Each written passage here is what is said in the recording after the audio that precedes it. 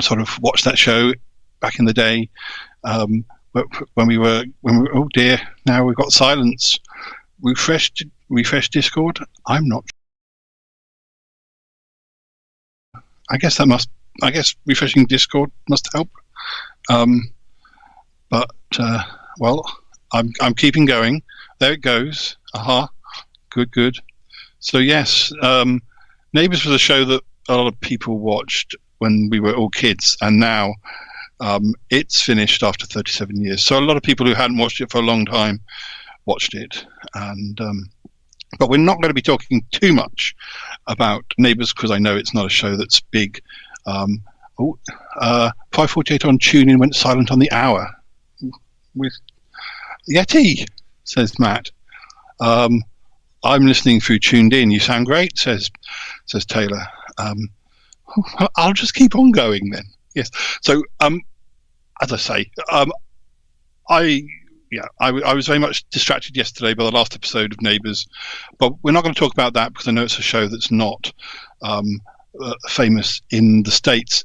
What I want to talk about are shows perhaps that you love that sort of ended before their time. We're also going to have a TV quiz. Yeti Uncle John and Cromitty will be about. In fact, Cromitty, Yeti Uncle John, do you want to come and say hello to the chat room? I'll be most pleb. Yes, absolutely. Hello, chat room. Golly, it's one of them live events, Cromitty.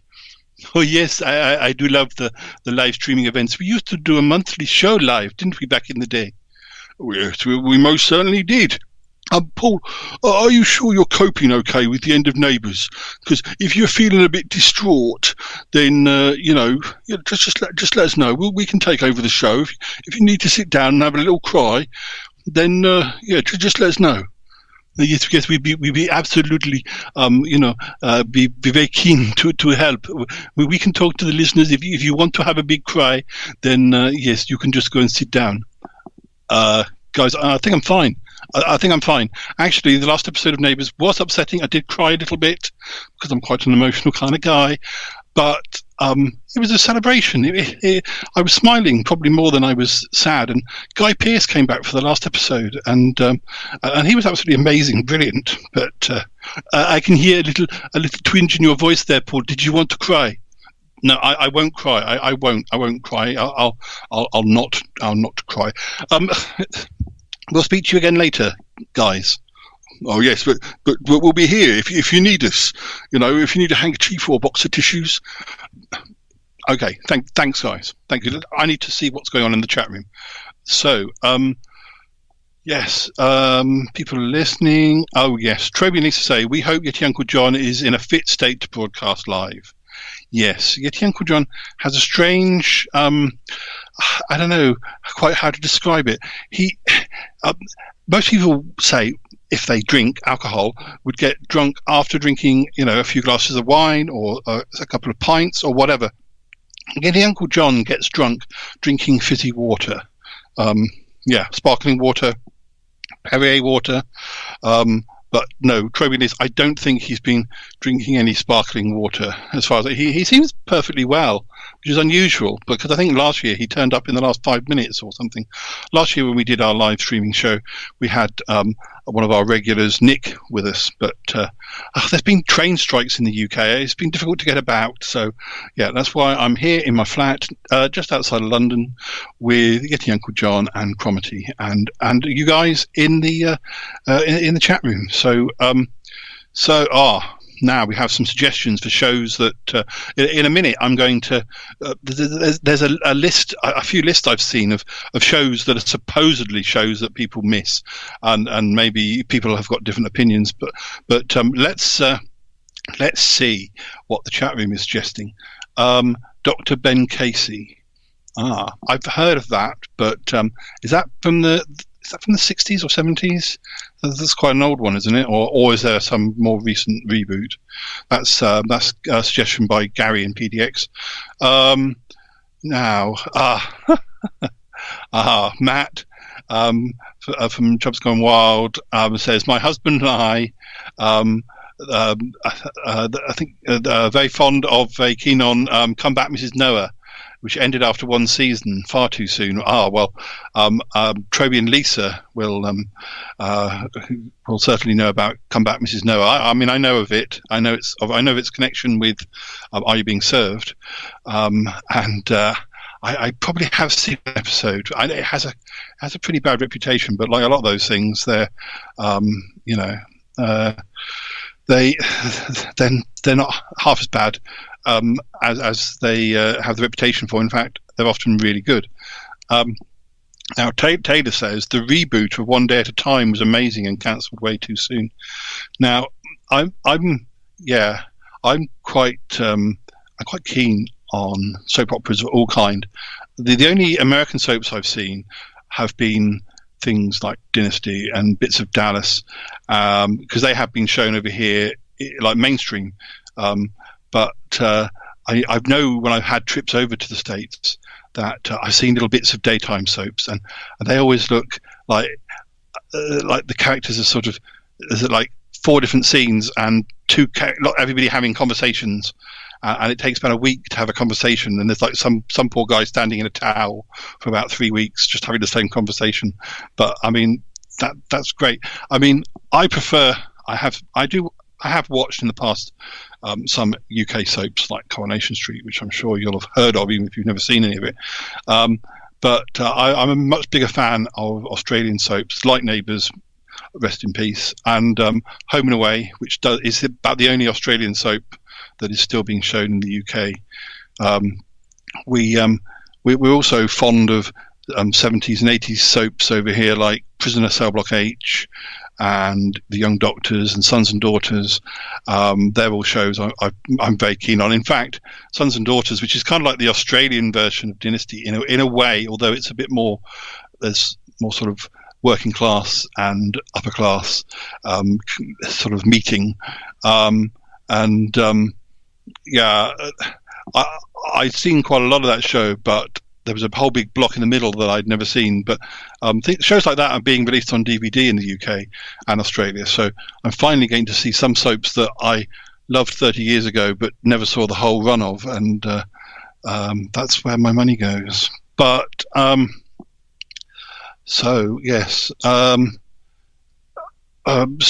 Gary says, does anyone remember Ben Casey? I'm sure if Toppy was here, I know he has mentioned that he will be showing up hopefully later on. Matt says he agrees with Taylor.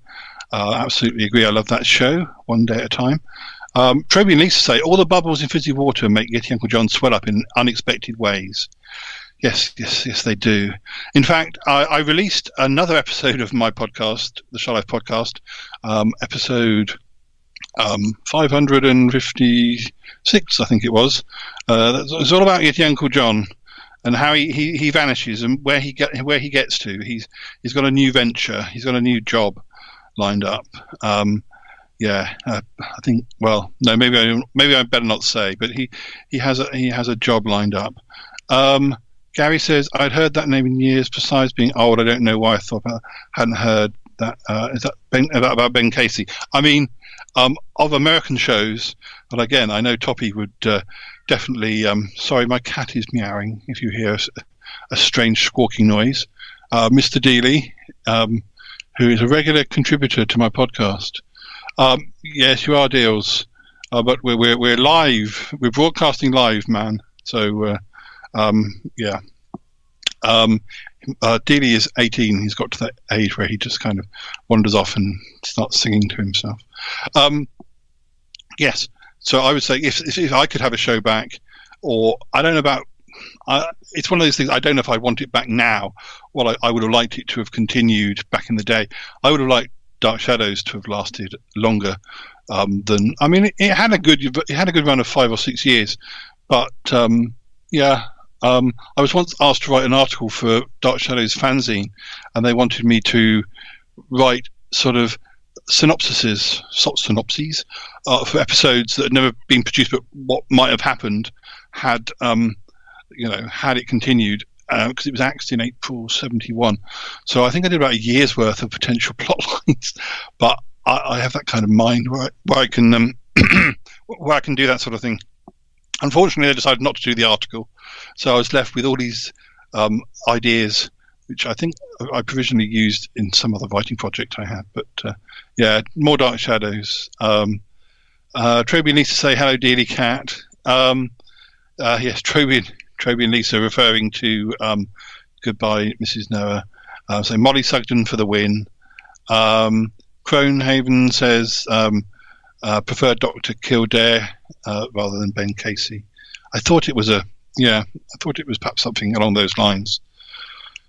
Gary says I used to get all the symptoms he was treating. Yeah. Taylor says I think you're getting One Day at a Time and One Life to Live mixed up. One Day at a Time was a sitcom.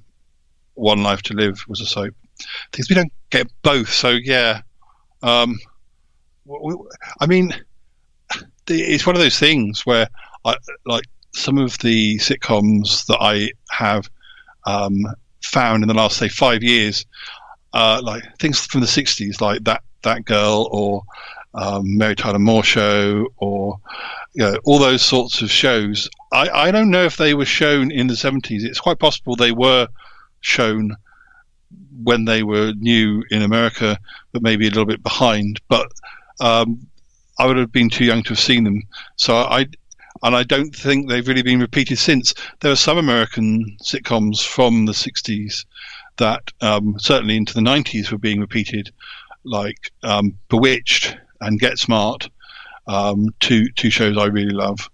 But I don't know why those ones got shown, and so I don't know if they were just a little bit safer to put on sort of earlier in the day, whereas I don't know, Mary Tyler Moore might have been a bit more controversial, and you couldn't have put her on at 2:00 in the afternoon, because they did use things like Get Smart and Bewitched as sort of filler shows. But when I first saw them, well, I just love them. So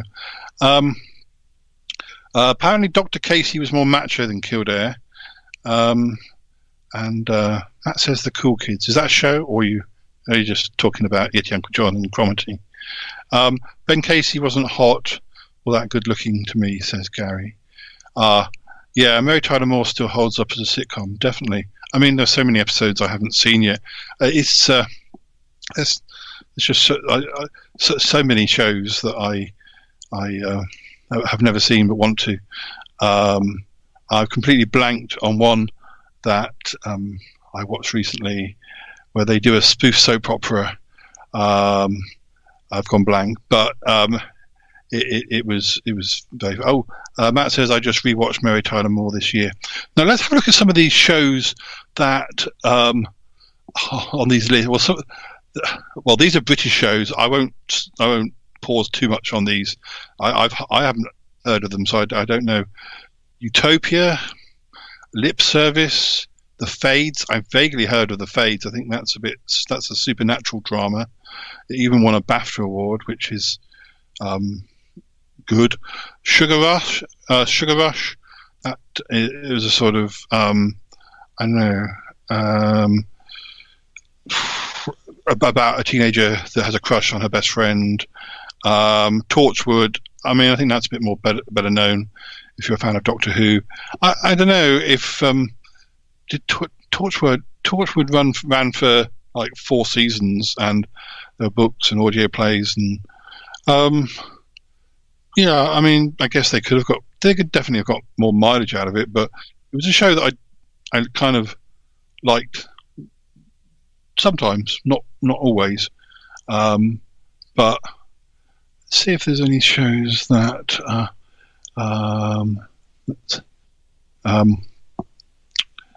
that might be more sort of international.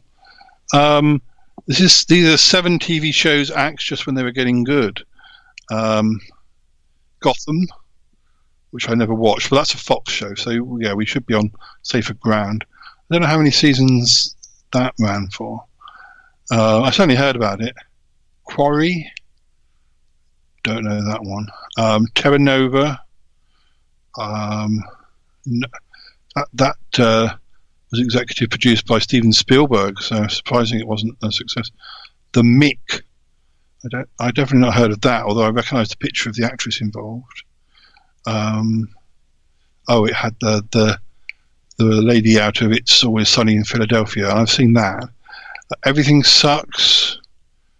That only lasted for one season. Set in a high school. Selfie. That had Karen Gillan from Doctor Who playing Eliza Dooley, a pharmaceutical representative. It was an ABC rom-com series based on My Fair Lady. I'd never heard of that. It apparently started with good ratings and then dropped. Dollhouse. That's a Joss Whedon show. Now I do know Dollhouse.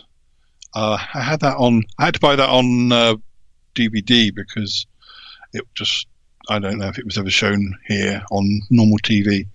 But I know Joss Whedon's a bit problematic these days, but back when I saw Dollhouse, when it was relatively new, I certainly enjoyed that show and would have watched more.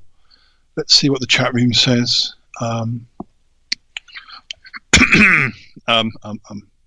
Let's find the chat room. Oh, Paul, are you all right? You look quite emotional. No, Uncle John, I'm not feeling emotional. I mean, I'm feeling happy to be here, doing the show and talking with the chat room. And I know Neighbours meant a lot to you, Paul. So I quite understand if you're like gonna sort of go over the edge. I don't think I'll be going over the edge. No, let's see what the chat room says about any of these shows. The Cool Kids was a show from a few years ago in the US with Vicki Lawrence and Leslie Jordan. It was that was a soap. Or are we talking about the program soap? No. Gary says, I liked I Love Lucy. Jackie Gleason was the only movie star that I could recognise or remember. Now, I mean, I feel really bad about this in a way because I love female comedians probably more than I love more than male comedians, and there are various people in the UK, Victoria Wood, who's sadly no longer with us, Julie Walters, Celia Imrie, Fenton Saunders, various other people. And but I for some reason I'd never watched I Love Lucy until about 2 or 3 years ago. I bought a box set of the best episodes, and Troby and Lisa, who are in the chat room, they do a show called Round the Archives. Now, Toppie Smelly and I often do articles. I mean, sometimes I do articles by myself, but Toppie Smelly and I often do articles on American shows. We did Fantasy Island not so long ago, and we did I Love Lucy. We've done Irwin Allen. We've done The Wild Wild West. But yes, he was really shocked that I knew about I Love Lucy, but I hadn't seen much of it or any of it. And of course, watching the episodes I watched, I was in stitches. I was in tears, just laughing so much. I loved it. I absolutely loved it. And so I did my research for the article, and that was great fun. And it's just one of those things where I still have such a big DVD collection, such a lot of things to watch. Otherwise, I probably would have gone back and watched some more. But yeah, I loved Lucy when I saw it 2 or 3 years ago. Matt says Torchwood was good until they turned it into torture porn. The season I liked is that the 4th season maybe. I found the first 2 seasons a little bit patchy. Some episodes I loved, some episodes I didn't. I liked it when Martha from Doctor Who came into it in the 2nd season. I loved the 3rd season. I thought that was like an ongoing story. I do like the ongoing stories. It's a bit like they did with Doctor Who with Flux last autumn, and had a sort of 6-part story which was connected and yet could be watched separately. And I thought that worked really well when they did it on Torchwood. It became How Much Can We Fuck Over Jack? I watched Terra Nova. It had flaws. I'm currently watching The Expanse season 4 I've not heard of The Expanse. I'm trying to think of there's a show that I've been watching on Disney Plus about like zombies, and it's not really, they're not really zombies. It's from about 7 or 8 years ago. I want to say it's not called Virus. It's a one-word title, and I'm just totally blanked on it. But I mean, I'd never even heard of that show. Let me see if I can find which one I'm talking about. Watch list. Is it on my watch list? Let's hope so. No, I don't seem to have a watch list. Okay, thought I had a watch list. Anyway, maybe my awful description will remind people what show I mean. Victoria Wood, RIP, genius talent. Yes. Says Matt. I like Saturday morning TV shows, says Gary, before they started showing cartoons. Sky Ranch, Lone Ranger. We still need to get into The Expanse, says TLB Tim. Hi Tim. Gary and PDX says Gene Autry and Roy Rogers. Matt says it's really good, The Expanse. Trey Billy say they're not really zombies is quite a good name for a show, come to think of it. It ain't bad. It's not a bad name, is it? I loved the Lone Ranger as a kid, says Matt. Now, I've got a little quiz here. I don't know whether it's going to be international enough or whether it's going to be too skewed one way or another, but let's have a look. I'm going to give you some facts about Neighbours later. I know you don't know anything about it, but it's a method of teaching. You'll find out a bit more. Let's see. This seems to be a quiz that would cover. I think you'd know whether you live in the States or in the UK. So, 10 questions. Who became the new Doctor after Matt Smith's exit in the 2013 Christmas special? Who became the new Doctor Who after Matt Smith's exit in the 2013 Christmas special? Question 2. Which American sitcom features a petty criminal that makes a list of every bad thing and every person he has wronged, then begins efforts to fix them all? Which American sitcom features a petty criminal that makes a list of every bad thing and every person he has wronged, then begins efforts to fix them all? Question 3. What is the name of the fictional amateur detective played by Angela Lansbury in Murder, She Wrote? What is the name of the fictional amateur detective played by Angela Lansbury in Murder, She Wrote? I think we all know that one. Question 4. Which topical celebrity panel game show's theme music is News of the World by The Jam? Which topical celebrity panel game show theme music is News of the World by The Jam? I suspect that's a bit too UK. That might be a bit too UK-ish. Although Matt might know it. Depends. It's because I think it's probably a comedy panel game show. So anyway, question 5. Who played Buffy the Vampire Slayer? Who played Buffy the Vampire Slayer? Question 6. First broadcast in 1953. Name the world's longest-running current affairs television program. Trevi and Lisa might get that one. I think it's although there's a lot of American shows in this quiz, I think this is ultimately probably UK, or at least set in the UK. So, question 6. Yes, first broadcast in 1953. Name the world's longest-running current affairs television program. Question 7. What was the name of the ranch in the 60s series Bonanza? What was the name of the ranch in the 60s series Bonanza? Question 8. Which 80s television soap opera featured the wealthy Channing family in the Californian wine industry? Which 80s television soap opera featured the wealthy Channing family in the Californian wine industry? 2 more questions. Question 9. Which fictional Coronation Street character joined in 1974 has married 4 times and has 3 children? I don't think that's going to be that widely known outside of the UK. Question 10. which The Real Housewives of Beverly Hills spin-off program focuses on a West Hollywood restaurant. Which The Real Housewives of Beverly Hills spin-off program focuses on a West Hollywood restaurant? Do you have any answers for any of those questions? Let me check in the chat room. You know, Paul, we could have done the quiz whilst you had a little cry. Yes, Paul, you know, you could have had a little cry, cried into a glass of water, maybe turned it into a gin and tonic or something. Cromarty, I've never heard of such a thing. Why would I want to drink my own tears and mix it with gin? You guys, let's see what the chat room says. I'm not crying. I'm not going to be crying. Right. Let's see. Just scroll back slightly. Gary says, before our family got a TV, when they first came out, I wanted to go to my grandparents or Aunt Opal. I wanted to just watch cowboy and Indian movies and Dragnet. Daniel says Capaldi.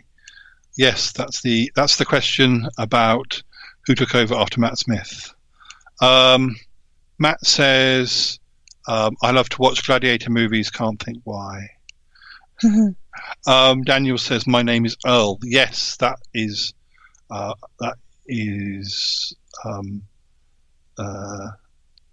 sorry, I'm just trying to get this stupid quiz to come back up. Yes, that is. I quite liked My Name Is Earl, actually. That is one I did see a little bit of, and but I never sort of watched the whole series. Yes, Matt says Capaldi, and yes, that is the actor that followed from Matt Smith. Daniel also says Jessica Fletcher, which was the answer of the name of the fictional amateur detective played by Angela Lansbury. Let's see. Sorry, I'm having to jump backwards and forwards, and I don't want to lose the actual answers to the quiz. Matt says, "Oh my goodness, Daniel's in the future." Well, you know, he has magic. Sarah Michelle Gellar. Yes, was that question 4? Question 4. Well, no, that was Buffy the Vampire Slayer. The one that I didn't necessarily expect you to get was which topical celebrity panel game theme music is News of the World by The Jam. That's a show called Mock the Week. It says here Mock of the Week. I think it's called Mock the Week. So we've got Sarah Michelle Gellar. I think the current affairs program that started in 1953 is called Panorama. I'm pretty sure that is just a UK show. Now, the name of the ranch in Bonanza, has anyone got the answer for that? Let me have a look. Yes, we have.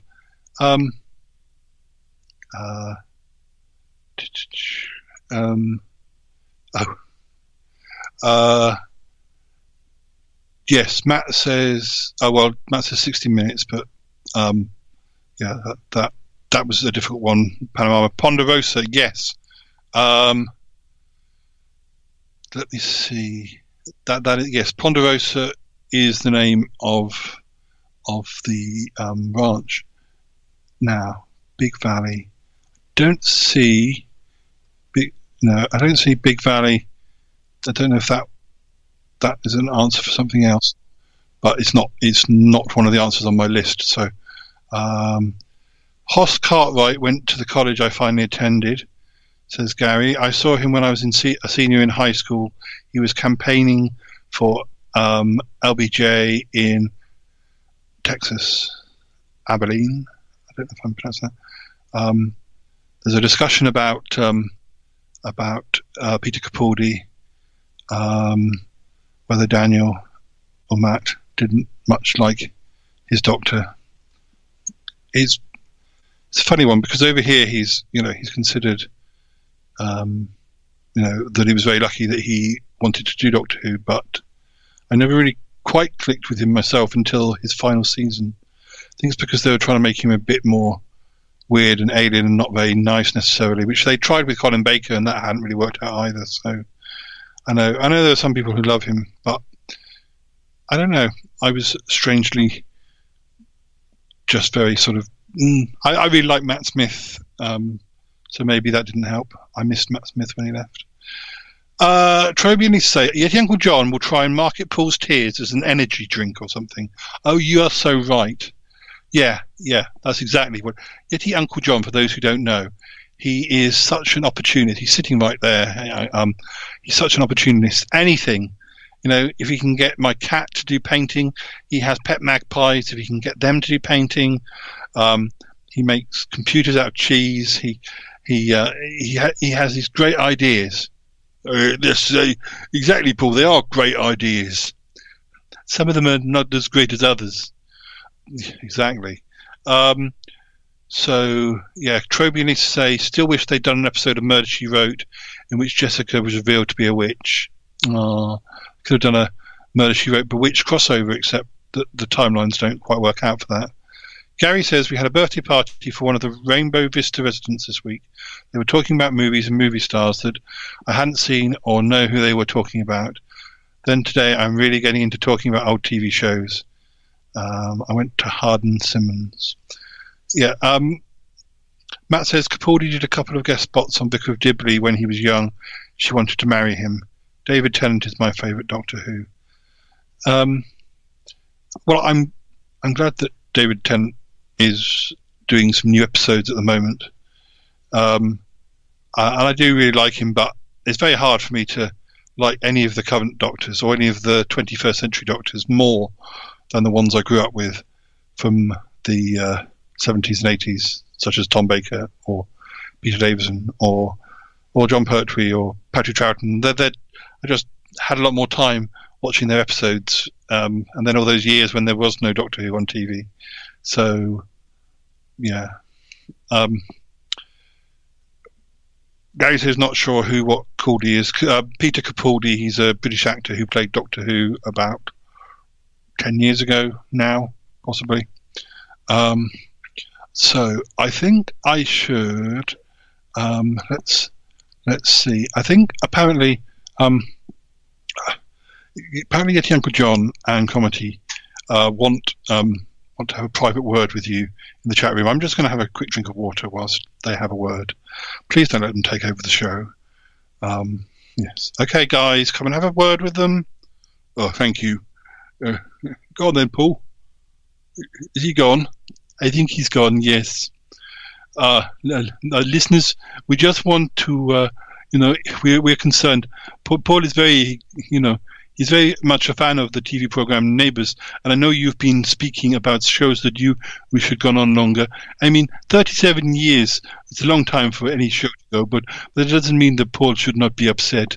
No, we understand why Paul is upset. It's just, we think he might be holding it back. We think that maybe that, he's not letting his real feelings come out. And if his feelings come out, then we'd be happy to take over the show for the last 23 minutes. I mean, to be honest, we thought he'd been inconsolable and we'd have to take over the whole show. But he seems to be holding up very well. But I think it's just an act. I think it might just be an act too. But anyway, oh dear. He's coming back again. Oh, yes. Well, just listeners, keep an eye on him. I know you can't see him, but if you hear a little warble in his voice or there's some sort of upset, then you'll understand. Just give us a shout and we'll come and take over. Yes. Guys, you're not still going on about Neighbours, are you? No, yes, no, whatever. Get on with it. Charming. What facts can I give you about Neighbours? Gosh, no, there's 49 questions. No, I haven't finished giving you the answers to these quizzes. First, we should do that.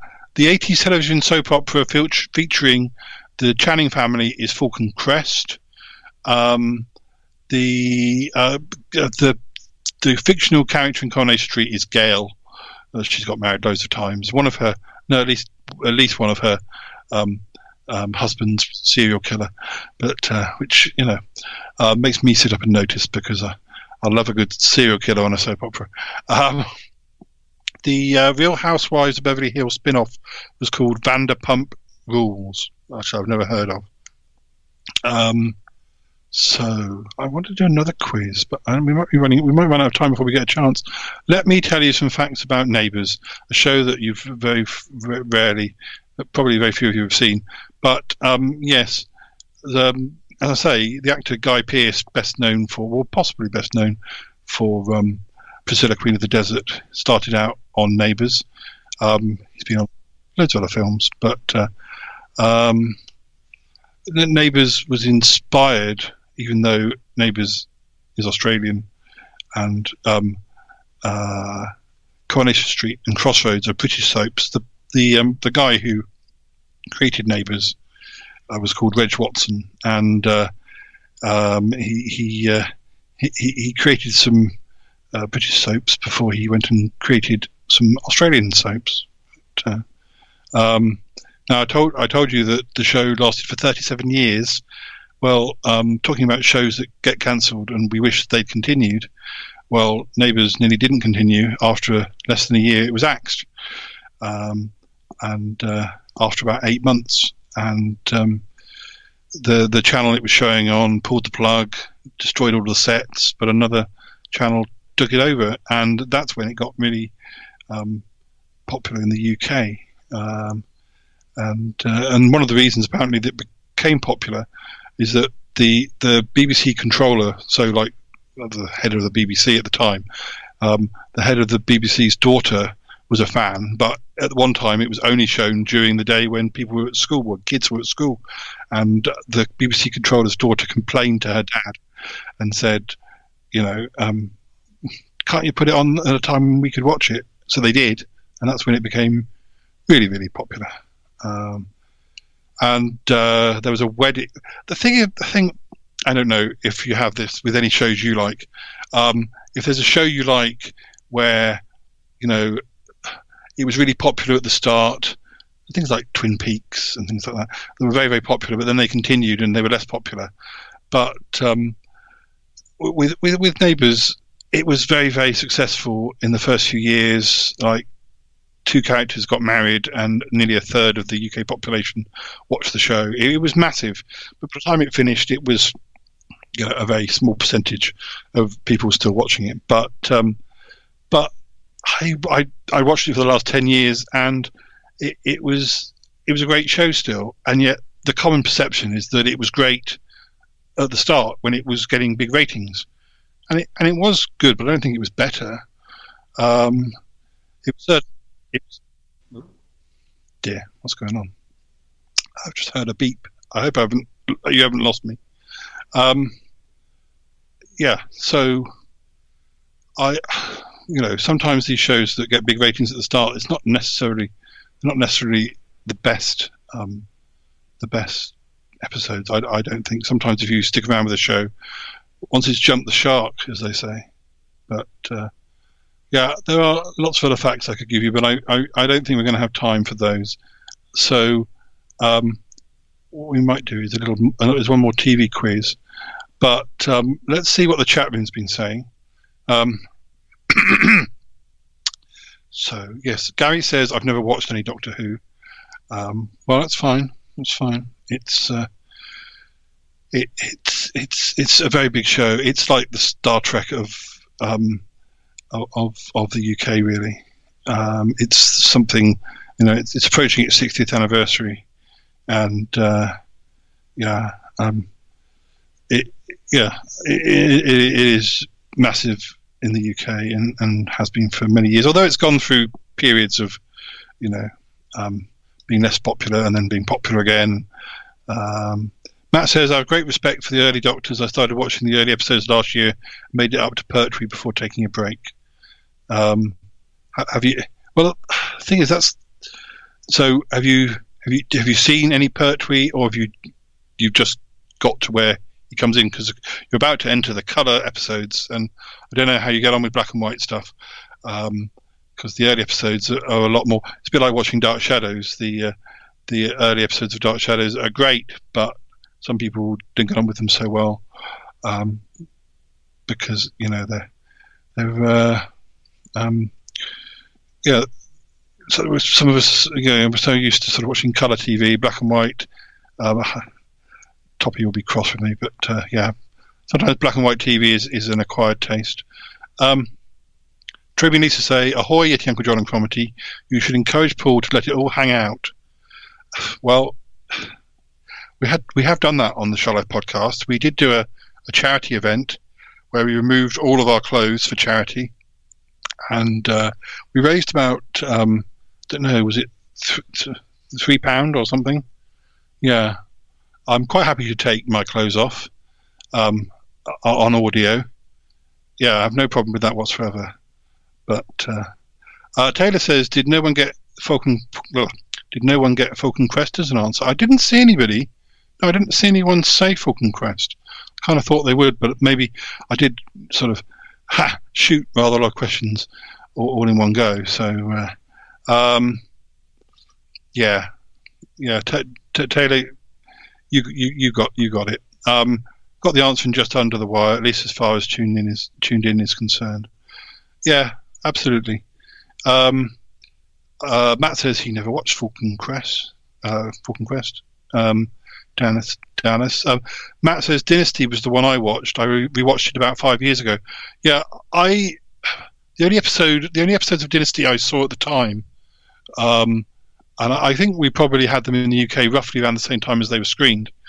But yeah, I watched the very last episode because, I don't know, I just thought, oh, this Dynasty thing's finishing, I ought to watch it. Obviously, I kind of knew what Dynasty was, but my parents weren't really into soap operas. My mum did like Neighbours, but certainly not the big American soaps. We didn't watch those. But I was beginning to get a bit of an interest by the time that Dynasty finished. And the last episode of Dynasty I thought was great, because even though I mean, obviously I knew who Joan Collins was, but it was a great episode to watch, even if you didn't know anything about the characters, because people were falling off balconies, they were getting buried underground. There was all sorts of excitement, and that was perfect. I came back and watched the miniseries a year or two later, and that wasn't as good.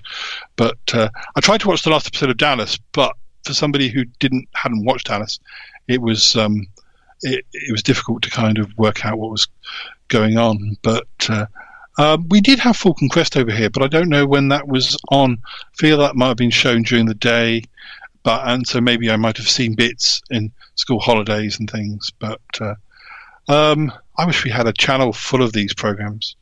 There are lots of more obscure. Is it Dead of Night? From the 70s and 60s, 70s, 80s, whatever. I've seen clips of that with like a psychopathic puppet or something, which is very much my aesthetic. Yeah, that sounds. I mean, somebody was piloting the puppet. It wasn't running around unmanned, as it were. But I think it's Dead of Night. Oh, gosh, I mean, it looks like. I mean, there are quite a lot of episodes of these shows on like YouTube, of course, and wow, I spend all day. I'm doing my podcast sort of dawn till dusk or dusk till dawn, not quite, but yeah, it's difficult finding the time. Difficult finding the time. Matt says, I've seen poetry episodes. He was the first Doctor I remember as a kid watching random episodes on our public TV station. Of course, Tom Baker is a very accessible Doctor. Daniel says, I forgot the name of Falcon Crest. I just kept saying that Lorenzo Lamas show. Matt says his dad, Fernando Lamas, was sexy. I don't think, I'll have to Google him. I don't think, I don't know the name, but I'll take your word for it. But what's going on? Well, I was thinking, are we going to do a quiz? I don't think we've got time for you to do a quiz. Ding the Bell are coming on in about, 10 minutes or so, maybe less. So we had a quiz. I'm sorry, guys. Yes. Well, we just want to say that we're quite proud of you for keeping it together. This show. Oh dear, who's that? Dealey the cat. Hello, Dealey the cat. Anyway, Paul, we were just going to say we're very proud of you for holding it together because you're obviously very upset about the end of Neighbours, a show that you love dearly and which ran for 37 years, and we're really quite proud of you, aren't we, Cromitty? Yes, we're quite proud of you, Paul. I mean, I like Neighbours too. I'm quite sad that it's ending, and oh dear, I feel quite a wave of emotion coming now. Yes. So do I. I think I'm going to have a sit down. Oh, for goodness sake, guys. Please sit down. We haven't got much long. Oh dear. Sorry, chat room. There they are, worrying that I wasn't going to better hold it together, and the pair of them are sobbing in the corner. Seems like they were the bigger Neighbours fans after all. I don't know. I have to work with these people. Dealey says, no, not Dealey. Dealey says, meow. Toby and Lisa say Dealey is heckling again. Oh, yeah, he is. Just gone into the kitchen to have some food. He'll emerge and definitely have something to say. Let me just, as we haven't got time for another quiz, I should just quickly run down. We have Ding the Bell following this show. We have Greetings from Nowhere, Don't Do Disney, Foul Monkeys, RuPaul's Drag Race recap. Yes, are you going to be listening to that one? I didn't know you watched RuPaul. Mix Minus 8, Pod is my co-pilot at 9, Shady Small Town Tea at 10, Throwing Down at 11, Satosphere at 12, and then Late Night Tales with Donna Sugars at 1 a.m. So, yeah, we've got a busy lineup ahead of us today. I hope you'll be tuning into some of those. I know some of you will just be sitting in the chat room till 1 a.m., which is 6 a.m. where I am, but there we go. Back to the chat room. No, that's not the chat room. Back to the chat room. Yes, Matt says Liam Hemsworth was on Neighbours. He was. Actually, I didn't even realise there were 3 Hemsworth brothers, but all 3 of them were on Neighbours at some point and to differing levels of,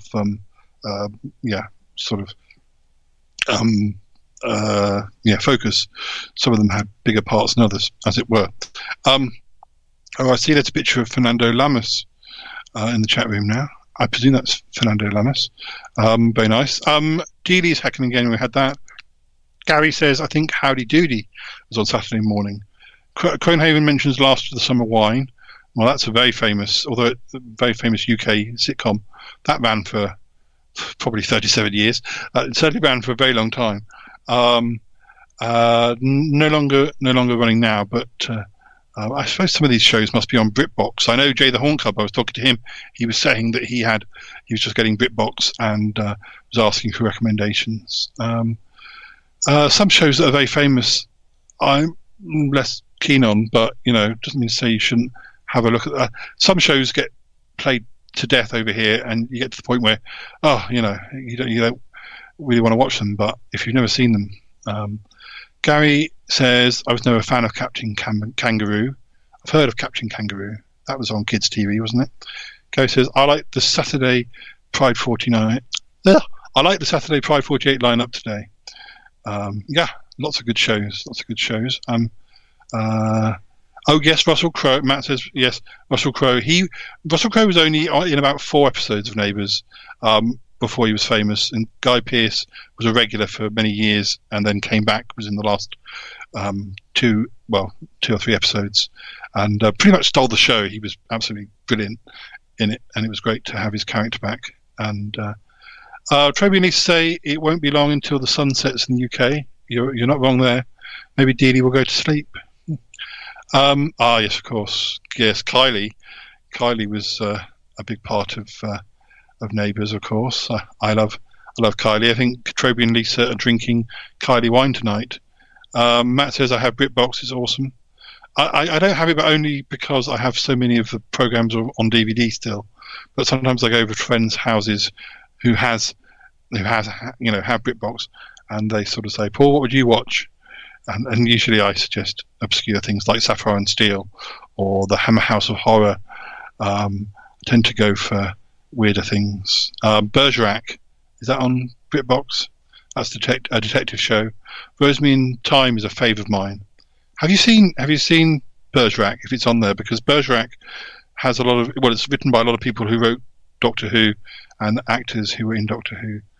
Paul, Troby needs to say, Paul, would you have liked more Rent-A-Ghost? Now, Rent-A-Ghost yes, I would. Rent-A-Ghost was a kids' show about ghostly characters.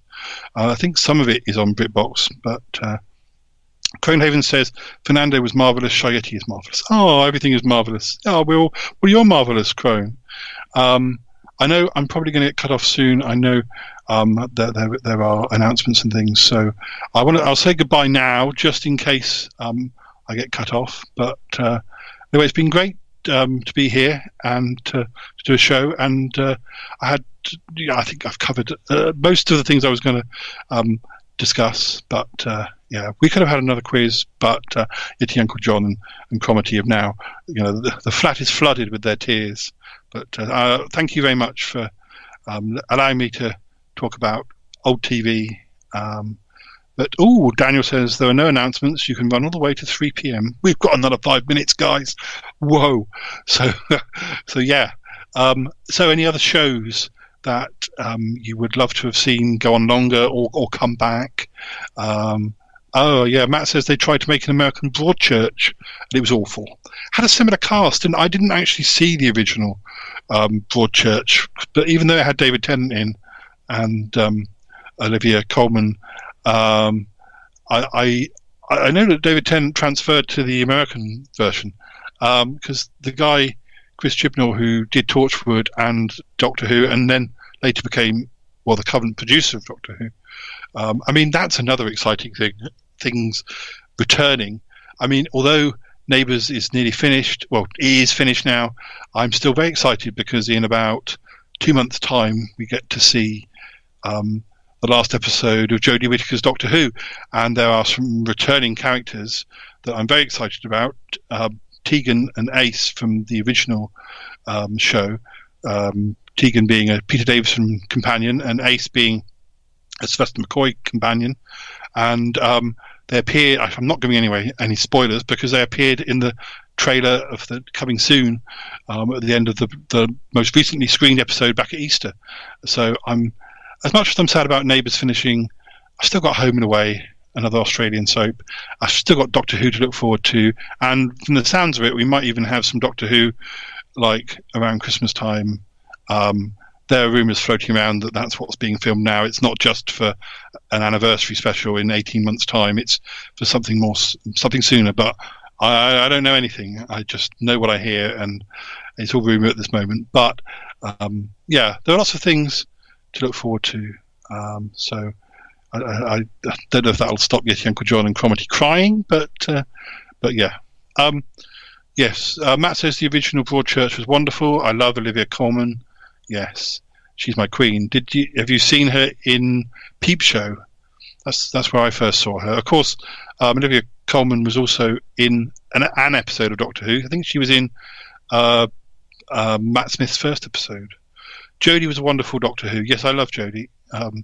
I think I shall shed one or two tears there. Oh yes, well, Paul, if you want us to take over the show, then I don't think I'll be doing a show particularly. But anyway, thank you, Yeti Uncle John. Did you watch Netflix's The Crown? I think I've seen some early seasons. I don't think I've seen any episodes with her in. I first saw. Yoswaz said I first saw her in Smack the Pony. I think. I loved Smack the Pony. That's a great show. Troby needs to say thank you, Paul. Looking forward to the extra material in the podcast version. Yes, there will be a podcast version of this show going out maybe as soon as tomorrow or Monday. Those of you who listen to the show, I've done an interview, a catch up with my friend Wifey Joe.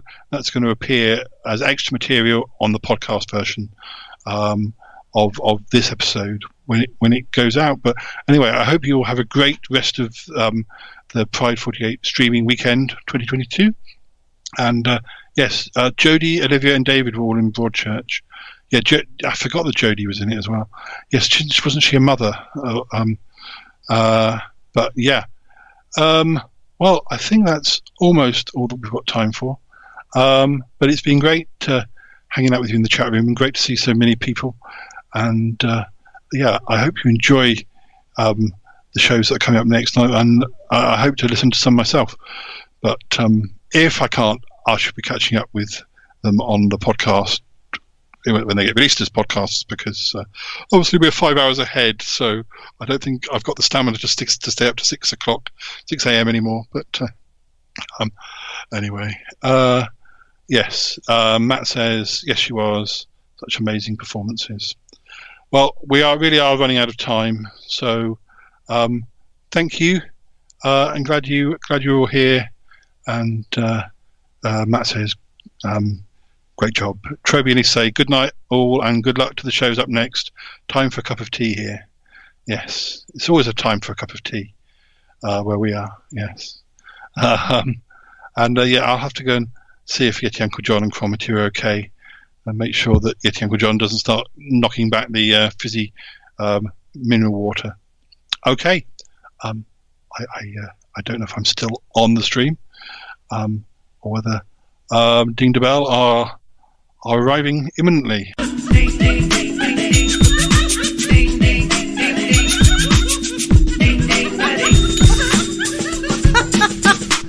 Hello. Okay. Hello, Pride48. Oh my gosh, Pride48. Pride48. Are we on air? I think we are on air. Wait. Are we for sure? I think so. Hi, chat room. If you can hear us, please let us know if you can hear us. Yeah. It looks like we're on air. And Are we the on bell, air? yes, Daniel says hello. Hi, Daniel. Okay. Yeah. Hi. Oh, yes. Ding, Oh, ding. ding, ding, ding. Ding, ding, ding, ding, ding. Oh, but we can hear the thumping. I gotta fix that microphone in the future. Here. But the ladies and gentlemen and everything in between, if you're not What binary. What is in between? Well, it's non-binary people that's in between male and female, but I want to include them as well. I mean, they both? Huh? They have, Could be both or could be not both. or not Yeah. both? Yeah. Ah, So anyway, welcome interesting. everybody. Let's see who's in the chat room. Wow, look at the chat going to really so fast and like then.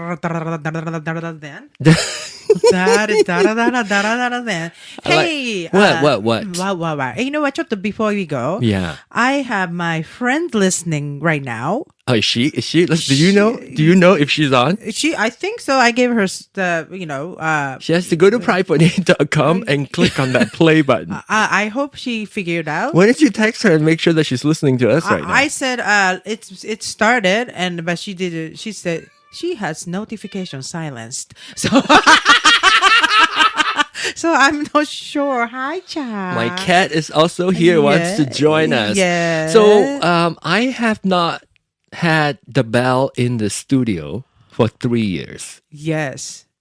And I have updated my studio a little bit. Or in the house itself. Well, Can we talk about everything else? Okay. But the studio is different. But different. The It's a big setup is different. Microphone's different. My system is all different. So I'm very excited to actually have her back into the studio. It's exciting. Yeah, it's so, and then come into this house, and I first parked that outside, of course, and then I looked the front door steps. It looks new and different, and I feel like I'm coming to Cinderella, like like a stair come into, you know what I mean? So kind of like a gorgeous, like a totally new, texture, feeling, and looks. And I'm like, oh wow! And then I open the door. Wow, it's different. The house inside's the same. And then everything kind of like a new thing, like an upgraded thing. A new refrigerator. Yeah, because you refrigerator later.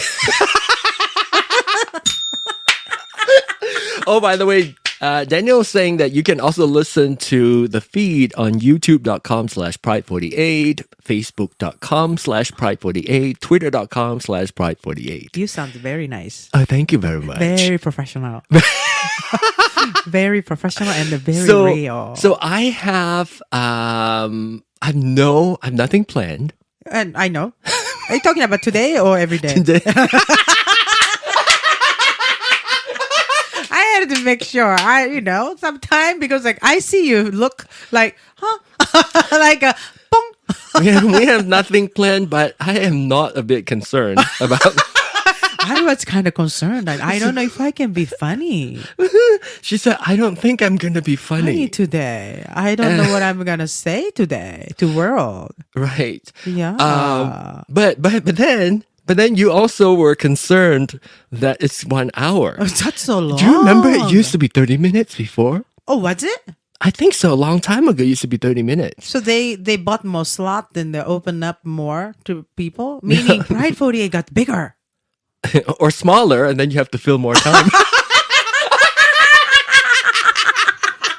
That's sad. Oh, that is sad. Gary says hi. Gary, I met, right? Yes. Yeah, oh, Gary, hi. New Orleans. Oh, Gary asked, tell us about the little one. Little?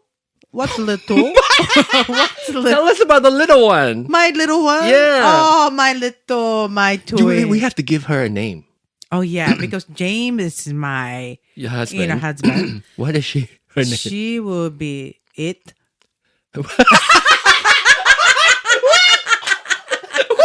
How about it?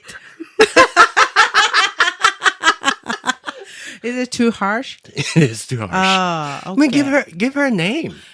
Let's say my little kitty cat.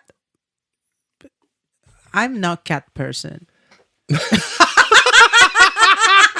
We are so random. You know what? We didn't do our introduction. Let's do it. Let's do it. We are so off right now. Let's try start. We're gonna start the show again right at 6 minutes in. Oh, why are you doing that? Why are you doing that?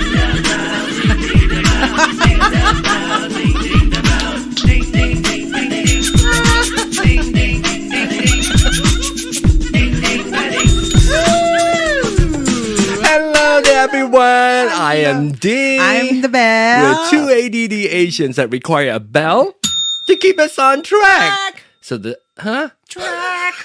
Remember truck? Oh, truck. Oh, truck. Okay, we're starting the show all over again and it's not helping.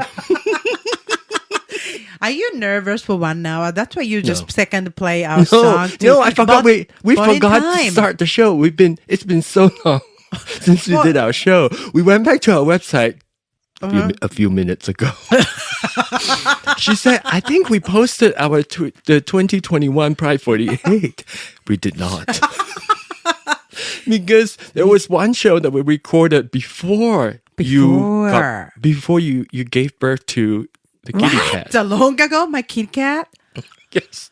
Before you gave birth to the kitty cat.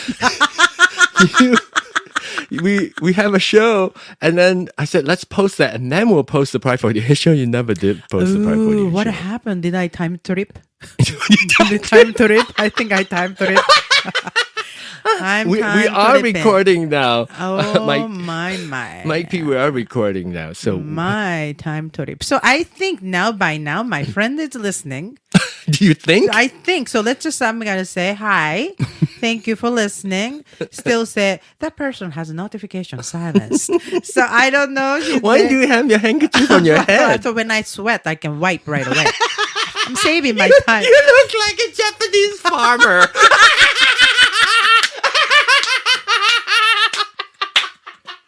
She looked like a Japanese farmer. When we went to, because I have a kitty cat, right? Mm-hmm. So I hung out with the people who were the kitty cat. They're kitty cat or kitty cats. Anyway, multiple kitty cat. So we went to the pool. Right? And then I was wearing, because I don't want to show my arms, whatever, right? Of course, nothing. Do you go swim? Well, yes, but I don't want to, show my body. Right? So what do you swim in long sleeve? So I bought the long sleeve with the foodies How do you say? How do you say? Long sleeve is foodies. You're not gonna say foodie.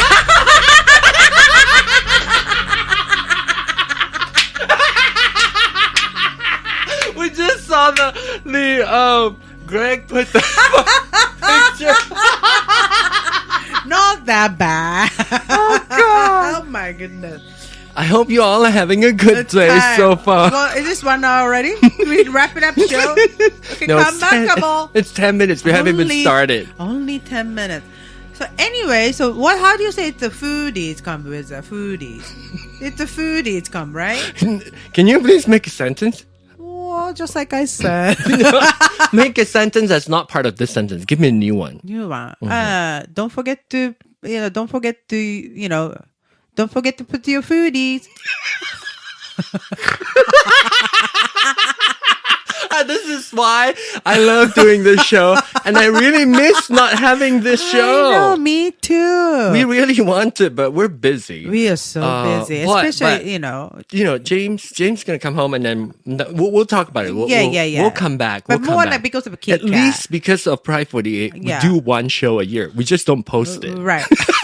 Every year we never post it. When are we gonna post again? We 10 years after. But we don't post anyway, it. so going back to the foodie, right? Yeah. Do you all know? Please in the chat, if you know what she's talking about, please type in the word. What is the word though? You have to tell us what is the word. The word this week. Word of the bell. The word. Wait, I got an echo, right? The word of the bell this week is foodies. Okay. All right. So you tell us what it is in there. Okay, good. Continue with the story, and we'll see a lot of guests coming in already. Okay. Anyway, so then I was wearing that totally black hoodie on top with Kit Kat. And with Kit Kat? Oh, with Kitty Kat. With chocolate. Yeah, I thought you were eating Kit Kat.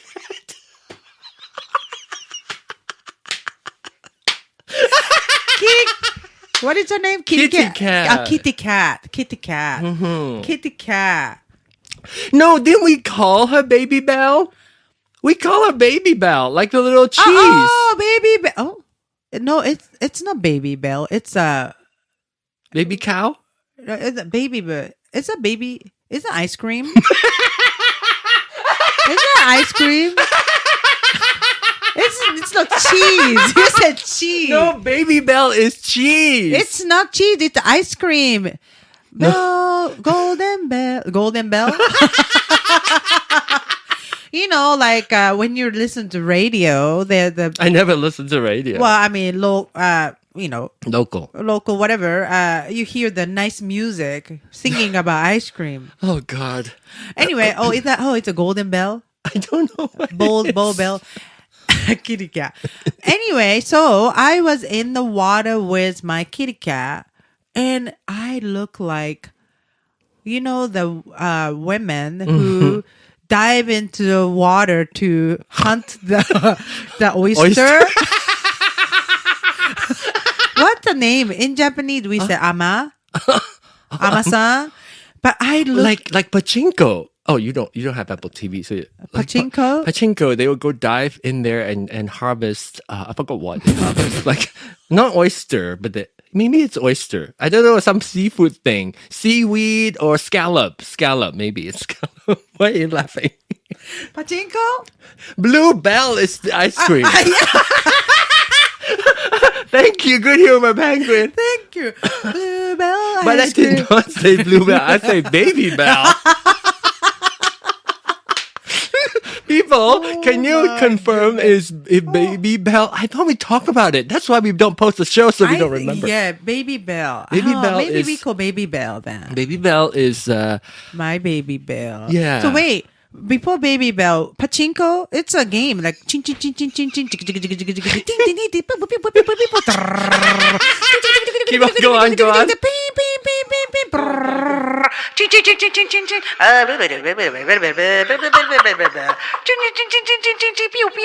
That's pachinko. That's what I'm telling you. This is what you miss. Do you all miss us? Do you miss this mess of a show that we call Ding the Bell? Like, it's all you need. Yeah, the bell is all you. Ding the bell is all you The need. bell is all you need. Because we see Baby Bell. Oh, Baby Bell. No, Dan. Dan showed us You Baby said Bell. Norodan. Norodan is the name. Baby Bell. I told you the cheese. It's cheese, right? Toyu is a cheese. Is that the cheese, Baby Bell? Yes. Oh wow. Huh. Why I never seen it before? I said Baby Bell. Because and we should go back and listen to our own recording. I know. I think because I'm picky eater. But anyway, the few people guessed it. The Japanese farmer picture my- is so funny. Maybe I'm gonna be for the Halloween. How about that? It's too much. That's too much. It's too- I think Why don't you, for Halloween, you can just put your handkerchief on your forehead and like what you're doing right now. cheap it. Okay, do you know how long we've been doing Ding the Bell? Since 2009. I cannot remember. Do you? I think didn't I write it down? No, go website. Oh, website. There is explanation on the website. I don't see. Oh, we don't say since, right? Established since. About okay. So I thought we figured out. No. No. I have to go back to like the first episode. And see After 100 some. maybe that's a quiz for everybody to go find out. We're too lazy to do Google. No. Okay, so here's Ding the Bell. And let me go back all the way to the first episode, 2008. See, I was right. Oh, I said 2009. Try to take all credit out of it. 2008, August 20th, 2008. So wait, so we already had a 10 years anniversary? We already passed for 4 years. I think we did a show on our 10th anniversary, didn't we? We did. See, we Yeah. need to restudy. Hey, my friend said, oh, no, I thought the show started 3 o'clock. I told her 2. Oh. So that's why she missed the whole fun part. But that's okay. That's okay. You snooze, you lose. She can, yeah. Oh, she can re-listen to. Tell recording. Yeah. Oh my goodness. So let's go back to the chat. Yes. What is our chat? Chat room said that they're guessing what the. Yeah, see, Baby Bell. I remember this red Baby Bell. You know, in the grocery store, it comes with like a little net and it has all this Baby Bell inside. Why it looks like a Pac-Man? Pac-Man eating. It does look like a Pac-Man eating cheese. Yeah. What is the cover? Just like a plastic? What plastic? Plastic, the cover like a wrapper. Wrapper is It's like a wax. The red is wax. Oh, it's a wax. Oh, keep it fresh. Mm-hmm. Yeah, so that's Baby Bell. Oh, I didn't know. I think I've seen the cheese somewhere, but I didn't know the name of the Baby Bell. Mm-hmm. Yeah. Souvenir from last year. Okay, so take some pictures from last year's gangbang, probably. It's almost a half hour. Oh, what? No, about 20 minutes. I was sure it's 20 minutes though. Oh yeah. Yeah. Now you can go longer because we always go long. Yeah, we always go long. Do you know why I forced us to do a 20-minute show? Because so that we can finish up and then cut it up into 20 minutes so we can, we only record once every few months. Right. And I wanted to have enough show that I can post it. So 20 right? minutes, yeah. But then we always say like, okay, I had to leave in 2 hours today. How many show we can do? 4? Then I said, maybe more. And then you said, how? How is If the possible? show is 20 minutes, how can you squeeze in more? I think if you're a Japanese farmer, you can. I think. If you wear the straw raincoat, you might be able to. Oh goodness! I wanted to say if you all have any questions, comments, I'm keeping an eye on the thing. But let's get into the subject. What They already guessed what was the word of the bell. Hoodie, yes, Hoodie. they got it. See, hoodie. foodie. Who, not foo. Who? Fu. No F. Foodie. No F. Who? Foodie. Can you say it without the f? more like a ooh. Yeah. Hootie. Yes, you got it. Hootie. Yeah, hootie. It's so difficult to say. I know. Especially when I'm busy talking. Yes. I can't think about that. He's like, sorry, I'm too busy. Sorry, I'm too busy to think about words. So I'm just gonna hand up the because I'm busy. Pretty much. I have to be. I'm so busy. You know, I have a little concern, right? Can I share my concern? Yes. So I have my kitty cat. Yeah. Oh, Baby Bell. Baby Bell. What? It's a Bluebell? Baby Bell. Oh, Baby Bell cheese, right? Yes. Baby Bell. Maybe she's learning from me. So that means she's gonna talk like me. Yes. She's like, Mommy, I'm cold. I want to wear the foodie. And I'm too busy. I don't have time for that. The teacher was like, no, you said that word wrong. She's like, no, I'm just too busy. But you know, actually, good thing you don't share my microphone cover because I just licked it. Yeah, it's okay. I'll put your name on it. Anyway, so actually it happened when I was teaching her bubble. Bubble is very hard for me to say because it's a B and L sound. Bubble spelled B-O. Oh, no, it's not. Bubble spelled B-U-B-U-B bubble. B-U-B-L-E. Bubble, right? Bubble. I'm gonna die. I know what to call this episode. What? Bubble. Bubble. But spell? How do you spell bubble spelled? Bubble. Bubble. So B-U bubble. B-U-B-L. No, I'm not asking you to say the word. I'm asking you to spell it. Bubble. Yes. B-U-B bubble. You keep saying it. B-U-B-L-E. Huh? B-U-B-L-E. B-U-B-B-L-E. Damn it. Otherwise, it's Michael Bublé. Oh, I love Michael Bublé. Ooh, delicious. Tasty. So I would Tasty. Which part of Michael Bublé do you want to consume? Consume? Oh my. You say tasty. Tasty. Well, upper. What do you mean upper? Like his chest? Chest. Oh. Ooh. Not his, like somewhere. Down his there? face is good. I mean, he's very good looking. He is good looking. I like face. Yeah. That's good. I like his voice too. So if let's say if you're single and you're making out with Bublé and you want him to sing, Yeah. but it doesn't turn you on, does it? It will turn me on. What do you mean? Like voice can turn you on? Yeah, why not? Oh wow, that's new to me. Maybe it's for Japanese farmer. So she's like, well, working. I'm That's planting why, like- rice and then go hear the voice of Bublé. It's like, Yeah. I'm feeling. So anyway, boo. Oh, bubble. yeah, that's why it's spelled B-U-B. Oh, bub. Bub. Oh, because Bob able. Make blow and make bubble. That's how they came to the word. Oh, gosh. Bubble, making bubble able. That's the bubble. Yes, that's what it takes for you to remember it. That's the origin of the word. It's the bubble I'm able. so glad you're like a professor now. Bubble able. So anyway, so I was teaching her the word, right? But me with my accent, I said bubble. Bubble. I said bubble. I would tell a kid, the cheese bell. I said cheese bell, bubble.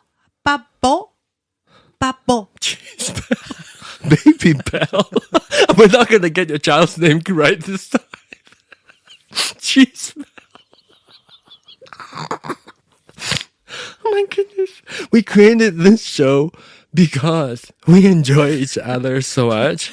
And that's why our first episode, if you have not listened to us, we do have over 100 episodes. You go listen to the first episode because I know there are new people listening to us. The first episode is called The Laughing Therapy. Yeah. Is it true? It is true. It is Well, so I true. don't know if it's therapy for other people. It might be trauma for other people, but it sure is therapy for us. But that's the reason we created a show, right? Just for Exactly. us. Yes. We don't care whatever other people. I mean, we love it when you all participate and Yeah. enjoy Yeah. our conversation Yeah. and our chemistry for each other. Well, I shouldn't say we don't care other because we are on. Well, that's not our main focus. yeah, Pride48 now, right? So yes, we do care. So fake, so fake. We care all of y'all. All of y'all. Okay, do a southern accent. Do a southern We accent. care all of y'all. We love y'all. And tomato, put the tomato and tomato. Some corn and corn. Mix it up. Corn and tomato. I forgot what I was gonna say. There's something that I was gonna say. Yeah. So Did you anyway- ever finish your? You never finish your bubble. So anyway, so Your foodie. so I taught babo. Uh-huh. So now my baby said babo, babo, like a B, almost like a BABO, babo. Uh-huh. And And you have to learn how to say Yeah, bubble. she even like stretch under her nose. Oh, like that. Yeah, and like bubble. a babo. Oh, so cute. But what? It's okay, baby Will words learn. fine. Yeah. But you know what? What? Because I'm doing everything solo right now, and I was so tired and frustrated one day, and then like a baby, baby Belle goes like, papo, papo, papo, right? I'm trying to put the dinner, everything together, and then to take care of our dogs and stuff too. I got so frustrated. I think I texted you. I'm a horrible mother because I said, I don't like Papa. I don't care, Papa. We're not gonna do Papa. No, Papa, Papa, Papa, Papa, enough. So bad. I know. And then she was like, she said she doesn't say the word. Oh, maybe you should now start a new word called bubble. So so because maybe Papo erased it. Yeah. But then when her grandma comes, she tell her, Pete, please, like, Pete, Papo, Papo. She does that. I think she think I'm gonna be mad. I'm a horrible mother. Let me read the comments because it's fun. So the quote that Dan put on there was episode name. It's so hard to say, especially when I'm busy talking. That's the title name. And then also RC, remember RC? RC Martinez? RC, he made the pickle for us, remember?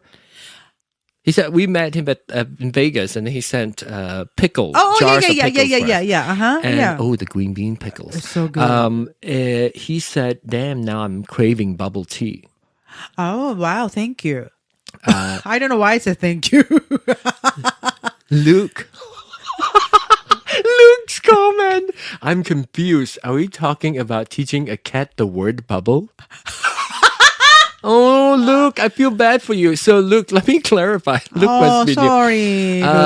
So she has a real child, a 2-year-old, Almost two. almost 2, and we obviously don't want to use her real name, and so we came up with the word. Well, she forgot that we came up with the name Baby Bell, so she started calling her kitty cat. Well, I guess I know why it's confusing because my cat came in earlier. Yeah, that's why maybe I said kitty cat. Yeah. That's kind of cute. But anyway, Yeah. so kitty cat is actually her daughter, whose name is actually Baby Bell. And so that's that. Oh my gosh. Wasn't it his question? I thought he'd confused if you're teaching Baby Bell to the word of To say the word bubble. bubble. Yeah, he was like, why are you teaching a cat to speak? Because he thought it was a real cat. Oh. Don't worry, Luke, you're not the only one who's confused. I'm confused all the time. Oh, wow. I'm sorry, Luke. Well, welcome to the Ding the Bell. I love 45. Pride 45. Because we missed 3 years of the pandemic, you took it out 3. It's Pride 45 now. Actually, I was tech supporting a new show that's joining us tomorrow on Sunday. and he typed in the server and he typed in wrong. He typed in Pride 45. So maybe that's anyway. Oh my goodness. Okay, so look at the picture from 2014. Oh wow, we look so good. I look good. Now I am like, oh, baby sucked all my energy. Yes, look, it's a human baby, not a fur baby. Yes. Kitty cat baby. I'm so tired. Pride 54. Do I still have eyeline? What is eyeline? Your eyeliner? She laughed so hard. Then she removed her handkerchief that was previously resting on her forehead and the top of her head, crown of her head. She's removed that, wiping tears away from her eyes, and she's asking me if her eyeliner is still there. Is it gone? No, it's still there. Wow. See, this is like waterproof. Revlon. Revlon. Revlon. Let me tell you, I had no plans of what we're going to talk about. All we have to do is just turn on our microphone, put us here together. If we don't have a time limit, we can go on probably for 4 hours. Yeah. And then we're going to be so tired. But we cannot because we have plans. Why are you pointing? Because we have plans today. Tonight we do. Yes. You said today. Yes. Well, we're kind of old people, so it's like early dinner. Old people early dinner. Wow. I have a secret. I don't know if I want to reveal I was this gonna to you. just remind. See, that's why when we go telepathy, telepathy, telepathy. Oh, my telepathy! Ding ding ding, Okay. telepathy. I have a secret to reveal to the bell, and I don't want to, because of privacy, I don't want to reveal it right now. I mean, I'll reveal it right. I don't want it out. So I'm going to mute our microphones and I'm going to tell her what it is. Wait, They can hear it, but we can't. what? I'm confused. What? I have a secret that I want to reveal to you that I've been keeping this secret for many months. And I want to reveal that secret to you. Well, earlier I said if you're pregnant, and you said yes. No, I did not say yes. You said. I was pregnant, but I woke up this morning and I pooped. Okay, so so then now I'm it's not gone. pregnant. Okay. So until tonight. Until tonight. Because I haven't had any meal yet. So what I'm going to do is I'm going to quickly reveal the secret, but I'm going to leave it up to her to see if she wants to share it with you. So let me see if I know how to do this. I'm going to play this music in the background. I'm going to mute our mic so you're not going to hear us talking for a few minutes, okay? Oh my God.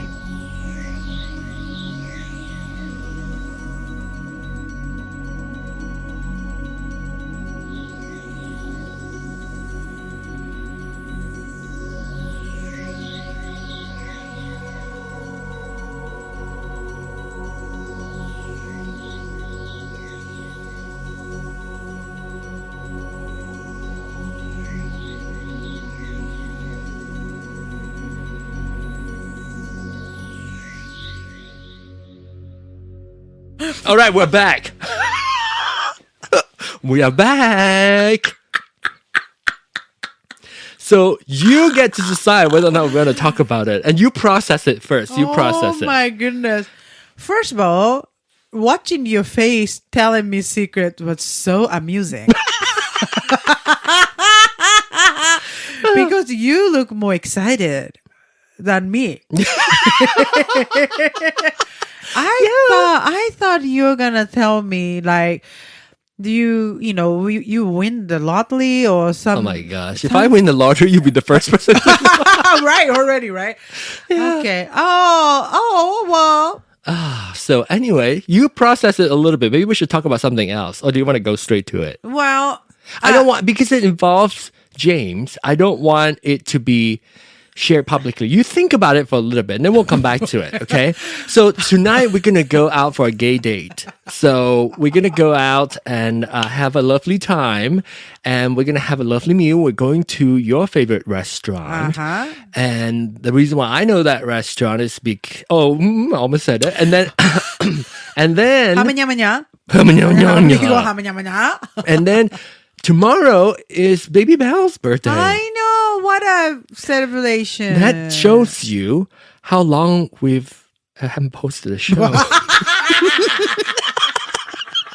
Because the last time I remember you were in the studio recording with me, you haven't given birth to Baby Belle yet. And I had a Baby Belle inside or... Inside, yes. Yeah, you haven't delivered yet. You already knew. Yeah, well, you were like big. Oh, what do you mean? You just call me fat. Yes. You call me fat.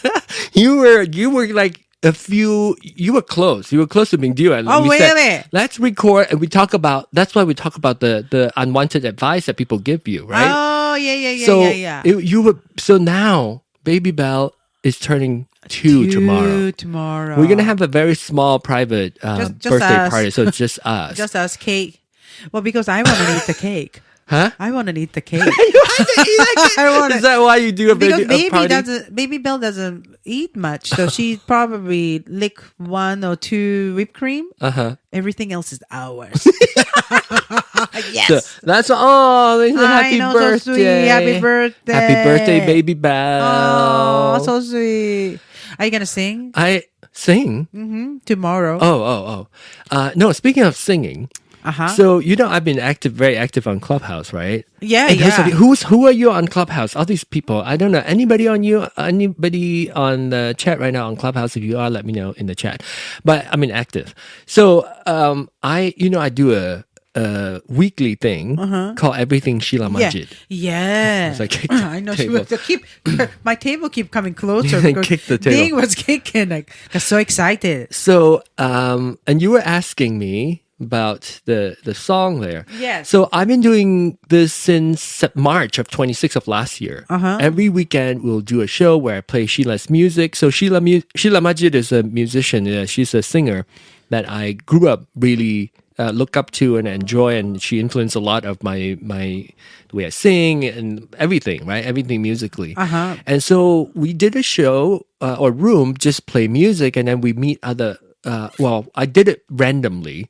So then a bunch of people came in who are also Sheila fans. Yeah. And so we got together and then we create a club called Sheila Majid Fan Club. Yeah. And then we do a weekly room all the time, right? So every weekend we'll do that. And on our first anniversary this year in March, Sheila Majid came into the room. I think I heard that. Yeah. Yes. So she came into the room, and so in that room, she said, John, when you come back to Malaysia this September, maybe you can do an in-person one, and then maybe I'll swing by. Wow! Hey, that is bigger surprise than you told me.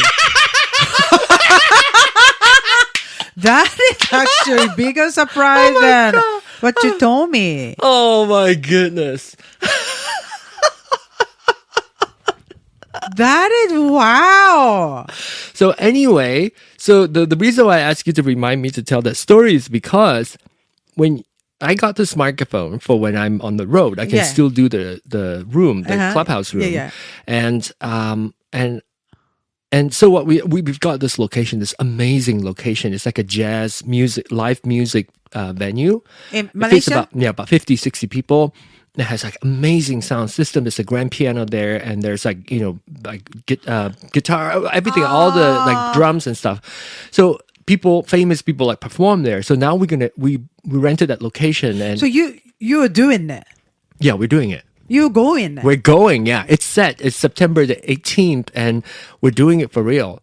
And Sheila's coming. I wanted to go. Wow. So anyway, and so when we were planning, they said, okay, so what kind of setup? And they said, well, we'll get wireless microphone. I said, wait. I'll bring my own microphone because I told you I don't like sharing microphones. And because, your microphone you put so close to your mouth. COVID. I don't like. Yeah, even Germ. before COVID, I already didn't like the idea, but I was not as paranoid. But now, I definitely don't want. So. And then Mariah Carey carried her own microphone too. Well, like famous people, it's different. They do like a gold and like their sound. They want to sound like certain ways. So that's not like that. For me, it's mainly because I don't like to share a microphone because it's so intimate. I'm so close to it. My spit is on there, and I don't want other people to spit on my microphone. Or somebody lick it and then blah, blah, blah. The only one person that I share the microphone with is you. Oh, so you should feel very honored. Oh, very honored. Thank you. You have a windscreen though. You have a sponge windscreen. You cannot use this mic without your own windscreen. You cannot use my windscreen. You have to use your windscreen. Okay, so that's yours. Are you talking about microphone or something else? Microphone. The microphone windscreen. Well, see, since this is Pride 45, I need to go to that direction for them. Yeah. Anyway, so ding, ding, ding. oh yeah, that's right. Yeah. So what the organizer who's there in Malaysia, and she said that we have wireless microphone. I said, but I have my own microphone, and I said, but I'm not sharing my microphone, so I'll bring my own microphone. And it's wired. So she said, okay, I'll make sure that you have one wire connection. And I said, I'm not sharing my microphone, not even with Sheila Majid. So bitchy. So I said, I bitchy. love it, but I'm not sharing my microphone. So that's why I got this foam windshield. That's what I wanted to tell you. Yes. So, are you gonna sing in front of Sheila? Oh, they wanted me. I think I might sing one song. Yes. You can sing. What if they said, "Hey, I want you to sign a contract"? No way. No. You might be. Are you gonna be a recording artist? No. This is a fan club. This is not. But a what if the producer comes? Well, I don't know. I'm not. Never say never. See, this secret was way bigger than my own secret. This is not a secret. Everybody knows that you've just been busy. Wow. Oh, now I can move your mic. So I was like, move closer. I can do that. By your foot. Yeah. Speaking about your leg, do you still use your leg to push the elevator button during COVID? You use your knee. I still do it now. Yeah. You still do that? Well, I don't. When I use it, yes. So flexible. Yeah, I use my knee to press the elevator button. When did you see me do that? Like when you went to convention or something, wasn't it? Well, that was before COVID. No, that was during COVID. No, convention was. Oh, maybe when it's coming or something because you're so nervous touching the button. So I'm always nervous. Remember when we went to Vegas? I never touched the door. So you use your knee. Yeah, I use my legs and I use your knee to point the thing. You use your knee to push. It was the convention. It was pre-pandemic. Yeah, this is August 2019, so this is pre-pandemic. Oh, wow, still use a knee to push the button. So bitchy. I don't. Well, I remember one year when we were in Vegas and for Pride 48 and everybody got sick. I did not get sick because I was not touching any door. What kind of sick was it? Just like, flu and STD? cold and... No, not STD. Oh, okay. No, we're not having sex. We're doing... Well, maybe some people are having sex, but we're not. I kind of heard about that. Oh, where? Really? Who? No, really. Well, it could be. I'm not surprised. Yeah. Well, I mean, because of cute looking meat. Meat. Why I sound like somebody who can't really talk. So what news update from you? You heard the news about this, about my Sheila thing. So Sheila, I really want to be in there with you. I think that was the year we had lunch and we were a fun lunch date. Yeah. It was fun, Matt, wasn't it? Yeah. 2:42 already. I know. We haven't even talked our topic today. What? I forgot what our topic was. Did we didn't have a topic. Did we? No, we just catch up right now. Do people who does like a podcasting for the Pride 48, do they write their own script? See, Melissa said I learned not to touch doors in Vegas. You are correct, Melissa. Because of you don't touch doors. You don't touch anything at public in Vegas. There's just too many hands on things. This is pre-pandemic. This is like 2014. So people actually wear gloves. What do you mean? In Vegas? No, you just don't touch it. So you use automatic door or you use it. Remember, I always use my leg to hold the door or I use my elbow. Press the button. I use my knee to press the button. Frankly, if nobody's seeing, I probably just use my shoe to point it. But I want to be polite because I don't want like my shoe to be touching the button that people will press. So if the elevator button up high, are you gonna jump like a ninja? Like that? I can use my elbow. Oh. Yeah. You are so funny. I have ways. Every time when I see you, I instantly laugh.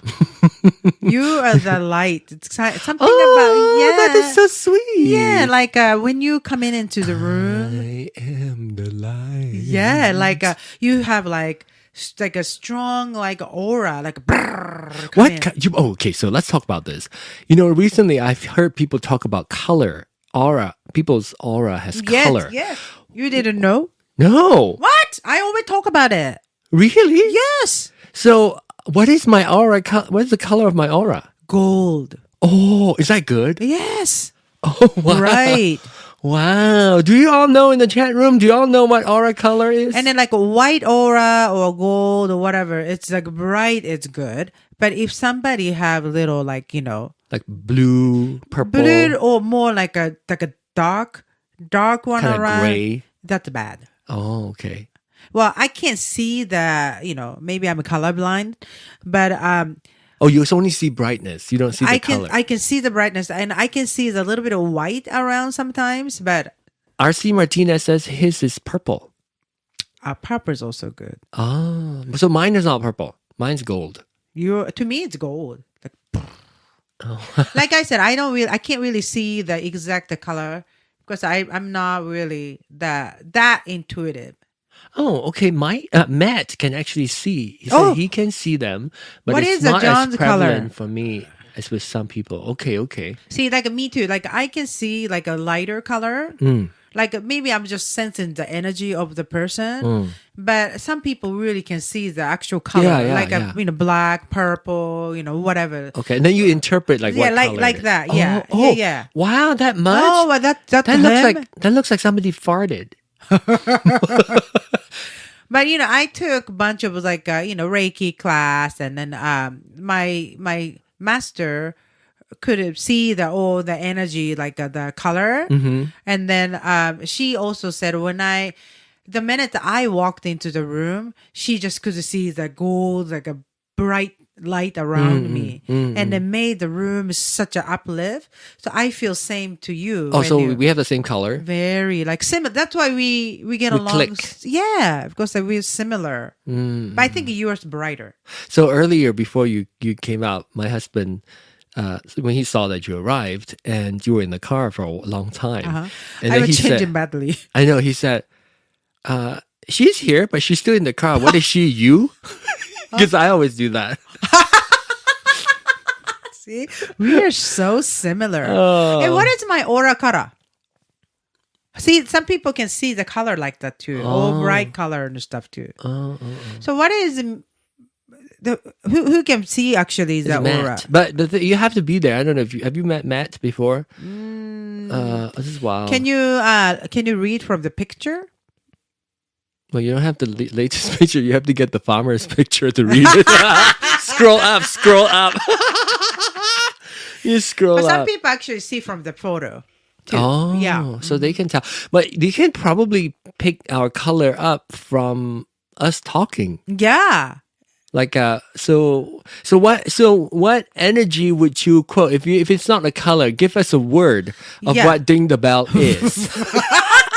How about give us a word for ding the bell and give us a word for ding and the bell. So a word for both of us together, a word for each of us. Yeah. Ooh, that's kind of fun. That's fun. Let's see you can be cruel. You can be cruel. Remember a long time ago, I got a comment about the bell sounds like a bimbo. You did? Oh, yeah, I remember. And then I was like, what does bimbo mean? Bimbo in Japanese is poor. So you thought, that's why you were a farmer. That's why I'm a farmer. Well, farmer, they're rich. Oh, actually. really? Yes, they make money. Yeah. So I then thought you were poor and then you have to grow your own food. no. That long ago. Now it's different. Now farmer had. Okay, so I think you should go back to Japan and become a farmer. Ow! Yeah. So wait. So you said bimbo, but you like yay. I said what does bimbo mean? You're like, oh, you don't know what the bimbo mean? And I said no. And you were like meaning like kind of Airhead. Yeah. Like you said blonde.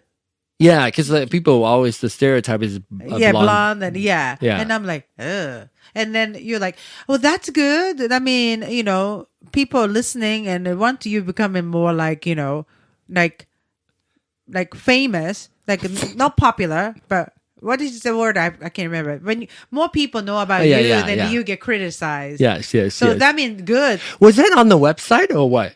Where was that from? Comment from a chat or like the. I think it's a website. Oh, website. Maybe. Okay. Yeah. Then John was like, Ding was like, that's good. You were excited. So I'm yes, because like when you get attention, good or bad, you made it. Yeah. So that's awesome. But you get more attention when you don't do a show. So I think we should do TikTok. Oh my God. Please, every time there's something new, you want to do it. And I don't want to keep it up with, right? Yeah. It's just too much. But I want to try TikTok. Why people can't just post so much like after the editing? Is it easy to edit? On the app itself? On the TikTok? You could, I guess. Have you seen the Emmanuel one? I don't know what you're talking about. It's a emu. The big bird.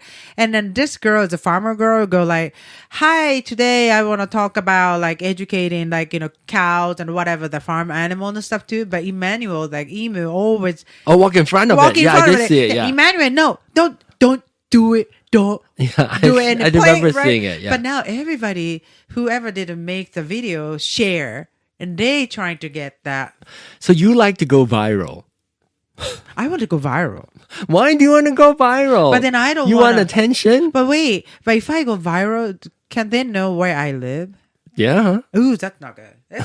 Baby Belle will be in danger. That's not good. Okay, what they say? Oh, that's it.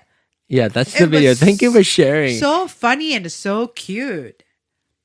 Yeah. Okay, so Zombie Girl, TJ. So you know who's coming up?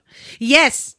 Nicole, TJ, and Christina. Yes. So I think the reason why you kind of like were drawn to them because there's a lot of guys, a lot of male in Pride 48. And so when you kind of see other girls as part of the Pride 48 thing, you can kind of like click with them. And right? and then we met them, we met them, right? And then all of them are so sweet. And I hope to meet them again. It's so fun, Yeah, I don't know if there's gonna be any more in-person Pride 48. At least it's gonna be a while. Yeah, because of the it's just hard diseases. now. Yeah, and it's hard work. Yeah, because of the hotel time. Yeah, because it's all volunteer based, right? Yeah. Oh wow. That's a lot. So, do you want to reveal the secret or no? Well, secret maybe not. Okay, all right. Yeah, because of it's privacy. No, because Shiramajido was way bigger than my secret. So it's just not. Yeah, I think Shiramaji. Thank you. Tomorrow, thank you. 600 bless. Oh my goodness! 600 bless. That's why I kept it. I want to share it with you and then see if you want to share it or not. But anyway. And James doesn't listen to this, so. Yeah. But no, I don't. Yeah. The main thing is, so I just thought it was very sweet, and I've been like, Oh, I shouldn't say that since we're not talking about. Well, but it's sweet, gesture. Yeah, it's sweet. Yeah. James. I'll tell you more. At the dinner. Yeah, at the dinner. So anyway, my friend didn't come to see. Probably not. Hoodie. She said Hoodie. Oh, so she's listening. She's listening. So her son is so cute. Mm-hmm. I'm not gonna. I promise her not to. Do you want to give him another name? Ice cream name. Ice cream. Then so my baby is Baby Belle. Yeah. Give. That this boy is to Bluebell, I guess. Too close. Haagen-Dazs. Haagen-Dazs. Haagen-Dazs. Baskin Robbins. Baskin. Baskin. Yeah, okay. Yeah, let's do good. Baskin. Okay. So Baskin's so cute because he is so next year, please remember this. Write it down. Next year, we'll ask her if she remembers. Right, Baskin is so cute because he is so busy boy, almost 3, and then like we went to park and there are the big rocks on the on the ground, and I said, "Hey, it's a dinosaur egg." Right? He's like, "Is it the big dinosaur egg?" Oh, so cute. And then we had other friend, son, already 3, and then he go,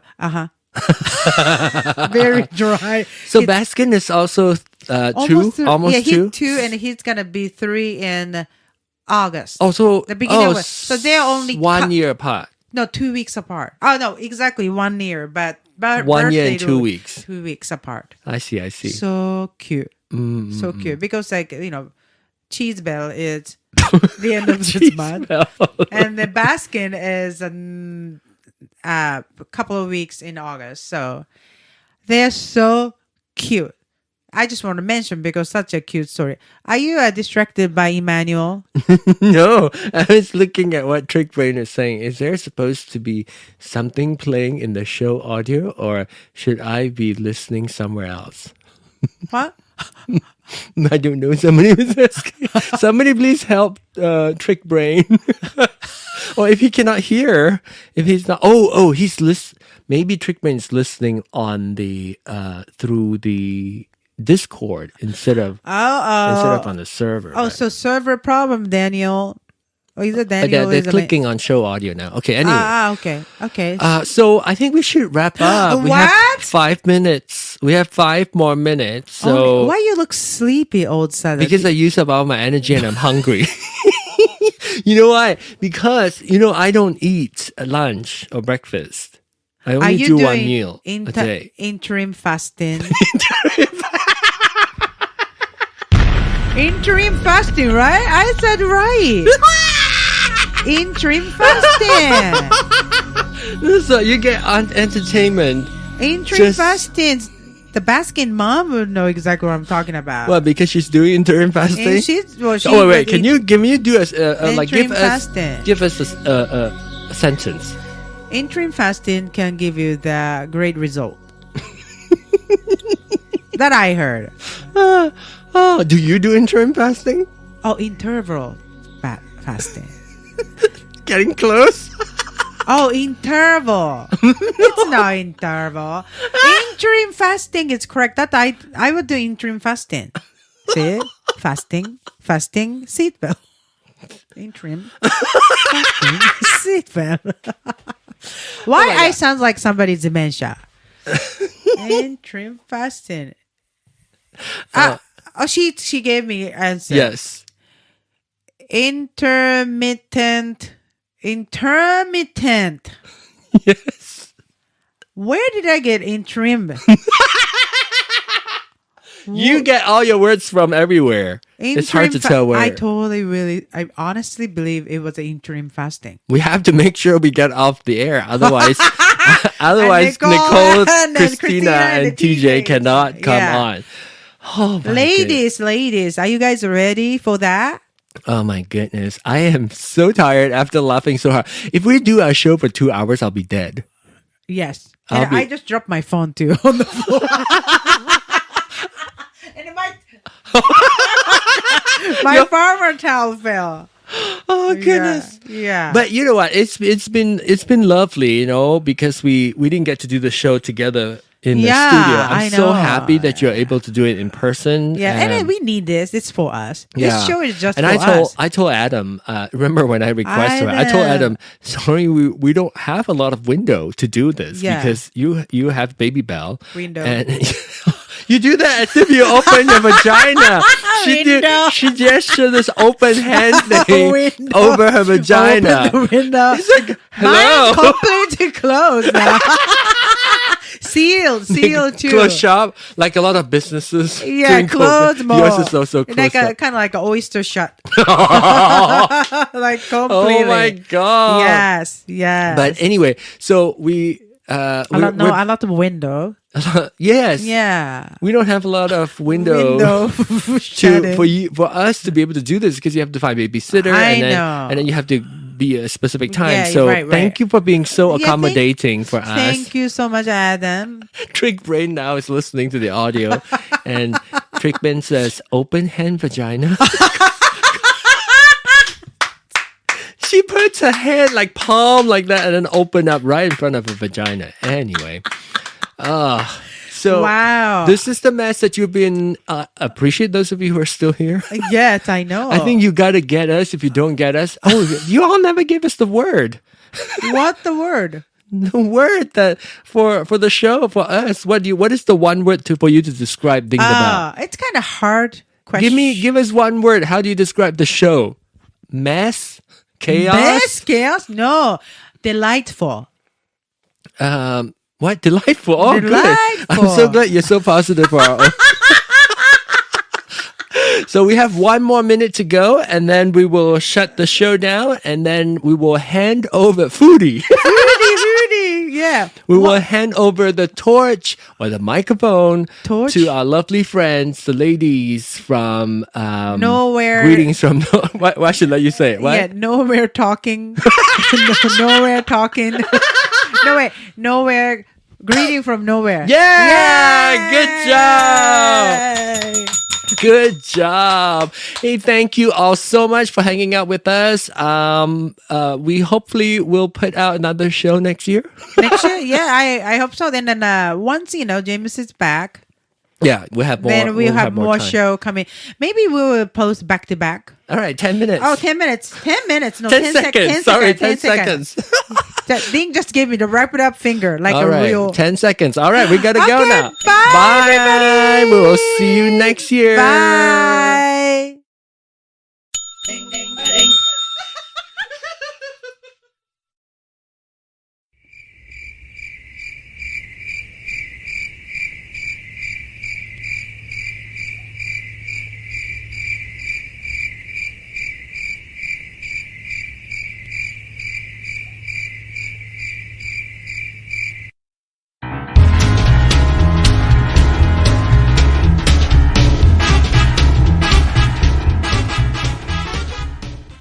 To stay in touch across the miles to talk about such things like their lives and the news.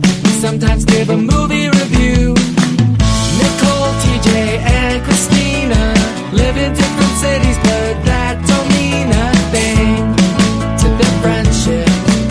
They're always together, and from there they send you their greetings from nowhere.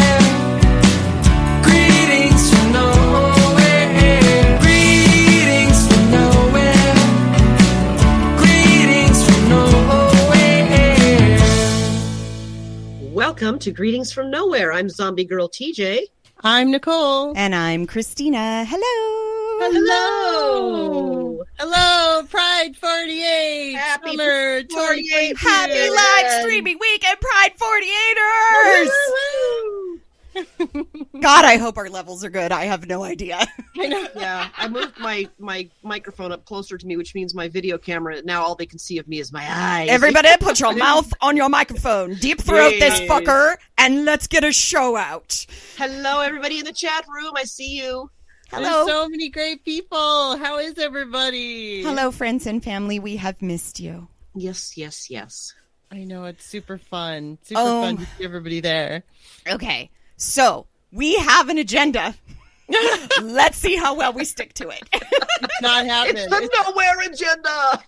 It's so funny. We have like 6 things on there, and I was like, we have to stop. We have to stop at 6 items. We can't put too much more. This is way too many for an hour. With Okay. Too many. Let's start with our first one. Nicole, give us a story. We don't go in order just No, because but that's I the pick order you. that's on there. I pick you. Give us a story. Oh my god. I choose you, Pikachu. I do. I choose you. Oh my god. We got the general in the chat. Oh my god, we got Wow, everybody. General. Everyone's posting minion numbers. Minion Yes. GFN General in Minion. the house. Minion number Minion. 3 in the house. Adam Burns in the house. Hey, Adam.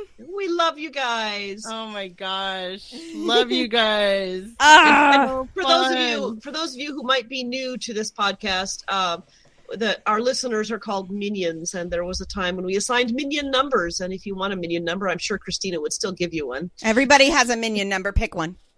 God, I don't know that we that have list the was list. so long. We don't have the list anymore. It's archived somewhere, but I posted don't on the have it in website, front of me. If Everyone, you're listening and you like it, you're a minion. you are honorary minions. Everybody's a minion. All your pets are honorary minions. We love our minions. Yes. God, the story behind that was like we would all band together in the event of the zombie apocalypse, and everybody had. There was an application form and everything. It was so. Oh, gosh. Yeah. That feels like 50 billion years ago. I love it. Yeah. Yeah. I love that you guys have been around. Number 69 is forever. 100% taken, though. Minion 69 belongs to Scott. Sater's got that. Yeah. Yep. RC, Oh, I you love can it. be Minion 420. I don't care. Yep. Like, I'm pretty sure Probably that was your already number to was. begin with. Yeah, he probably was. He already was. He probably knows his number. Anyways. Oh, my God. So I have something super fun that I've been doing lately in my life. I signed up for an camera acting class in Portland. Like, I was like, I have to get off my butt and do this acting thing that I've been wanting to do, which is camera acting in either Seattle or Portland. And I picked Portland because after talking to some local actors actually here in Olympia, they said that Seattle is more like they do more of the industrials for camera acting sort of shooting, and Portland is where there's more of the movies and television type stuff. So I'm doing a camera acting class down there. It's taught by Ted Rooney. You can look him up on IMDb if you want to. He's a character actor, so he does a lot of shows up for the day, does a character thing. But like when he was living in LA, he was like back in the day a regular on Gilmore Girls and stuff like that. So you can look him up. He is fabulous. He's this wonderful guy. He's a lot of fun. I've been learning a lot. It is a 2-hour drive to Portland. One way. One way. So it's pretty funny. When I showed up for class this week, one of my classmates, Noel, said to me, "So have you decided to move to Portland yet?" When I walked in, I'm like, maybe, thinking about it. She's like, no, I don't like paying state income tax. Yeah, I know. Well, there is Vancouver right there across the river. It's true. So yeah, that's been really fun. We did a scene just Thursday, just a couple days ago, where the focus of the class, I actually asked him last week. He said to me, he pushes me, I feel a little bit in class, which I don't mind. Yep, there he is. Greg I recognize that face. A picture of Ted in the chat. I've seen him in a ton of stuff. Yeah, he's really a sweetheart. And he said he could tell in the last scene I did that I was pulling at my lines, that I was thinking about what line came next. And so I asked him afterwards, I was like, how do you memorize? Because I told him how I memorize is I will actually record my lines. I will record the whole scene audibly, both lines, and memorize it so that I'm hearing the line. I don't put anything behind it. I don't put any emotion or anything behind it, but I'll just record it all so that I have it cold. And he says, well, you're not really listening to the other character's lines, are you? You're listening to all the lines. He says you need to memorize your lines, of course, but you don't record your lines to memorize them. You only record the other character's lines so that you're always listening to the other character.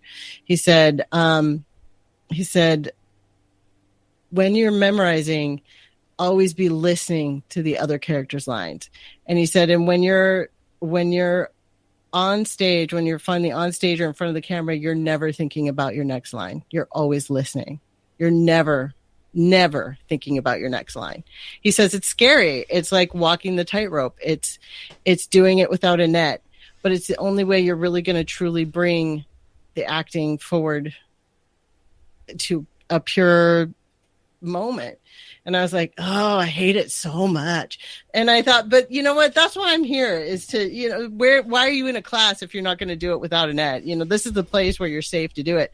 So last week is when we were, that's what I was doing. I was just like, okay, I'm in this scene with it. Who cares? If I screw up, I screw up. And his whole point was, camera is where you can totally screw up. They just stop and they do it again. It's not the theater. It's not the stage. Who cares? He's like, they just cut. They have you do it again. It's no big deal. I was like, okay. And so I kind of just got on set. That's what this whole scene was for. This random little scene we did was about listening to the other person. And that's what I did. And it was one of those moments like I've had on stage where you kind of don't even remember what happened afterwards a little bit. You were so in the moment. And me and Allison kind of decided, we were supposed to decide the circumstances of the scene. And we decided it was a couple who had a fight the previous night and really hadn't made up. So the scene was very on edge. And it was different because he filmed her and then we did it again and he filmed me, and the scene changed each time, which meant we were listening to each other and focusing on what the other person's physicality was. And it was super fun. And then the next day I got an email from Noel, who's a doll, by the way, complimenting me and Allison, saying, I think he said, what did you say? I felt like I had to burn sage. I might need to burn he said sage. The tension in the room was so thick from your guys' from the feelings you were pulling that I felt like I needed to burn sage to clear the room. Yeah. So that was really fun. But I definitely felt a difference. And what was really fascinating to me was he was right. The lines were there. We're all getting distracted by the chat. Yes. Yeah. Because I had memorized the lines, but I wasn't thinking about them, they still were there when I needed them. Even though I wasn't thinking about them to have them ready to go. Do you know what I mean? Yeah. Is that making sense? I wasn't thinking about them at all. They call it active listening, I think, right? I hear that a lot.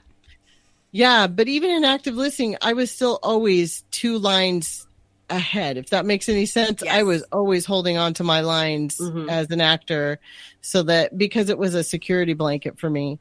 And this was, I got to say, way more fun, and way more in the moment for me, to not be thinking about my lines at all, but just watching Allison and taking what she gave me.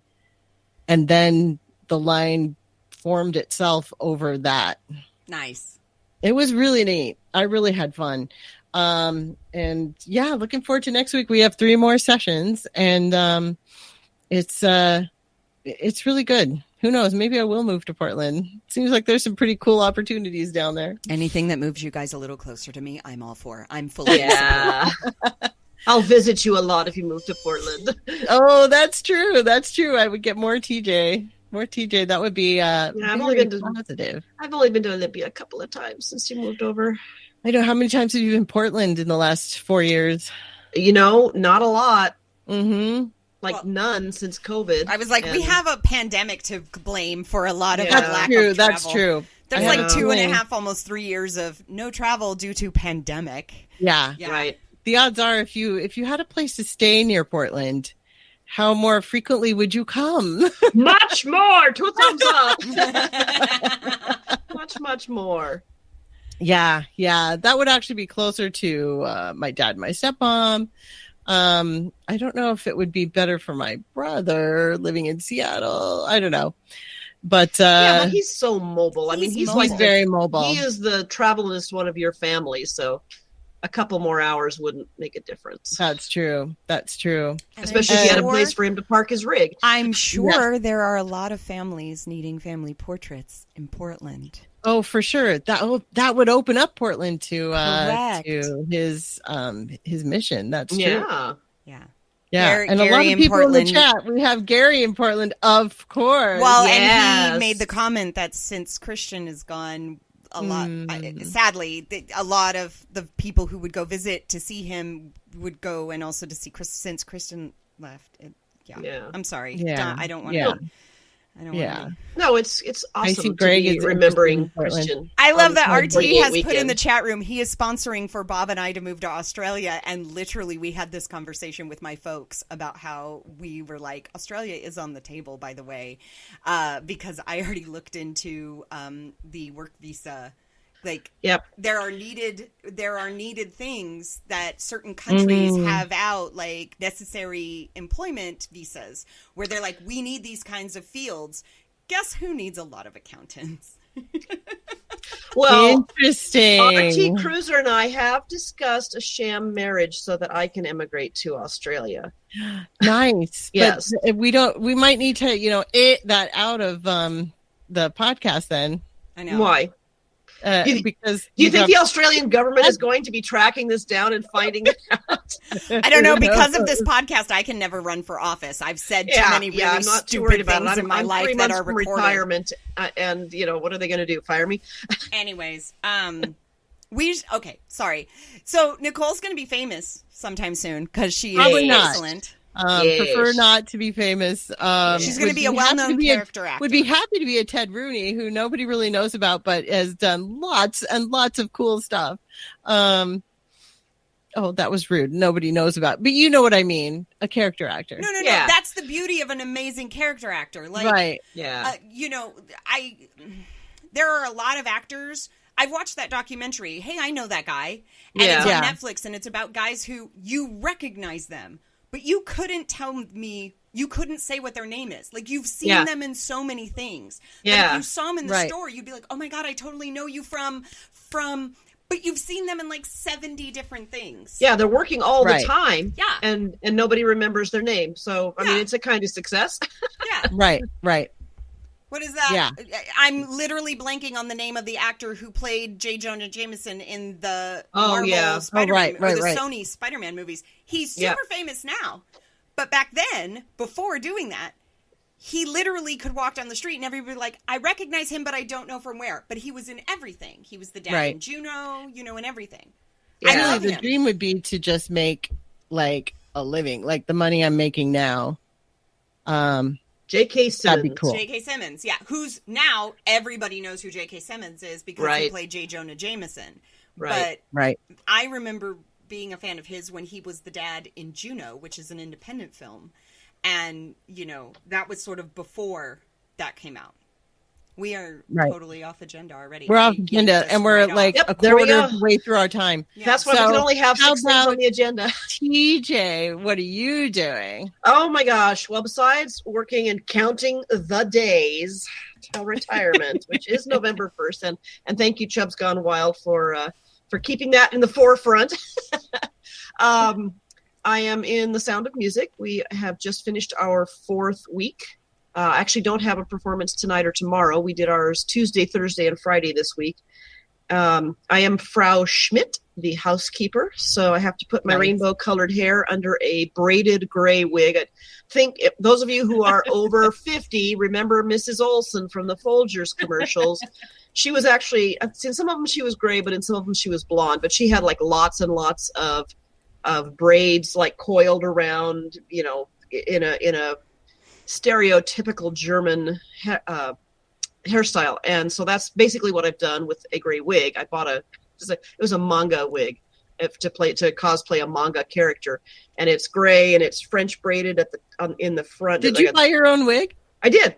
Oh, nice. And people are astonished at this wig. It's my very first lace front wig. Nice. And it's not as great as I thought. I mean, it was a cheap lace front wig. Let me put it that way. But it was gray and it was French braided with the French braids going kind of on each side of the part and then down the back. And then it went into 2 long braids that hung down like to, breast level. And so it unfortunately had a kind of a bald spot on the part in the back, but I just sewed the braids up over that bald part and into a kind of little pretzely knots. And so she's got her hair all braided up. You can't really tell how long it is. And it kind of looks like she's just wrapped up her braids in a bun in the back. But yeah, and Larry's putting in the chat room. He tried on the wig and looked like a Yiddish grandmother, and it's a transforming wig. Let me tell you. Yeah, there you go. There's Mrs. Olson. That's pretty close to how I look in the in the show. Anyway, but it is a lace front. Unfortunately, the lace mesh is much darker than my skin tone, so I can see it from a mile away. But every person in the cast, and even the people who come up that I greet, because I'm the greeter at the stairs leading up to the amphitheater before the show, they're all like, "Is that your real hair?" Nice. I'm just like, oh my gosh. And meanwhile, you're like, do you not see the demarcation line? They're not like, can you not see this dark brown line between my forehead and the hair? Apparently, I'm better at blending my makeup than I thought. It's got these little baby fine hairs on the lace mesh part of it. It's not a full lace wig. It's just a front lace wig. But I've curled them into these little baby pin curls. And it just even one of the guy who does the hair, who does Maria's hair for her and puts her hair up fancy for her, he even looked at me and he goes, "Girl, did you make little baby curls all over that wig?" I'm like, "I did." He goes, "Oh, slay." Taking care of your baby hairs. So you did a good job. Pixar, it didn't happen request in the chat. Well, they want to see Larry in the wig. Okay. That's what they're responding to. I'll have to take that picture later. We did not take a picture when I don't even have a picture of me in the wig. Okay. Nobody wants to take a picture with Frau Schmidt because the dress makes me I'll be taking a picture with Frau Schmidt. Dumpy looking. You better believe it. Hold on a second. I have Kat on table here. Okay. Anyway, but the other part of this is that it's been in the 106 to 110 degree weather range all week, and it's supposed to continue to at least Sunday, if not more. And I'm in a long black dress that, imagine sweatshirt material. No. But you've shaved the fuzz off the inside of the sweatshirt. No. So it's just a clingy, heavy knit. So you're essentially just wearing a heavy felt dress. Almost. I'm wearing a heavy felt oven. Ugh. And awful. With tights and a slip and an apron, and then the wig, which you might as well just put a knit cap on my head. Right. That wig was on. So Frau Schmidt she's smoking hot. Let me just tell you. She's a sweaty beast. We're she all really just is. dying. We're all trying to sip water. There's that fine line between I'm drinking enough water to not feel dehydrated, and I'm not drinking so much water that I have to run to the damn porta potty to go pee. Right. Which is all the way down the hill. Which is a ways down the hill, and yeah. The joys of doing theater in very rural areas. It's in Leavenworth. It's up on what they call the ski hill, which is a kind of a baby ski hill, but they do have a little rope tow, and they do have they don't have sledding, but I think there's a place where you can go inner tubing on the snow. And so there's an amphitheater built into the hill up above right into the ski slopes, and beautiful place, but like all night long on stage, moths flying around our heads, in the light, and these gigantic June bugs or whatever they are. There's some kind of big hard-shelled beetle. And the first 2 weekends was Mosquito City because we had a lot of rain early on, and there was enough lush growth and stagnant water nearby that mosquitoes were thriving. So we were all getting mosquito bites, but we are willing to suffer for. Last night I saw a bat. Okay, I was sitting backstage and I just happened to look up at the stars, and I saw this little furry body fly past, just enough above the lights I couldn't see him clearly, but I'm like, oh, that was a bat. Yeah, because it was after dark. Man, yeah, my nightmare would be. That's Oh, Larry took pictures of the wig. Oh, it's beautiful. Oh, that is darker than I was picturing. Thanks, I was picturing kind of a white gray, but this is more like a steel gray. It's a steel gray. Yeah. And my white roots don't quite match up to it. I've got maybe a half inch of white hair roots. I've actually shaved my hairline like I did back in the day for Farndale. Yes. So I got these little fine short hairs growing. And I basically just spray it with this silver hair color party costume spray paint. The wig looks good. Yeah, it's great. It's holding up really well, and I think when I'm all done, I might take it all the braids out. I have to wash it. It's got a shellacking of hairspray on it. Mm-hmm. but I might just wash it all out and unbraid it, wash it, and dry it, and see if I can put it back into a French braid, because I've never. Yes, Seder, I've done the female equivalent of shaving my head. She has multiple times. Basically, shave the hairline to get rid of all the baby hairs. And then I shave my sideburns off, like all the way up to above your ears. Yeah, I remember because that. The way I wear my hair normally during the day with my bangs down in the front and my hair hanging down at the sides, it doesn't show up. But it really, really helps when the wig wants to start creeping backwards during the show. And I don't have to worry too much about what's showing. Yep. Plus the dark blue that I have right next to the roots has grown far enough out that it's when I first put the wig on, it was showing up. But I had been rehearsing with the rainbow colored hair for weeks with the cast. And then the first day of dress rehearsal, I show up with that wig, and it was like, who are you? And the kids, all the Von Trapp kids are like, they're just looking at me with this cognitive dissonance face, like, I know that voice, but who are you? So that was perfect. Fun. The magic of costumes. Sound of Music and Sweating to the Oldies. Sweating to the Oldies. This is hot, and my character's old. There has been a request in the chat from Scott for me to do a patented Christina rant about the end of the Choco Taco, and I'm about to seriously disappoint Scott when I notify the entire room that I have never eaten a Choco Taco. What is the Choco Taco? I have seen them. They used to be available as a dessert at Taco Bell, but I don't eat dessert at Taco Bell. I grab a burrito and go. I know that when I was a kid, they were on the ice cream truck, but I had my favorites from the ice cream truck, and the Choco Taco wasn't one of them, so I never got a Choco Taco. I've never eaten one. Well, it's not. Oh, that looks delightful. They look good, but I've just never had one. It is not a gourmet dessert. It's really sweet. I'm not into gourmet desserts. When it came to going to the ice cream man, I was more about Rocket Pops than I was about chocolate. In the heat, I do not want chocolate. I have never been a chocolate person in the heat because it just makes me feel sick to my stomach. Even as a kid, I didn't eat chocolate if it was too hot outside. So if it was hot enough that I was going to the ice cream man, I was getting a fruit popsicle. I was getting a Rocket Pop. I was not getting... Yeah, I wasn't getting... My favorite are those Missile Pops that are the swirl of cherry and pineapple.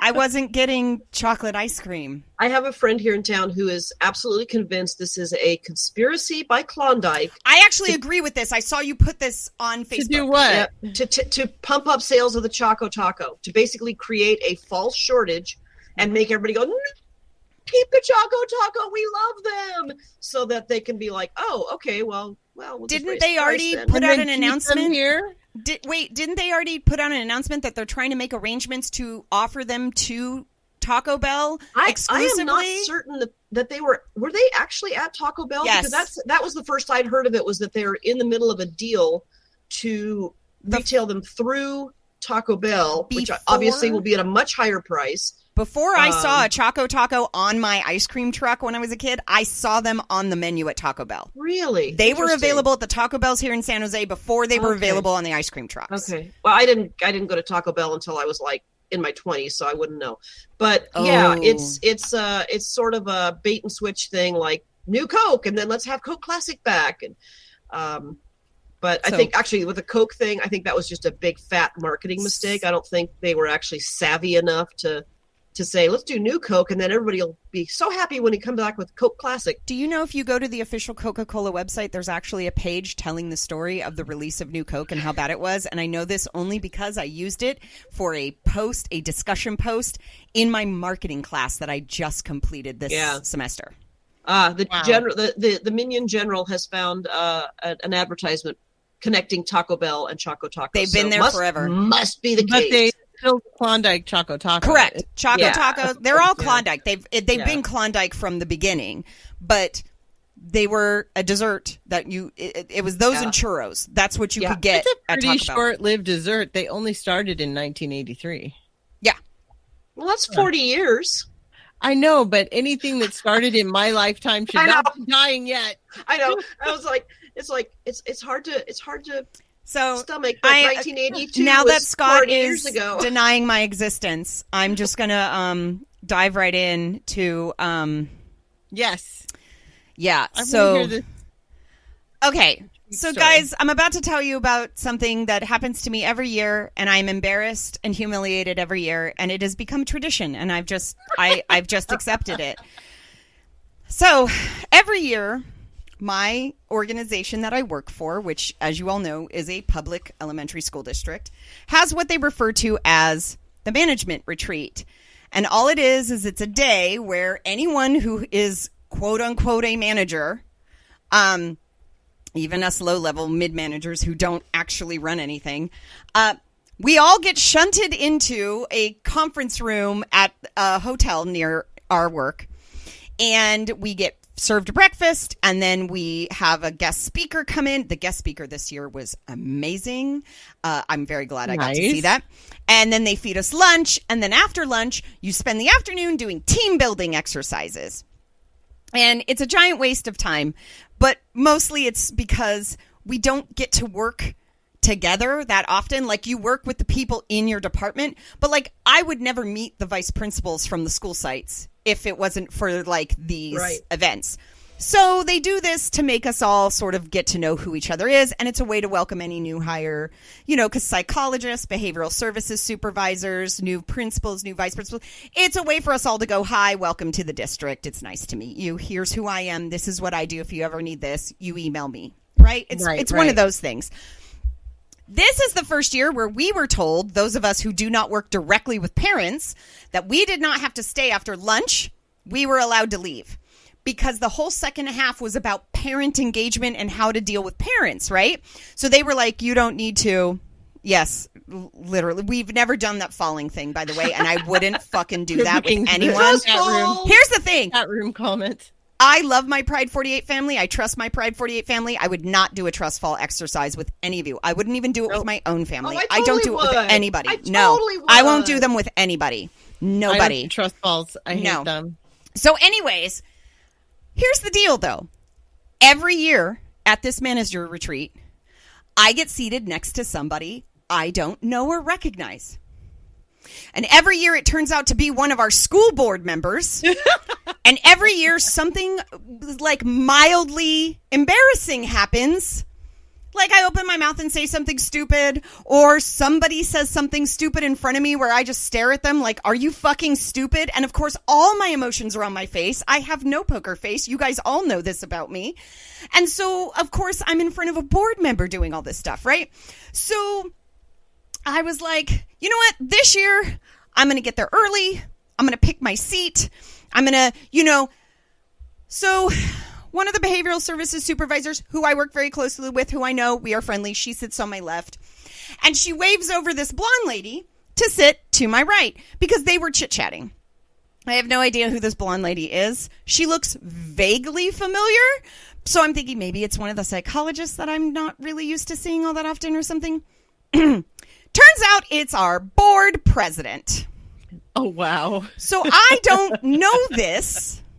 For the first hour and a half where we're all sitting together and everything's nice and the woman's talking about her son's going off to college and everything's good and we're chit-chatting and everything's lovely, right? Then at the break, they say, okay, we're going to take a 15-minute break, bathrooms, whatever. And by the way, there's a piece of paper on your table in front of you, and there's 5 things you have to do. Try to get those done during the break.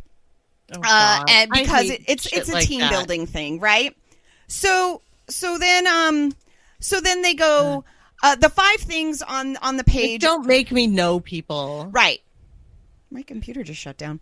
My laptop. Anyways, the 5 things, one of the last ones was introduce yourself to a person with 3-syllable first name. Christina. I am a 3-syllable first name.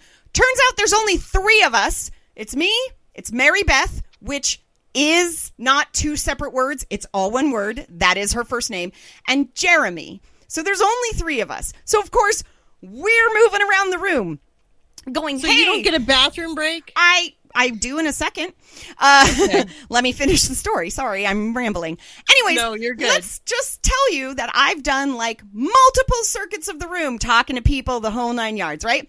I have one thing I need to fill on my list, and that is introduce yourself to a psychologist, not one from your own school site. Now, I'm not at a school site, so any psychologist will fit for what I have to do, right? So then I'm like, I just need to find a psychologist. And the problem is we're not wearing name tags or badges with our titles. So I don't know who they are. I don't see them that often. I don't know them by face. If you gave me a name, I can tell you, yeah, that person's on the payroll and they're listed under psychologist, but I don't know them by face. So I'm standing next to one of the principals that I'm very close with. And I'm like, hey, do you see any psychologists here? Because the principals work very closely with them. I'm like, I need a psychologist. She goes, oh, my site just hired a new psychologist. She's right there. And she points to her across the room at the coffee station. Beautiful long pink sweater. She goes, that's Claire. Go introduce yourself to Claire. Okay, fine. Great. Thank you so much. And I go across the room and I walk out of. I'm like, hi, I'm Christina Hill and I work in accounting. And, you know, if you need this. And I just wanted to come over and introduce myself because a little birdie named Rochelle, who is our principal, told me you're a new psychologist and I needed a psychologist. And she said, yes. She goes, please put my name down for the psychologist. I told her she could put my name down for the 3-syllable thing. And then she said, just so you know, your shirt's on inside out. I've done multiple circuits of the room. I've talked to my superintendent. I've talked to our board president. I've talked to multiple principals and a lot of big high-end people in our organization. And my shirt was inside my blouse. This is a dressy I dressed up, slacks, blouse. You always do that, right? Is it patterned? Yes. Is it anything, or is it solid? No, it's like a deep mauvey purple, and it has some light pink, like floral pattern on it. Okay. That's a save. And she was like, you can tell because the seams are very big. And it had cap sleeves, and you could see the seams right on my shoulders where the little cap sleeves were created. And I literally just wilted against the coffee bar counter and just in a very defeated frame of voice, I said, is it really? Please tell me you're joking because something embarrassing happens to me this every year. And she goes, no, I'm so sorry. She goes, I would never let you walk around without telling you. She goes, I'm sorry. I'm that person who will tell you if you have spinach in your teeth. And I said, I appreciate you more than you know. Thank you so much. I said, I'm going to excuse myself now and go to the ladies' room. And I just walked directly to the ladies' room. I walked in the very first open stall, switched my shirt, which was indeed very inside out. And all of the tags are bright white and invisible areas. They are not in hidden areas. And so it's not a button-up shirt, RT Cruiser. It's a slip-on over your head shell. It's not a button-up. And I got dressed in a rush that morning because I didn't want to be late to the event. I wanted to be early. Right. And so, yeah. I can't believe nobody told you prior to that. So then, why? Because nobody noticed. That was it. Yeah, that's what saved me. A very few people noticed, and none of them were sitting at my table. And here's the best part. I can't believe. And here's the thing. I debated whether or not to wear a long-sleeved blouse, and if I had worn a long-sleeved blouse, it would have been a button-up, and I would have caught it in the morning. And I didn't. I said, you know what? It's hot today. I'll wear a short-sleeved blouse. Please tell me why I was fucking freezing halfway through the day because they had the AC set to frigid. Yeah. I should have wore long sleeves. I would have caught it in the morning because the minute I tried to button it up, I would have noticed it was inside out. Oh my God. So yeah, that happened to me in front of, the board president and everything. Luckily, when I came back, I immediately walked up next to my boss and I said, hey, so my tradition of being humiliated at this event is intact. And she was like, check. And Lori was like, oh no, what happened this time? And so I explained and she goes, and I go, and I'm sitting next to the board president. And she goes, don't worry. She's so self-involved. She never would have noticed. And my boss works with them so much. I was like, oh, thank you. Thank you. That is a wonderful story. Every year. I love that every year. So human. Come on. Last year, I got into a full-on political discussion with a very nice woman who I did not recognize, and it turned out it was the board secretary. Wow. And you're not supposed to talk politics. We are a public entity. We're yeah. Every year. Every year, man. It's fine. Every year. Damn, son. Most of the people didn't notice it. The ones who did were too embarrassed to say something to somebody they didn't know. Yep. And you found that that nice person who will, just let you know you got spinach in your teeth. It's just like, oh my God. And then it was so funny because I just kind of chalked it up to, okay, next week I'm back to being in my cubicle in the back corner on the second floor where nobody knows where to find me. I am the troll of the accounting department. I hide in my little corner and I just say, no, you can't spend money on that. And then the week after that, I'm on vacation, so I'm gone. Exactly. So exactly. Fuck it. Oh man. Fuck it. Where are you going on vacation? We're going camping in Redwood National Forest. Nice. Yeah. We're going to spend Very Bob nice. and I are spending a week up Where there. it absolutely will not matter if your shirt's on. I have no Wi-Fi up there. God. I barely have phone service. I don't give. I give zero fucks. You'll just be able to relax and enjoy nature. Hell yeah. Yes. I'm gonna drink coffee made in an old school 1970s percolator. Nice. I'm gonna cook chicken and steaks on a Coleman gas grill or on an open flame. I'm gonna sleep in a tent that is literally bolted to the roof of my truck. I am living the Southern white trash dream for a week. You're going to sleep in your new pop-up camper on the back of your truck. We're going to sleep in the new pop-up tent that we have bolted to a ladder rack on the back of our truck. Not kidding. Very nice. Excellent. I'm going to live in a sweatshirt and sweatpants. I bought new hiking boots. I'm ready. My old hiking boots died after Yellowstone, so new hiking boots. Yeah, now you need flippers to go to Yellowstone. Love it. Yeah, I know. I'm very sad about flooding. that. Yeah. Yellowstone was quite literally one of my favorite places I've ever been in my life, and it's devastating to see what happened. Yeah. I'm glad parts of it are reopening, but it's like, oh. It'll survive. It's, oh God, yeah. It's been through worse. It's been through forest fires. It's been through humans. Humans. It's been through us. We are the most devastating force on this planet. Yeah. Anyways. Millions and millions of humans. We've got 20 minutes, so what else do we want to hit, guys? One moment, I just knocked over my camera. Keep talking amongst yourself. I can see up your nose. As TJ said this morning, thank God that this is not a video podcast because holy cow. Right? Because Lots of mercy. I am not camera ready. I am a face for radio this morning. Lots of mercy. Let's see. I'm still going strong on my TikTok channel with my Gabriel stories that I write and produce and direct and star in. Whee! And film and edit and direct. All of it. If anyone wonders where Nick is getting her creative endeavors out, it's on TikTok. That's where it is. It's right now. It's on TikTok, which I just really enjoy. That's just super fun. And I've my friends who have they created their whole separate afterlife universe that they do stories on. They've asked me to they wanted me to play Gabriel in their universe as well. Mm-hmm. And I'm like, I can't do the same character. So I agreed to launch the Gabriel, Archangel Gabriel over there as well. But she's the big bad. She's evil. So Gabriel, I just got that filmed this week. And that's going to go. The thing about that is, I'll let everybody know the channel. Scott, yes. Don't let me forget to answer. I won't let you forget after I do this. Yeah.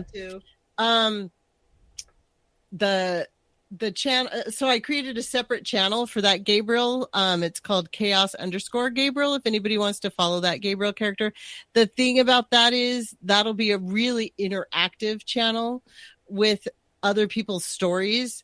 So the videos you see on there will be cool, but they'll be kind of choppy in that they're not complete storylines like my Nicole of Nowhere Gabriel storylines. They're interspersed with other people's videos. So I'll just throw out there. It's really fun. I'm really excited about the videos I created this week. They're very cool. She's a black-winged archangel, and I'm proud of what I'm going to produce for them. She looks super cool. I've seen a preview. So if you want to follow her, I will say the storyline that it starts with is with my friend, Angel Dark, whose handle is what is her handle? I wrote it down. Hold on. Zombie Angel 9 on I know I'm looking at Zombie Girl TJ. I Zombie feel like Angel I've just 9. been one up. On and the storyline is called Dissipation. So if you watch her channel for Dissipation episode 1 to show up, I'm Dissipation episode 30, so it'll take a little bit to get to Gabriel to show up to destroy everyone's plans. And it's going to be fun though. I'm pretty proud of it. And if you that was kind of, I don't know if that was interesting for everybody to hear, but can you also post now a picture in the chat? I'll post a picture in the chat. I think that's on my. And I think I put your TikTok handle in there correct. It's Nicole of Nowhere. Yes, Nicole of Nowhere on TikTok, and then Chaos Gabriel I'll put in there as well. There's nothing on that channel yet because I'm waiting to post episode 30. So that's going to be Chaos Gabriel, and I'll go ahead and put the picture I sent to you guys in there in the chat as well for Chaos. And then Scott would like to know. I call her Gabriel of Gaia, but yeah. Scott would like to know if you've played Stray, which I've heard a lot about. I want to. I think I was on there playing Stray when I saw Scott playing something else. So yes, Scott, I am playing Stray.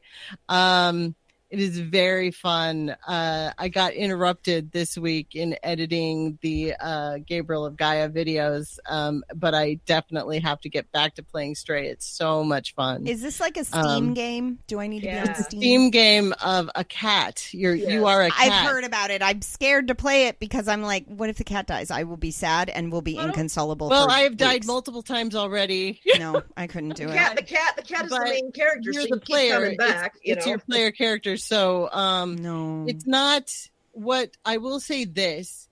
You're a cat and you're running around a city, so you're on a lot of high ledges and stuff, but you can't walk off the ledges. So okay. There's that element to it. Larry, why did you have to tell me comforting you for can me. play on the PS4? Larry, my PS4 is literally sitting to my left. There you go. Yep. Attached to a very large 4K I'm thinking TV. about getting it. For I my really PC. enjoyed it, and I'm not a big gamer. I don't consider myself good at games. No. And I've had a really fun time. I tried to play it with my keyboard and I couldn't. I did have to get my game thing out. Yeah. Oh, is it WASD? What's that? Is it WASD? You can do it WASD, but I couldn't. I usually reprogram it to use the arrow keys. I'm pretty good with the still arrow didn't keys. work well for me. So it worked much better with my what am I trying to say? Sadly, I keep saying I want to try these things, and you all know that once school starts up for me again, I will have no time to do anything. Yeah, I'm thinking about getting it after I retire because I know I'll just want to play it until I'm done with it. Yeah. It's really fun. And it's not a long game. I think most like good gamers get through it in like Larry 10 says hours. it's short. So Yeah. and Oh, he, no, I'm you sorry. know. I'm sorry. 5 hours. Most good gamers get through it in like 5 hours. Okay, I know WASD. I'm just going to say It's gonna this. take me a 'cause longer time. Matt than that, put in for the sure. chat room that WASD is a sin, and I'm going to tell you that WASD is a sin and a terrible thing for right-handed people. As a left-handed person, WASD is literally the simplest shiz. way for me to control things in a game. I can kick your ass running through a game world using WASD keys because I am left-handed. So Yeah. please leave your right-handed bias to yourself. Okay. I had to use a mouse, including the WASD, to kind of function in it, and it just was too crazy for me to. Oh my function God! with When the Bob mouse and I used to and play DDO online, I was the queen of fucking WASD. I could cast spells, set firewalls, run off, and not get hit within I was so freaking fast. Yeah. Well, Larry and I played quite a bit of Dismantle, which is, I mean, we played it separately. We didn't play it cooperatively online, but it is by default it's WASD, and Larry was doing okay with that. I reprogrammed it to my. I am arrow agreeing keys with Luke. I'm just announcing. I'm sorry. Because not only were the movement the keys WASD, but like the using your inventory was I, and I kept like accidentally not I know it was. There were other keys right next to the WASD keys that you used to pull up your inventory or hit something or do this or do that, and I was always hitting the wrong key. So I could scroll. I had 4 inventory bars. I could scroll inventory while moving. It was the best. Controller. I haven't played in so long, though. I have not played in so long. I'm probably rusty as fuck. I'm using this. Oh, see, you've got a gamepad controller. Yes. Okay. I do want you to know, Christina, that I still whip out Diablo 3 now and again and play on it. And I actually miss running with you guys. Larry despairs of how little I know about, doing the rifts and all the other special things you do after you play the main story, all the special stuff you can do. And I'm like, okay, that's really confusing. I don't think I'm going to do that. I miss Pirates of the Caribbean online. With all my heart. I logged so many miles on my treadmill playing that with you guys. You have no idea how good I got at sinking ships all by myself. Oh, me too. Yes. I could sink straight up like giant English ships with all the cannons. I could do it just. Oh, yeah. Didn't even need help from other people. Lightning cannonballs that you could shoot like miles. Mm-hmm. When the Juggernaut would show up and everybody would go racing to sink the Juggernaut. We are so off agenda now. Yeah, we're way off. Okay.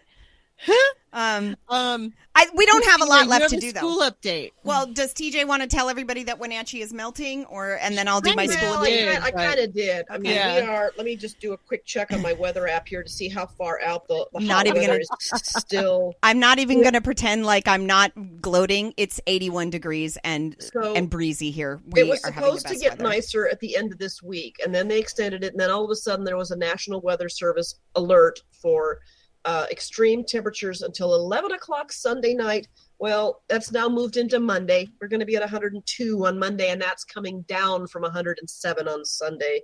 Oh, wow. It's currently 102. It's 10 minutes to 2 o'clock in Wenatchee, and it's 102 degrees outside, which is kind of hot for us. That's very hot. Yeah, it's not uncommon for us to do high 90s all summer, with like a week of breaking into the hundreds, but anymore it's been like there's like always a 2-week period of like almost 110 here. When I lived there were 100-degree days, but they were later in August. It was like the last dregs of summer fighting before fall set in.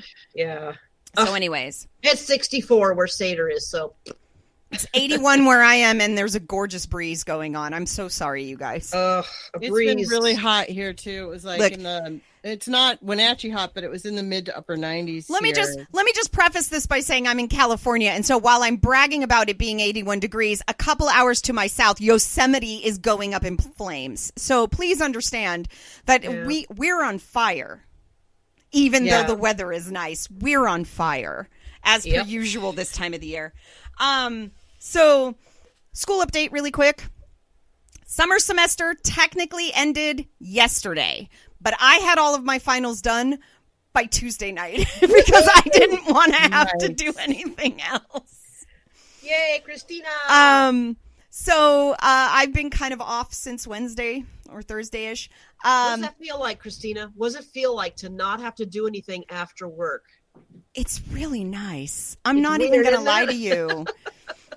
I kind of go home, I have dinner, I watch Jeopardy with my folks, and then I disappear upstairs, and sometimes I just scroll TikTok for hours. Sometimes I watch a movie. The other day, I literally sat down and started a new jigsaw puzzle. It's really nice. Jigsaw puzzle. So nice. Yeah. I love that. So it's just been really nice. I try to sleep in, but of course my cats are very used to getting their breakfast at 5 a.m, so they wake me up at 5 a.m. It doesn't matter. I still fall asleep super early. Last night I was trying to stay up for the Pride48 shows, and I literally fell asleep, just out like a light out. So I'm going to do my best to stay up for today, especially since Seder's Fair is on so goddamn late. Yeah, right? Anyways. Theater people? Yeah. Here's the deal. I stayed up late Tuesday night to finish my finals and made the mistake of doing them at the end after I had written and submitted my term paper. So by the end of the night, my eyesight was so blurry and my head was so confuzzled, I could barely understand the questions. And so I tanked both my finals. Tanked them bad. I got a 62% on one, and I got a 57% on the other one. It's bad, right? But I was running A's in the class, so I'm going to pass the classes. I think one of them's going to be a B or a B plus, and the other one's probably going to be a B or a B minus. Like, I'm going to pass the classes.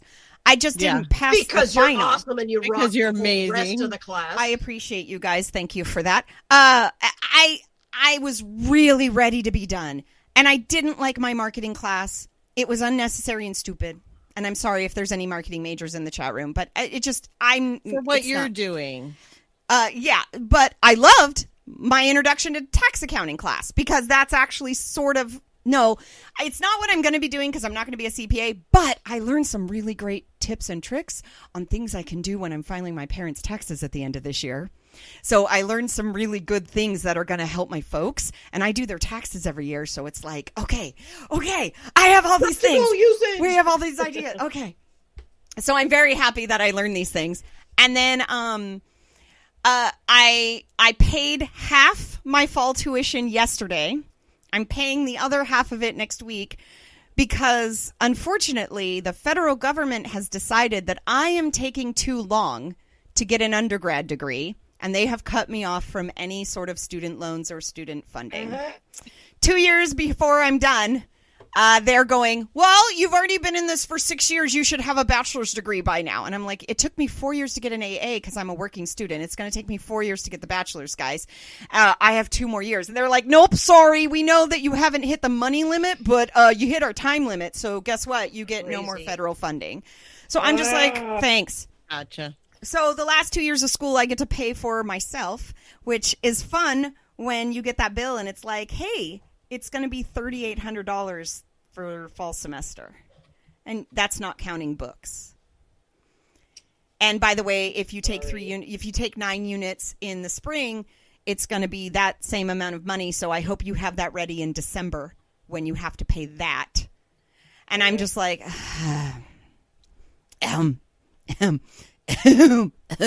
right. So we have now handled, so I'm at least covered through fall.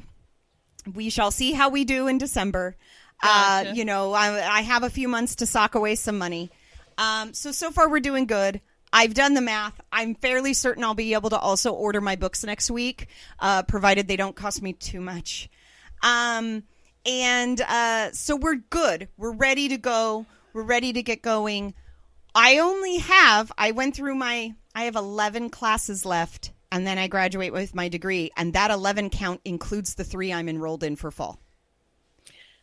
Gotcha. So I take 3 in the fall, I take 3 in the spring, I take 2 in the summer. That's 8 of my 11 gone. And if I can fit the last 3 into the following fall, then I get to graduate in December of 2023. If I don't, and I have to go into the final semester, then I just revert to my original grad date of May of 2024. So we've got 2 years, guys, and then I am done. I'm done. I also passed the CASBO exam. You guys all know this. I announced it on Facebook, that big exam that I took an additional course for a year on top of the school and working full time. I did this whole other course. I took the state exam. I passed. I just now have to submit my certificate application and pay the fee. I won't be able to do that till September. But that's out. So yeah, in about a year and a half, I'm set to kind of go wherever we want to go and do what I want to do. That's so exciting. We're kicking butt and taking names. I cannot guarantee that I won't be a complete wreck by the time I finish. And one of the things that Bob and I are hoping to do is that I'm so proud of you. Thank you. We're hoping to do a graduation trip. He was like, where do you want to go? You've been wanting to go to Europe. You've been wanting to go to Australia. You've been wanting to go everywhere. Where do you want to go? So now I have to figure out where I want to go and what I want to do. So there's just so many places. There are so many places that I want to see. So we're going to see what we can afford and what we can fit into our available time off. But that's where we are. That's Yay! Congratulations. We can see the light at the end of the tunnel. That's where we are. Oh, you're getting Daniel. I see it. I can see it. No, Dan. So we've got like 4 minutes, guys. Is there anything you guys want to throw out or update or do? I think we're good. It's just so fun to be on the live stream event, and we've missed you guys. Yes. Who have we got? Let me go to the. We have so many. Who's coming up next? We've got. Don't Do Disney is coming up next. Disney is coming up next. I'm going to admit that I don't know whose show that is, and I feel terrible, so I will be listening. Yeah, I'm curious why we're not doing Disney. Yeah, why are we not doing Disney? Why would you give that advice? But I'll totally be But Don't Do listening. Disney is next, and I am intrigued. Color me intrigued. It's probably a Disney file who does not want all those crowds at the parks. So don't do Disney. I'm with that. Boy. I don't know. I haven't. God, I don't. You have to like reserve these days to get into the parks. Yeah. It's a Daniel Brewer. I guessed right. I thought it was a Daniel Brewer show, and everyone told me no because Daniel Brewer loves Disney and he would never do a show called Don't Do Disney. And I'm like, okay, you are correct. He would if it meant the crowds would go down. Right? Daniel's a practical man. Oh, is it Don't Do Disney Without Us? Without Us. Oh, Okay. without us. That makes sense. Okay. Because they That have makes the more YouTube. sense. Daniel has the Oh, YouTube that channel. makes so much more sense. Yes.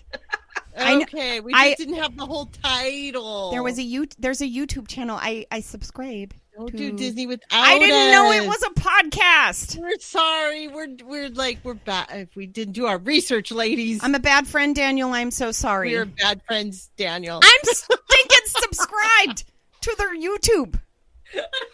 It's the ... that got us. Yeah. I guessed right though. I thought it was a Daniel one. They said Disney, and I was like, "Well, Taylor and Taffy aren't doing a new show, so it has to be Daniel."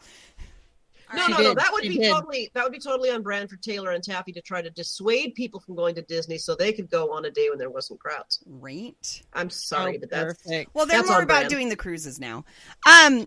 So I will say, if anyone wants to email us, you can still do that at nowherestaff@gmail.com. The phone number and all that is gone because Google said, "Hey, you don't get enough messages. We're going to close this." And I went, "Yeah, okay. I don't want to fight with you." That's cool. Yeah, the Brain Dead podcast number is also gone. The 26 brain rot doesn't work anymore. Yep. Sorry. That's okay. Such a great We're number. going to play the outro. I just want to say thanks, everybody, for joining us. Thank you Yes. for being amazing Thank and you, awesome. everyone.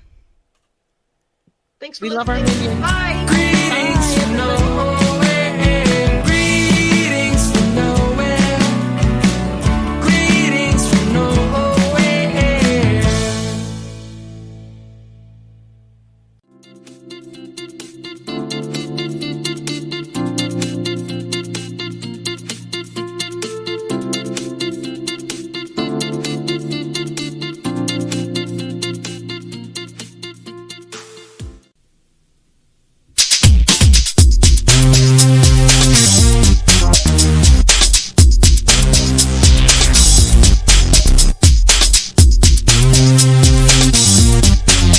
Welcome to Don't Do Disney. Without Us. My name is Daniel. And my name is Zach. And welcome to our show. This is our live streaming show for the Pride48 weekend. So a big shout out to all you folks out there on Pride48. Listening across any of the streaming places right now, YouTube, Facebook, Twitter, or on our Discord server, or even on TuneIn Radio. So a bunch of people listening, a bunch of people chatting with us. And if you want to join in, you can do so. Pride48.com/chat. That will take you over to the chat room where all the action is. This is a little show where we like to talk about all things Disney, the parks, Disney Plus, the movies, the food, anything except the sports, basically. We don't really care about the sports, but that is what we do. Since we have a long show today and we didn't think, we don't normally go an hour and we have to fill an hour, we brought in reinforcements. We brought in one of the biggest names in Disney YouTubing out there. She just rolled her eyes at that, but it's true. It is Jen LaForge. Hi, Jen. Hey guys. Oh my gosh, I'm so excited to be here. This is awesome. Yeah, Jen, if you don't know, Jen LaForge has a YouTube channel. It's very, very cryptically named Jen LaForge, where she talks about her Disney stuff. And she got so popular there, you spun off another YouTube channel, Joyful Living, right? Yeah, exactly. So that's where all the lifestyle, home organization, travel organization, all of that can be found on my second channel. That's right. And you have a Disney podcast.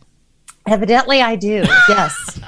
I'm wondering, am I a media company now? Yeah. I think I may have crossed over to becoming a media company, but Yeah, with my friend Liam, who is a cast member at Animal Kingdom, and he asked me to do this last year, and it's really taken off. So now I'm also a podcaster called Unlimited Time Magic with Jen and Liam. Yes. There you go. So you're the credentials, but specific to Pride 48, and one of the reasons that I asked you to be on here is that you are a parent of an LGBTQ member, I guess. Member, what do we say? Yeah, person. Yeah, I have a gay son. That's what I think we can just say it that way. Yeah, I mean, I get very excited talking about all things LGBTQ plus at any time that I can. I was very careful. I chatted with him. He gets a little oogie when I talk about him. So I'm always like, I promise I will only ever speak to my experience, right? You never want to, right. I don't know. Kids don't like you to talk about them behind their back, which I get. But anyway, so yeah, it's fun stuff. Yeah, and I was thinking back over all the years that we've done Pride 48, we have had straight allies on the network, like just the show that just preceded us, Greetings from Nowhere. We have had trans podcasts before. We've had gays and lesbians, and I don't think we've ever had a parent of an LGBTQ person, other than maybe in the audience at our Vegas shows or something. I don't think we've ever had a guest. I could be wrong on that, but I'm just gonna, from the moment, I'm gonna act like we're the first. And I will take the honor. Someone in the chat room will correct me if I'm wrong, but whatever. So you have had a really cool, kind of fascinating life. At least I think so, because you've done so many different things. I casually mentioned the other day about us going to see a Johnny Swim concert, and you were like, "Oh my God, I've seen Johnny Quinn back when they started in Johnny Quinn." Yeah, Johnny Quinn. Back when they were on what was that called? Johnny Quest. Yeah. with his constant male companion Ray Spannon, which is another story entirely. But you were talking about that you saw them back when they were in the religious stuff, and that reminded me. Oh, that's right. You used to be a preacher or minister? I was a pastor at a mega church. I was actually the first woman ever ordained at Irving Bible Church in Irving, Texas. Great church. However, they went on, and I'll say this in one sentence. It's a very, very long, involved story, but they went on a long quest to determine the path of the church in regards to the LGBTQ plus community. And they landed on the accepting but not affirming side, which in church language means we're thrilled that you're here, but you cannot do certain things. And so I always tell people, because a lot of churches act like they're gay friendly, I said, call the church. You only have to ask them one question. Would you allow, if they had all the other credentials, a gay woman to be the pastor? Mm-hmm. And if the answer to that is no, then that is not an affirming church. And you can just move on at that point, because it's very tricky. Because so many churches will say, we love everyone, we want everyone here, and on it goes. So at the time, Will had not come out yet, but I was very firm on where I knew I landed. Mm-hmm. And I was in the executive leadership of the church. It was 5,000 members at the time, very large church. And I just couldn't do it. So I walked away, and I loved my job. I loved our congregation. I had an amazing team that worked with me, and so you do what you do. I would add to that, if the answer to that is no, move on. I would say if the answer is anything but yes, because it could be like, well, how gay are they? Like, are they? are we talking, how butch are they? Are we talking like Katie Lang, gay woman? And it does get, you could have a whole conversation. We could do a whole podcast show just about that, right? Because then you get into the whole, I was just listening to Glennon Doyle's podcast, and she had someone that came out of the Mormon church. Mm-hmm. And he said, his thing was he was going to be the best feeling gay but not acting gay person in the Mormon church, which obviously did not last. But that whole like denying who you really are in order to fit some sort of standard in the church you're in. And it is probably the thing that counselors make the largest percentage of their money off of, is damage from church backgrounds and trying to figure out, okay, if God loves me and I'm like this, what does that look like? So it's something I'm actually very passionate about. So I appreciate the question. One of our coworkers former coworkers. He doesn't work here anymore, but he was a Mormon, and we for some reason when we were in Georgia, a lot of our coworkers were Mormon. And I had never really talked to Mormons before, and we became really good friends or whatever. But when we were in the office one day, someone walked by wearing a Book of Mormon jacket that just, and my Mormon friend had no knowledge of the play or whatever. And so he was thinking that the other guy was a Mormon. And they had this conversation that was kind of dancing around stuff where no one was being Turn it clear. Off like a light bulb. So I'm basically, I had to insert myself and go like, all right, before this conversation goes any further, you do know that this jacket is from a play called Book of Mormon, that he is not actually a Mormon. There's like, before you guys start comparing magic underwear here, this guy, probably doesn't have it. So yeah. That is a great musical, though. I actually adore that musical. It's one of my favorites. I love that. Yes, yeah. I love that musical. I have never seen it. I've only heard the soundtrack. But if we ever get up to New York, or if it comes down to Atlanta or here, we'll probably go see it. Yeah, it's greatness. Have you seen it, Jen? Yeah. Oh, yeah. I've seen it twice. I saw it in New York, and I saw it. The traveling company was here at Fox Theater. And Scott actually had not seen it. And recently my husband, Scott, if y'all don't know, he's an airline pilot, and he had an overnight in New York. He was like, what show should I see? Because you can get on those sites and they have the last minute tickets, especially for one. You can usually find something. And they had Book of Mormon. And I was like, that is your show, friend. And he absolutely loved it. And he's not as into musicals as I am. But I feel like that show, you don't actually have to be into musicals to find it hysterical and very entertaining. So. Yeah. Oh, I'm sorry. We have some theater nerds in the chat room there, making sure that you know that it's a cast recording, not a soundtrack. It's fine. I lived in Connecticut for 4 or 5 years, and that was my favorite thing to do, was go into New York on the weekends and go to Times Square to the TKTS booths where they have all the unsold tickets for the day, and we would play tickets roulette. We'd just see what's available tonight. What can we see? Well, see, and now they do all that online. And I can't remember the website that we used last time. We went and saw David Byrne's American Utopia right before it closed. And whoever doesn't know David Byrne, Talking Heads, he did a musical on Broadway. I had watched the HBO special of it during lockdown and was like, I have to see this live. And so again, Scott had an overnight and we ended up getting tickets, and it was once in a lifetime experience. So anyway, hopefully someone in the chat is into David Byrne and you may Talking ask Heads. yourself. That's right. Why am I watching this musical? And talk about a bunch of people of a certain age on their feet, dancing, having the time of their lives. It just, the whole show was just life incarnate. It was beautiful. So, all right, we're going to talk about Disney here in a little bit, but I want to give the chat room a chance. If you guys have any questions about Disney that you want to know, anything, literally 3 massive Disney experts here. I say that with no hesitation here. We are Disney experts. There's nothing you're going to throw at us that we don't know, except maybe why is there an orchestra pit in the Hall of Presidents? But that's I used to always tell people, like, between Zach and I, we know everything. So just ask me a question, and whatever the question is, I'll go, oh, that's Zach's. Hey, did you know what happened to me once? What happened was I was at camp.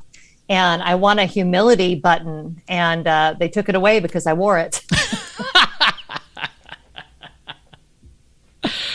Okay, so to build up your Disney questions, we're going to keep interviewing Jen here I just wanted to give you guys a chance to do that. I see Greg in the chat room has David Byrne's American Utopia poster that he just posted in the chat room. Do you know we bought 0 merch, and I have kicked myself. My son, who we were just talking about, was very angry at me for not getting him a t-shirt, but that's what eBay is for. I was just, last night I was mentioning I had a poster from the first run of Broken Hearts Club, which was a gay movie that I really liked, and it was signed by the director and several of the actors. So Dean Cain had signed it, and the director had signed it, who was also the author, the playwright, or what do you call that, the screenwriter for the show.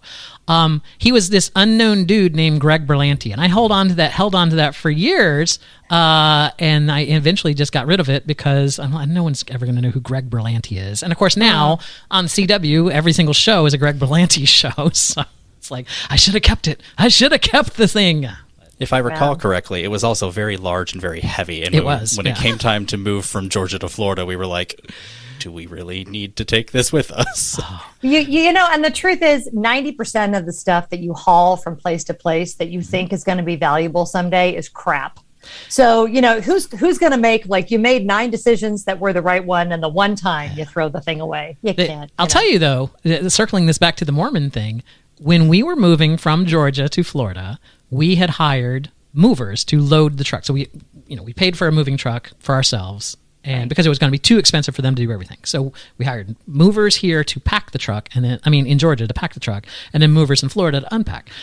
The day that we were supposed to move, the 3 movers that were supposed to show up, only 2 of them showed up, and they were late, and they started working, and then halfway through they're like, yeah, we're not feeling good, we're just going to leave, and they left. So I called my Mormon coworker, and I'm just like, we have to be in Florida tomorrow because there's movers showing up, and our movers literally just left us. And, he's just like, no, don't say anything. I'll be over in a minute. And he brought friends with him, and was like, they all pitched. It's like a barn raising or something. It's no, I would say that. Yeah, that's a good group of people if you need help with moving. That's the truth. Nothing else, but just if you want to move. We're going to get an angry email from a Mormon listener and be like, we're good for more than that. But they're all into D&D for some reason. It's really weird. Anyway. Yeah, but I can't talk about it. That's not. So you were a pastor at a large church and everything. Did you do the main service, or like when I grew up, we had different pastors, and one would do the evening service and the day service and whatever? Correct. So our team, I was over our Sunday experience, but I was more over all of the creatives. So we had a film part of our business that we did. Part of our business. That's telling, isn't it? With the mega church, part of our church, part of our ministry that we did, and I was over all of like the sound guys and our venue that we would rent out for big names that would come in because it was a huge church. And so that was a whole nother part of things. And then our whole worship ministry, I oversaw all of that. And then I served on our executive team. So that's my experience with like sound and filmmaking, and all of that came from that time, mostly just watching people that were really good at things and being told not to touch stuff. Like I would, we had this soundboard that I think was $230,000 for this soundboard that we owned. And I was part of the team when they were researching it as far as getting bids and things like that. But I always thought it was funny that I literally signed the check, but I wasn't allowed to touch it. I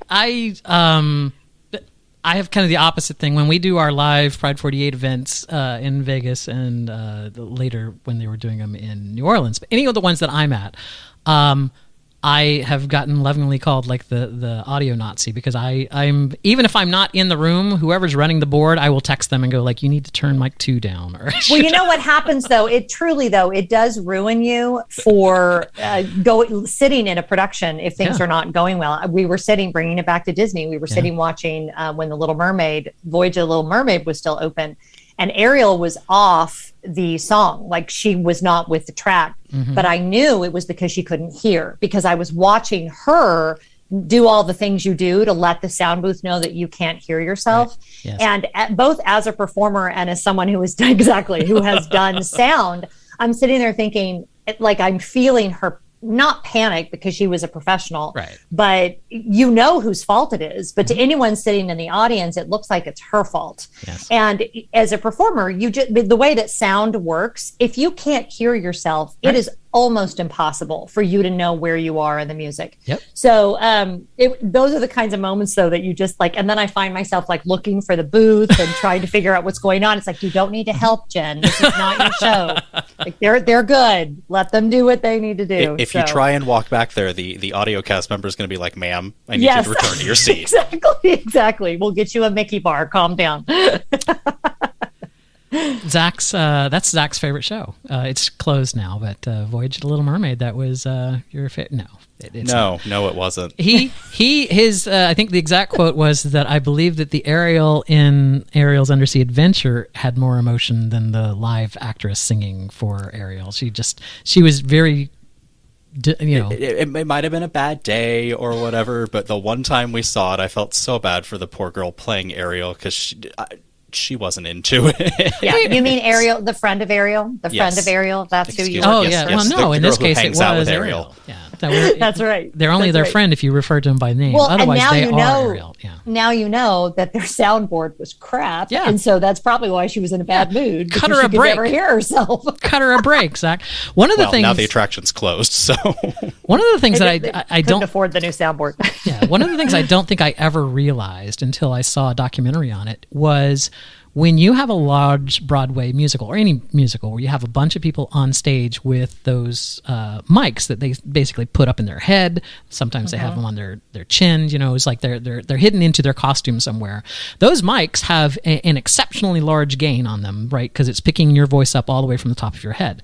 So in a musical number, if you are not singing, your mic has to be down or else you'll pick up ambient noise of someone who is singing. So the sound guy in the back is literally playing the soundboard, like pulling down and pushing up volume depending on where they're at in the song to make sure. And if you have two actors facing each other, right, he has to make sure that the mic is down, the one that they're facing, so that it doesn't get picked up. And it's a very complicated system. Interesting segue there. I actually wore one of those mics at the American Idol experience at Disney's Hollywood Studios. Were you a contestant? I did it twice. Both times I made it to the finals. Both times my friends said that I got robbed because they made such a big deal of saying over and over again, remember to vote for the person that can actually get the golden ticket to go be on American Idol. I was too old. And so they basically told people not to vote for me because if I had they might as well have come out and said it. Right. But I will say that setup was because everyone in it had come from television production. And it was like the most impressive, like the first show was impressive. The finals was insane. It was like one of those amazing experiences. And I'm chatting with all the sound guys because that's who I am. I like to hear people's stories. Yeah, I used to work for ABC. Yeah, I used to work on Broadway. Yeah, I used to work for, all of these huge names. And now they worked for Disney doing that show. And it was an amazing experience. And the second time I did it, it was so fun because I wasn't planning on doing it, but I recognized the girl that had originally auditioned me. And you know how they used to stand there with their little audition sheet, come audition, sign up. I think her name was Heather. So I went over to say hi and she said, are you here today? And I'm like, well, I'm here right now. We have plans later. She was like, no, I'm a hologram. She's like, we are getting terrible auditions. Would you please, please, please come and do the show today? And I just remember thinking, oh, okay. All right, now I got to know, what was the song that you sang? So old time rock and roll, and they had never had girls sing it, from Risky Business. It's a Bob Seger song. It's a Bob Seger song. I sang it in the Bob Seger key. I'm a good belter, and it's such a fun song. It was so easy, and I just did the same song the second time. What's weird is they give you their arrangements, which you do have to practice because it's not always exactly what you're used to singing to on the radio. But yeah, it was really fun. So there you go. I remember that I never went to the show. I remember the show being it, and a little bit of Pride 48 trivia. One of the Pride 48 podcasts, QCast CT, Michael from that podcast was one of he played the Simon Judge sometimes. Oh, nice. He was a cast member cool. that played the Simon Judge. And they were so fun. Yeah. Like they were always the three that I had. They had like a British woman, and then they had a Simon Judge, and then they had another guy. Yeah. And I was sad when it left because every time we would go, I'd be like, I wonder if I should do it today. And my kids would be like, it takes all day. I'm like, mommy needs to perform, boys. Now you have 3 boys, right? I do. And yeah, my oldest is 25, and he just finished up a graduate certificate in economic development. And so he's looking for a job. If anyone's looking for an economic development major. And then our twins, Will is at UGA, and he is an English major. He just got back from a semester at Oxford in England. And are you a UGA graduate, Zach? No, but I majored in creative writing in undergrad and media studies in grad school. So those are two subjects that are very dear to my heart. Yeah, and he's actually graduating with a double major, and his other major is women's studies. Oh. So you can imagine he is quite the commodity in the community there at UGA to do great writing about the gay community, about feminism, there's a lot of intersectionality for him. So that's awesome. And then my other son is actually a manager at a retail shop here in Atlanta, and he just got his first house rental today. I just went and looked at it. So they're all good. They're all like proceeding down the path as you do. And it's really amazing to watch these people that we brought into the world, find their vision for their own life. It's really exciting.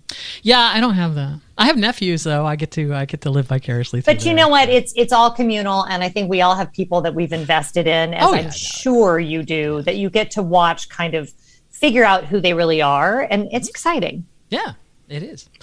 So that's interesting. So your gay son is one of the twins then? Yes. So and the other one is not gay. So that's like I feel like back when we were having this stupid argument over whether it's whether nature you're born that way, nurture, whatever. It was like they would always point to the twin studies. Yeah, every gay twin I've known has been a split twin. Like one of them's gay and one of them's straight. So it's like anecdotally, I've never actually seen two gay twins. So yeah, it's as we know, it's a very tricky topic to get into, because if you come up with a causality, then you start to come up with someone who might want to fix the causality, Yep. which is not what we're at all interested in even discussing. Mm-hmm. However, having said that, I do 100% believe, as does Lady Gaga, that he was born that way. Yeah. So there's some genetic, I do think there's some genetic things, but I don't even like to talk about it, because then somebody's going to take it and make it evil. Yeah. Because that's what we always do, right? Well, yeah, we'll beat a horse. Find a horse, we'll beat it. Yeah. So, okay. So let's see. I covered this. Now, after you were a pastor, there's just so many words for that. I'm sorry. I'm an atheist, so it's like I have to like keep all this. Like, wait, she wasn't a priest. She wasn't a pastor. Yeah. No, completely reasonable. After you did that, you were in business for a while. So I've had a 25-year career. So I worked in hospital systems and administration before I was a pastor. Took a break, had my kids, became a pastor, did that for 10 years. And then I went to work for the Container Store, and I was an operations manager for them. Oh. So came out here to Atlanta to actually open a store, and Scott transferred over here to with his airline. And so I did that. Probably wasn't hard for Delta in Atlanta, right? Yeah, exactly. I try not to say who he flies for, but it's kind of obvious. Don't be sorry. It's like so obvious, but I just meant it rhymes with smelta. Exactly. We had been looking for a path to get to Atlanta, and so that all worked beautifully. I loved working for the Container Store. I loved being an operations manager, a lot of the same like skill set, because basically when you're a pastor at a mega church, you're running a large business. That's just the reality of the situation. So but it was just a lot of work. And I have an autoimmune disease. Our kids were in high school. They were going through a lot, and I needed some more margin. So I took a year off to kind of figure out what I wanted to do with my life. And a friend said, you need to document this. You would be great on YouTube. What's the worst thing that can happen? Which is, famous last words. And so I started it truly just to see what would happen. By the way, if anyone's out there listening and they think they want to start a YouTube channel, my advice would be, if you think you might make it your full-time career, maybe don't use like your actual legal name. Because once that ship has sailed, it's like, well, that's just what it is now. So, so started the YouTube channel, and about a year in, I was like, you know what? Scott and I sat down and talked about it. We're not I not only need to work financially, but I really love to work. My career has always been very important to me, the whole time that my kids were growing up and all of that. And I said, I really think I can make this work. And he said, how long do you think before it would be profitable? And I said, I feel like if I can give it 2 full years, so give it an additional 12 months. So we had some money set aside, decided to go for it. And almost exactly at the end of 2 years, I had almost completely replaced my income that I was making from the Container Store. So nice. I was able to really continue to build on that. And that's where I am now. And I love it because I've got the flexibility that I want and all of that. Sadly, you bought a container from the store to put your money in and it cost all that money. So that's right. I have a very important question about your time at the Container Store. Did you ever see the show Clean House? Yes. Did it turn you into a Trish Sher with containers everywhere and the organization queen? Well, the 40% discount does not it aids in that problem. But I will say this, the lessons that I learned there, because I actually designed Alpha closets when I first went to work for them. And so all of those lessons that I learned now on my second channel, because I talk about that so much, that's where all that comes from. So because the two things I'm most passionate about in my life are like Disney and travel. Well, aside from my family, obviously, but like Disney and travel and then organization. So it allows me to kind of, do both sides of my nerddom in one big package. But I feel like when you started the YouTube channel, you already had a blog, right? I did. I had a blog for years. And I did a lot of Run Disney content, which is where I got a lot of my initial subscribers to the YouTube channel, was all around Run Disney. I talked about a lot of different stuff. The blog was never really profitable. I ran ads on it for a while, but I never liked keeping up with that. It was always just a side thing that I did. So yeah, my blog started in, I want to say 2012, maybe even earlier than that. So I did have a pretty substantial following before I started the YouTube channel. And so you started the YouTube channel. Now this is the thing. I watched your videos and enjoyed them for a long time before we decided to start our own channel. And after I started our channel and started doing videos, I marveled at how you did your videos, because I would watch them and I'm like, she's got a picture of, the suitcase rolling at the airport getting onto the plane. I wouldn't have thought of that. It's like I would not have thought of taking that photo and, of that video clip. And so I've always wondered, do you have it like loosely scripted in your head of like, all right, to tell this story for this video, I need a shot of me leaving the house. I need a shot of, at something at the airport. I need this shot at the park or whatever. Or do you scramble around for B-roll later like I did? Yeah. So, it's really funny because one of the things I did at the church is I acted as a producer on a couple of different films, which I actually have an IMDb page. So one of the films that we did was submitted in an independent film festival. And in order to do that, they had to have like a professional producer listed. And so I got listed. So I was one of the girls that actually ran the show was like, hey, do you know you have an IMDb page now? And I was like, sure, why not? Why wouldn't I? We'll go with that. So I learned a lot about the filmmaking process, and I did learn a lot about B-roll. And I'm also a huge student of good filmmaking, which I would not consider my YouTube videos good filmmaking, but I love studying how filmmakers do what they do and the clips that they will put to show. Now we're traveling, and what do I want that to look like, and how much they'll put into such a short period of time to tell a story. And it's really, it is such a expression of creativity for me that I really try to challenge myself. And I'll watch YouTubers with massive followings who do only vlogging and just kind of look at the tricks of the trade and what was interesting about that shot. And they had two different camera angles. And obviously I'm just one girl with a camera, and anymore I'm one girl with an iPhone. So there's a lot of things I just simply cannot do because I lack the equipment, but there's a lot of things I can do. So yeah, I've been completely self-taught, mostly from just observing people that got expensive educations. Okay, I'm pulling together some Disney questions here before we get into our prepared topic here. So here are some of the Disney questions that we have from the chat room. So this is open for any of you guys here.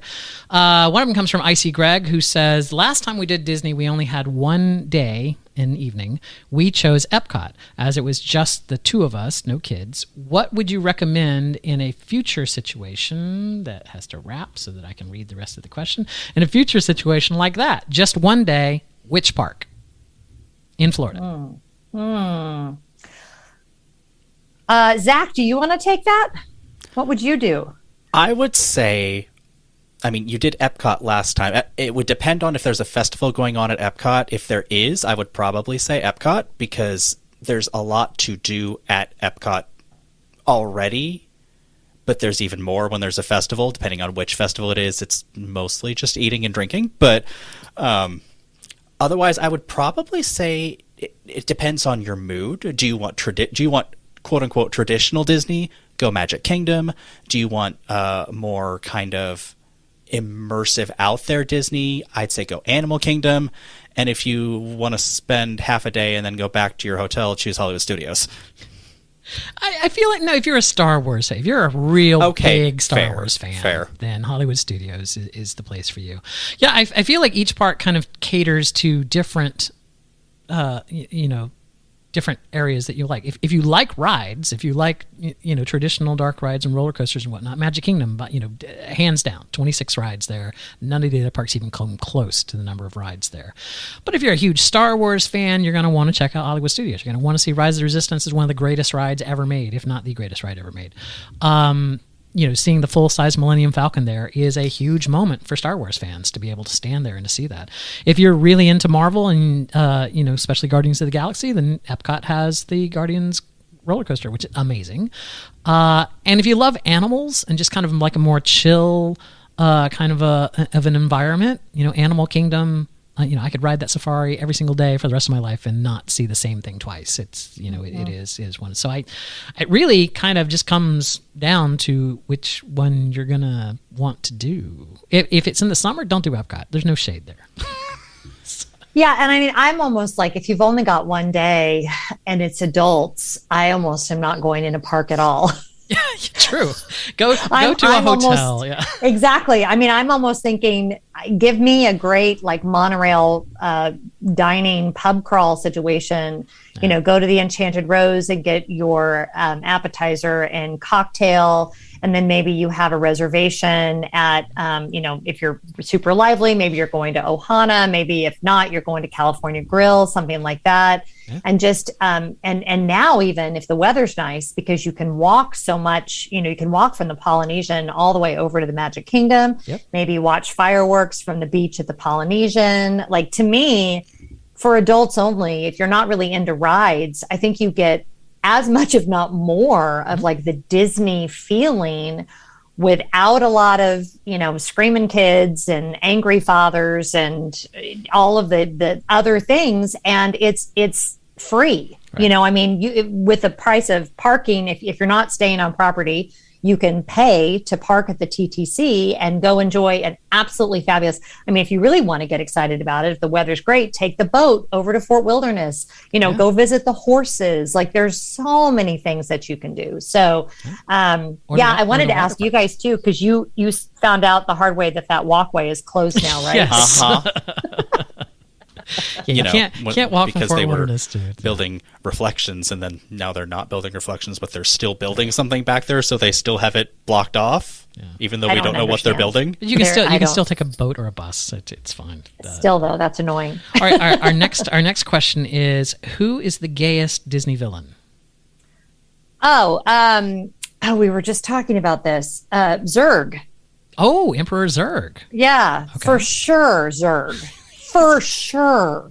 Just like bordering on gay icon status, I think. I mean, I'm not gay, so I should not answer that question because that's not fair. But as an outsider looking in, I'm going Zurg. Final answer. Okay. Zurg, I feel like I need to go back and watch the Toy Story movies and see if I can see the tendencies and whatnot that would be there. I guarantee there will be a layer added to your Buzz Lightyear experience at that point, and the whole thing will change. The ride will change for you. You're going to be riding the ride and be like, damn, John LaForge was right. He's totally gay. I feel I'm torn between Gaston and Scar, because Scar definitely has some old queen energy that, it's just like, oh, did I upset you? Oh, so sorry. It's just like very catty queen kind of thing.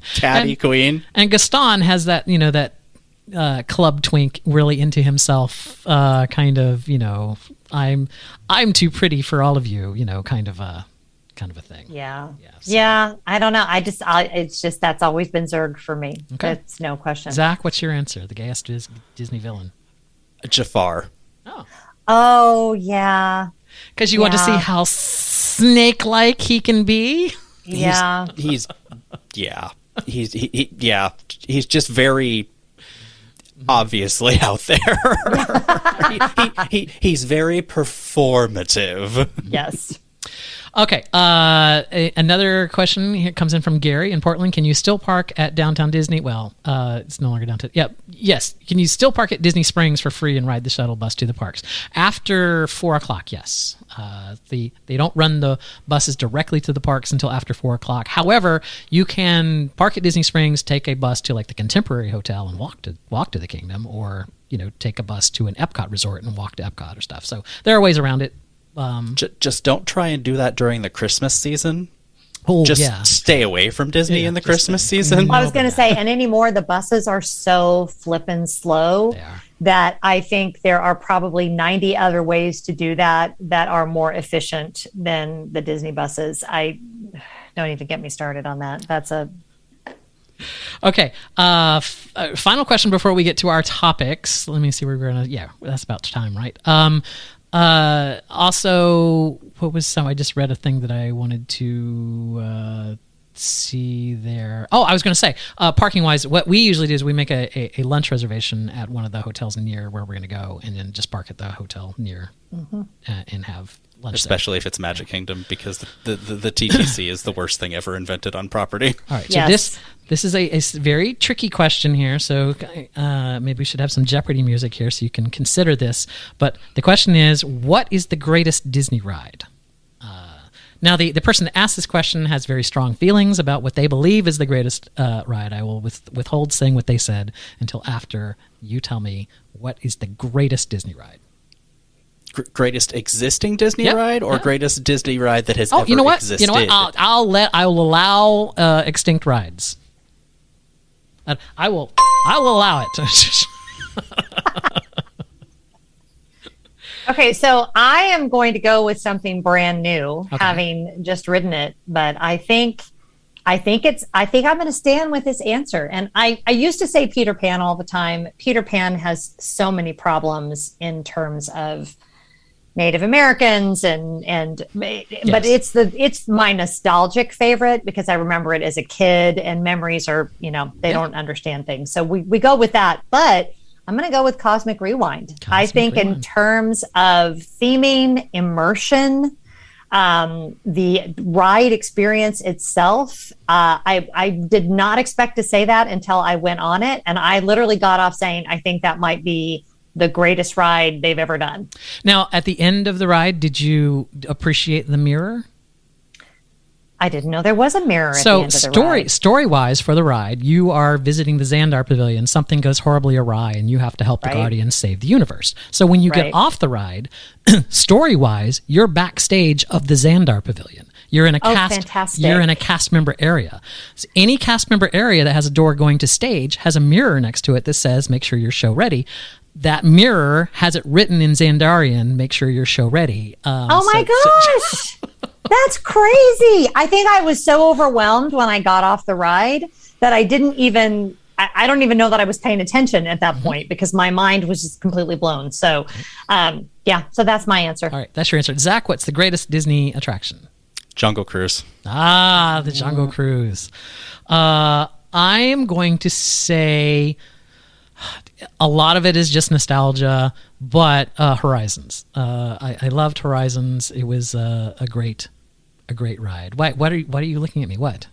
I don't know that I've ever heard you express that. Horizons? I could quote you the entire, like if we had the time, I could probably recite for you the entire Horizons script. Love that ride. That was amazing.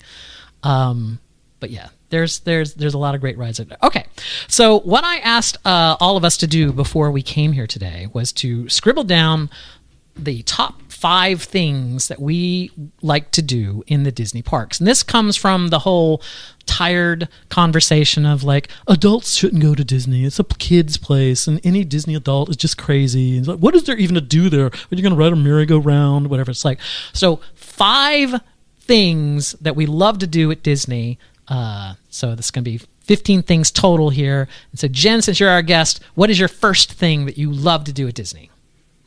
So I broke mine down into who I like to do it with too. Okay. So the first one is with myself. And I put sitting on benches around the hub at Disneyland. Okay. I am going to just add on to that, because I wrote down lovely scenery and mood elevation. It doesn't have to be at Disneyland. Any of the highly themed shaded areas at Disney, at the hotels or at the parks, whatever, I love to just sit there. You hear the ambient music. You see that you can't help but just be happy. And it's like watching a sunrise to a sunset, because Yeah. what's crazy is if you sit there long enough, all of the things come to you. Like the different, like all of a sudden there's a parade, and all of a sudden there's a band, and all of a sudden there's a character, and like hours of programming that just like is brought to where you're sitting. And I did that at Disneyland last year, and my mind was blown, because I was like, I could just sit here all day and take all of this in. It was absolutely lovely. All right, Zach, what's your first or fifth or whatever? No particular order. What's one of your 5?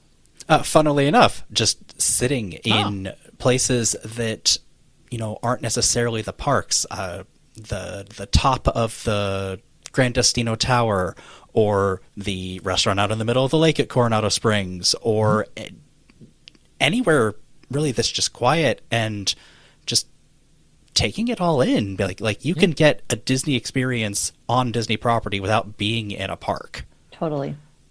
Okay, what is your next one, Jen? My next one is La Cava in Mexico with my friends. And you can get the standing table. For those of you that don't know, this is a tiny little hole-in-the-wall bar. I would appreciate... Yeah, La Cava del Tequila. I would appreciate if all of you listening would immediately forget that I told you about this as it's coming out of my mouth. There are, what, you guys... 7 tables in the entire place, maybe? Yeah, it's a very small cave. As we were just there, it has a total occupancy per the sign on the wall of 53. There you go. Okay. And that includes standing people, though. Yes. Yeah, so. Most people, to be fair, don't go in there to drink. They get it from the regular bar and they take it to go. Right. But it is an amazing experience. They serve no food other than guacamole and salsa, so you have to get that.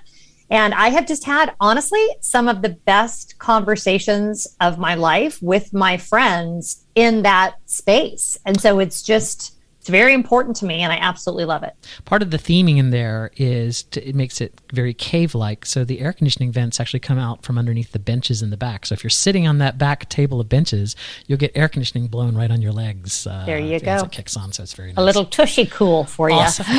Also highly recommend the avocado margarita.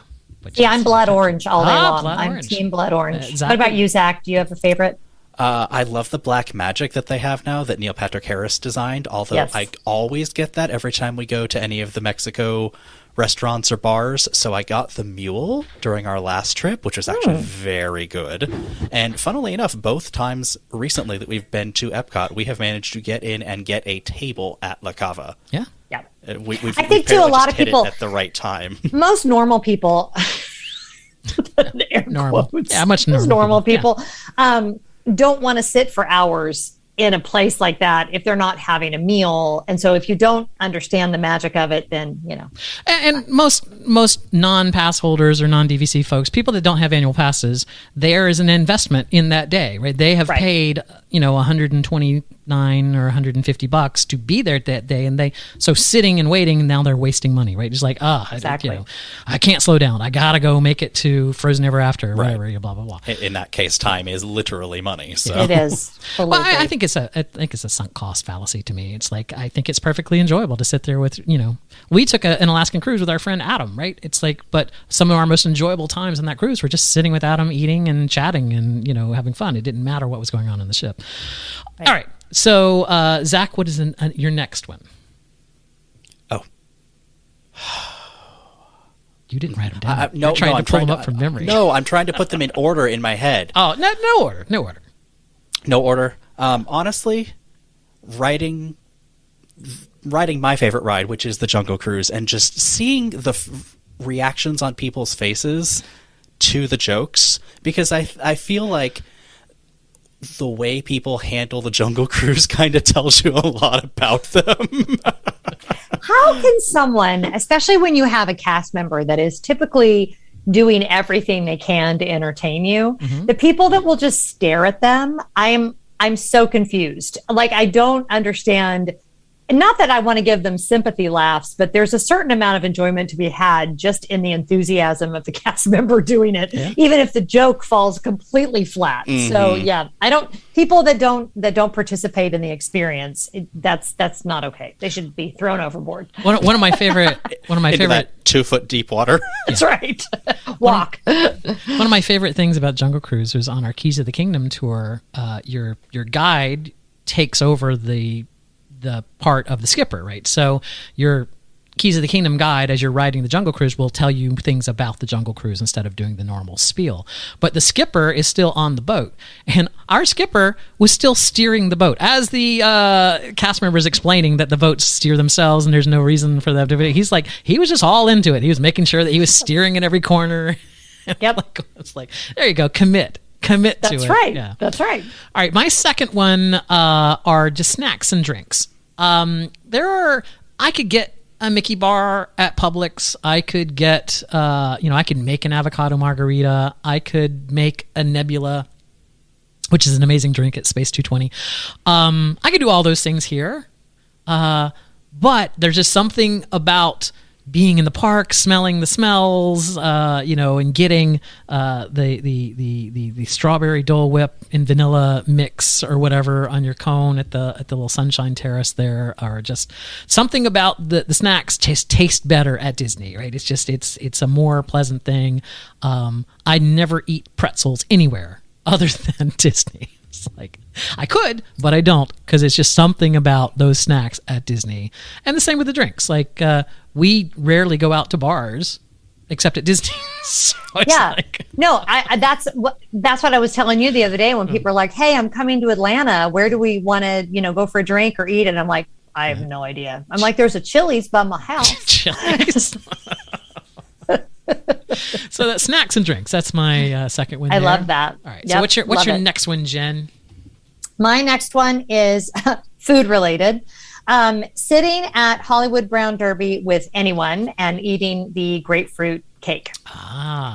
So this is the outside at Hollywood Derby? No, inside. Oh, inside. I am really into the inside of both Carthay Circle and the Hollywood Brown Derby. As a kid, I was completely entranced by old Hollywood.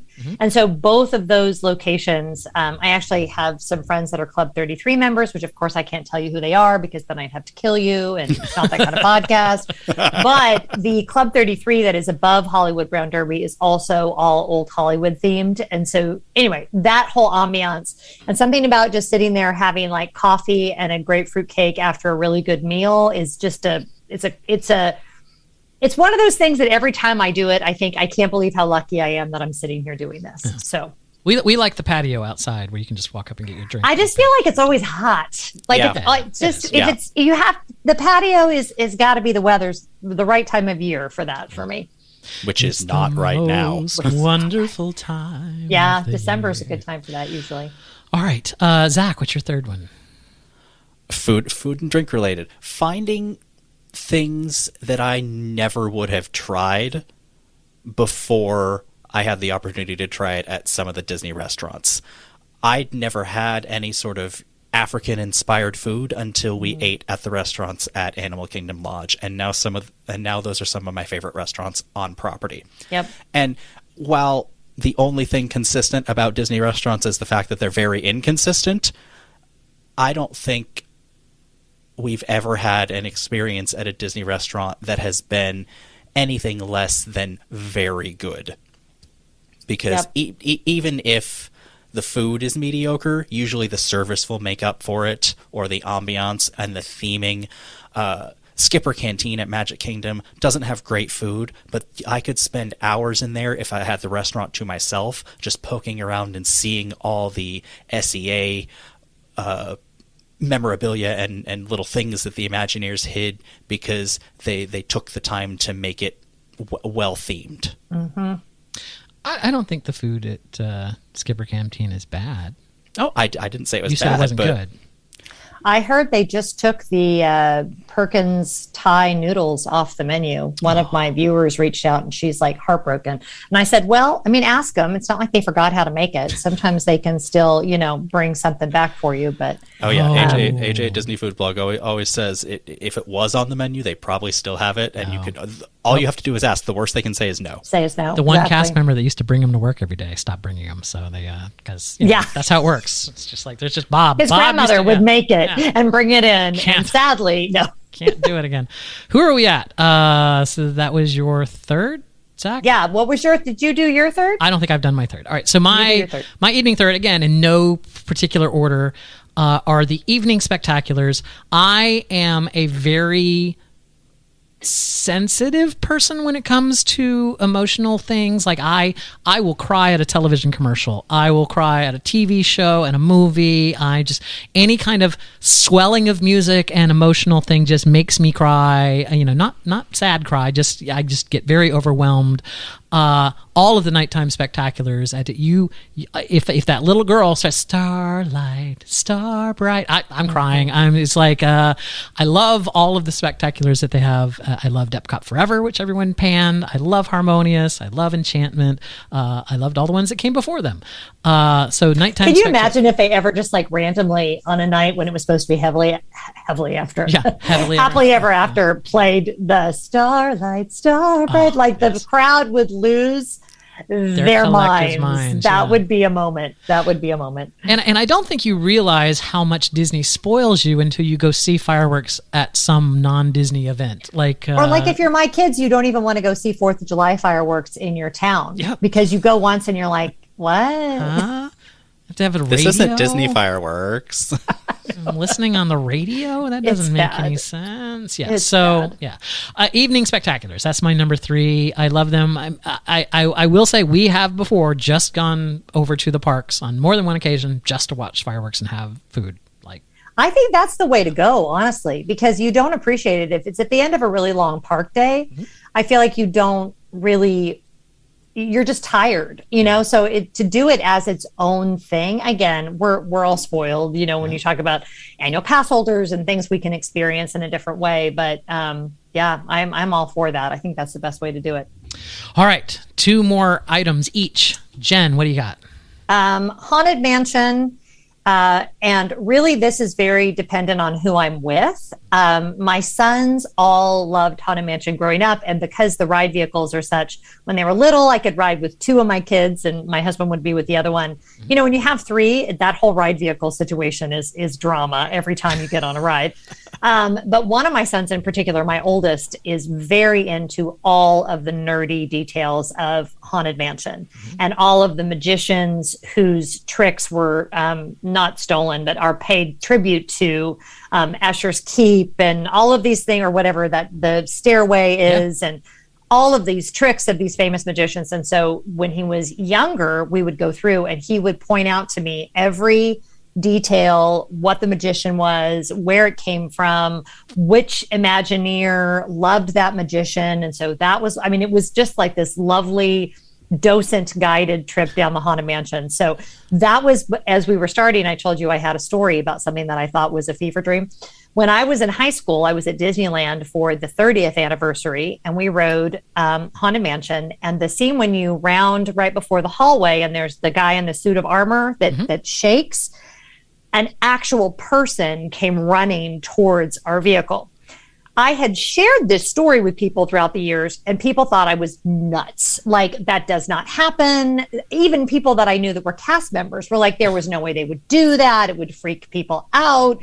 You had to have imagined it. You were probably, and so I had convinced myself that I was wrong. Lo and behold, I was reading some nerdy forum about something Disney and someone said, for literally like 3 days during the 30th anniversary, they had done this, stopped doing it because people literally were having like a physical problem from this thing running at them. The next time you're on that, imagine if that suit of armor got down and ran or approached. They can't really run. There's not enough space, but moved, aggressively towards your doom buggy, how that would feel. But when I found out that it actually happened, y'all, I was like, oh, thank God. Now, I know I've seen a YouTube video. I feel like, was this Florida or California that you... California. Yeah. I remember there was a video about California that they did this special thing. Because the only thing we've done here is we've, again, our Pride 48 connection, Michael from the podcast, who was the Simon judge. The other thing that he's played recently at Disney was the pirate in Pirates of the Caribbean that does for the nighttime shows. Yes, I love that. The streetmosphere. Yeah, exactly. Inside the Pirates. All right. What is your third item, Zach? No, fourth item. Fourth item? Yeah. Harmonious at Epcot. Yes. I think of the 3 nighttime spectaculars I have seen, it is the best that I think Epcot has ever had, and probably the best on property and will be for a very long time. I never saw Wishes or any of the ones that came before Happily Ever After, so I don't have a huge basis for comparison, but Harmonious just celebrates everything that makes Epcot what it is, and I do not and will not ever understand the amount of hate it gets. Oh, yeah, don't read Twitter. I love Harmonious. Yeah. I love it. I think you probably, Liam and I were talking about it on the podcast, the musicality of it, the talent that was involved. Did you guys see that Disney Plus, yes. the live? I mean, it's like normal people. It was live. So yeah, I love that. I love it. And I love that you said that, because I do think it's gotten unnecessary. People just got to hate on stuff, but I love it too. My favorite part is at the end, they shoot fire at you. Yep. Now and get to out. my understanding, they're gonna update it as time goes on. I love that. And it should. I mean, because that is the spirit of Epcot, right? Things should be updated as time goes on. All right, we have 3 minutes left. Okay. My fourth item is animals. I love Animal Kingdom. I love the tamarins there. Our friends Draco and Amber, the 2 tamarins there. We love them. Just watching the otters for hours. The safari. Just animals. Just loving to watch the animals at Animal Kingdom. That's my fourth thing. I love that. I love them too. What's your final thing, Jen? Watching anything or just walking along the beach at the Polynesian, preferably with my husband. I absolutely love the beach there. It was our very first Disney trip when in 1994, he had never been, and took him. We stayed at the Poly, and that is just, love it there. Love just being there, even if we're not staying there, even if we're not going to parks. That's my favorite. Excellent. Okay, Zach, what's your final one? Honestly, the community that we've managed to immerse ourselves into, especially once we started the YouTube channel, the people we've met, the relationships we formed and are forging, it's just, there's a lot of crappy people in the Disney community, but there are also a lot of wonderful people, and I'm glad that we are getting to meet that side of things. I would say there's more wonderful than Pac. Yes. My final thing is pin trading. Love pin trading. Hopefully it's coming back sometime soon. We have a pin event in less than 2 weeks. An in-person pin event over at the World Showplace.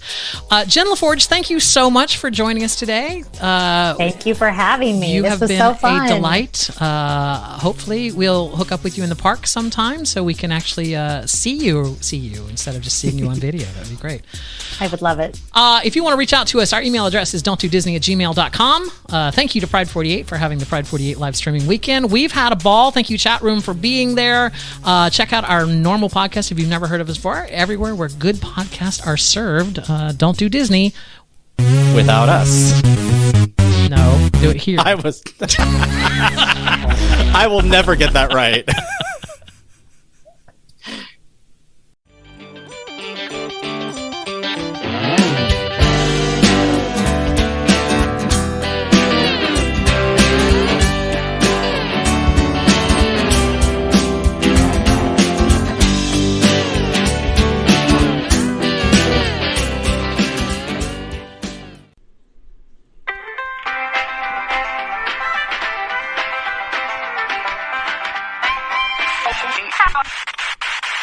Dear Chicago.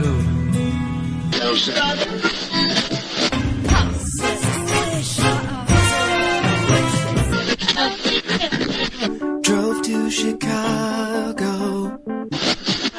In camp to give Chicago a Super Bowl champ.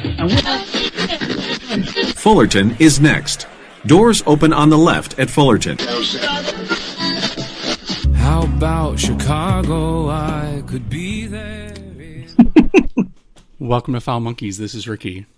This is Adam. Ooh, and this is Jerry. Ooh, hold on. I need to lower your stuff here. I don't know what's happening here, but just try to talk a little lower until I figure this out.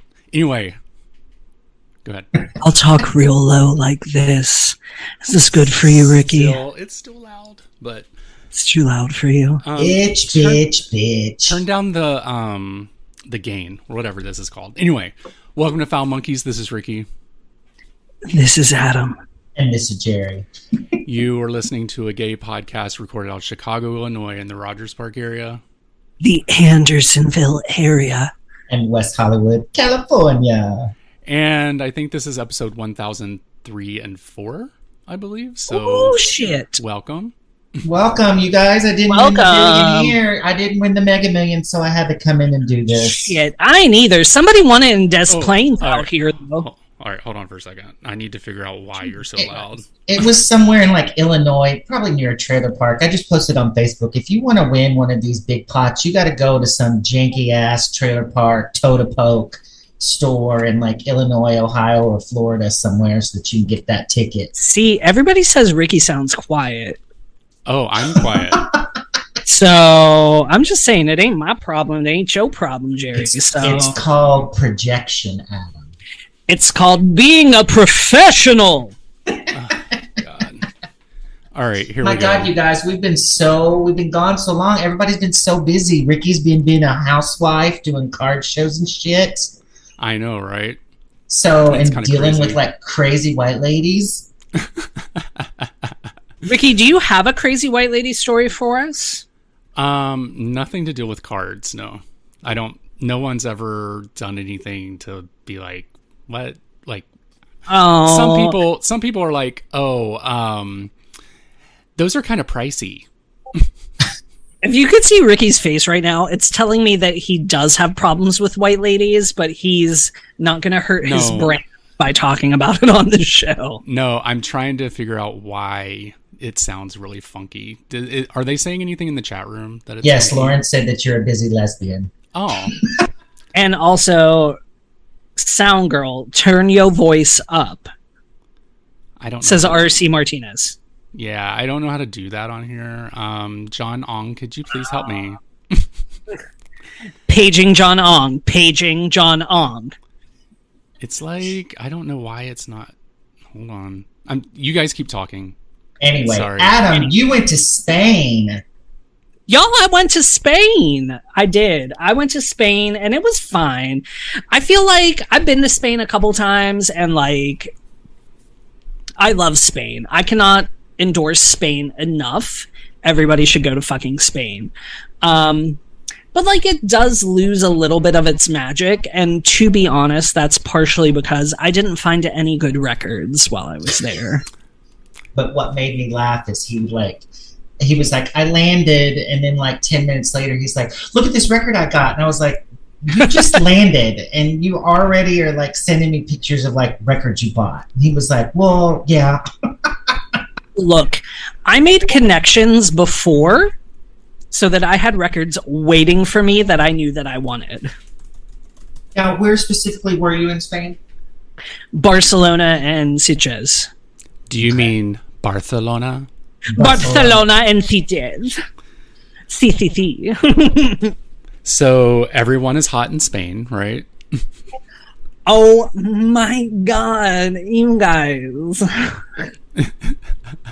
I mean, it's probably for the best because hashtag monkeypox, hashtag COVID. But hashtag so all many, the things. So many beautiful Spanish men were presented to me. Oh, presented. So many beautiful Spanish men's parts were presented to me, and I was like, I'm busy. I'm so busy. I'm so busy. But let me just tell you, I sent you some pictures. Girl. You sure did.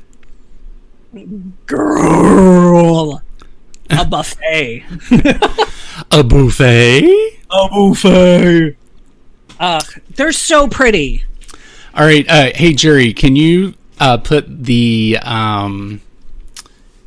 link back in the room again? Just to make sure everybody saw it. I just want to make sure. They did micromanager. Just continue on the show. Thank you. Mind your business. You guys, I fucked up today, and so I had a massage today at it was 2:00. It was 90 minutes. It was amazing. They paired me up with this Latino guy. Did you get a boner? I had to think about a lot of bad things not to get one. So it was kind of awkward, but he was really good at his job. Just saying. Were you really good at your job? Laying there and snoring? Yes. I woke up a few times like, oh shit. Yeah, was that you choking on that dick? No. On that chorizo? No, you're in a room full of you have curtains up, but there's all kinds of massage therapists in there. What kind of massage place do you go to? I went to the massage school. It's a 90-minute massage for $50. I mean, come on. No. It's amazing. It's so good. Pass. Barry, have you ever gotten a happy ending in a massage? I'm not really into hand jobs, so they're not really my thing. That wasn't the answer. That wasn't the question. No, I'm just saying, have you... Okay, the question is then, have you ever climaxed at the end of a massage? Whether by your own hands, by his hand, or a mouth and or a butthole? Yes. Okay. Oh. Good for you. Me too, baby. It's great. I never have. I don't know. Ricky. I just feel kind of like, how do you even know they want to do that? Usually they make the first move. Oh. Well, what is the first move? Like, what is that? Get a boner, baby. Get it. Well, outside of that, I mean, do you just be like flexing it? Like, what do you do? Flexing it. I don't know. What is proper? Yeah, what's the proper etiquette for that? Because I know Adam knows more than both of us. Why? You just make it go up and down with the muscle. Like you have that muscle. That's what Ricky was saying. Flex it. No, you kind of... I feel like I've never had to ask for a happy ending. Because you're so cute and everybody just wants you? Yes.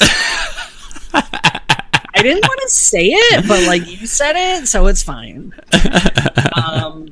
No, I just...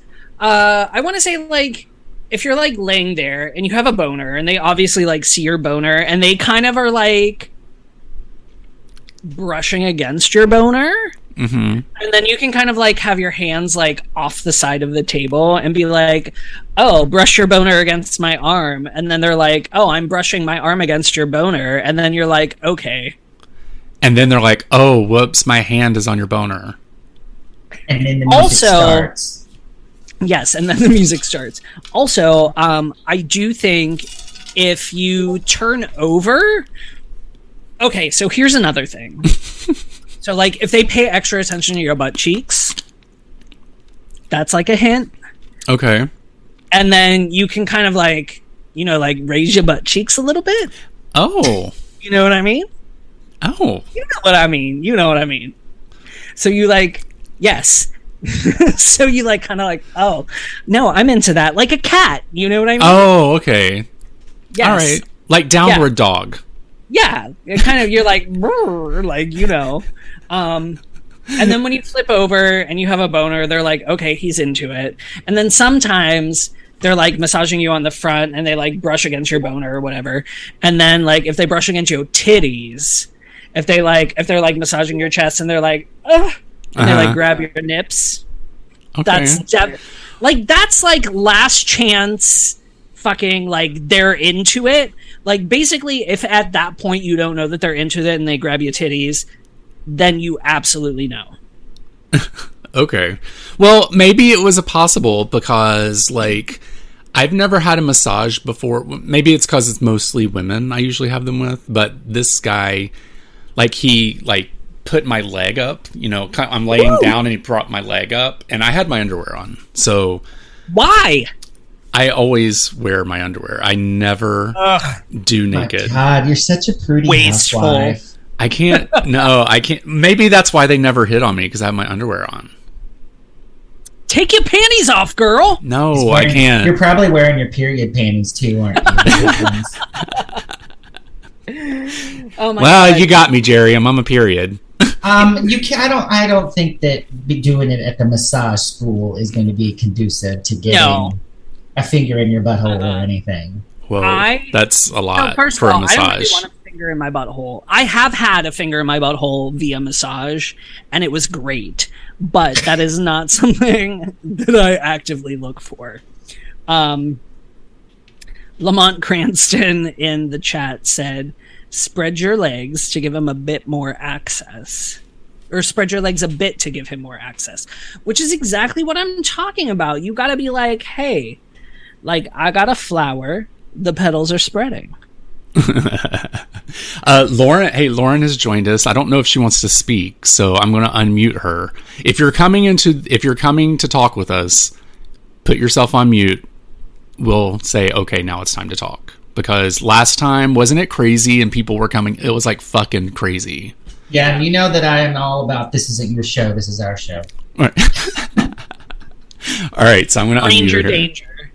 I just asked her to unmute herself if she wants to talk. Oh, here she comes. Hi. Hey, girl. How are all you? Good. How are you?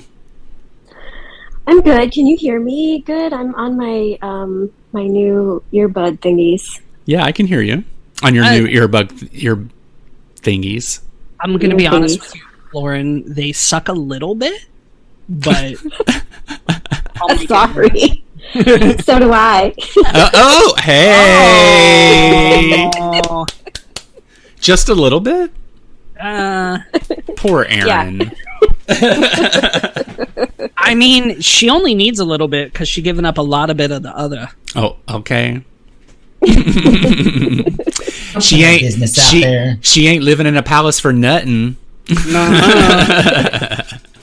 Adam, are you drinking a hard seltzer? No, I'm drinking a culinary crafted cocktail, vodka soda, blueberry shrub from Dogfish Head Distilling Company. And how many have you had of those? Oh, just the one. What about before the show? What?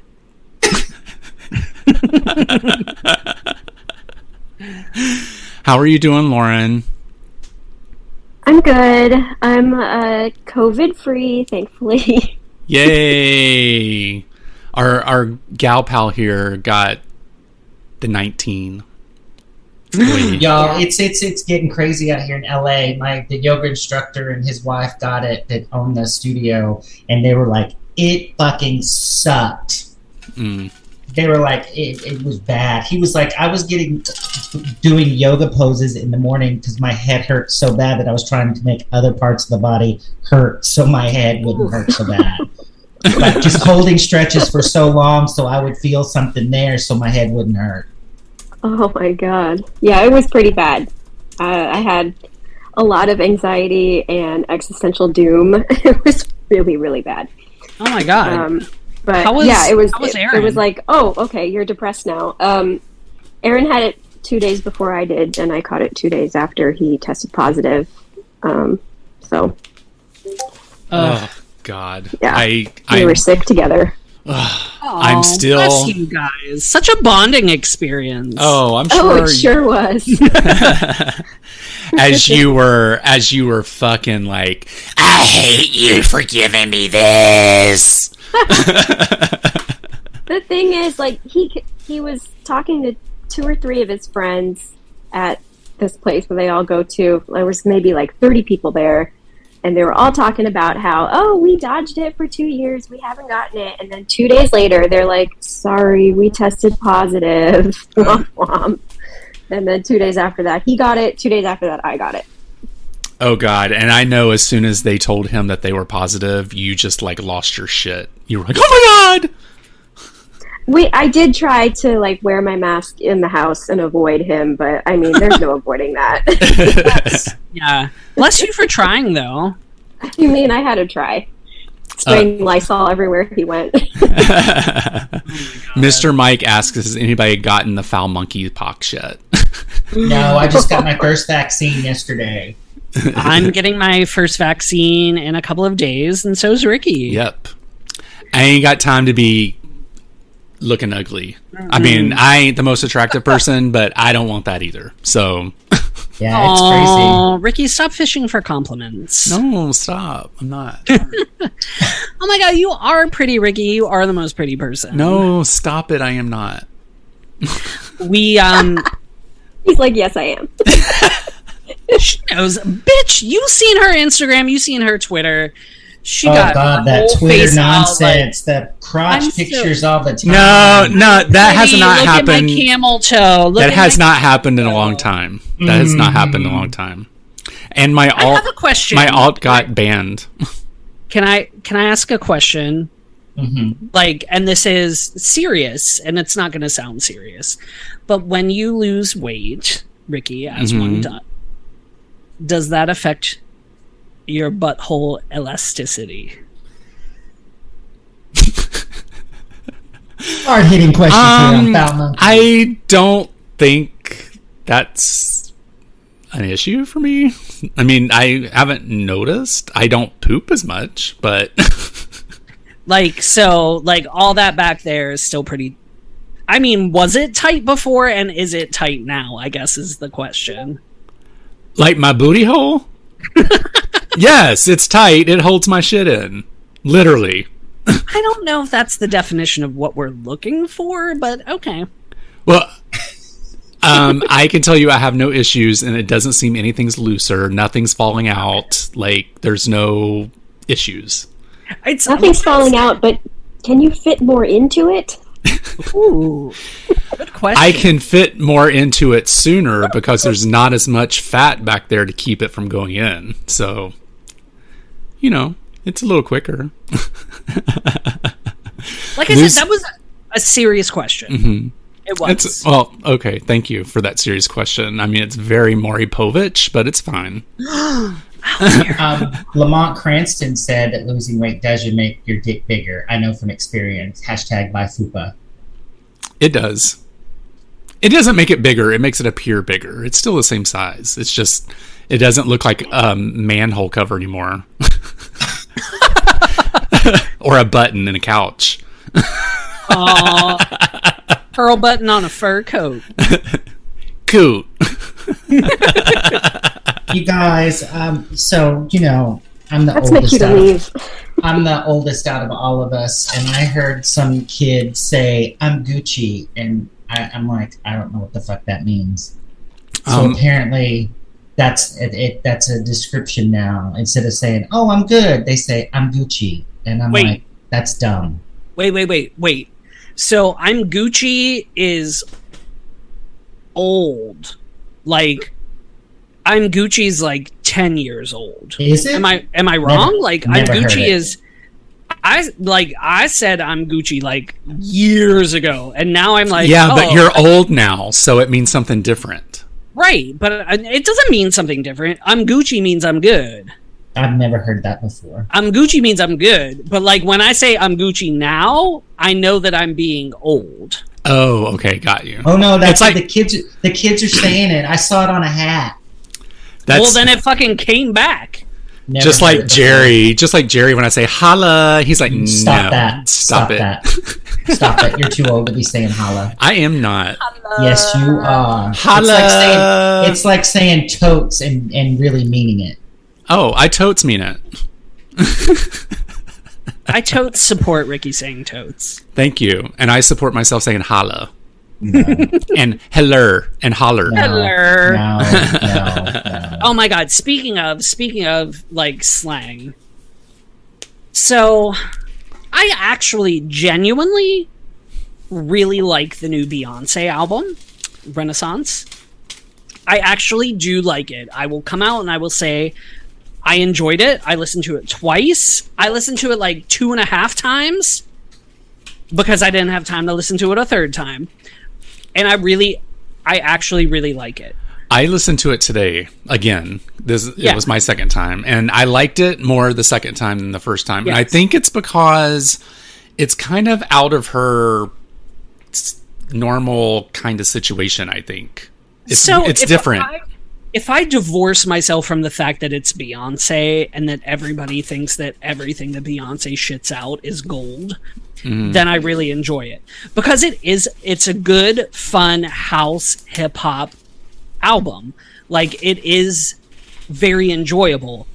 It is not revolutionary, I don't think. It is not changing the game. It is not, like, doing anything extra special. But it is really, really fucking good. It's a lot of fun. But the one thing that gave me pause, and this is why it's tying into like slang or like whatever. Or like whatever. When she fucking, I was like listening, and then like at one point she said hunty, and I was like, baby. Why are you trying so hard? We like you. We like you. We're gay. But wasn't like you. hunty originally a word like I thought that it was a word that was taken from the African American community and the gay people took it. I thought. RuPaul is the first person I heard saying that. Well, he's black, but I guess he is gay, so it was a drag queen thing. We can look up the etymology. Ooh, look at you using your big words. We got the technology. My favorite tweet about the Beyonce's album was Beyonce walked into that studio, did 4 lines of coke, texted Billy Porter, LOL faggot, put her clit directly on the mic for an hour and hit record. 12 out of 10. That's so good. My God. And I love that she called Billy Porter. That's funny. I literally thought, and like I'm completely wrong, but I thought hunty was a contraction of cunt and honey. Honey, that's what I thought it was too. And if it isn't, that's great. I don't know. I'm as vanilla as it gets as far as hunty goes, but if it was about Montel Jordan, you would be like, I know all about this. This is how we do it. All right, so it says here on popsugar.com. It does. Hunty is a combination of, continue, Ricky. Honey and cunt. It originated in the drag world and was popularized by RuPaul's Drag Race as a term of endearment to describe your friends. However, it's sometimes used in a demeaning way. Like, who do you call hunty in a demeaning way? Like, hunty's like, you're cool, you're like awesome, right? I guess. I don't like, know. let me use this in a sentence. Lauren, hunty, you so cool. She's like, I ain't listening. She's like, Unmute. Don't do that. Don't do that, Ricky. No. Add that to the list. No. What, hunty? No, that a whole entire sentence. You have never ever said that to me, and if you did, I'd ask you what's wrong. Right. Yeah, you're so white. So white. Right now. Speaking of being white, I was thinking about Winn-Dixie feet. Yes. Also known as 7-Eleven feet or Circle K feet. Circle K feet. Circle K feet. So I realized that it's been happening to me a little bit. And I think part of it is boat shoes, which exactly. Fucking I knew you were gonna that shit. But also it's because I go on my deck in my back feet. Right. In my bare feet, not my back feet. Jesus Christ. Oh my god. Pup play. You only walk on your heels. I only walk on my heels. But no, I was in the shower and I was like, why is the water black? It was because I had some dirty ass Circle K Winn-Dixie feet. It's like that here too, I'm like, I just mopped this floor like 4 days ago. But I also leave the patio door and we also have a screen door right when you walk into the apartment. So I have those open so the air's flowing, and I just don't notice that the dust is coming in until I'm like, oh my god, why is there such black crap all in the shower? And I'm like, oh, I got Winn-Dixie feet. That's why. And then it's time to mop again. Sweep the mop. I never have Winn-Dixie feet anymore. I don't live in Florida, so it doesn't happen. How do you... Wait, do you not have... No, I guess you don't really have an outdoor space where you are. We have the back... Well, actually, the back patio is all ours now because we own both units, so it's all of our porch. She's a rich girl. But Tony sweeps it, like, a lot. So... We don't really have any dirt back there. I wouldn't say that we have, like, dirt per se, but, like... No, it just accumulates. You don't see it. Does. Stop judging me. Oh my god, you guys. Tony sees it because he sweeps it. Tony would sweep if there won't shit there at all. He would.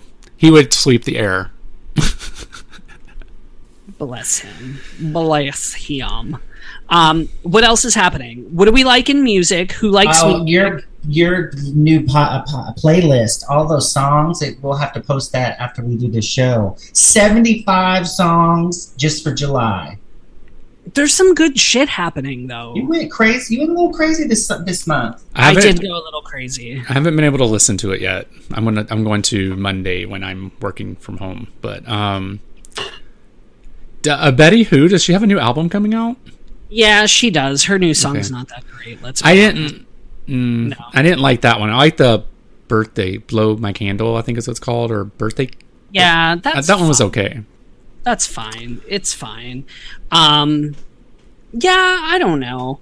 There is a lot of good shit happening now, not just Beyonce, because we talked a lot about Beyonce. Let's be real. But there's some other good shit happening. There's a whole ass Bananarama album. Is it like new? Like yes. I didn't even know that they were still a group or a. You're not surprised. Well, Jerry and I aren't doing our jobs then. Well, there's a lot of things I don't know happening. He's not listening. He's not listening. Mm-mm. No, they've had I don't know what, like 4 albums since the early 2000s that have been like new, and it's just been the duo. It's been Sarah and Karen, not Siobhan, because Siobhan's kind of a bitch. She's probably the most talented member of Bananarama, but she's also kind of a bitch. But their new album is fucking banging. Which it was weird because that first video came out and I was like, this song is terrible.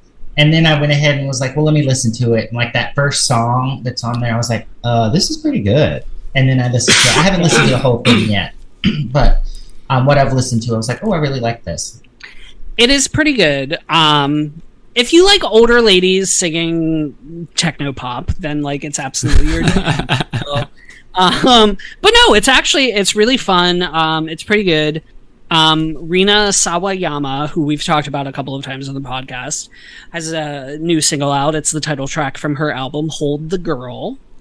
It's very good. It's kind of ballady, but not like ballady, so I would recommend that. Haley Kiyoko, who's a famous bisexual, has a new album out that's really good.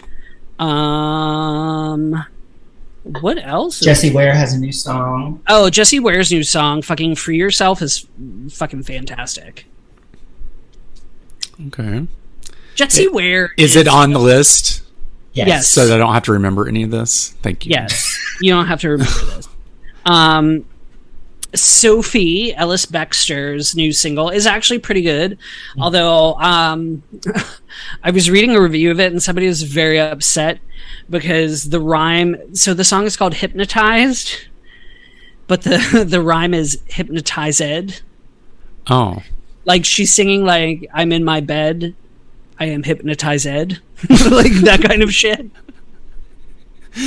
Hey, there's been a couple other artists that have done that too. I think fucking Shakespeare, okay? It's pop music. Oh my god, I cannot not mention though the new Tovlo single. Mm-hmm. Oh, I haven't heard it yet. Are you shitting me? It's so good. It's so good. What's the song that she samples on it? Popcorn. That do whatever. Yeah. You've heard it in a million 80s movies. And wait, I know that I listened to the Beyonce album twice already, but you said that she sampled Khalees. Which song did she sample? She sampled Milkshake. Oh. Was it the drum beat? The drum beat? It's not, you can't really it's the drums. I wouldn't say that it's super noticeable unless you're like looking for it. Oh, okay. But once you're like, oh wait, is this? Oh, okay, no, this is Milkshake. It's on Energy. Okay. I will listen for it.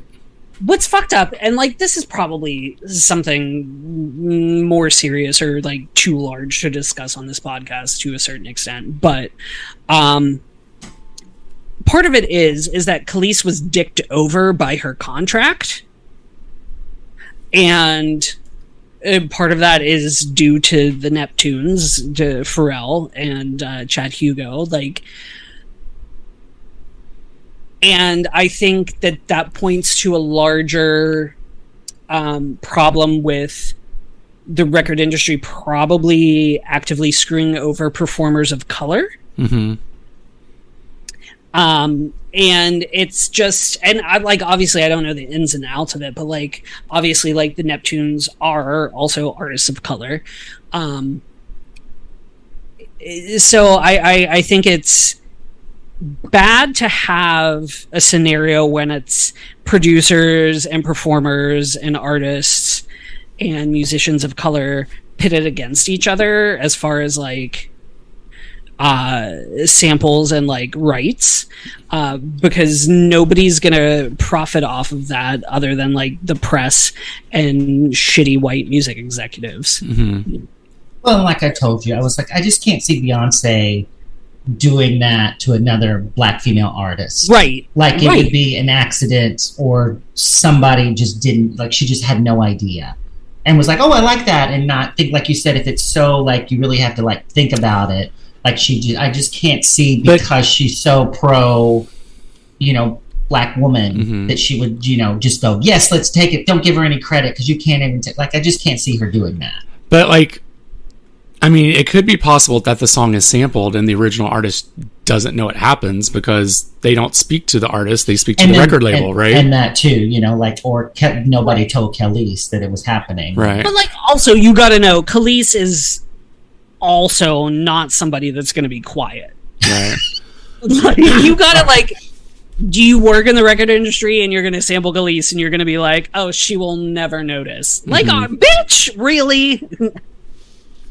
I don't know. I kind of like, I like Khalees. I love her first album. I think it's really good. I love it. It's Kaleidoscope. Like, yeah, I love it. But I also think she's the kind of person that will insert herself when she needs to, just so that people can remember who she is. Right. Someone said that she doesn't own her masters. No, she doesn't own her masters. She doesn't. But the thing is it's owning your masters is different. Owning your masters is owning the recordings of everything that you've put out. Like, that's Taylor Swift doesn't own her masters. So owning your masters is different than owning, like, your songwriting credits. So owning your masters is owning the master recording of something that you've recorded or you've put out. So like I was saying, like Taylor Swift doesn't own the masters of like Love Story because she recorded it and she put it out. So she's re-recording everything else. So she's re-recording it, and so that means that she has ownership of songwriting credits on the masters, and also moving forward, she owns actually like the recording and the songwriting credits. So. Khalees not owning her masters is different than her not owning or her not being credited for writing Milkshake for say like for so the thing is, like, she may have contributed to Milkshake. She may have actually actively like written the lyrics. She may have been like, oh, like, I want this beat. I think you should be on the 3, not the 4, whatever.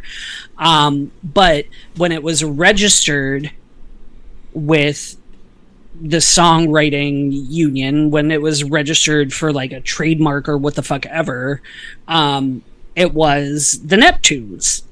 And so her contract probably stated, and I believe what she's saying was that everything that she wrote with the Neptunes would be created and credited to the Neptunes. Kind of like Janet and her writing with Jimmy Jam and Terry Lewis. She's like, I actively wrote with them, but she didn't really get writing credit for some of her stuff, especially at the beginning.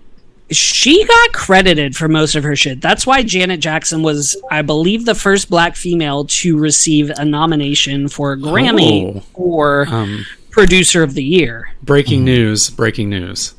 Lauren sat on Pharrell's lap one time. Shut the front goddamn door. Yes, honey. Tell us about it. I want to know.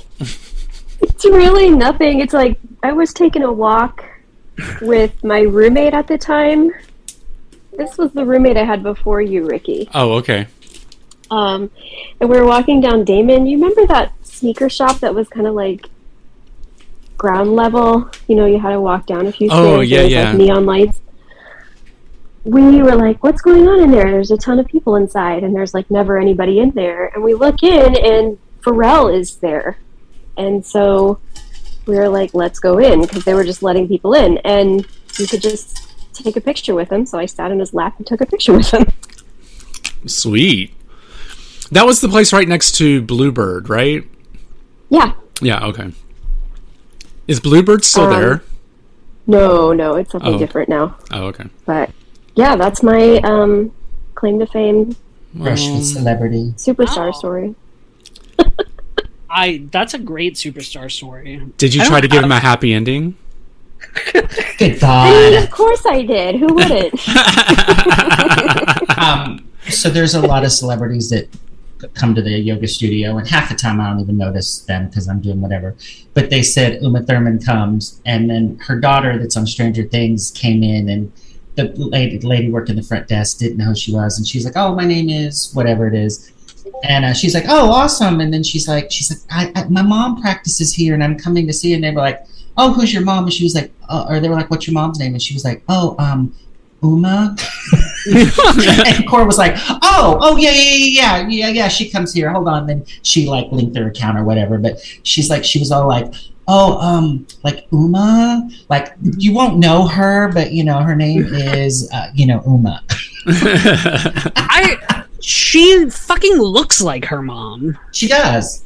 She looks like her dad in certain angles, too. Yeah, she does. She looks like a perfect marriage of both of them. Like, she's beautiful, and she looks like Ethan. If you're like, oh, that's Ethan Hawke's daughter, you're like, oh, yeah, no, that's Ethan Hawke's daughter. And if you're like, no, that's Uma Thurman's daughter, you're like, oh, yeah, no, that's totally Uma Thurman's daughter. I have to see what she looks like. I don't even know who she is. You don't watch Stranger Things. Maya Hawke. She's actually very excellent in Stranger Things. She's very good. She got a little voice on her too. She got some acoustic-y indie shit out that I'm not into, but like she can sing. Is it like sad white lady music? It is sad white lady music. Oh, Ricky, look her up. Ricky, look it up. I'm just trying to see, what does she play in the show? Like, I mean, I've seen a couple episodes, but She's one of the friends. She's Robin. Okay. She a lesbian. Oh, she a lesbian. Mm-hmm. Oh yeah. Oh, she's in the chat room. Oh, she is? They put a little gif. They put a little gif up. Oh, okay. Let me check her out here. I moved the screen. Okay, this is just Oh my God, messy. Ricky. This is Jesus messy. Christ. So messy. You guys, I got a new commercial agent, and she had me take new headshots and everything, which you can see on my Instagram if you're curious. Anyway, so she's like, I need you to take a picture with a boyfriend. And I was like, I don't have one of those. I guess I can take some with my roommates. She's like, take some with a group of friends, and if you have a relative with a child, take a picture with them. And so I was like, just to clarify, you want me to take a picture with the kid to audition with? And she's like, yes. In my head, I'm like, I don't know anyone well enough that I can be like, hey, can I borrow your kid for, a quick photo shoot? And then I might need to borrow them from an audition at some point that I can't tell you about. I'm going to need them for about an hour, and then I'll return them. And then if we get the job, I'm going to have to use them in this commercial that we both got cast in. So are you okay with that? So I'm going to have to tell her after the weekend to be like, I don't think I'm going to be able to do that. I get what you're doing. Well, a lot of the postings are like, dad, whatever age, real child, and then it's like real group of friends. And I'm like, how can you ask for a real group of friends and say, oh, do this when you don't rep everybody on there, trying to juggle everybody's, schedule to all show up at the same time. And then you're going to have one of them be like, well, how much are we getting paid? Oh, I don't want to do that. Well, now we're one less, so I'm like, I can't provide those services for you. We're just going to have to focus on me. So I can't provide those services. But the whole kid thing, because she was like, can't you just ask a relative? I'm like, all of my relatives are in Oklahoma. And, my Insta is JURRYL.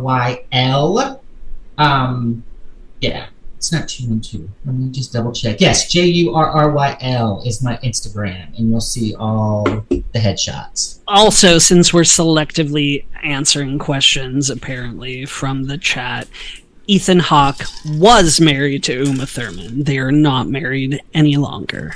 Because he cheated on her. Ooh, who did he cheat on her with?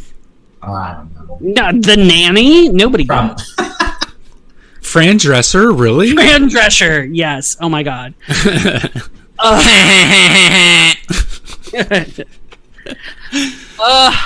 You guys, we didn't plan anything for the show. Like, this literally was not planned. This was not a list. We have haven't. A list. You have a list? Of course. What you got a list about? Of what to talk about. I've been steering the conversation. What's on the list, Jerry? What's on the list? We've actually talked about all the lists. Oh.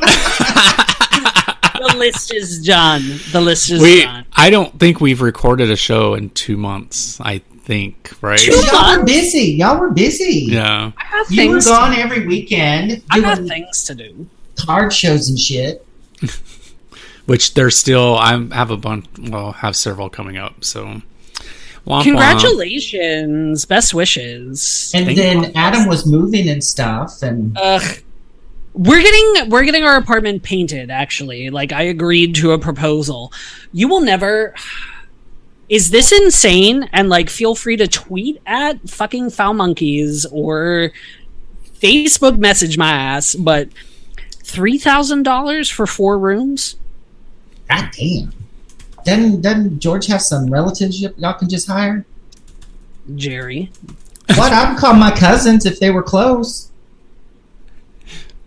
It's our realtor. I was bitching about it. We had dinner with our realtor this week, and he was like, y'all, that's cheap.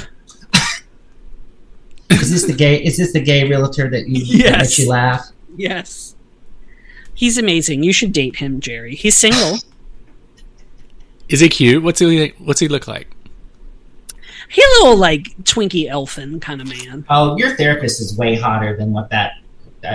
My therapist has a boyfriend. And? Okay. Yes, Lauren. $3,000 to paint 4 rooms. Isn't that crazy? Yes. But apparently it's cheap according to the realtor. It is not that bad. Honestly, we got several quotes, and that is the cheapest. Was it designer paint? No, that's it's labor. Not designer. Labor. It's labor. The paint, Wow. the part of the paint, the part of the quote that was paint was $450. That's it. God damn, that's still. Go buy the paint yourself. I know, right? You can't. If you buy a contractor, if you pay a contractor, you can't buy the paint yourself. I'll buy the paint. Y'all just come do the work. How about you just get a crackhead to come and do it for you? Oh, okay. Well, the Jewel parking lot seems rife with those, so. Jewel parking lot. Go down to the Home Depot. There's people lined up ready to work. Lord. There's some off-brand lumber store, and there was people outside the other morning, like in chairs, waiting for them to come up. And ooh, I know where you can go. Where? Adam, to get one. You can go to Skokie and go to the Crafty Beaver. Oh, Jesus. We have a Crafty Beaver over here, but they're not shady like that. Oh. What's the Crafty Beaver? It's like a Lowe's or a Home Depot. Yeah. You guys, I have to pee. I'll be right back. Well, it's like, okay, we have 14 minutes, but... He really has to go. You know, he holds it till he absolutely can't do it anymore. Right. Melinda said that she would fly out here and paint him for that amount. And then said she's in the wrong field. Right. You know, I used to think that every time I had that go into it when I was temping and unjam the copier, I was like, I should have gotten a degree in like copy or gone to school to learn how to fix copiers, because no one knows how to fix a copier. 672 square foot apartment in San Francisco, $3,200 to paint that. Ooh, well, that's in San Fran. Damn. 3 days, 2 painters. 3 days? Ceiling trim, baseball. Oh, they're doing all kinds of other stuff too. Just buy an 8-ball and hire my Oh, RC Martinez, you know the answer to it all. Y'all, my bathtub has that awful. I hate the it's like covered in white. They put glaze. They have a glaze in the bathtub, and I hate it because it's really complicated to clean, and you have to use a certain cleaner or it'll mess up. But also, if you drop shit in the shower, it'll put a dent in it. And I was like, why is it pink under there? And like it was just a little small hole. Well, then it started just peeling up, and I pulled some of it back. My bathtub is pink, and so I was telling the super, I said, hey, the glaze is coming up out of the bathtub. He's like, oh, okay. And he's like, apparently it's expensive, and you can't like save it, make it and save it. So he's like waiting on a couple of apartments to like, so he can redo all of them. And I was like, I'll just peel it all off and have a pink bathtub. He was like, no, don't do that. Don't do that. Don't do that. So I think my bathroom used to be like that old late 60s, 70s, like pink bathtub with pink tile and seafoam green seams. I think it was just pink though, like the one, kind of like the one I had in New York, where it was the bathtub was white, but the tiles in the bathroom were all, they had a black border, and then it was pink everywhere. I kind of love that actually. I love it too. I love that pink shit, like in the bathroom. I wanted to peel that shit off and just use the pink tub, but then I'd have to paint my bathroom again because my bathroom is yellow. But whatever, it would be easier to clean than that stupid fucking glaze that's just peeling left and right. Is it like an what are they? Is it like a clawfoot tub? Is that what that is? No, it's just to get instead of ripping out the bathtub, they just put a white glaze over it so that it looks white, but it stains really easy. Like you take a couple of showers and like there's like a little, it looks like soap scum on the glaze. But you can't like use any. You have to. The only cleaner you are supposed to use is like scrubbing bubbles, because everything else will strip the glaze. And so you're like, I'm like, what's the fucking point of the glaze if you can't, clean it easily? So slowly but surely, I'm peeling a little bit more off because it's just starting to fall off. And I'm like, I just let me keep the pink bathtub. Fascinating. I know. I'm back. I peed. I don't think I peed since I was at the gym this morning, so I apologize. I'm very well hydrated, generally. I've had a cocktail, but also I have a very small bladder, I think. Allegedly. So it's like when a walnut. Oh, here comes McDuff looking to see if you're all right. MacDuff is behind me. He's in his... Oh, his car. Aw, he's so cute. Look at him. He's so... I will finish the story about me having a small bladder. When I was in like 5th grade going to 6th grade, I went with my mom to Florida on a fucking tour bus. And it was all old people, and this old lady got really upset at how much I was peeing, and she yelled at me that I had a bladder the size of a walnut. And ever since then, I think I've been very concerned about holding my pee. Did you say I'm 10 years old, bitch? I had like a dyed black beehive. I was like, you cunt. I'm gonna tell my mom. I'm telling my mother. My mother heard it all, and she was like, we gotta go up and down the coast with these bitches. Just be nice. And then she threatened her later. She probably did pull a gun.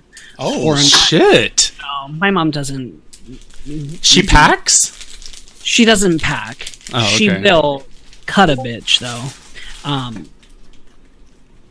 But no, we weren't trying to burn no bridges up in Riverview Homes projects. My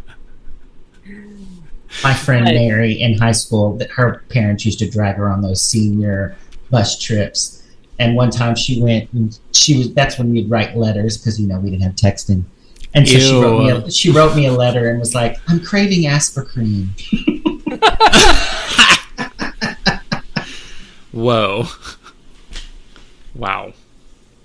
But yeah, she used to take the bus. They would do all kinds of stuff for they went up to Niagara Falls from Oklahoma and all over the United States on these senior bus trips. Oh, They'd God. drag her around. I'd kill myself. No, thank you.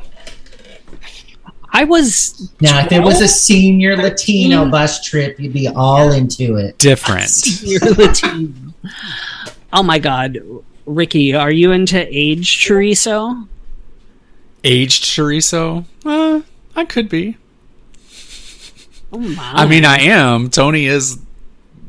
Oh, my God. He's older than me, so... By a few years, so... let's see here. Thoughts and prayers for Adam's bladder. Cute. Small bladders are precious. Just really precious. Or just precious. You gotta go pee again, Adam? Not yet. Okay. Let's run some water. That doesn't do it for me. No. No, that never...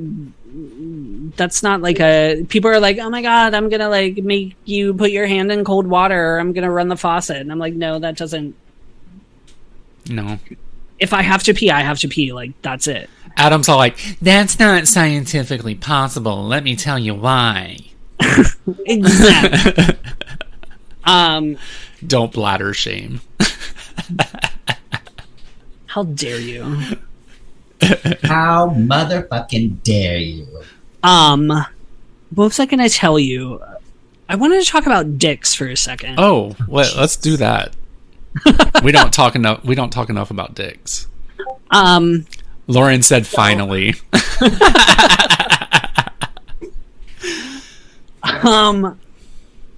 I was obviously in Spain recently, and there was a nude beach situations. Mm-hmm.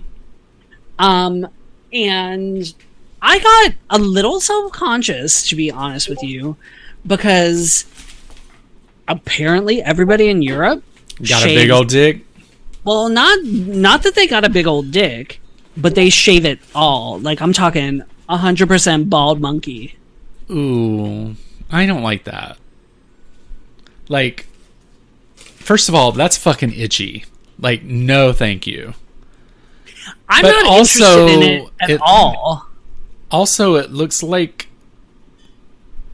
a child's area.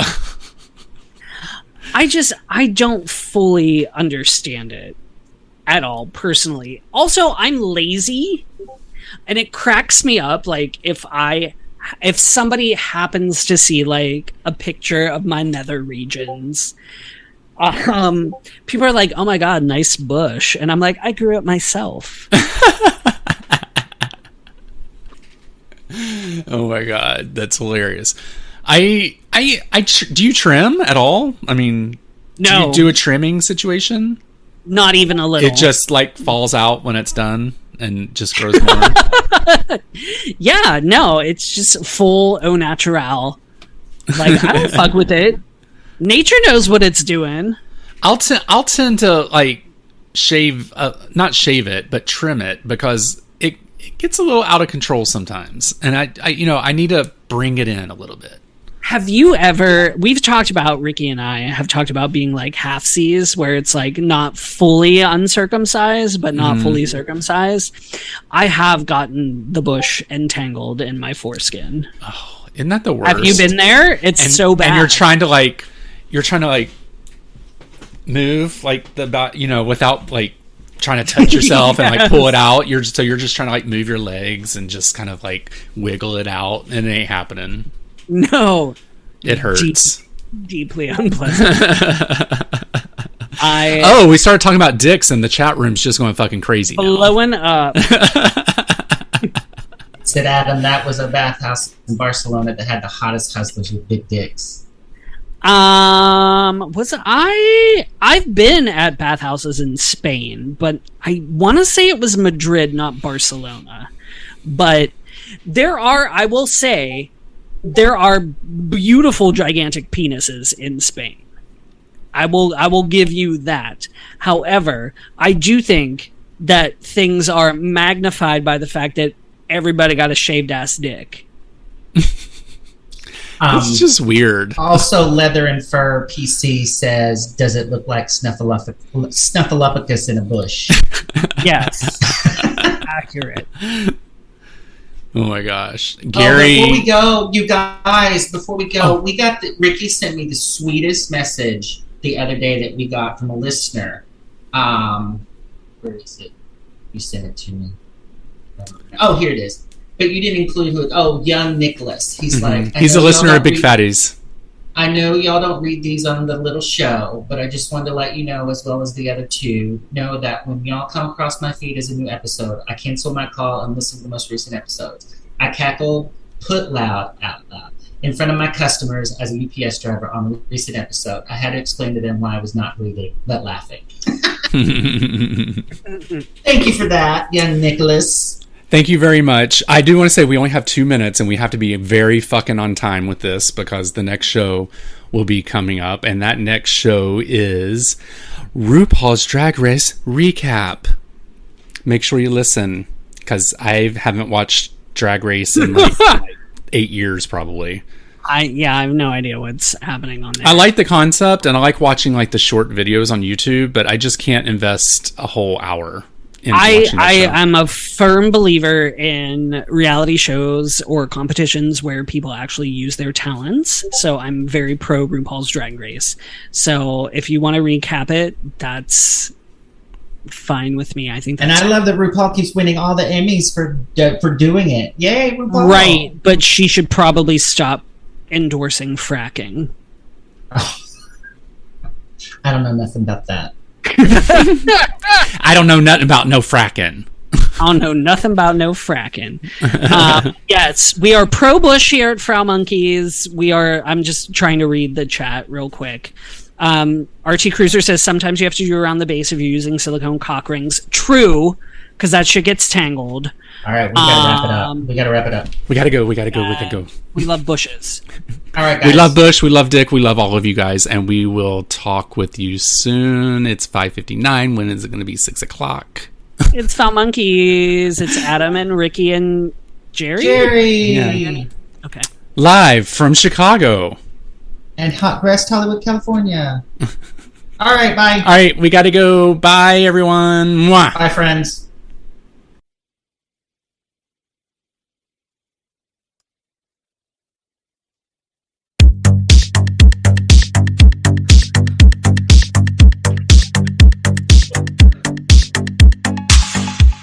Welcome to the RuPaul's Drag Race Recap Show for All Stars, Season 7, Episode 12, titled Lip Sync Lollapalooza SmackDown.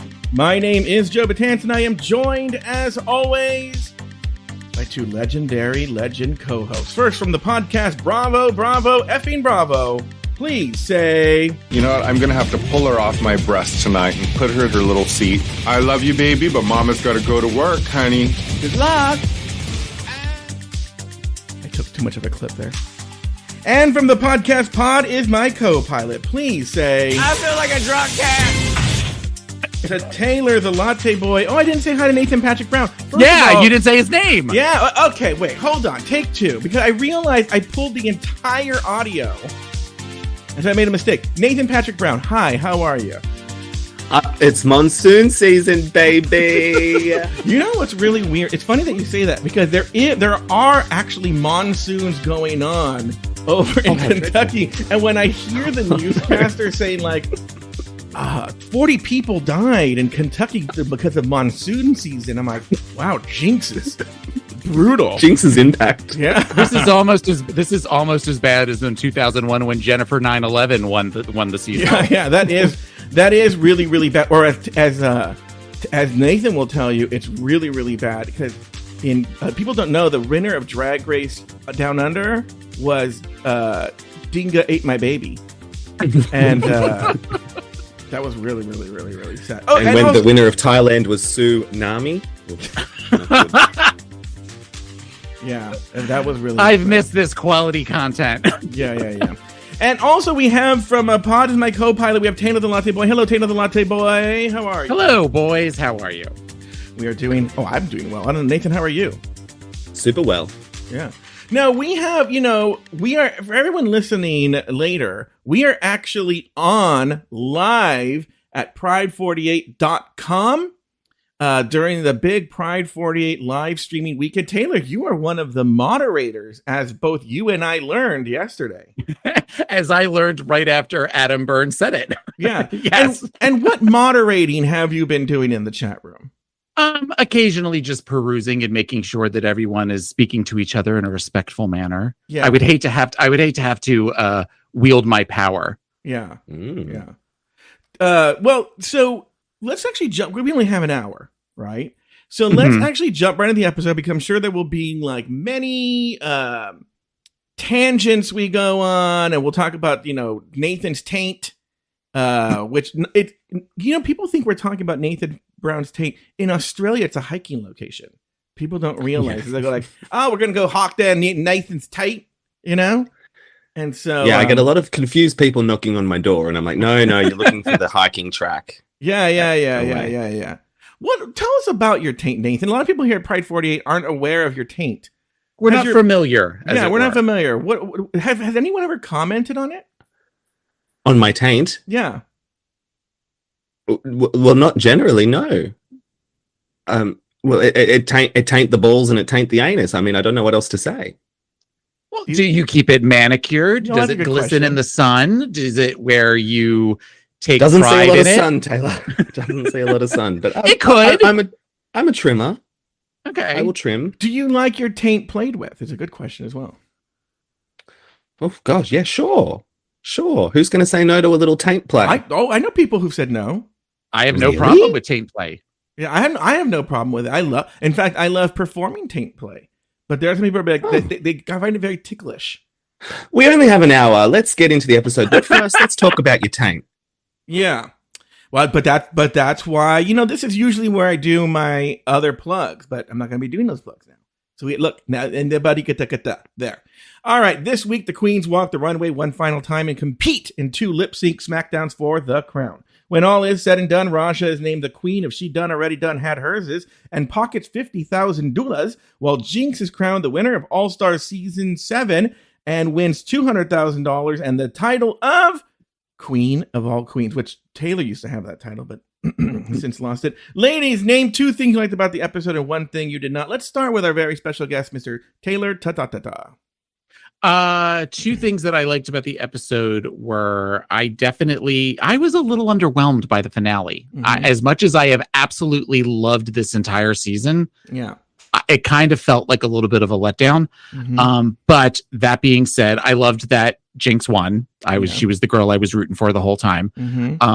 And I loved some of the finale looks, the runway looks before they got into the lip syncs. The thing that I did not like about the episode was, you know how, when it's the end of the school year and you have to make like some sort of project or something, and you have just kind of like little scraps of stuff left. So you kind of put it all together to get something that kind of feels like you're going to get a good enough grade on it. That's sort of what it felt like to me with the editing of this episode. There was times that they were clearly taking clips from earlier, either in the season or in the episode, and plugging them in between conversations to try to make something more dramatic than it was. Particularly in the first act, I thought it was like egregious how much they were doing it. And I'm sure we are going to talk about that, the final announcement as to who was winning, with that thing that was jammed in there where it sounds like she recorded it on a voice memo on her phone. So that's my initial thoughts. Nathan Patrick Brown from the podcast Bravo, Bravo, effing Bravo. And also, by the way, from the podcast Breaking Down Bad Books. Please tell us your two things you liked about the episode and one thing you did not. Similar to Taylor, I liked the winner. So as much as I was ranting last week about the riggery of production... What did you just call me? Riggery. And as like dodgy as some of these lip sync calls were, like the end result was good, so I can't be that mad at them. And it did make for a better episode last week's shenanigans this week, I think. Anyway, I also liked some of the lip sync song selections. I thought that was good because, we've had shitty RuPaul songs in the past. So we had a shitty RuPaul song, this one. Oh, we sure did, yeah. And yeah, the one thing I didn't like is there was a lot of filler, more filler than Trinity the Tuck. And the critiques at the runway were so pointless. I don't know why they all got a new nickname. I just thought that was so bizarre and boring. All right, note to self: get rid of the nicknames I came up with. Taylor. What about you, Joe? Well, I'm going to tell you something. The Soul Train party was fun to watch. I'm sad I didn't watch it in a gay bar. That would have been fun at a gay bar. There would have been a lot of hoot and holler. Wait, Nathan, why were you laughing at that? Because it's part of the filler that I was like, I'd cut. Well, look, guys, I mean, they have to do something. Yes, there was a lot of filler that needs to cut, but yes. But some of the filler, it would have been fun filler. Speaking of, why on God's green earth would the Vivian go and do that to her own ass on national TV, on international TV? It did not look good. What did Monet say? That meatloaf wasn't cooked all the way yet? Yeah. I was like, oh, the Vivian. Oh, my God. No. Anyway, so I liked it. It was fun to watch. I have nothing else to say about it besides the Viv's ass, look like a hefty bag full of wet cereal. Other than that, I don't have anything else to say. But I will say the other thing I like is that the right people won. The right people won. Okay. The thing I didn't like, the right people won by nefarious means. And I don't know how I feel about that. Honestly, the season kind of feels like the whole run of Game of Thrones, where you're like, oh, this was so good. And then the end like just seemed to all like rush together. And you're like, oh, I guess I could see how he's the king, but like how we got there is really weird, Yeah. I was dressed like George R.R. Martin when I was watching it too. I would love to go to Comic-Con as George R.R. Martin cosplay. And just like walk around pretending that you're typing something on like you really and I slowly. talked about the Stephen J. Cannell typewriter where you're just ripping out the pages and throwing them behind you. People thinking that they're grabbing the next manuscript. I figured it out. I do one of those mashups.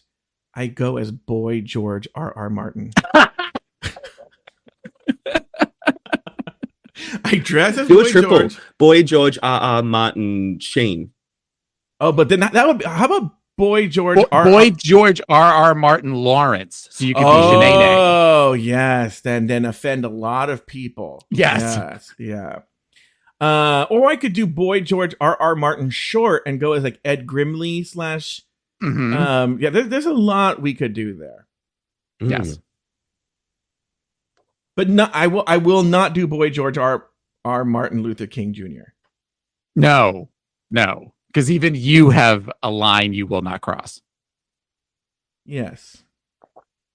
All right.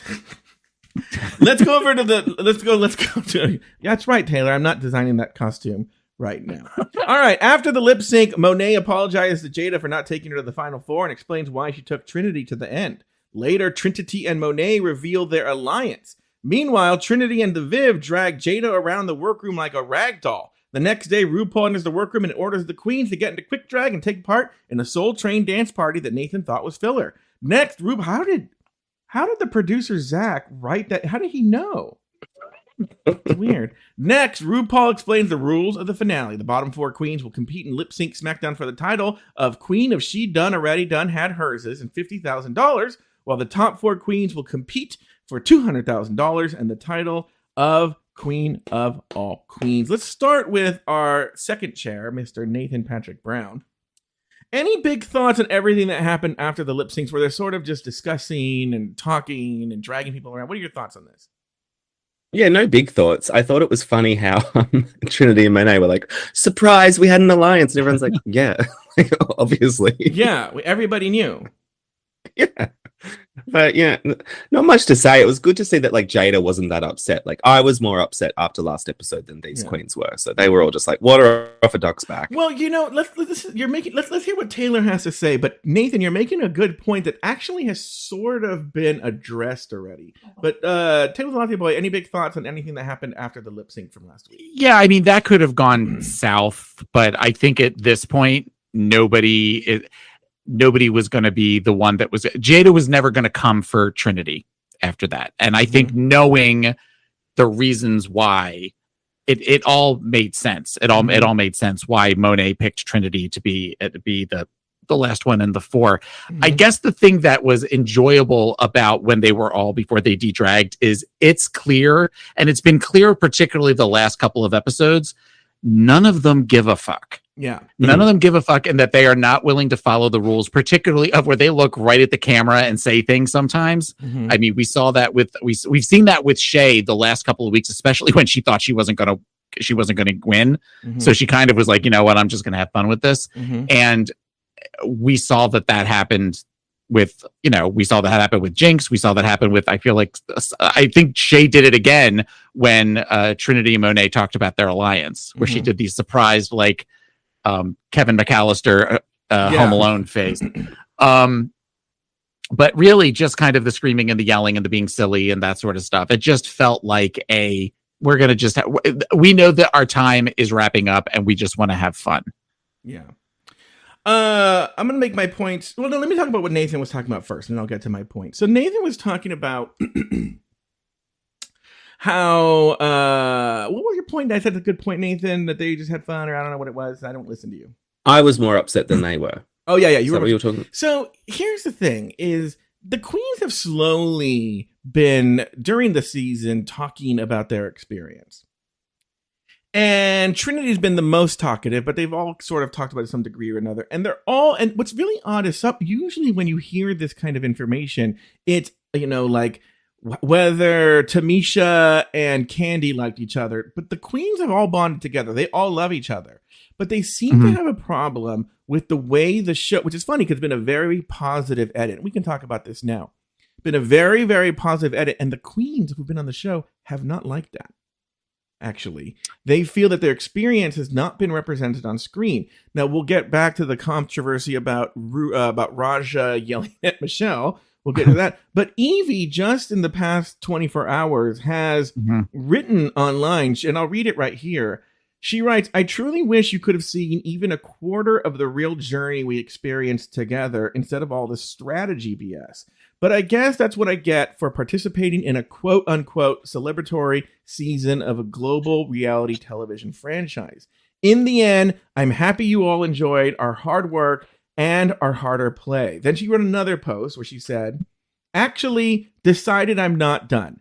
To be honest, my experience was pretty gruesome from the start. And while you can be assured that none of that will make the edit, it doesn't change anything in the moment. Going back, I learned a lot about myself as I was forced to question whether or not I fit into this specific world, even as a winner.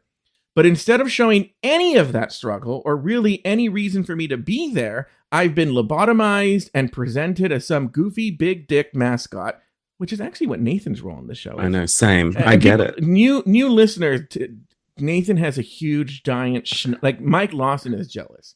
Bravely laughing through my chronic illness, happy to be along for the ride. The only part of my truth that was shown was how the girls were my rock in this competition and how happy it's made me to share any more of my art with you. So for that, I'm truly thankful. Let's go around the horn here. We'll start with, well, Taylor, we'll get to you because you're a noted mental health professional. But Nathan, now that you hear that, what are your thoughts on what you hear there? Just from Evie's perspective, who wants $0. Yeah, I hear what she's saying. So drag is hard. And I see when you present this sanitized version and you take away the struggle or, any minor fighting, it does probably weaken the narrative that the reality that she lives. So I get what she's saying. Mm-hmm. And now I'm very excited to bring this topic up to our good friend Taylor the Latte Boy, who, as you know, as well as being a noted mental health professional, is also the author of the book Drag Me to Therapy by Taylor the Latte Boy DDS. So you're going to have a lot of thoughts on this. Taylor the Latte Boy, go ahead. I had read the tweet from Evie earlier today and thought that it was beautifully written. Mm-hmm. And I have noticed, like you have, that the queens, the girls have all been really kind of putting things out there into the universe, kind of saying that this isn't what you see is not what we experienced. Yeah. I think that would have been something that would have made us love Evie even more than so many of us already do, because I agree with her. They did kind of make her look like almost every single interview confessional ended with her doing that big goofy laugh. And just kind of right. Yeah. So to have that where, I mean, you have somebody who really kind of was having a struggle. The closest we got to anything like that was watching Shay towards the end of where she was starting to think, I'm not going to make it into the top 4. Mm-hmm. And even then they kind of, I think because she sort of played it up because she was like, all right, fine, fuck this. I'm just going to do what I want. I'm going to have fun. But something like that, I think, would have maybe had more people be team Evie than I think were with everybody that watched the show. Yeah. Why do you think, Nathan, that they did this sort of like happy-go-lucky enchanted forest edit of the show? I have my own theory, but I want to hear your theory. They were just treating the winners with a level of respect that they've never treated any drag queen ever before. But like why? With kid gloves. Yeah, you just told the fact. But why did they do that?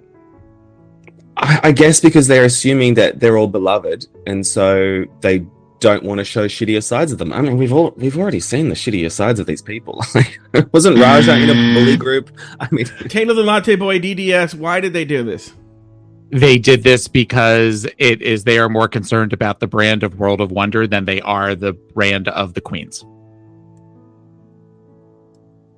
I'll tell you why they did this.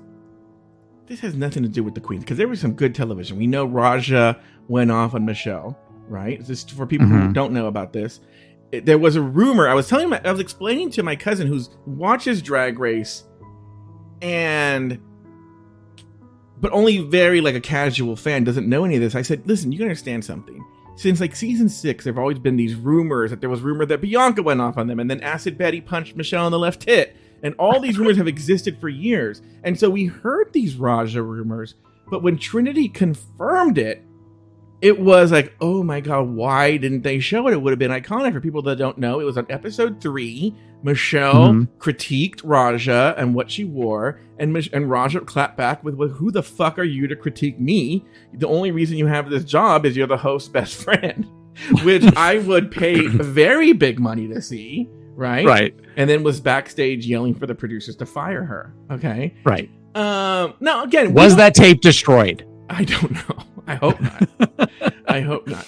But I think ultimately what I think is the reason there was this totally sanitized edit is because this whole edit of this whole season is a love letter to queens like Bianca and Sasha, who are very reluctant to come on an all-winner season.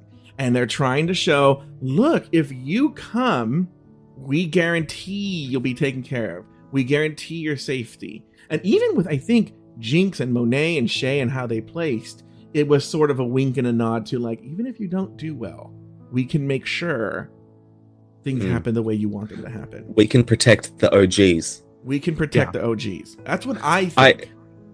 I see that, Joe. And also, I see it as a bit of character building for RuPaul and her image, because like in this episode, Monet's like, oh, we feel the love from you, Ru, and Ru's like, oh, I feel the love for you, and it's just like that image where Ru like doesn't know who they are, doesn't care about them. That's sort of gone now.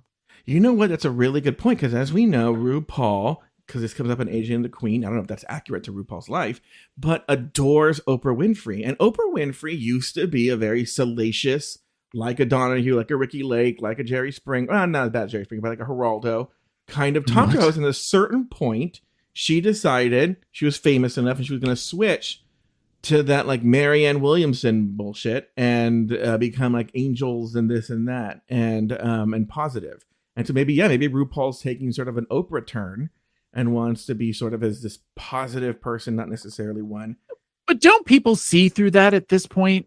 I mean, it's just the whole, I mean, getting ahead a little bit. But she did this a couple of times this season of where she did the, we as gay people get to choose our but and like no tears, where, I mean, at this point, you're like, this is camp at this point. It's not even, you're not even trying to actually be an emotional person. Yeah. I can't help but think that we as gay people, we can kind of see through that shit and just realize like, oh, you're an asshole. Okay, I get it. This is all about you cashing that check at the end of the day. Yeah, but I think, and this is a big thing that I'm sure a theme, not a thing. The big thing is between Nathan's legs. The big theme I think we'll be coming back to. Nathan, let me ask you this. Have you ever heard of the website Dick Code? No. So Dick Code is this website where you don't show your dick. You just describe it almost, and it makes like sort of like a police sketch of your penis based on the descriptions you have of it. How much would people have to pay to get your dick code? People have seen my dick pics for a lot less, Joe. Like, well, that wasn't the question. See, Nathan works in politics. Right. $20. Oh wow, $20. Dick code. Okay. A police sketch of my dick. Like, who cares? Okay. Well, there you go. I need your Venmo, Nathan. We don't have that in Australia. It's don't? So weird. You don't have Venmo?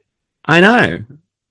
We have to send cash by carrier pigeon. It's crazy. Like, or what about you put Zelle? it in a kangaroo's pouch and you send it on its way. Zelle or like at Cash? No, none Nothing? of that. None of that. Oh, it's fucking weird. PayPal only, baby. Yeah. Huh. Interesting. Anyway, so oh, you know what? Is it called Omnev? What's that? Venmo backwards. Oh yeah, because it's down under. Speaking of down under, if you want to see Nathan's dick code, I'll tell you what, Nathan. I'll make you a deal. I'm being completely honest. They can Venmo or PayPal me, and I will give you 100% of the proceeds. Zero. I will keep zero of it. In fact, I'll even probably end up paying fees to get it to you. So, I mean, cost of living crisis. You got to make that coin where you can. Yeah, exactly.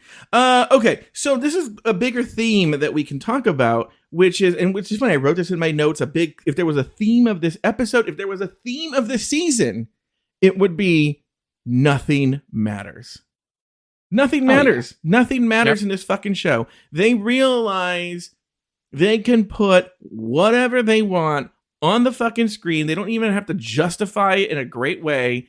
It doesn't matter. You stupid faggots will still fucking show up every goddamn week and give us money and pay for our Well Presents Plus, and you will show up and watch it every fucking week. We can do whatever the fuck we want. And that's what the theme of this season and episode was. Thank you. So after the lip sync, I love that this Shay calls herself a clutch player, and it's a mistake to count her out. Do you think she watched that episode and like the last episode, the penultimate episode, was like, oh my God, I should not have won that? Or do you think Shay thinks she should have won it? What do you think, Nathan Patrick Brown? Shay thinks she should have won it. Taylor? I think Shay thinks that she should have won it. I think Shay thinks I would, even though we're all about peace and love and walking children in nature, the 8 of them, I can't help but think there have been times. The closest we saw to that was the Vivian, where she was pissed when she got the plunger the 1 week where she wasn't allowed to earn a star. I think there are times that girls have won that have watched other contestants win and thought that should have been me. So in Shay's mind, this is just, we're just making up for the mistakes that Rue made earlier in the season. Follow me on this. I'm going to take you on a journey. 50 years ago, 60 years ago, I don't know how long ago, John Lennon left Yoko Ono for like a day. I don't know how long, right? Like a month, 2 months, 3 months. And he dated this woman named May Pang, okay, for like the hot second. And then he went back to Yoko, right? Mm-hmm. Ever since that, this May Pang, she's built a whole fucking career on the 2 months or something she banged John Lennon. Written books. Mm-hmm. She won't stop fucking talking about it, right? Okay. That's how I feel about this Fakakta Viv and her three wins and 1 block or whatever, 2 wins and 1 block. I don't know what the fuck it was. Did you see? Mm-hmm. Someone showed me this on social media. This Viv, she got him tattooed on her hand.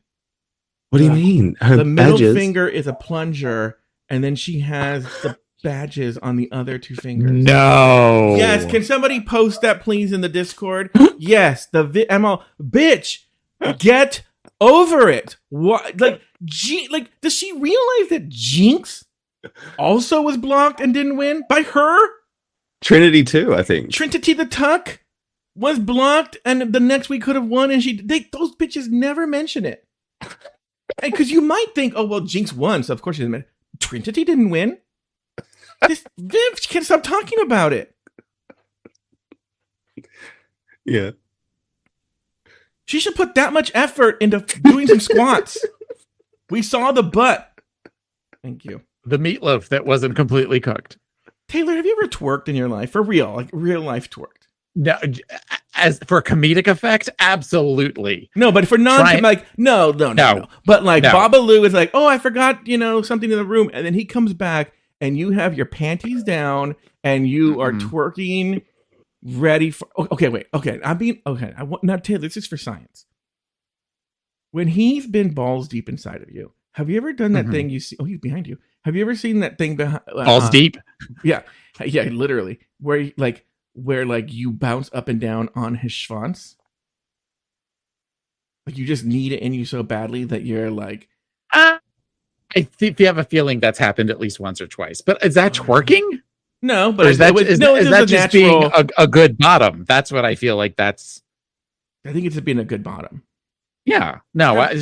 No. I have never done an actual twerk. I am impressed with people that can. Particularly, I'm impressed with men that can really twerk. There's that guy you and I have talked at Jojo Gutierrez or something. Jojo Siwa. I didn't know. Jojo Siwa's not a man. Yeah, Taylor. Jojo Siwa's not a man. No, Jojo. It's the one that was the lion in the Todrick Hall and RuPaul video. I didn't know his name. That I do not, guys. Again, I don't like Todrick Hall. I'm not going to get into it. We don't have that much time. But that lion in that Fakakta video is so fucking hot. It's not even funny. But Nathan, we don't want to leave you out. Have you done that? Because your verse. Not twerk. I wouldn't call it twerking, but like Taylor said, just backing it up on a dick. Yeah, that's what you got to do. Yeah. Now, listen, we're at the halfway point. We got to take a break. When we come back, there's obviously we're going to talk about the show. But one of the things at some point, what I want to talk about is this new term that Grindr is trying to push called if you identify as a side. Okay. And we'll talk about that. We'll talk about all those things when we come back right after this.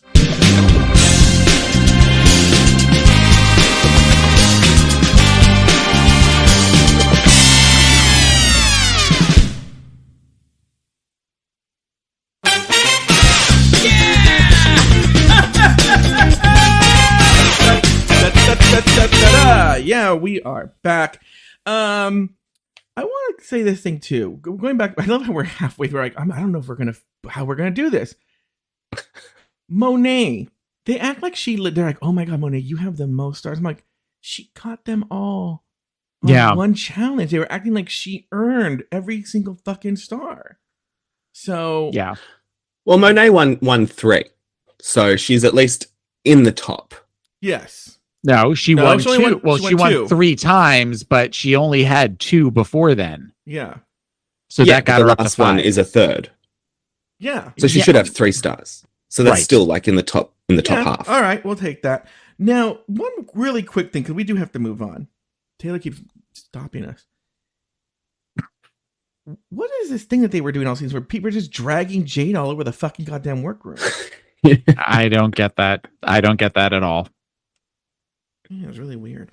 At one point, though,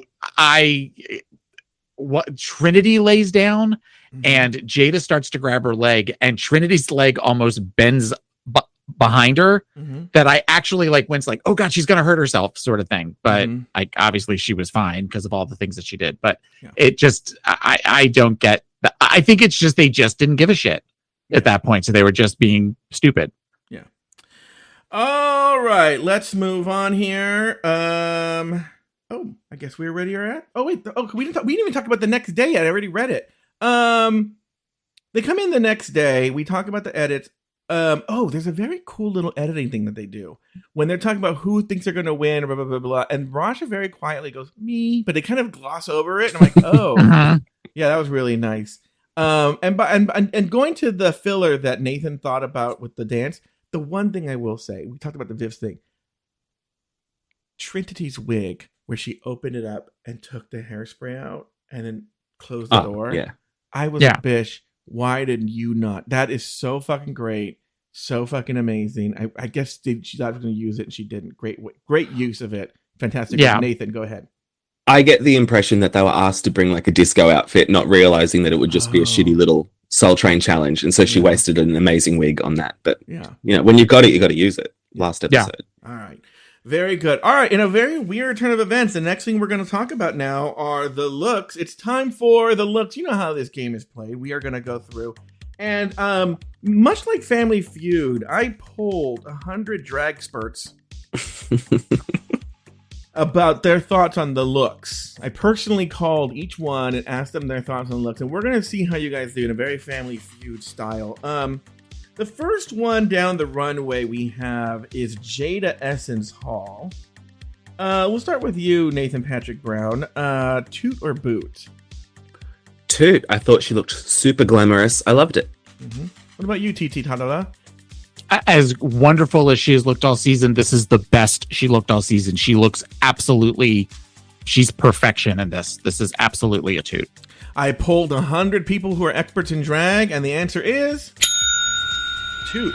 All right, next we have Raja coming down the runway. Taylor the Latte Boy, do you think you're going to give an answer right now? Do you think you'll match these 100 experts in drag that we talked to? I think there's a good chance I will. Okay. All right, so Raja, she kind of came out like a bug alien type thing in a blue and a black outfit with cool contacts. I liked this look, so I'm going to give this look a toot. All right, Nathan Patrick Brown. For me, it's a shoot. I loved it. I loved every little bit of it. I thought it was so good. Well, we polled 100 drag experts. They gave us their opinion. The answer was very good. Taylor, are you going to be describing the looks? You know the looks are off the top of your head? I'm looking at a picture of them right now. Oh, look at her. Oh, everyone should know this Taylor Latte Boy. What a fucking utter professional he is. Mm-hmm. No wonder he's a moderator on Pride48 weekend. I live for it. All right, next we have the Vivian. Taylor? The Vivian came in an outfit that was all black, but had a corset that was like a brown color, but it was all ostrich feathers. The skirt was, and then the sleeves. It was almost like a cap sleeve that was ostrich feather. I did not like this look. I did not like the top to it. It looked like it needed to be ironed or steamed or something. It just wasn't. It wasn't as flattering as I think she wanted it to be. So I'm going to give this look a boot. Nathan Patrick Brown? For me, it's a toot. I didn't like it when she first walked out, but then it really grew on me. And so I'll toot it. And I just want to say, I think the Vivian has had like amazing makeup all season. And yes. I thought she's done a really good job. So toot. We polled 100 experts in drag.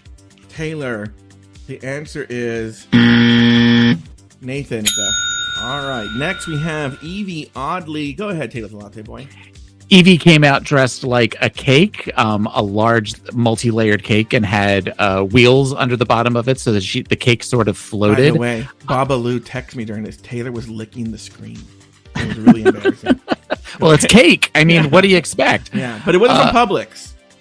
No, it was not. No, Evie oddly was not a Publix cake. However, she was a beautiful cake. I liked this look. I loved the fact that it had the casters on the bottom of it that allowed it to just sort of float and allowed her to float around with it. So I'm going to give this look a toot.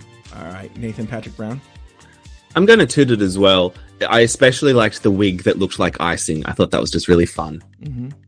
All right. Well, as you know, we polled 100 drag experts, and they agreed with you. That is a win. Next, we're going to go to Jinx Monsoon. Let's go to our drag comment narrator, Taylor the Latte Boy. She came out in a blue and silver, it looked like almost like a Joan of Arc inspired outfit. I loved the idea of this outfit. However, there was something about the execution that it didn't look, I wanted it to be more voluminous, and it was very kind of jinxy in that way. But I'm going to give it a boot. Nathan Patrick Brown. I see what you're saying there, Taylor. There are some issues with it. It wasn't jaw-dropping, but I still really liked it, so I'm going to toot it. This is a tough one. It was a split down the middle with those 50 people liked, 50 people didn't. So we'll give them both of you a... All right. Next, we have Monet Exchange. She came down the runway. Taylor Latte Boy, go ahead and read us her filth. Monet came out in a bodysuit, a nude bodysuit with stoning that was placed in various places, in this beautiful like taffeta blue wrap that kind of went around the back of her. She described it, I think it was almost like Wakanda at the Met Ball. At first, I did not like this because I felt like we saw this in All Stars with Shay, and that was such an iconic look with the where she came out kind of naked with the short afro and everything. But the more that I look at this, the more I think she does look really beautiful. Mm-hmm. And for her to come out and not be known as a bald queen and come out with the bald head, I thought was a very powerful look. So I am going to give this look actually a toot. Nathan Patrick Brown. I agree. I thought it was really fun. I thought the details were great. So I'm tooting. Well, once again, we polled 100 experts in the field of drag, and they came back with they gave it a boot. I agree with you guys. I agree with you guys. But anyway, next we have Shea Coulee, Taylor Latte Boy. Shay came out in a dress that was very, I guess, like layered, kind of citrus colors inspired. I've seen things like, greens and kiwis and oranges and that sort of stuff. I guess my problem, I didn't necessarily like this look, and it feels like the last couple of episodes is when Shay has decided to experiment with her makeup a little bit, and that it's distracting for me from what I expect from Shea Coulee, who is a beautiful queen. So I am actually going to give this look a boot. A boot. All right. What about you, Nathan Patrick Brown? I thought it was a really interesting silhouette. I thought it was a little bit different. I enjoyed the citrusy colors. I'm going to toot. All right. Well, as you know, we spoke to 100 experts in the field of drag. Taylor the Latte Boy, it's Nathan Patrick Brown. Finally, we have Trinity the Tuck. What do you think there, Taylor the Latte Boy? Trinity came out in a stoned nude suit with apparently her pussy was stoned, and sort of a pink/peach kind of almost like overcoat to it. It's a very Trinity final look. This is what I expect from Trinity. And I thought she looked pretty. Is it my favorite look? No, but for Trinity, I think she looked really beautiful. So I'm going to give this look a toot. What about you, Nathan Patrick Brown? I thought it was great. It was so sparkly. I wish there was like a ridiculously long train, but I'll take it. So toot. All right. Well, we asked 100 drag experts what they thought, and they agree with both of you. And that's going to do it for the looks. All righty. Let's move on. Later on the main stage, RuPaul gets emotional thanking the girls for an amazing season. And then RuPaul brings Michelle's nightmare to life when she performs her song Smile, accompanied by killer pit crew clowns. Let's stop here and talk about this main stage nonsense that happened here. Taylor, did you have any big thoughts on what happened on the main stage? When you consider how much I love the song Catwalk, and when she came out and did that, and I mean, Rue just kind of walks from side to side, and that's fine. Yeah. You know, but to go from something like that to this horrible song was a missed opportunity. I mean, to even just come up with a new, you know, like a song like a You're a Winner Baby kind of type thing, because it is all of the queens of all queens, and then she did this, let alone the whole thing with the clowns and then the stupid scene at the end where they were standing around Michelle. Like, it just seemed very early 80s variety show to me, and not in a good way. You know, that's my wheelhouse, but it just was like not a good one. What about you, Nathan Patrick Brown? The song was horrible. Yeah. The acting from Michelle was horrible. That little skit at the end where Carson and Ross are like, it made me want to go live in the woods with no internet and no devices so that I could never see it again.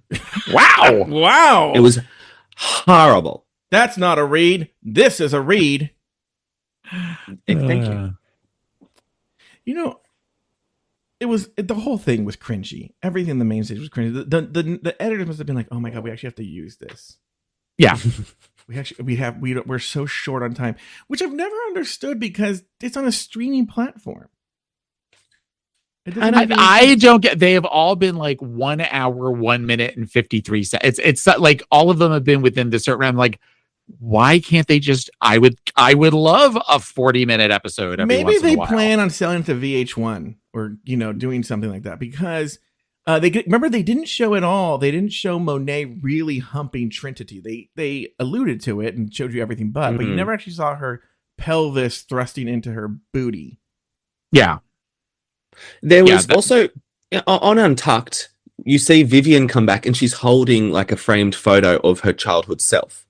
I only saw it in her hand. So I'm like, maybe they did that and cut it, or maybe she just picked up a frame off the wall. I'm not too sure. Why would there be a frame on the wall of her as a child? Who knows? Well, I will say this. I will gladly take the horrible, shitty RuPaul song over the what would you say to little Taylor? I will gladly just kind of sit and look at my phone waiting for the song to be over. Just out of curiosity, what would you say to little Taylor? What would I say to little Taylor? Mm-hmm. I would say something along the lines of, you're going to have time in your life that is really hard and things do not feel really great right now, but you are going to get through it, and you are going to have friends that you will have for a lifetime, and you will move beyond all of the things, the shitty things that people are saying to you now. You will come to realize they don't matter. Would you also tell little Taylor not to have like 11 hurricanes at your friend Rodan's wedding? Yes. And I would say to him to maybe every once in a while do a lap around the block. Nathan Patrick Brown, what would you say? Now, I know you probably call your penis little Nathan Patrick Brown, but what would you say to younger Nathan Not Patrick so Brown? little Nathan Patrick Brown. Yeah, what would you say younger? I'd say, first of all, buy some Apple stock. Get in on the market as early as you can, and then I'll say, one day you're gonna be reached out from a man on the internet, and his name's gonna be Joe Batanz, and he's gonna ask you to do a season of a drag show on a podcast, and I want you to say no, and then you'll regret that, and then I want you to go back to him and say, actually, yes, I will, and then you'll have fun. That's what I'll say. I got Nathan immediately regretted what he said right now. I was like, oh my god, it was weird. Oh my god, I've never seen. Let me say this to younger Nathan Patrick Brown, and then let me say this to a minute ago Nathan Patrick Brown. It's like a Terminator type situation. Yeah. It was like, let me say this to me 30 seconds ago. Yeah. What would you say to yourself, Joe? Now, Taylor says it to me all the time. No, I won't do this show. Yes, I do. I say it to you all the time. What would Babalu say to Taylor Latte Boy 5 years ago about doing RuPaul's Drag Race recap?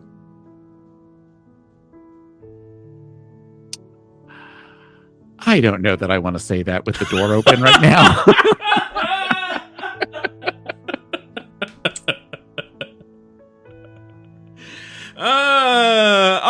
right. Oh, let's do this right now since we're at the 45-minute mark. Let's actually talk what I was telling. Did you guys see on Grindr? They've now have this new term. I've never heard it before. Grindr.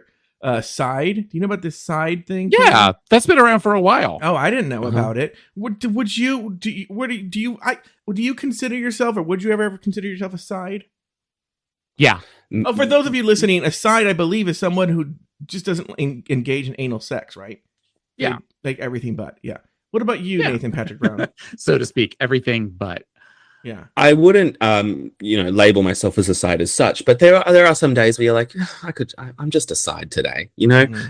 I think a lot of work goes into anal, and it's not a lot of work that I want to be doing all the time. Mm-hmm. So yeah. Interesting.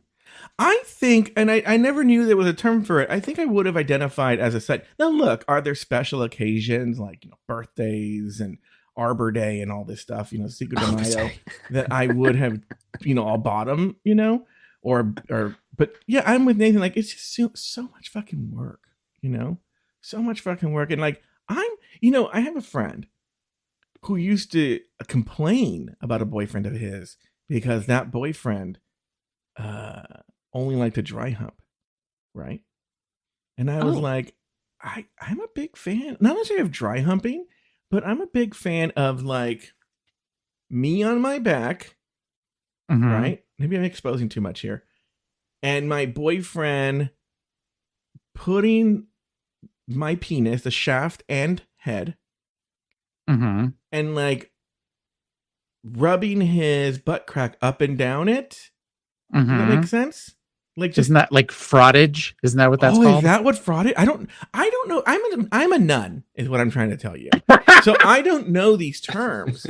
Maybe if I listen to your nickname, I dubbed thee, Joe, the Fiend of Frottage. I'm the Fiend of Frottage. Okay. I feel like that's. I'll look that up. All right, but I'm almost positive that's what it is. Yeah. By the way, this same friend, I recently reconnected with this friend after years and years of not talking. And because he was a meth addict. And Taylor just made a face. And is still not making a face right now. He says to me, he goes, do you watch RuPaul's Drag Race? And I hung up on him. All right, it's time for the lip sync Lollapalooza SmackDown for the crown. First, let's start with the queen. If she done already done had hers as semifinals. First up, a couple of spins reveals that the Vivian will face off against Evie Oddly. The song for the first round here is Push It by Salt and Peppa. Evie Oddly comes out on top and advances to the final, while the Vivian sees her run on All-Star 7 come to a close. Let's start with Nathan, actually. Nathan, what were your thoughts on this lip sync? Give us all your thoughts here. First of all, don't trust this wheel. There is no way that wheel was legit. I think both times it was used, it was riggery. Bryce was behind it, spinning it. And I would think you like Bryce one, behind it, spinning it? Is Bryce do it for you? Would you like him behind it, spinning it? I prefer Bruno. Oh yeah, Bruno. We don't talk talk about Bruno. No, we do talk about Bruno. We do. I think Viv won this lip sync, and I disagree with 95% of the lip sync decisions this episode. I think Viv won, but whatever. Who cares? What about you, Taylor Latte Boy? I respectfully disagree. Evie won that lip sync. I think that Vivian. Well, you could tell Vivian didn't want that song when the box came up and it said push it. She was just like fuck, because she knew that she was going to be outdanced on that one, and I think she was. I agree with Taylor Latte Boy. I think Evie won that one. Now, but Nathan, I'm agreeing with you that there was riggery in these lip syncs, but this is one that I think Evie won fair and square. By the way, quick story about Push Out. It's so weird. I was just talking about this song the other day with my cousin, in that I remember at my 8th grade social, the DJ played this and the teachers were rocking out, and then I remember seeing the looks on their faces as they realized what the song was saying. All right, next we have Raja and Jada Essence Hall battle for the other spot in the final two. The song Let's Hear It for the Boys by Denise Williams. Raja delivers a knockout blow and sends Jada packing, leaving us with Raja and Evie as the final two. Let's talk about this one. Raja, Jada, Essence Hall. Taylor, let's go. This song came on, Taylor, and I was like, this song just, I don't know what your opinion of it, but it just made me think of you. Oh, that whole side of the where it was all 80s songs, 80s pop songs. Yes, absolutely. I always like this song. This is a very happy, fun song. This is the first one that I disagree. I think Jada actually won it. Raja was definitely giving that 80s vibe to it, but Jada just seemed to have more energy, and I found that I was watching Jada more than I was watching Raja on this one. Yeah, I wrote on here, this is one of Raja's best lip syncs she's ever given.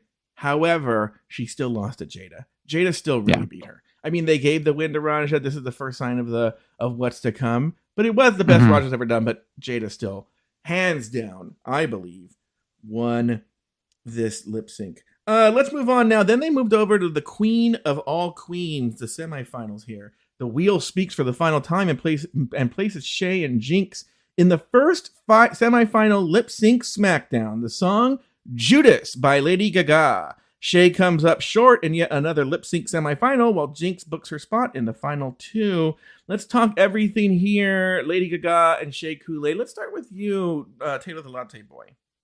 Well, I have seen the video of where they have put Lady Gaga's choreography right up to Shay dancing on Twitter, really? and they are identical. Like where she learned the choreography to that. But I think that Jinx had the upper hand with that, with all of the twirling and stuff, and making herself much more, bigger and more, more. You looked more at her, similar to back on like season 5, the Coco with the Cold Hearted, was she was doing the thing with the sleeves. It felt very much like that. And and look at my mouth because I know all of the words to the song. So in that regard, again, couldn't take my eyes really off of Jinx at that point. Yeah. What about you, Nathan Patrick Brown? I agree. This was the showdown I was most keen to see. And I thought Jinx did really well, at least from the edited version that we saw. I thought Jinx won. Shay might have been doing the choreography, but that can only get you so far. And I do kind of think it's hilarious that Shay just has this habit of like losing in a lip sync SmackDown. It's kind of, as awful as it is, it's kind of hilarious. It's funny that you say that, Nathan Patrick Brown. Like, I will say, I agree with Taylor. I think Shay really won this lip sync. And what is happening is just like with, not with Raja, with Jinx. I mean, Jinx is the winner of the season. I mean, if it would be January 6th all over again if Jinx would have won, right? But what I'll say is, what I found very, very interesting was we were in a position where Shay won this lip sync. And what Shay might agree should have happened in season 9 during her SmackDown, where Shay was the person who should have won that season, is what happened. So Jinx deserved to win because of her performance this entire season. When you take it in aggregate and you put it up against Shay, she should have won because of what she's done the whole season. But had this been the case in season 9, Shay would have won that lip sync. It shows you how much you've evolved since then. Because that was the first? No, because I think Peppermint versus Trinity was. But it was the first round of the very first lip sync SmackDown for a crown. And I think it just blew everybody away. But because in season 9, if you were going based on just achievement, then Shay should have won. And so the roles were reversed this time. Okay, let's move on now. Next, Monet and Trinity square off in a lip sync battle for a spot in the finals. The song "So What" by Pink. Monet advances to the final two, sending her twinner Trinity packing. Let's talk about this one. I thought this was the closest of the two of all the lip sync. But what did you think, Nathan Patrick Brown? I thought they were both great. I think Trinity did win it. Like, she had the pink haircut. I mean, come on. Yeah. And the sex simulation on stage, like, trend alert. I don't know why it keeps happening, but this time I wasn't that bothered. Yeah, it did happen a lot this season. What about you, Taylor the Latte Boy? Any big thoughts? I had said to Babalu when they were first doing the wheel spin, and Jinx was the first person, it's going to be Shay, because there is no way after this whole twin thing that they are not going to have the two of them, or where one of them has to beat the other. Well, no, because when Jinx and Shay went, and then the two that were left were Monet and Trinity, that there was no way. I know what you're trying to do. No, I know who my queens are. And there was no way that it wasn't going to be the two of them going against each other. Mm-hmm. I think on this one, I think it was very close. Not mad at the winner, but if Trinity would have won, I would have been completely fine. All right, let's go to the finals of the She Done Already Done Had Hers is. In tonight's first final, Raja and Evie battle to be crowned the queen of She Done Already Done Had Hers. The song Sisters Are Doing It For Themselves by the Eurythmics and Aretha Franklin. Raja emerges victorious and takes the title of queen of She Done Already Done Had Hers. Let's start with you, Nathan Patrick Brown. I thought Evie's wig reveal thing was so good. I was gagged. I was like, oh my God, no, her wig fell off. And then I was like, oh, it's a bit. Oh, she got me. She got me good. So I thought she should have won. I thought Raja was a bit boring, but whatever. Yes, Taylor's Latte Boy. I would have to agree with that. Yeah. Yeah. And the same thing with the wig where we gasped when it happened. And I feel like Babalu went, oh no. Where there was just this to get so close. But then you also think, as it's been going on, we saw that with Kylie, the last All-Stars, where she tripped on the dress and thought, okay, well, maybe that kind of is, they're showing this as a redemption thing, but ultimately Raja won. All right, finally, Jinx Monsoon faces Monet Exchange in a final lip-sync battle for the crown. The song Swish Swish by Katy Perry. In the end, Jinx Monsoon is declared the victor of All-Stars winners and crowned queen of all queens. Ladies, any final thoughts on this? Let's speak on the episode, on the season. Why don't we start with you, Taylor Latte Boy? What a weird song for the final song for the Queen of All Queens. When it started playing, I was confused by that. And that could have gone either way for me as far as the winner goes until they had where all of a sudden there was the addition of the winner due to, your performance all season long before they even said the name, you knew it was going to be Jinx at that point. What about you, Nathan Patrick Brown? I thought Monet ate this up. She was so good. I think Monet's a phenomenal lip syncer. But as soon as they said, and your performance this whole season, I was like, oh, well, sorry, Monet. I do enjoy you, but this was Jinx's season, so I can't be that mad at the riggery. Yeah. All right. Well, we are coming up on the end of our time here at Live Pride 48. We'll continue this over at Afterthought Media, but for a second, all we'll do is give our talks on the whole season. But that's gonna do it for this season of RuPaul's Drag Race Recap. Be sure to join us next season as we continue to discuss, dissect, and deconstruct each brand new episode of All Stars Season 8 with our new second chair, or old second chair, whatever you want to call him, Taylor the Latte Boy. But then you can also continue listening to us to Nathan Patrick Brown and I are just going to pick up where we left off next week with RuPaul's Drag Race Down Under Season 2. So for Taylor the Latte Boy, Nathan Brown, and myself, sashay away until next season.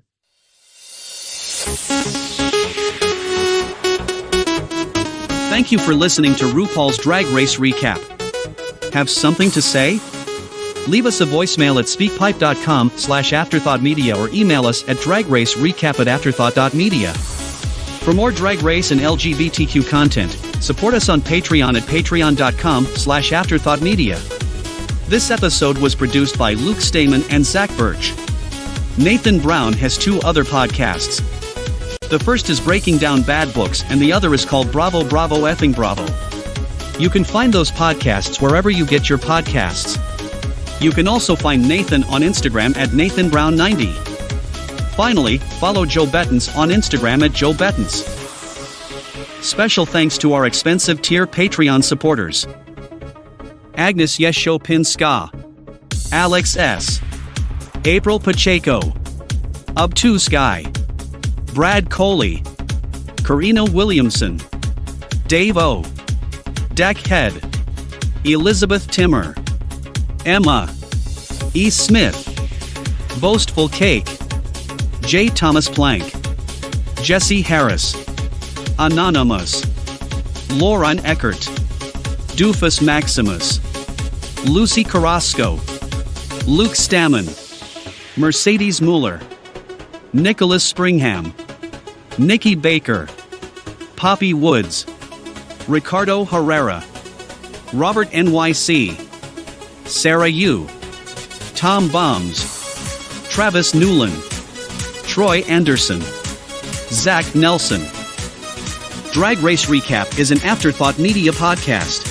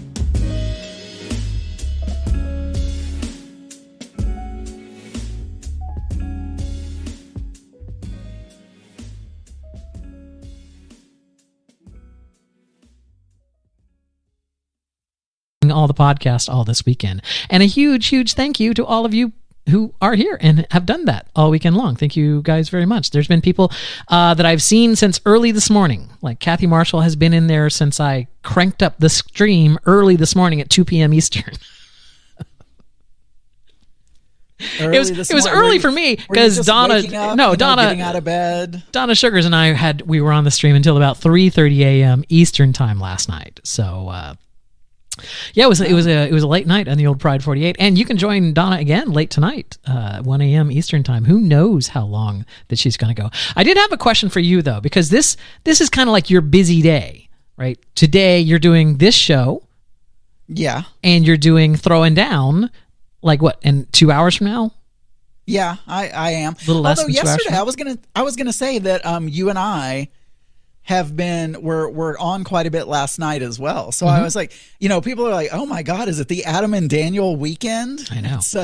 But you also have 2 podcasts today. I did. You Don't Do Disney earlier. That's correct. But here's my question for you. Which podcast is your favorite? Like, who are you saving the really good story for?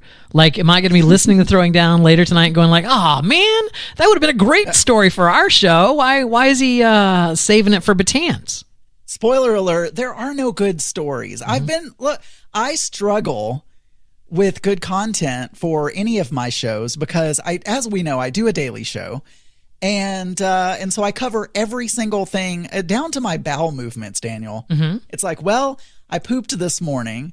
Oh, I think that's definitely a Throwing Down topic. I think then I would turn into the texture of my poo this morning was a little bit less than I would like, so I'm going to get some more Metamucil. Everything on my daily, and so I don't have a favorite for. Well, you're obviously. This has to be my favorite right, show. Yeah. Here's what I want you to do. You're my best friend. Right. Here's what I want you to do. We've been doing this longer than any of the other shows yes. that I've been on. You don't have to justify it. Right?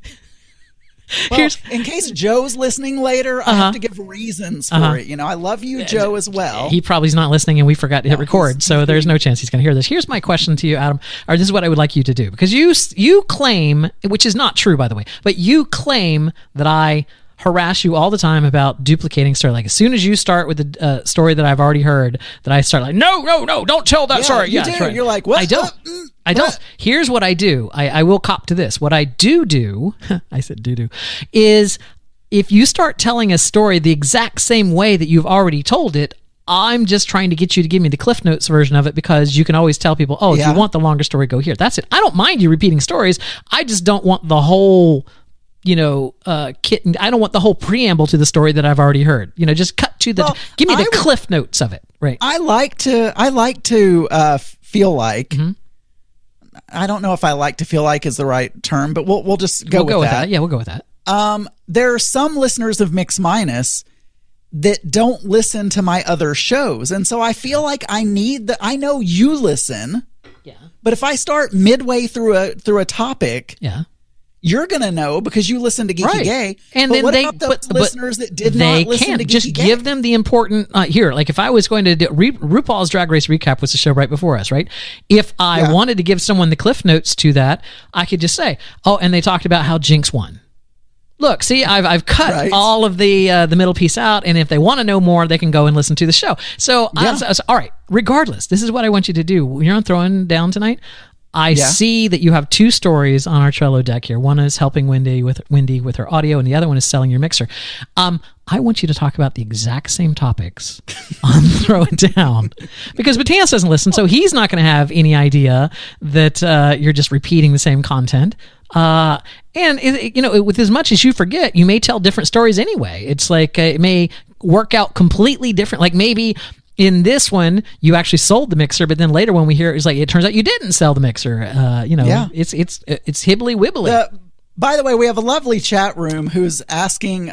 Luke is saying, "Seems like y'all spend more time talking about the issue of repeating stories than the stories that are repeated." Yes. Yeah.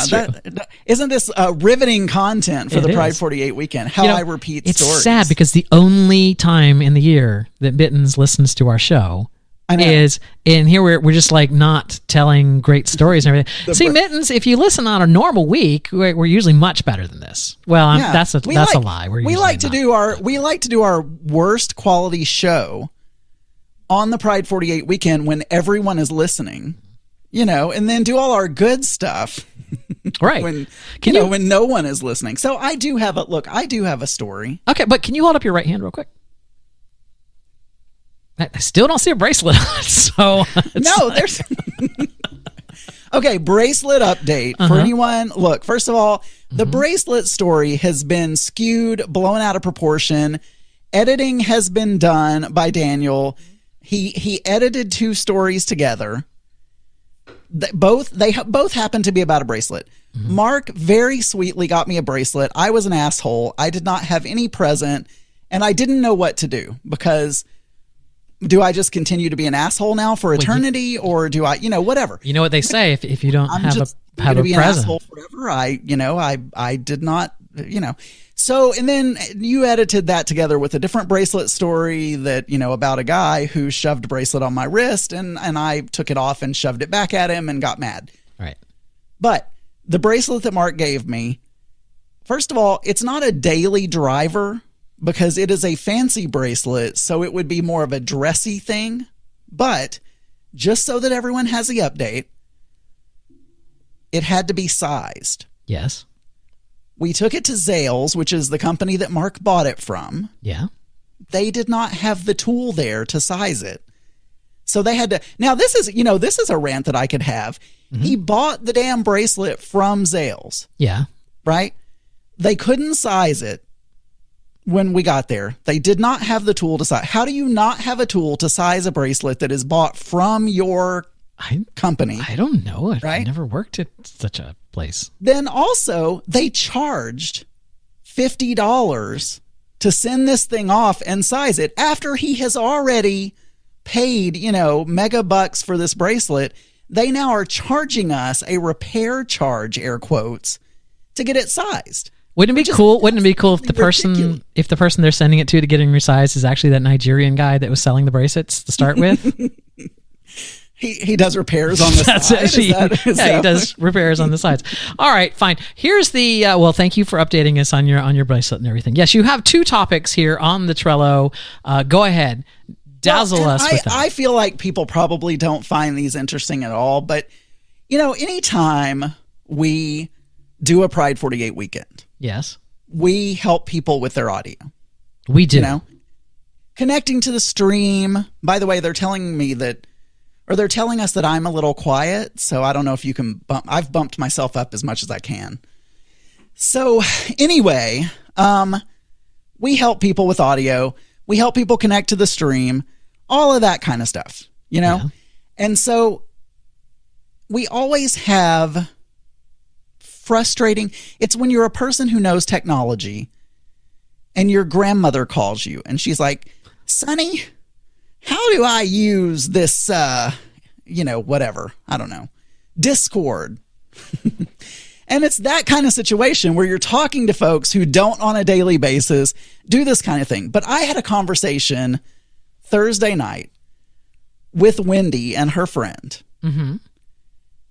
And, during COVID, I thought everyone used Zoom during COVID. Yes. Right? Everyone used Zoom. Like we all were on Zoom during COVID. This had nothing to do with audio. I spent 2 hours. 2 hours.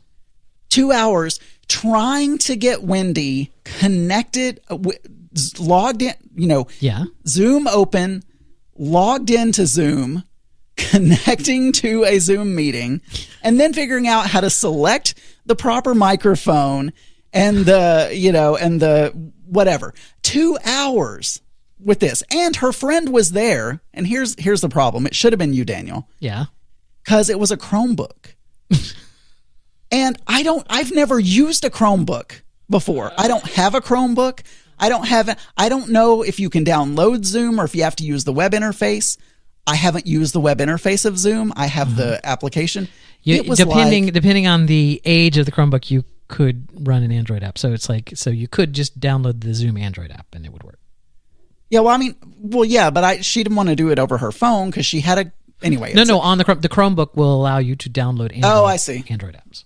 I didn't know how old, because the original Chromebook, I don't know if that was an option, and I don't know how old the Chromebook was. Yeah, only the newest. I get it. So you're helping. But here's my question: Was her sister also on this call while you were helping her? Well, no, it wasn't her. It wasn't her. You mean the one that left her show midway the one through that just midway through was like, no, I can't take any more of this. And I'm like, you shouldn't talk about this negative stuff on your podcast, Wendy. I'm leaving. And then Wendy was company. Like, okay. And so anyway, I love Wendy. Wendy is great, but there are times when you feel like you're helpless. Yeah. And, she's in New York. I'm in Arkansas. I can't see what's going on because I can't connect to them via Zoom to do screen sharing to see, because what I'm trying to help them with is getting Zoom. Yeah. Okay. Right? Yeah. So I can't see shit. And we finally got it figured out though. I mean, thank goodness. And we got a lovely Mad Dingo show last night. It was really good. I thought, you know what? Here's what I thought Wendy did great. Yeah. Here's what I would have done. Not for nothing. She has a phone. I would have had her download Zoom on her phone so that then I could talk to her and she could point her phone at the things I needed to see. And then, so I would use the Zoom on the phone to help her get the Zoom on the Chromebook set up. That's how I would have approached it, Adam. I mean, that's why you make the big bucks. That's why. And, what was it when I was testing I was testing the stream the other day? My coworker said that I was a miracle worker or some yeah. shit. Anyway, you were testing the stream and it was like literally, here's how you use PowerPoint. Is what I heard.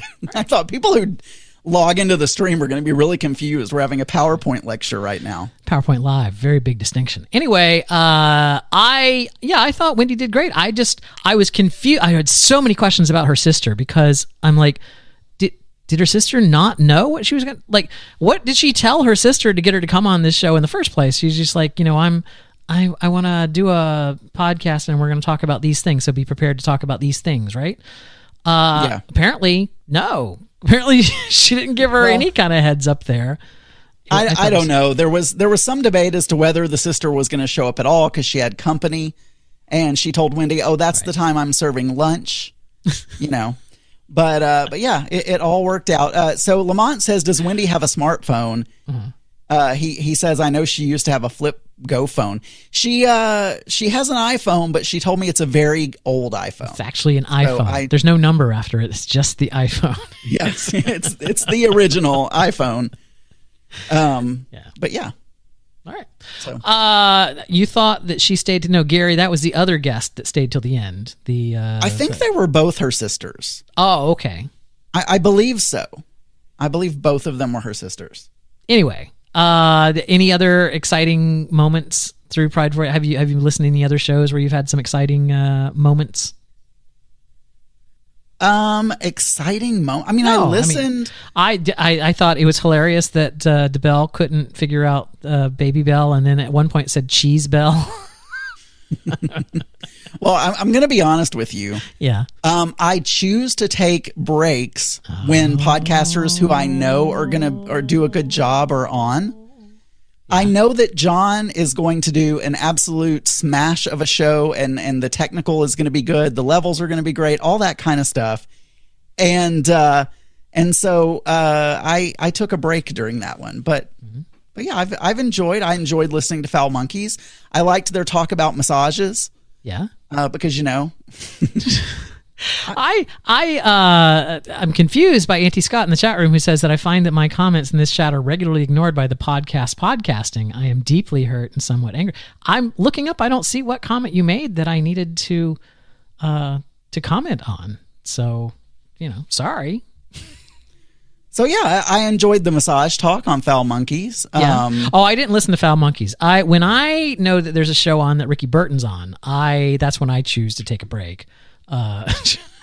And I thought the guest that you had on Don't Do Disney was lovely. Jen LaForge is lovely. Yeah. And I mean, if I cared about Disney, I would, subscribe to her YouTube channel. Well, she also has Joyous Living with Jen LaForge, which doesn't have anything to do. It's a travel channel, and she was a manager, as you heard. She was a manager of a Container Store and everything. She's very big into, here's how you pack 6 closets worth of things in this suitcase, and she pulls out all these weird containers and vacuum bags and stuff, and you should check it out. She's you like to travel. She has lots of traveling tips because her husband's a pilot, so she can just jump on a plane and go anywhere.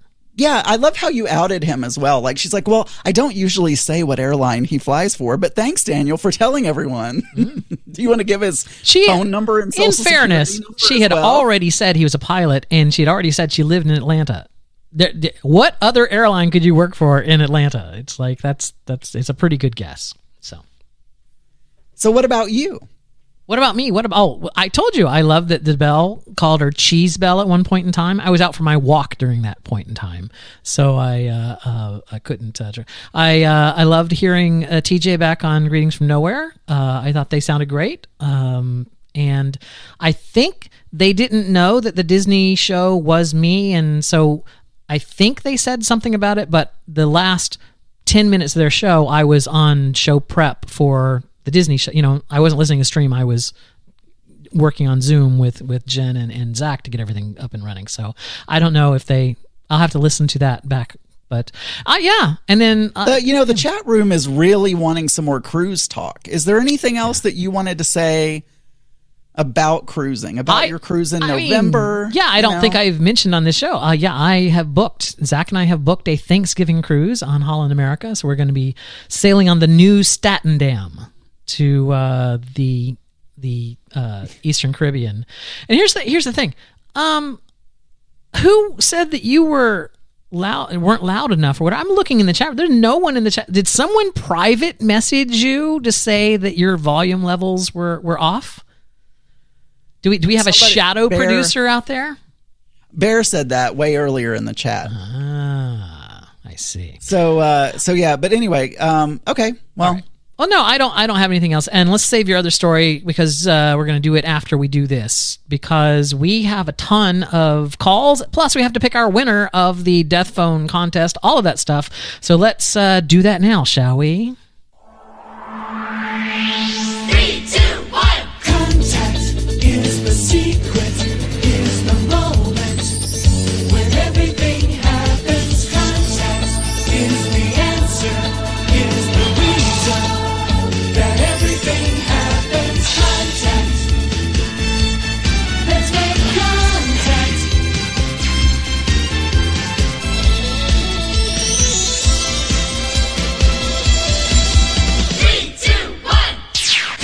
Excellent. It is the contact segment of the show. This is a segment of the show where we read your emails, play your voicemails. Adam, do we have any email this week? We do. We do. I believe from Lamont Cranston. Yeah. Now I don't have it. Oh, here it is. It says, "Hi, Daniel and Adam. Thanks for your hard work and efforts on the live event." You're welcome. It's all for you, Lamont, by the way. It is. I'm so glad you did it later this year. Again, all for you, Lamont. Yeah. That was a major factor in us deciding. It's like, oh, well, this will be better for Lamont. Yeah, I mean, I had a list of like pros and cons, and one of them was Lamont is more able to listen later in the summer. I'm usually pretty busy in June and can never devote much time to listening live. I'm house sitting and garden and pet sitting this weekend. Oh. So it's nice to have a lot of people to keep me company. During the middle of the night, I heard Daniel mention that you wanted to subscribe to Ozzy's OnlyFans. Mm-hmm. You know, I don't Ozzy know who Ozzy is. from Survivor. He was. Do you remember Ozzy on Survivor? He was on several seasons, but it's not important. Yes. It's all a blur. I made the mistake of doing it. Sadly, his looks have changed, and he has a methed out. He's methed out look now. He has a methed out look now that I don't find attractive. The content wasn't interesting or sexy either. Lamont says he also likes straight porn, so there you go. He looked the best in the episode of Foursome he did for the Playboy channel, and then he gave us a link which we can, peruse at our leisure. At our leisure. Yeah. At our porn watching leisure. Well, thank you, Lamont. That is very nice. Daddy Dave in the chat room says that reading is hard, which is true. It is. Well, I'm also turned to the side, and I'm trying to talk into the microphone and look sideways. It's very difficult. Luke has posted some pictures of Ozzy. You should recognize him. Oh, okay. Oh, yeah, I do. Yeah. Okay. All right. Then let's jump right with in. Names. Yeah, well, that's true. Let's jump right into our voicemail, shall we? Got quite a few here. Are they in any particular order, or just? They're exactly in order. So from top to bottom. So I start at the top. Yes, is what you're saying. Well, let's listen to our first voicemail then, shall we? Paul Savino, dead. Death phone call, by the way. This is Scotty, your Aussie battler. Yeah. I look forward to $1 in the pot, because I know all you people in America are asleep right now. Anyway, dead, age 83, I think. Actor from Goodfellas, probably some other stuff, but he's American, so you know him, and you're going to allow this. Okay. Woodhaven. What was his name? Paul Sorvino. Mira Sorvino's father. I in a bunch of mobster shows and other stuff. Yeah, he's famous. Sure. Okay, cool. Yeah, there you go. Yeah, all right, cool. For sure. Add it in, Adam. Add it in. I did. There we go. Let's go to our next phone call. Hey, Adam and Daniel. This is Gary in Portland. Hey, Gary. Wally has died. Who? That would be Tony Dow from Leave It to Beaver. Oh, yeah, I did hear I thought this. he was a cutie. I always liked him, and I could have fallen in love with Mr. Wally. But anyway, he's dead. Yeah, he's dead. Anyway, looking forward to the Pride 48 Screaming Weekend this weekend. Talk to you guys later. I know. Sounded like he said Screaming Weekend. I was like, the Pride 48 It is. Screaming Weekend. It depends on the show. Yeah, absolutely. Yes, Wally from Beaver died. My hairdresser told me that the other Hey, day. Daniel and Adam, this Yes. is Gary in Portland. Uh-huh. Hey, leave it to Wally wasn't dead, but Wally is dead. Yes. Anyway, Tony Dow didn't die yesterday, but he died today. So anyway, thought I'd update my update. So I don't know if you can undie, but anyway, he did, and he died again today. So hopefully this will be his last death. So Okay. talk to you later. Bye. Yeah. Wally wasn't dead, but he's so dead I now. went over and killed him. Right. You know, That's for the first one, but now you get the point. Yeah, it's like, you know what, Gary? As long as you didn't kill him, you're eligible for the point. That's fine. Oh dear God, it's Chris and Dennis, and we only have 36 minutes left in the show. I don't know if we can play this whole phone call. By the way, Dennis left a message on our Facebook Live. We can't see the chat there. Go over to our chat room, Dennis. Chat with us there. Anyway, here's the Chris and Dennis phone call. Adam and Daniel, it's your favorite two people. Yeah. I have a quick question. Where's Scotty from Australia? What did you two characters do to him? Adam, did you upset or offend him? He's in Australia. He used to call Geeky Gay all the time, and he used to go to the show. I used to like listen to his birds in the background. Yeah. And I used to enjoy listening to his phone calls and his sarcastic responses to Adam's outrageous behavior. I feel like this is like a Geeky Gay phone call. Maybe we should. You should play it I don't on know, but Geeky Gay. is he underwater? Yeah, I think so. Do you? Yeah. No. Where is Scotty? Bubbliness. Scotty, call. We miss you. Uh-huh. Anyways, Daniel. Yes. Thank God Adam has you. Yes. Why? Adam must not need.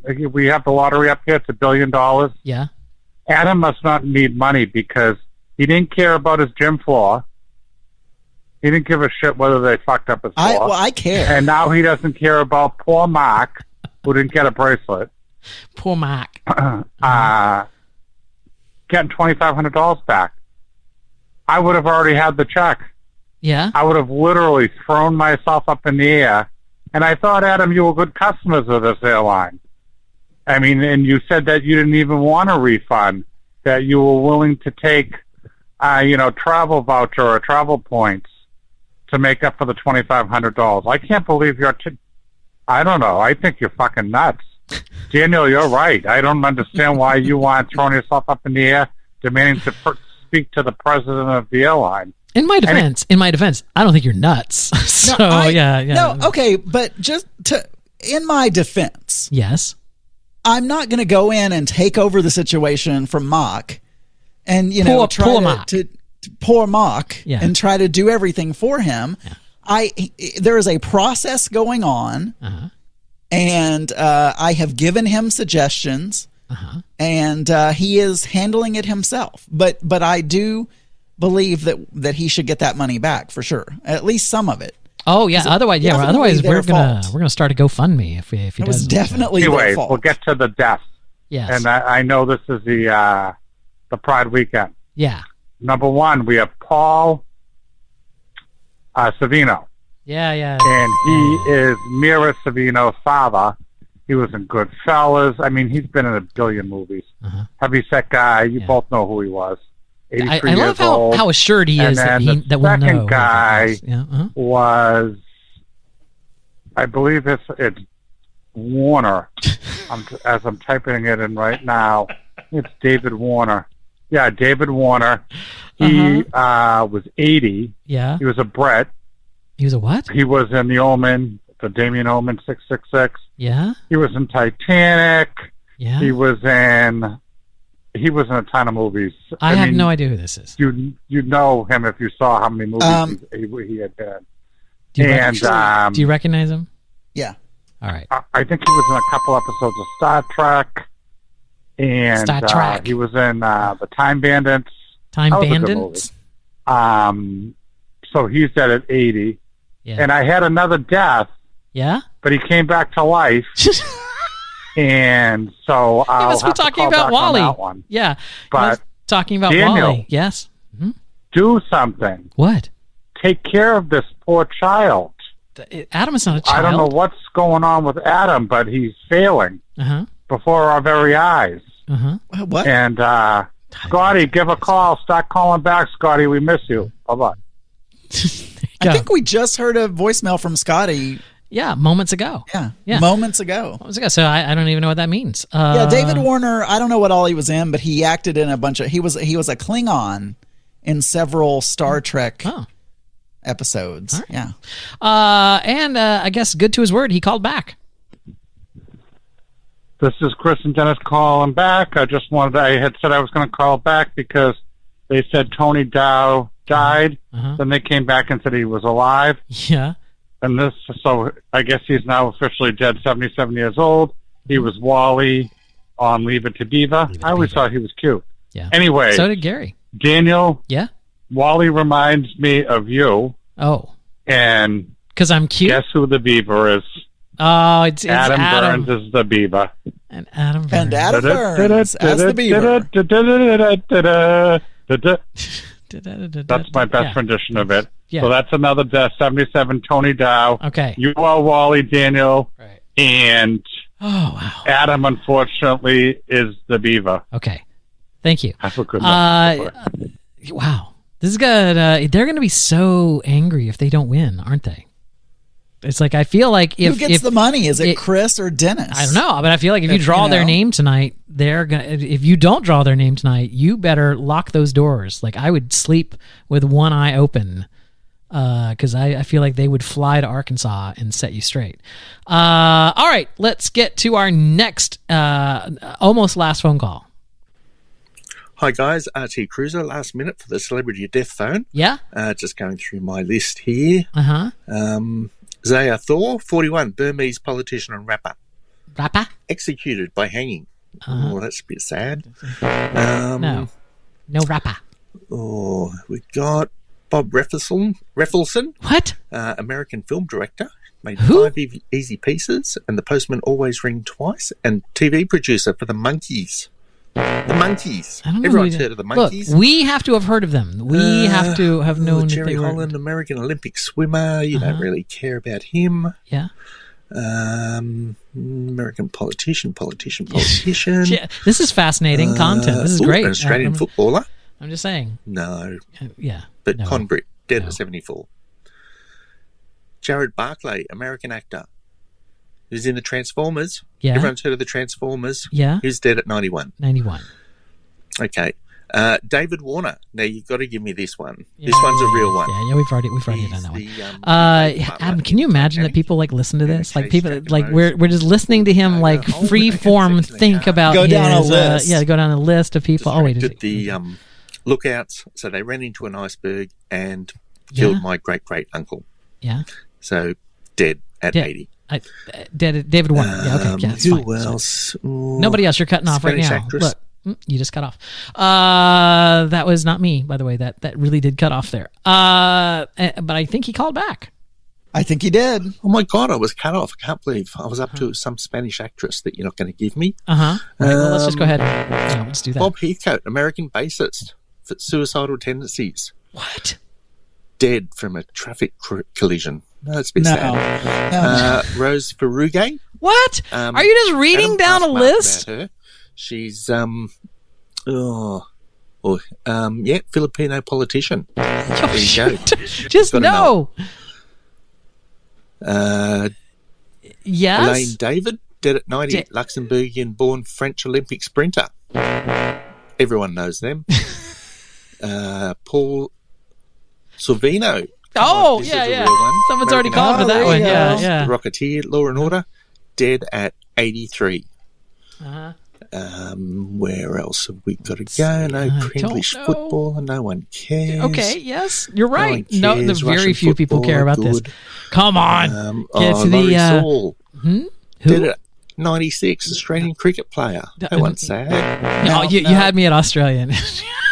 No, you're not going to give me a Swedish Canadian mining executive. No, probably not. No. No. Where does he get this list from? I don't know. I think it's like a Google News alert all or something. These random people. It's just like who else is there? Come on. There's got to be someone in this list.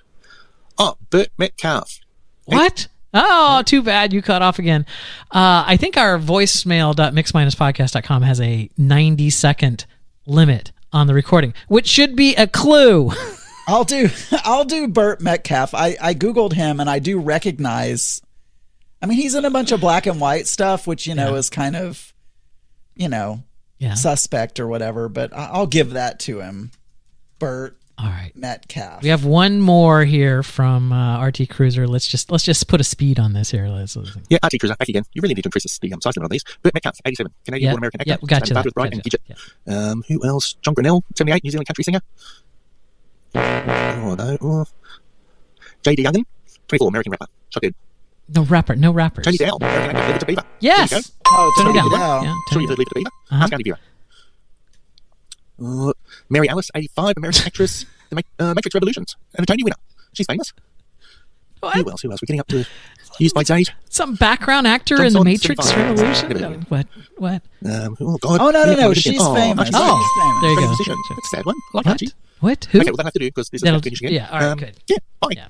All right. Thank you, RT Cruiser. We appreciate it. All right, Adam. I know I'm putting you on the spot here, but how many total entries do we have for our grand prize for the Celebrity Death Phone that we are giving away this evening? We have 114 entries. 114 entries in the Celebrity Death Phone contest. One of those entries will win the entire heaping pot of how much? How much are we up to here? $61. $61, ladies and gentlemen. $61 minus, 20% handling fee, I think, and 15% tax and whatnot. So, you'll get a good $32 out of this by the time everything's said and done. But no, I'm kidding. We're gonna send you. That's 61. what I always do when we watch game shows. Yeah. You do that in your head? And somebody wins. I always turn to Mark and I say, they're like, you just won $750,000. And I'm like, that's right. No, it was about $325 after taxes. All right, here we go, Adam. What's the method that we are using to draw the winner here? What is the super fair method that we are using? Google random number generator. Uh-huh. I put a minimum 1 and a max of 114. Uh-huh. And you're gonna spin it, and you're gonna trust that that we haven't rigged this ahead of time. I think that is just asking for people to say it's rigged. I'm going to do something different. I'm going to select one person out of the chat room, and I want them to just give me a number between 1 and 114. Well, that could be rigged. Nope, I'm a librarian. She is beyond reproach. Beyond approach. Yeah, I am librarian. If I am a librarian, please can you just choose a number between 1 and 114, assuming that she's even listening, and she's anywhere near the Discord thing. But I do see her in the audio channel, so I think she's still listening. As I sit here and tap dance, I should probably come up with a backup person. Okay, Auntie Scott, can you give us a number between 1 and 100? There it is. There it is. 72. 72. Who is number 72, Adam? 72. What? Now, here's a question for you, Daniel. Yeah. Do we want row 72 in the spreadsheet or the 72nd entry? Because that would be different. The 72nd entry. I'm assuming there's a header on the spreadsheet. So that would be row 73. Right. Yes. Who is? You got a shit-eating grin on your face here. The winner is Chris and Dennis. Chris and Dennis. Do we have any congratulation music queued up anywhere? And the call that they won on was Joanna Barnes, which I don't even know who that is. Barnes. Yeah, you probably shouldn't have even gotten that one anyway. But let's see. The congratulations, Chris and Dennis. You've won $61 cold hard cash, or was it 62? I forgot. Is it 61 or 62? It's 61. $61. So yeah, we are happy to send that to you. So you know how to get a hold of us. So we need your deets. Where either your PayPal email address or your Venmo, whatever crazy money laundering scheme they use in the Northeast. There, it's probably like Babla. It's like Ara Babla or something like that. Anyway, congratulations. For everyone else who called it, all 114 entries, we love you each equally. And you're still winners in our book.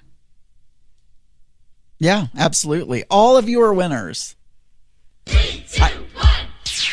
I did select a random number, and it would have been someone else, but no one will ever know.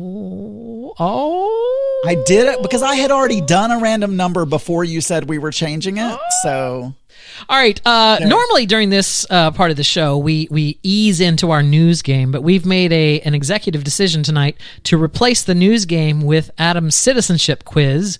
So for those of you who don't know what this is, Adam is going to read me 10 questions that his partner Mark is going to have to take on the citizenship exam. These are flashcards that they have for that exam. So he's going to read me 10 of them. I'm going to see just how many of them I can get. So this is, of course, hopefully they won't revoke my citizenship if I don't get it. But go ahead, Adam. What are my? What's that question? I don't know number if you knew this, but they are listening, Daniel. And if you don't get at least 6 out of 10, yeah, they are revoking your citizenship. Oh, well then just so you know that is the required number for anyone applying for citizenship. 6 out of 10. 6 out of 10. Yeah. An F. All right. 60%. I'm using a new mixer and I don't have my sound effects, so I'll just have to say you can point. correct I can. or- Yeah, you can point. What is the economic system in the United States? The economic system? Are they looking for capitalism? Is that what they're looking for? That is correct. Capitalist or market economy. Mm-hmm. What is the highest court in the United States? The one in Colorado right after they legalized marijuana. No, it's the Supreme Court, Adam. The Supreme Court of the United States. Yes. I feel like some of these are going to be very easy for you. Obviously, okay. Yeah. What ocean on the west coast? What Pacific. ocean on the It is. What is the name of the national anthem, Daniel? The national anthem is say, can you do that? The Star Spangled Banner. It is. But just come on. What is the name of the current president of the United States? Donald J. Trump. No, that is incorrect. No, it's wrong. I think this is a repeat from last week. Go ahead. I don't know. I just randomly picked. Yeah, exactly. What are the two parts of U.S. Congress? The Senate and the House. That is correct. Uh-huh. What is the, quote, rule of law? This is a repeat from last week. It's the system of common laws that our country is founded on. It's like I answered this one last week and I got it right. So it's. No, I don't know if you did. I mean, there are 100 questions. How did I pick the same? You did. Everyone must follow the law. Yeah. Leaders must obey the law. Government must obey the law. No one is above the law. And I made the same joke last week. Well, except for Donald Trump. Yeah. I don't know. Yeah. I don't think you got that one right just now, but okay. All right, fine. There. What is one responsibility that is only for United States citizens? One responsibility that is only for United States citizens to pay taxes. No. That is one. That is not. I may not be the one they're looking for, but that is definitely one. No, United States citizens. There are people who live here that are not citizens, and non-citizens pay taxes. That is incorrect. It doesn't say exclusively. It says they're only for United States citizens. Voting. Only. Well, you already got it wrong. Fine, whatever. I've still gotten my 80%, whatever. With your harsh vote in a federal judging. election is one of them. Name one problem that led to the Civil War. One problem that led to, if states' right is on that list, I'll be pissed. It had to do with slavery, the owning of slaves by the southern states. Both states' rights and slavery is on the list. Never had anything to fucking do with states' rights. That's what. Well, that's the official apologists. citizenship test of the United States. Yeah. When was the Declaration of Independence adopted? Like 1782? That is incorrect. What was it? July 4th, 1776. Oh, I thought. No. Was it?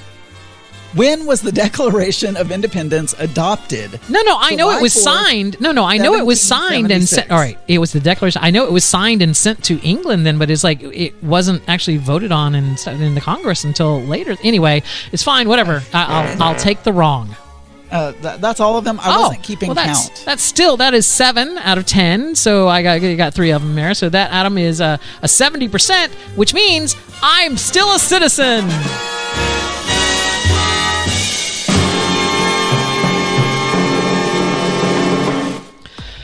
Adam, every single week without fail, our executive producer Cyclone sends us a huge pile of information that has been just tirelessly researched about things that have happened on this day in history in some previous year. You get the gig? What we're looking for, these are things that happened on July 29th, even though we're actually recording on the 30th, but it's fine. These are things that happen on July 29th in some other year.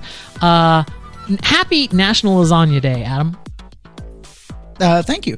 You know, I do not think I saw lasagna on the menu anywhere in Italy.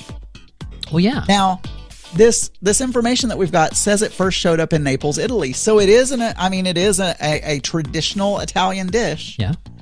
But we did not have lasagna once. Huh. It's also National Chicken Wing Day. I blew both of these because I had charcuterie for dinner. I had some crackers and sausage and cheese and mustard. As you know, love that. On this day, well, actually, technically yesterday, July 29th. Excuse me. Of 2005, I'm sorry, I had to burp. Aerospace manufacturer Raytheon adds transgender to its anti-discrimination policy. So, good for you, Raytheon, on July 29th of whatever. In Disney news, July 29th, 1999 was the opening day of the Rock and Roller Coaster starring Aerosmith over at Disney, at that time, Disney MGM Studios, which is now Disney Hollywood Studios. You know, you should do this on Don't Do Disney. You should have this day in Disney history. Here's the thing. You have it every week. Here's the thing. We kind of do little news stories, and because more people watch our YouTube video than download the audio version of the podcast, YouTube's analytics will show me exactly when people stop listening, like when they bail. And a lot of people were bailing. We had 40% drop-off rate when we went into the news segment. So they wanted to hear us talk up front, but they didn't want to hear about the news. So we're actually drastically shortening the news segment there and whatnot. But I would imagine if I told some Disney fact from history, they would probably also drop off. So anyway, maybe it's not important. July 29th, 1967, The Doors scored their first #1 hit with "Light My Fire." Do you know that song? I feel I'm thinking of He Didn't Start the Fire. Come on, baby, light my fire. Oh yeah. Sure. So that was the Doors' #1 hit. Also, July 29th, huge day, 1981, when Prince Charles married Lady Diana, his wife forever and ever. At least according to The Crown, which I'm only up to season 4. So they're still married in my reality. Let's see. Some show last night was talking about Prince William and saying that he's into pegging. Yeah, I think that was the gangbang. Brad Pitt and Jennifer Aniston were wed on July 29th, 2013. And all right, that's enough of that stuff. Let's get to the real later. Yeah, let's get to the real news, Adam, which of course is the Weekly World News. This is from the July 29th, 1987 edition. A bizarre new fad will sweep the nation, boasts a California surgeon. Brain piercing. Neurosurgeon Raul Villarrios has come up with a bizarre new status symbol for jaded members of the X generation: brain piercing. So for $5,000, you can put a gold or platinum ring through the patient's scalps and craniums into their brains. And you can see this. You can see this totally not photoshopped image of it right here on the Weekly World News page. So. Okay, I watch the only way that I get my medical information, Daniel, is I watch a lot of Grey's Anatomy, New Amsterdam, ER back in the day. Yeah. TV. And I feel like if you just touch the brain, you kill the brain cells and the person can't talk or walk or sneeze or whatever the case may be. I mean, if you just touch. So, I mean, I feel like this is not going to... they're moving around. And Adam, you're implying that the Weekly World News is lying about. I think they may be on this one. I mean, normally they're very accurate. I mean, they have way more reporters and resources than we do, so I'm assuming that they do. Adam, there was a #1 movie at the box office on July 29th of every year that I'm aware of, but I'm going to play you the theme song from one of those movies from one year. I need you to tell me, what movie is this a theme song for?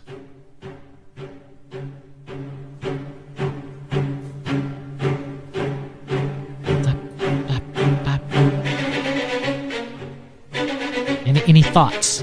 thoughts here of what this might be. I feel like that is Death Becomes Her.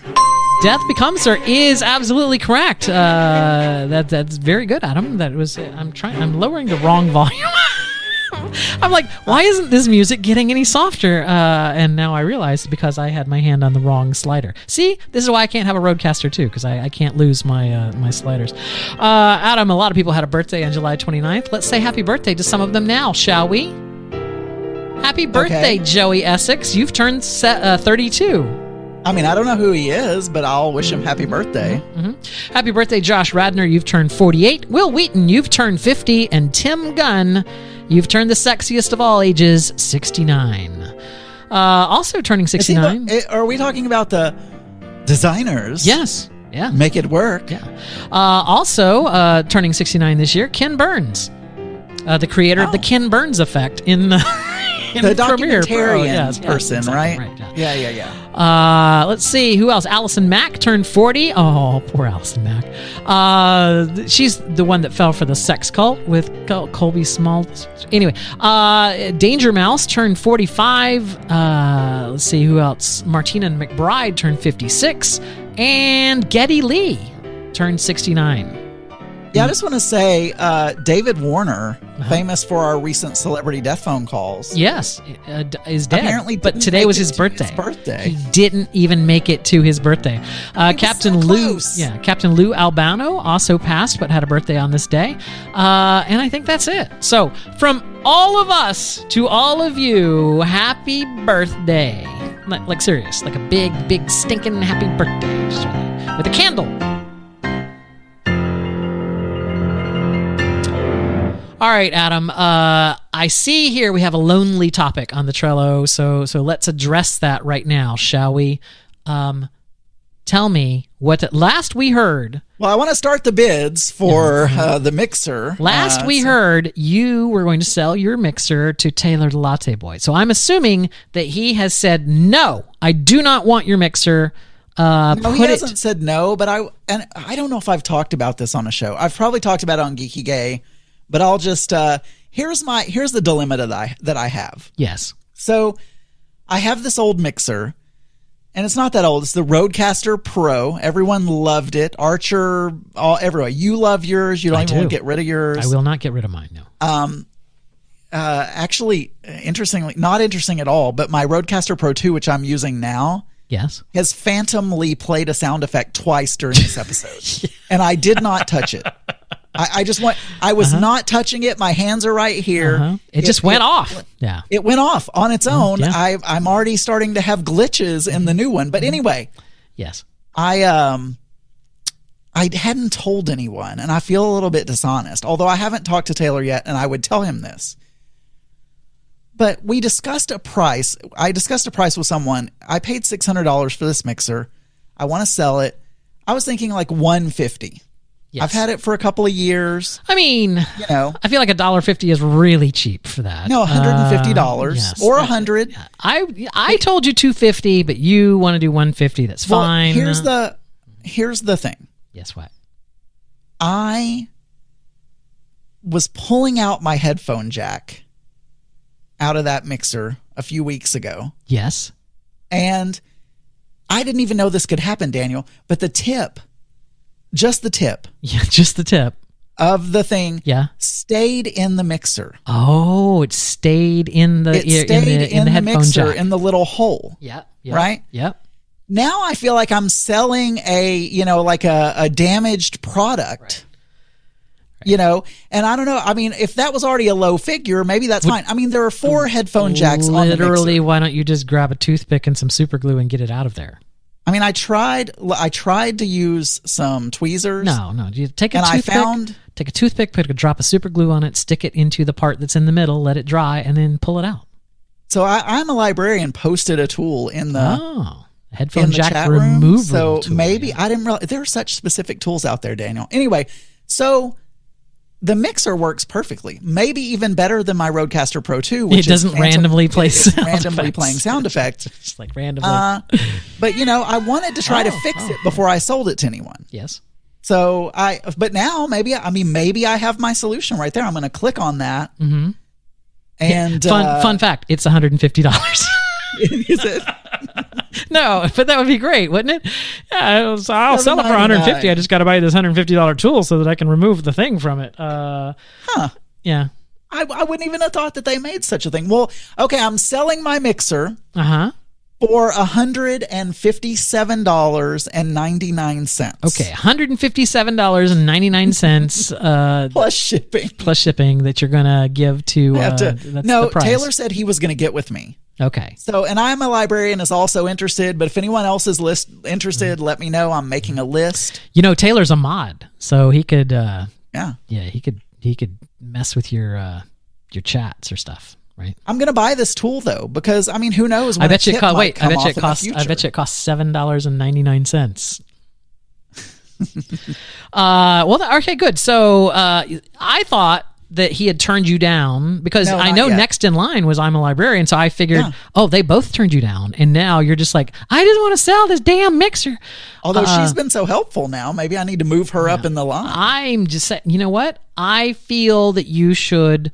Also, any of you who are interested in buying a Rodecaster Pro, I have it on very good authority. Both John Ong and Archer have just upgraded theirs to a Rodecaster, so they both have not being used currently Rodecaster Pros, first generation, which I believe is the best generation because it has 8 sliders on it instead of 6. This show's now becoming Mixer Roadshow. It is. You know, kind of like the Antiques Roadshow on PBS. We've got 4 minutes, so it's not like we can really get into a lot of stuff here.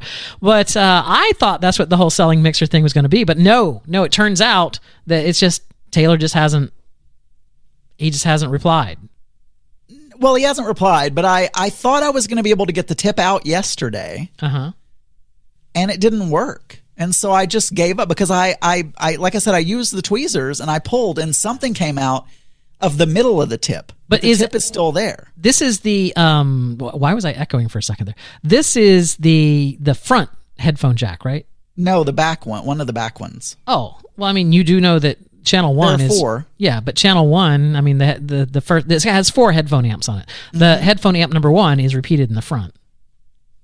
Okay, but anyway. But what would Taylor even use the other headphone amps for? It's like I use one to send out to my computer for the streaming sound, so that it has everything going. You know, I just want to be honest, an honest reseller, Daniel. That's all. And I'm just saying, 4 headphones. I'm not even using all 4 of my headphone amps. I understand. It's like, so I can't imagine that he would care that one of the headphone amps wasn't working. Or it had a he could buy an $8 tool Mark to fix says he'll buy it, but then he's going to resell it for more, ladies and gentlemen. He's a shark. Yes, you should do that, Mittens. Let me tell you, this is a $600 mixer, like new. Yeah, so $600 new. It's only a year, maybe a year and 2 or 3 months old.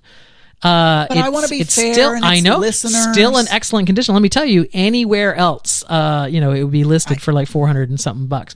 If you were to put it on, it sat on this desk the whole time. Right. If I were to go to eBay right now and just look for a Rodecaster Pro, let's see what the market is for a used Rodecaster Pro. I mean, we could have bidding. If I'm charging too little, I mean, people can bid on it. All right. I want you to guess. I want you to tell me what you think a Rodecaster Pro on eBay is going for right now. It's going to be more than 150. Okay, yeah, but what? Because I'm trying to be nice to my listeners and fellow podcasters. Maybe 300, maybe 275. 275. Isn't there a way for me to sort by most newly or ending soonest? Yes, time ending soonest. Let's see. So the current ones that I see here. What was your guess? I don't know, 275, 300. 275, you're right on there. The Rodecaster Pro, the one that's ending in 50 minutes. What a steal. What a steal. 150. Come to me for only $257. There's one listed that's ending in 13 hours for $300. There's another one for $280. And this one's got 57 bids on it, and it's already up to $208. They started at like $10 or something. So just to get we have like a minute bidders. left. I don't know if you're. No, I get that, but what else do we have to do other than doing this? How long's the closing music? I don't know. That's a good question. I don't even know. But what I do know, actually I do. It's 1:07. So I guess I should go ahead and hit it. the only thing that's left to do, Adam, is to welcome the folks that are coming after us. Some scrappy newcomers. You may not have heard of them ever. It's called Pod is My Co-Pilot.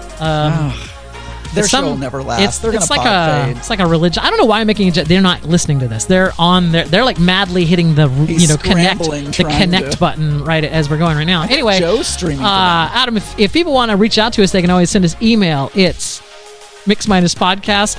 No, it's contact at mix-podcast.com. Our voicemail is 707-61-DEATH, or you can go to voicemail.mix-podcast.com and leave us a voicemail there. Well, I can't talk.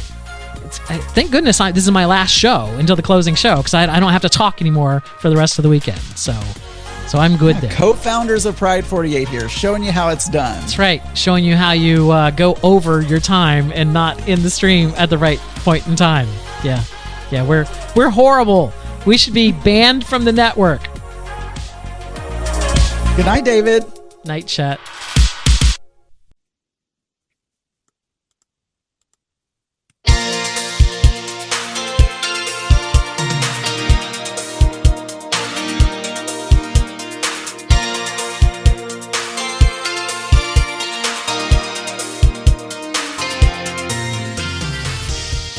Hey everybody, this is Taylor, and thank you for listening to episode 622 of Pod is My Co-Pilot.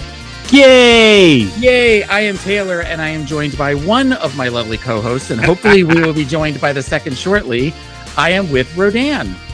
Hi. Well, we're also joined by Kraken.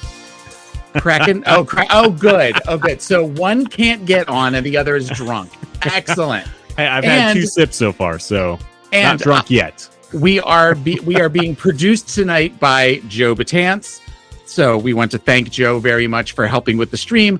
But because I am freaking out because we can't get Taffy on, he was doing the very supportive thing of saying, 2 minutes till you go on the air, 1 minute till you go on the air, 30 seconds till you go on the air. So it's hopefully at some point Taffy is going to be on and we will get to have all 3 of us on. But in the meantime, I have been listening to. Otherwise, just listen for a slow simmer and boil mac and cheese on a live show.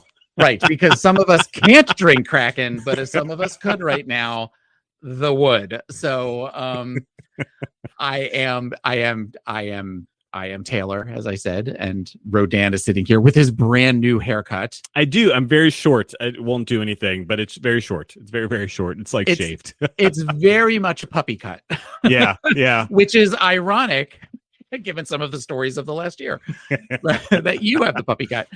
But it looks good. How has your day been? I know about my day, but how has your day been? It has been fantastic. Not so much fantastic for my entire household because Darwin had to go to a funeral today. And so he was traveling to South Louisiana. But I had a very relaxing day. I got my hair cut at 9:00, got a full shave. Got the little scalp massage, and so it was very relaxing. And I almost fell asleep, while she was like washing my hair. So that was cool. And then Isn't that the best? I know. Yeah, I've had that happen a couple of times. Did you get the hot towel treatment? Oh my god, yeah. No, I'm a bougie bitch when it comes to getting my hair cut. Now. There have been times in which I have a really great relationship with my stylist, and she definitely is where I think she takes extra long sometimes with me. She can tell when I'm tired because I go and see her immediately after work. And I feel like there are times where she's like, I'm just going to let him nap for a minute or two and let me just drift off. Yeah, it's always a little bit because these guys do full shaves, but they're not very good at full shaves.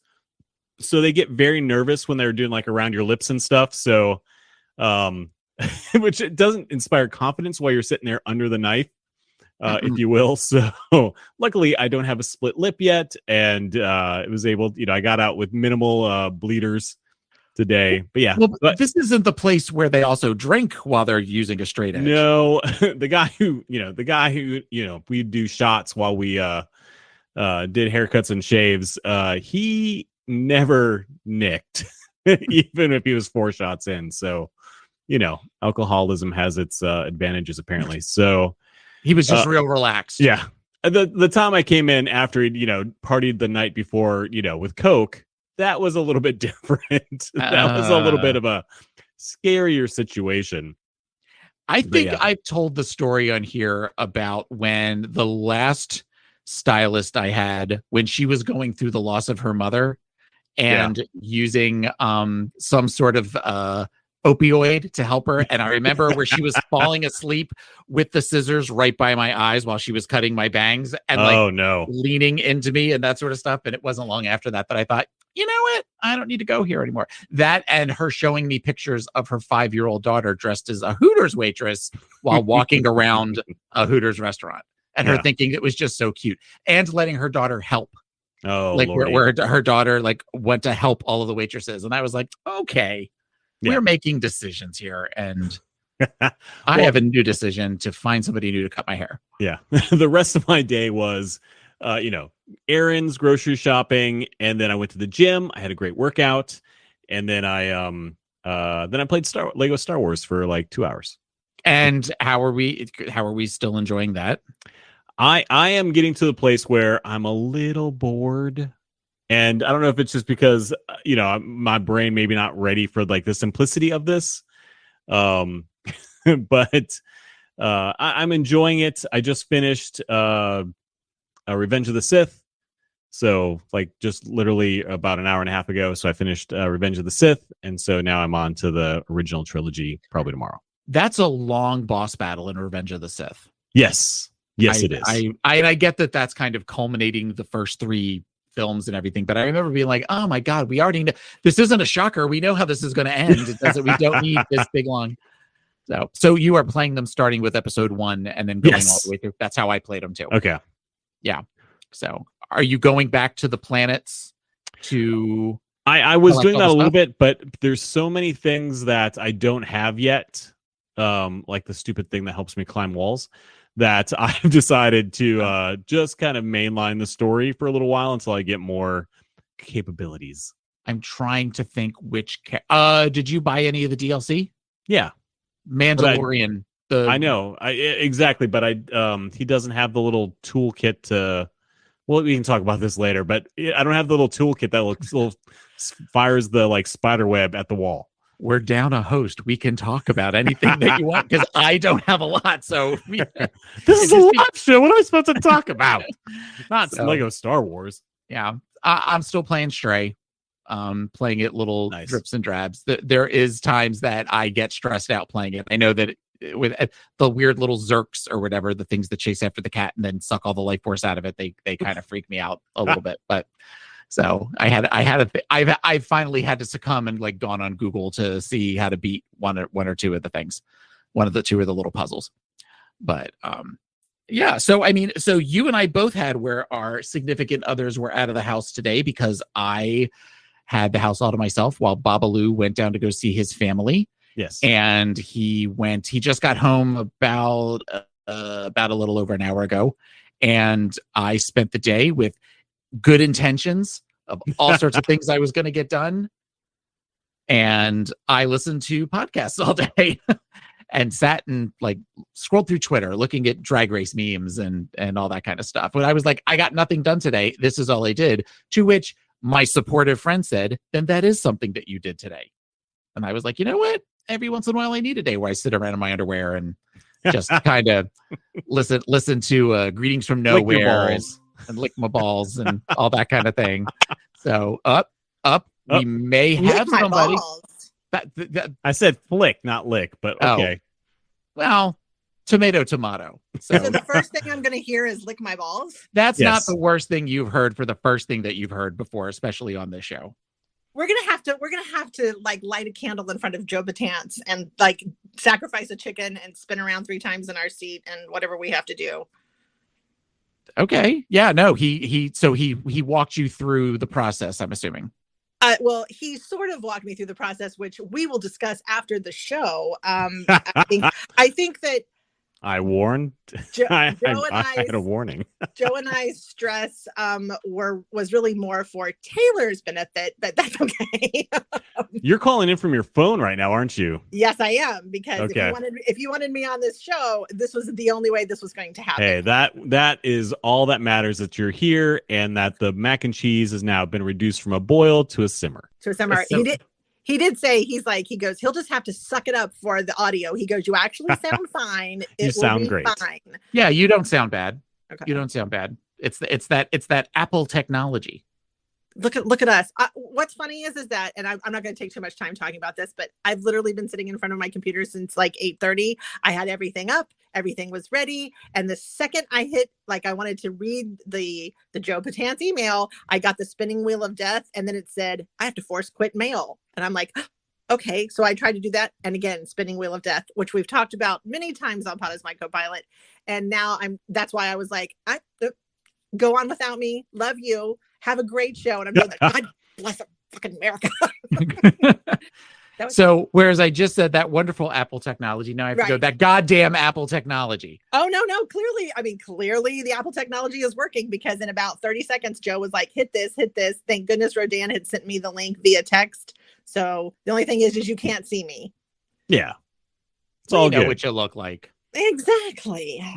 So Nobody out in the Discord chat can see you anyway. Right. So No. Yeah. So, well, we were just talking about our days of leisure with our days of bachelordom, as both of our partners were gone today, and Babalu just came home about an hour ago and brought leftovers from my mother-in-law. nice. Oh, did he bring pork? He brought pork and he brought rice, and like the good Cuban rice, Mhm. and he brought cornbread of all things, which Nice. is really good. So Nice. I had a bunch of that, and I got a belly full of pork right now. So which Well- is wonderful. Well, it's because, Babalu's home. Right. Well, speaking of No, days- not a lower intestine full of pork. Well, speaking of days of leisure, of course, Tank is home today, and it's a Saturday, which is very unusual. He has 4-day weekend this weekend, and we've listened to several shows, which I love when I'm having on the background, and the certain phrases that pop out at me. But Tank was listening to some of them, and he was like, "What the hell is that?" I'm like, "Well, Daniel Brewer wants to know if women can fap. I guess that's something we have to discuss at some point tonight." But Women can fap. It's just done differently. That's done all. differently, exactly. But Yeah. we were watching a show that they were talking about authentic Mexican food, and we found a place here that had this particular dish that Tank wanted, and so we went. And it's going to be good Mexican when it's a pickup only and it's behind a laundromat. And the store is a Ford Fiesta. Right, exactly. So we got a bunch of food. We came back. We got in the pool to eat said food. And then while we were literally eating our oletes, corn, we heard this big giant splash, and we went running out on the dock, and there was a dolphin and her baby. Aw. Oh. Yeah, I posted video of it on my personal Facebook and Instagram, so you can see that. But it was a really nice afternoon. And then, of course, again, peppered with information like nonsense, Ricky Burton nonsense of whether or not you all should shave your junk or not. So that was kind of, it's a lovely afternoon with baby dolphins, but you have to shave because of the cock ring, because it might not fit. Thank you, RT Cruiser. I'm in a mixed shaving your junk household. Okay, where do you fall on that, Rodan? I am a trimmer. Darwin is not. So Darwin is full Bush McGee. Yes. No bush shame, because Tank is very machismo, where the chest hair goes into the happy trail, which goes into the business. So he's very, even though he doesn't have like hairy shoulders or a hairy back, but he's definitely hairy up front.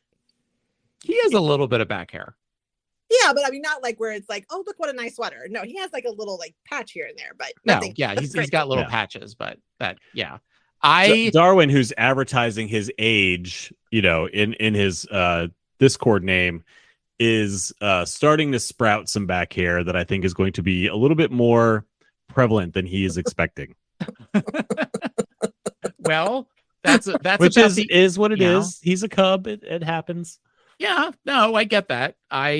Last week, unfortunately, Rodan knows the story, but Taffy doesn't. I decided that it had been a while, so I decided that I needed a trimming, which resulted in me nicking my testicles a couple of times. That's the worst. It is the worst. It is. I have like the lawnmower. That's what it's called, right? Yeah. And but you have like a 3.0 or a 2.0, not a 4.0. I have the 2.0. I do not have the Babalu got it for me a couple of years ago. I think the first year of like the COVID Christmas, I think that's what I got. Okay. And no hay about that. There's nothing hay about that. And unfortunately, our house, the only full-length mirror that we have in our house is in this like dark corner. So of course it is. So I mean, where the light would be behind me. So I had to on this dresser. So the only other way I could get light is if I opened the curtains, but that means I'm standing directly in front of the open curtain, shaving guaranteeing a nun would be walking a preschool class past me. So I had to like rig this where I like pulled out the one drawer and then I got a flashlight or like, one of those industrial, and was kind of like balancing it so that everything is like this weird upshot and which is not cute in any way, shape, or form. So, and then I'm trying to do it, but I'm trying to like get past my belly to do it and do all these. I've never been more attracted to you than right. I am super sexy. And then there was a couple of times where I went like I did that and then thought, okay, well that's not bad. Until at one point I went to like scratch and then like hand was pink and went, oh, this isn't good. Dry? Yeah, because it was electric. It was an electric trimmer. Yeah. Okay. I've told the story on the show before, right? Where I trimmed myself before I went to work with a Bic, and I cut myself, and I didn't realize the extent I cut myself, and that halfway through my shift at work, I had a bloody red spot on my khakis at work. So you're a 6th grade girl in health. Yeah, I know, right? Are you there, God? It's me, Rodan. Right.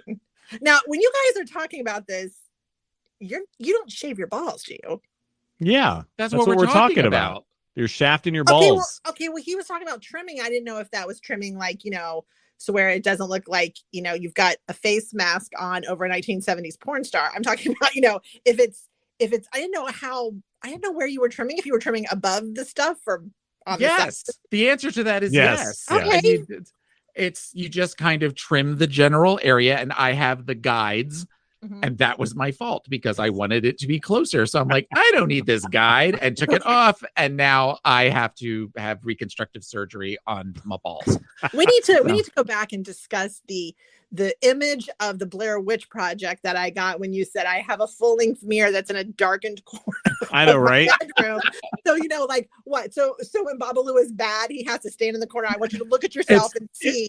Look how sad you look. It's very something out of a Bronte novel when you think about it. The whole, standing dark with all shoulders forlorn as I'm like whacking at this and just trying to take care of it. It's whacking it. Horrible. No, not whacking it, whacking at it. There's a difference there. With your machete. Now, I'm not whacking it because again, there was no nun with preschoolers. Since clearly I am compromised. Is anyone watching our chat? Yeah. Oh yeah. Okay, good. Yeah, absolutely. But it's that. So unfortunately, because I have that type of relationship with Rodan, what did I say? I said the name of my movie or the name of the song. Oh, the country song.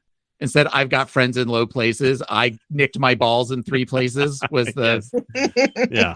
So that was it. Well, I'm glad that we were able to talk about my balls for 10 minutes of the show there. I mean, it's not Easter, but that's a normal conversation. So these tacos were good.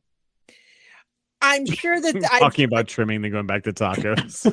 I'm sure I'm not going to say the word properly, but I guess it's like a quesadilla, which is where they take a corn tortilla and they cover it in cheese, and then they pan sear it to where the cheese gets nice and crispy, and then they put like shredded beef and then lots of mozzarella cheese in it and fold them over. They put mozzarella cheese? Yes, and that's the thing. I was like, huh? Nope, it is. You sure it's not like Chihuahua cheese or? No, it's the Cohina cheese. No, it's not Cohina cheese. It's mozzarella, because we questioned that. I'm here to tell you, and the corn was the best I've ever had. We both ate ourselves to where, I mean, we ate it at like 12:30, and I said, "Are you going to want dinner?" And he's like, "Absolutely not." He goes, "The only dinner I want is if we're going to go back and get 3 more." That's how good they were. I really do feel like you got your dinner out of a Nissan Sentra. So, well, that's if you buy or tamales. Fiesta.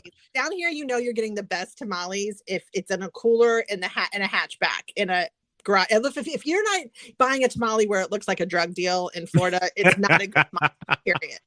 What's going to be awesome is awesome. I don't know if this is awesome or not, but about a mile from the new house, there's like a Mexican market where it's like, it looks. We passed it. Okay. Yeah. I have this feeling like we're going to be there like on a Sunday for like a flea market day and have the best Mexican food ever. Yeah. Yeah, no. It was definitely, I mean, it was one of those things where I would easily get it and bring it back here for you guys to have, because it was just delicious. All right. Sounds good. So what else has been going on? How's your week been otherwise?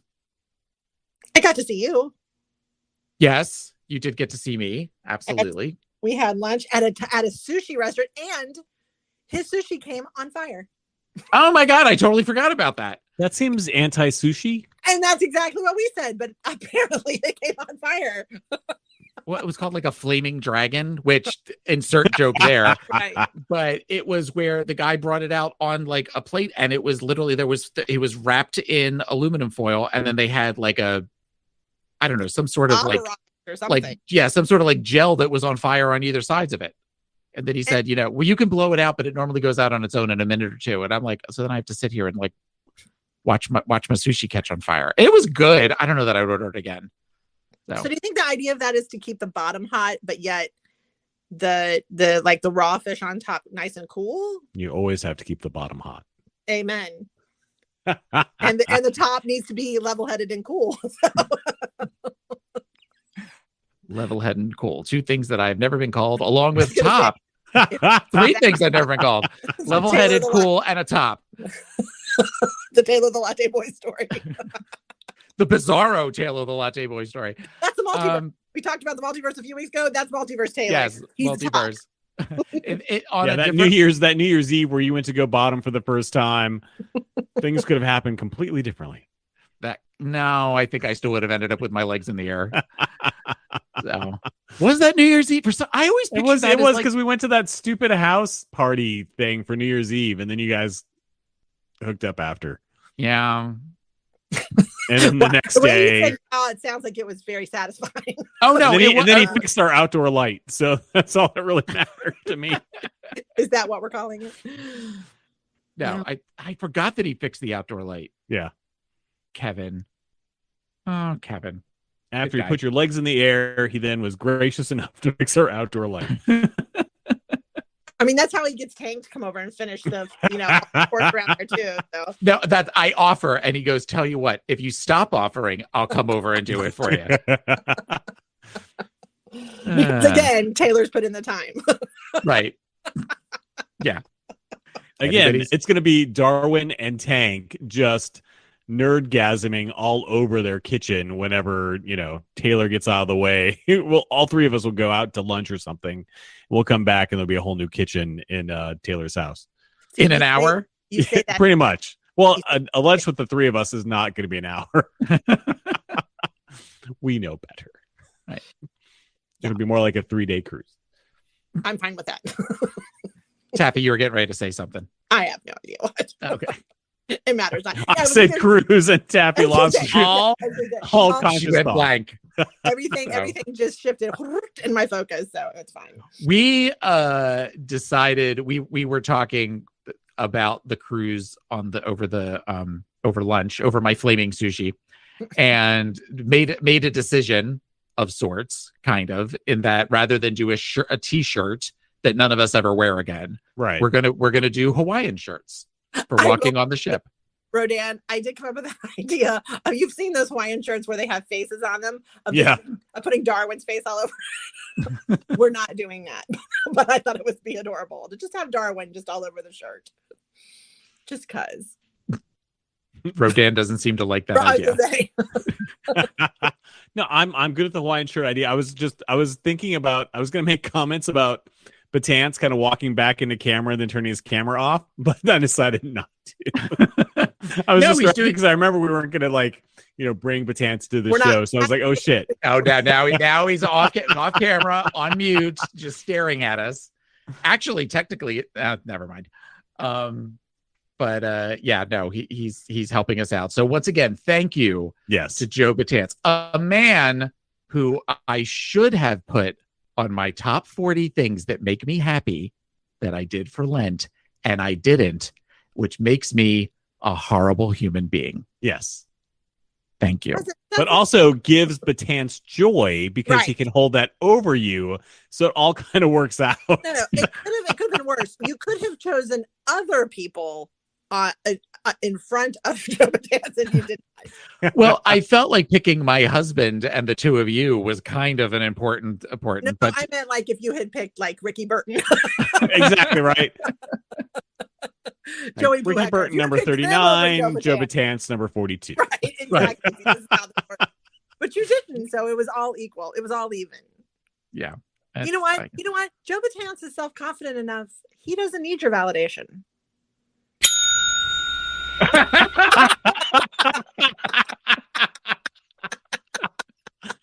Okay, that was awesome. But anyways, yes, we're wearing Hawaiian shirts. Yes. I think they should be like the most obnoxious, loudest Hawaiian shirts possible. I mean, I will say that Taylor was definitely a man of two thoughts in his thinking for his Hawaiian shirts. The first one was very baby blue and pink and stripes and flamingos. And then the next one he sent me looked like an Encanto threw up all over the shirt, where it was just like reds, yellows, and greens, which I was like, of course I liked that one the most because it was fantastic. Yeah, I just thought it was something fun. I went through a phase years ago where I was all about Hawaiian shirts when I was a kids counselor, which sounds very. I was going to say. He always wore Hawaiian shirts and he drove around in a white van with no windows. I mean, I get how that sounds, but Hawaiian shirts are super comfortable and you know. I sent you pictures of some that you wore to like Easter brunch and they looked really good on you. Oh yeah, no, I have one, but that's just it. It's in every picture of me with a Hawaiian shirt. It's this one. I think I have two of them, but they're just blues and I want something a little different. So are we wearing a matching Hawaiian shirt? No. Okay. No. The whole idea. That was a quick no. The whole idea of this is that, just patterns, mayhem, just chaos. So that they all know what they're getting when we walk on the ship. It's just going to be chaos. Maybe I'll do the tattooed Disney cruise. There you go. Symbol of my head. There you go.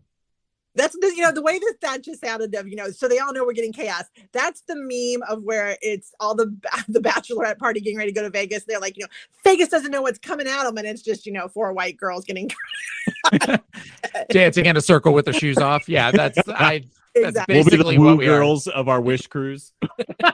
We're the woo girls. Exactly. We're the woo girls, may be the title to episode 622. Whoa. First off, there's nothing wrong with woo girls.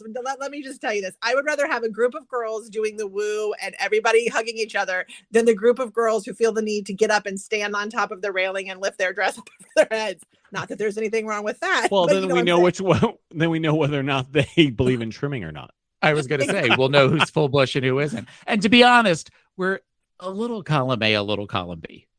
Oh, but standing on top of a railing on a cruise ship. I think we've seen enough of the Facebook videos now that we know that you can technically survive a fall from a cruise ship. So, okay, we don't need to put that out there into the universe. I did get to see pictures, and I thought of Taylor immediately, where they showed all the pictures of the relief areas for the service dogs on the Wish, and it's decorated like how like the kids areas are decorated like Andy's house and stuff like that. This is decorated like Pluto's house. Oh, that's cute. And I was like, you know what? This is so they can shit in Pluto's living room. Well, yep. So we are being told by Tank Huffington in the chat room, you can survive the fall, but Disney will not invite you back. They're not throwing out the nets to get you. Because once Again, this is why Tank and Darwin cannot be together, because now we're going to have legal recourse. That's the new podcast, Legal Recourse with Tank and Darwin, where they just tell all the things we've talked about, the things we're doing. They're both like, well, no, actually, that's not illegal. Or, well, yes, actually, you can go to prison for that. Right. And occasionally while Tank's talking, you just hear wet slapping noises in the background. I have a name. So does anybody have, I feel like a couple of people asked questions in the latest post. I can pull them up if you guys Well, we did have one that asked about what our dream vacation would be. I did see that one. Dream vacation that does not involve a mouse, a castle, or a cruise ship, I believe was. I think that was. Oh. So do you have an answer? Yes, but mine I think is going to be very anticlimactic. I think it really is. My dream vacation would be for like the 10 of us to go to like Würzburg, Germany, and just kind of rent a chalet and all of. I want to be with all the people I love. I want to be the 6 of us, and then obviously the 6 of us, and then the babies, and you 4, and that's like the 10. And I just want to like just be where we can look at mountains and have a staff that brings us delicious food and coffee, and we just sit around and laugh and make fun of each other. This would be my dream vacation. But I really want Taylor to go to Germany, so I've been saying that for years. So we Darwin and I lured him in with the promise that in summer 2021 we would go on a European vacation to like Northern Europe and do exactly that, the castles and and so the castle question, I'm assuming you meant a mouse castle. But like actual European castles in like Northern Europe. Marienburg Castle is the one that's in Würzburg, and that's where very close to where we used to live. And since Tank certainly sprechen Sie Deutsch and I sprechen Sie kaum Deutsch, then that is definitely something that I would love nothing more. I love taking the girls there. I would love for you guys to go. And yeah, we were planning on that for summer 2021, but then Europe wasn't like taking people, and I'd taken that new job here in Birmingham, and so that kind of ruined all of our plans. And so we had not thought through like what we would do with that. No, I'm definitely the sucker that, I'm, and I say, Würzburg, but honestly, I would rent a house in Gatlinburg and have all this go. I don't care. That to me is a dream vacation, is just have everybody together with good food and coffee and a pretty view and sit around and just love each other and mock each other. Nothing would make me happier. Well, that's a little more doable right now. But and not that I'm that person, but I have traveled an awful lot. I've seen a bunch of places. I've been to a bunch of different continents, and I really just want to kind of hang out with the people I like. No, I totally understand that. Right. Yeah. If it hadn't been for COVID after Gambit passed, I would have pretty much done like a eat, love, pray kind of, getaway. I can see that for sure. Traveling changes you in a way that nothing else will. Especially traveling where you're uncomfortable. Yeah. It's true. And you're uncomfortable. Taylor would be uncomfortable because he wouldn't be able to understand the language.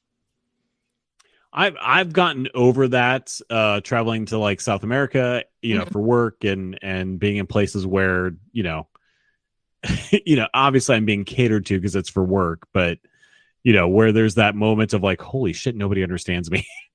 Nobody understands me, and I have a train ticket, and I don't know how to read any signs. Yeah. I have a train ticket in 12 minutes, but all the time, all the clocks are wrong because they're all the military 24-hour clock, and I have no idea what I'm doing. There's part of that I absolutely love.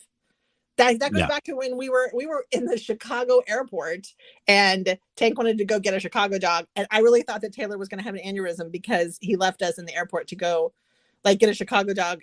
In the at like 9:30 in the morning. That was, I think, the part that I had the biggest problem with. Well, if you live in Chicago, then a Chicago dog at 9:30 in the morning is not a big deal. Right. But yeah, no, yes, that would be mine. What's yours, Taylor? On Italy. I would love to be able to go to Italy and that whole region of that section. You guys are talking about North Europe, which I would love to see. Yeah. But South Europe, particularly, my family is from Calabria, so I would love to go there, even though that's not a big tourist destination. It's like a fishing village. He wants to stomp the villages of, he wants to stomp Milan in his high fashion. Right. I want to do that. And I thought you were going to say stomp grapes at like a vineyard. So that, I can live my Lucy fantasy. Oh, get serious. You want to go where the Barefoot Contessa would be making you breakfast every morning while you overlooked, grape fields. The servants. So, like Tuscany and all that. Oh God, yeah, absolutely. Something I would love to do something like that. And we've talked before about Paris and the whole idea of just walking around Paris and how I think that would be really cool to do that because with Europe, those cities are all hundreds, if not thousands, of years old. Yeah. Whereas everything here, the most cultured that some of our great country is when they get a Panera in it. So I just think something where you could walk down cobblestone streets that generations upon generations of people have walked down or that sort of thing just sounds fascinating to me. So that would be something that I would love to do. Your celebrity parents would be Stanley Tucci and the Barefoot Contessa. Those are your celebrity parents. There was it infuriates me that there was a podcast in which Stanley Tucci and Ina Garten interviewed each other. Oh, that I was just like, well, it was like a one time on a multiple celebrities interviewing another, and I'm like, well, this is pornography, so I have to. And I downloaded it, and I guess the company took down the feed because I have searched for this, and I never got to listen to it because, as Joe can attest, I am 4 months behind on all of my podcasts, and it really bothers me because I just think the idea of the two of them just talking about traveling and wine and food and all of that kind of stuff I just would absolutely love that. I love Stanley Tucci. I love Stanley Tucci since he was in the Levi's commercial back. Was that Levi's? That was at Levi's 501 jeans, right? And Undercover Blues with Kathleen Turner. Okay, but he was. I didn't see Undercover Blues, but I remember that commercial that he was walking and he's in a white tank top, a tight white tank top. He was young too, and he was definitely losing his hair, but he had it all slicked back. Very Goomba 1988, just But we know that's what makes Taylor wet, and we all know that a Goomba 1988 gets my juices flowing. But it's that I always thought he was cute since then. But there's something about him. I just think he's really cute. Yes. So, but Rodan, was your vacation the going North Europe? Yeah. Okay. All right. So we have another question, which is from Aubrey. That last question was from Melissa. So thank you, Melissa. And this next question is from Aubrey. And she says, what's the chance of you doing video shorts on your Disney park and ship visits? We can make that happen. Yeah, we used to do those back, in the old, camera days. Yeah. Yeah. We can do that. I think part of it is that back when I used to be able to do those, we had unlimited bandwidth through Libsyn. And whereas now we do not have the amount of bandwidth that we would need to be able to release them on the feed. But we do have a YouTube channel, which our YouTube channel is hysterical because the last video that was on there is from 11 years ago. And of course it is. And Taffy and I, in the car being stupid, it's just we went to the Cheesecake Factory one day, and so a Tuesday, and it was thank you Nowhere Christina found the interview on YouTube. She is delightful. So now I have something to masturbate to at 10:01. So but it is sorry, I said the word masturbating, just like with Taffy with cruising, and my mind went blank. We could do some things and post them on the YouTube page. Well, I was going to say we could record some things, and when we get back, put them together and post them. I'm not talking posting from the ship or anything like that. And Darwin just sent it to me as well. He sent it, I think, to Rodan too. Not that Rodan will ever listen to it, but I won't. And say, in case I couldn't catch from the feed. And Babalu found the picture of Stanley Tucci from the commercial when Goomba 1988. And I mean, Rodan, can you see that? Oh yeah. No, it is very much. Yes. Like that on New Year's Eve would fuck you good and then fix your light fixture the next morning as well. So, and you'd be completely fine with it. and then never call you again. And you're fine with that. You're fine with that. And every year when the ball drops, and you think about the time that the balls dropped, and you'd have one tear roll down your cheek, just thinking about the best fuck you ever had. With the exception of Tank, there's very, very few things that will make me blush. But there is like the one guy that when you think of one particular thing that makes you blush, I think that Stanley Tucci would be a blush inducing conquest. Yeah. You know what I mean? Like there are times when Taylor and I are someplace and you'll just see a guy walk by and he's like, he would fuck you so good. It wouldn't even matter. You wouldn't even care. You'd thank him and you'd never talk to him again. Like that type of thing. There's something about Stanley Tucci that while I believe he would be gentle, I also think he wouldn't call you again and you wouldn't mind. Wait, I've seen Mr. Tucci naked in person. And I saw everything, Cranston. taint and all. Well, bless you, Lamont. The shadow knows. The shadow, absolutely. I just want to comment a little bit on Babalu's choice of avatar. Looks like a Muppet getting fucked. Real good. Well, that is kind of when we have sex. That is what it looks like. So it's just yeah, like he is fully enjoying having that hand up his ass. It's me going ball, ball, ball, ball, ball, ball, ball, ball, ball, ball, ball, ball, ball, ball, ball. And I see Greg posted our YouTube page as well for anybody that is in Discord that wants to go look at it later after all of the great shows that are on after us. I know that we have a show coming up after us that I don't know that I've ever heard of it before. What's it called? And I that's a great question, Tappy. Thanks for pointing out that I don't have anything. Taylor, you're supposed to know the names of all of our spinoffs. No, it's not a spinoff. It's oh my God. Monkeys. They've already went today. No, Foul Monkeys already went. So we have Shady Small Town Tea coming up after us, and then Throwing Down, which I don't know if I can share what is being made on that, but Joe likes to make fun of me for something, and he's made fun of me for years. Joe, ding if I can talk about this. Ding the bell if you're even still sitting there. Isn't that another show? He's jerking off to Stanley Tucci. No. He must have walked away. So I would strongly encourage oh my God. Somebody just posted a picture of a Muppet rimming some woman on. What the hell? I'm so glad I cannot be in Discord right now. Oh my. Okay, So- Kurt. That's quite the find. I So- hope that wasn't just like in your like whatchamacallit. Yeah, so I strongly encourage everybody to listen to Throwing Down, just because it is one of my favorite shows. Not only because it is, but something will happen tonight that involves me. That's all I can say, I guess, because he didn't ding the bell. So, and after that, we have the Seder Sphere, and then Donna Sugars is doing her overnight show. Oh. Ah, nice. Can you think of any better way, really, besides getting remmed by Stanley Tucci, than listening to the sweet song stylings of one Donna Sugars while you're trying to fall asleep? That's delightful. That voice is delightful. I don't know how easy you're going to be able to fall asleep because apparently she reads erotica.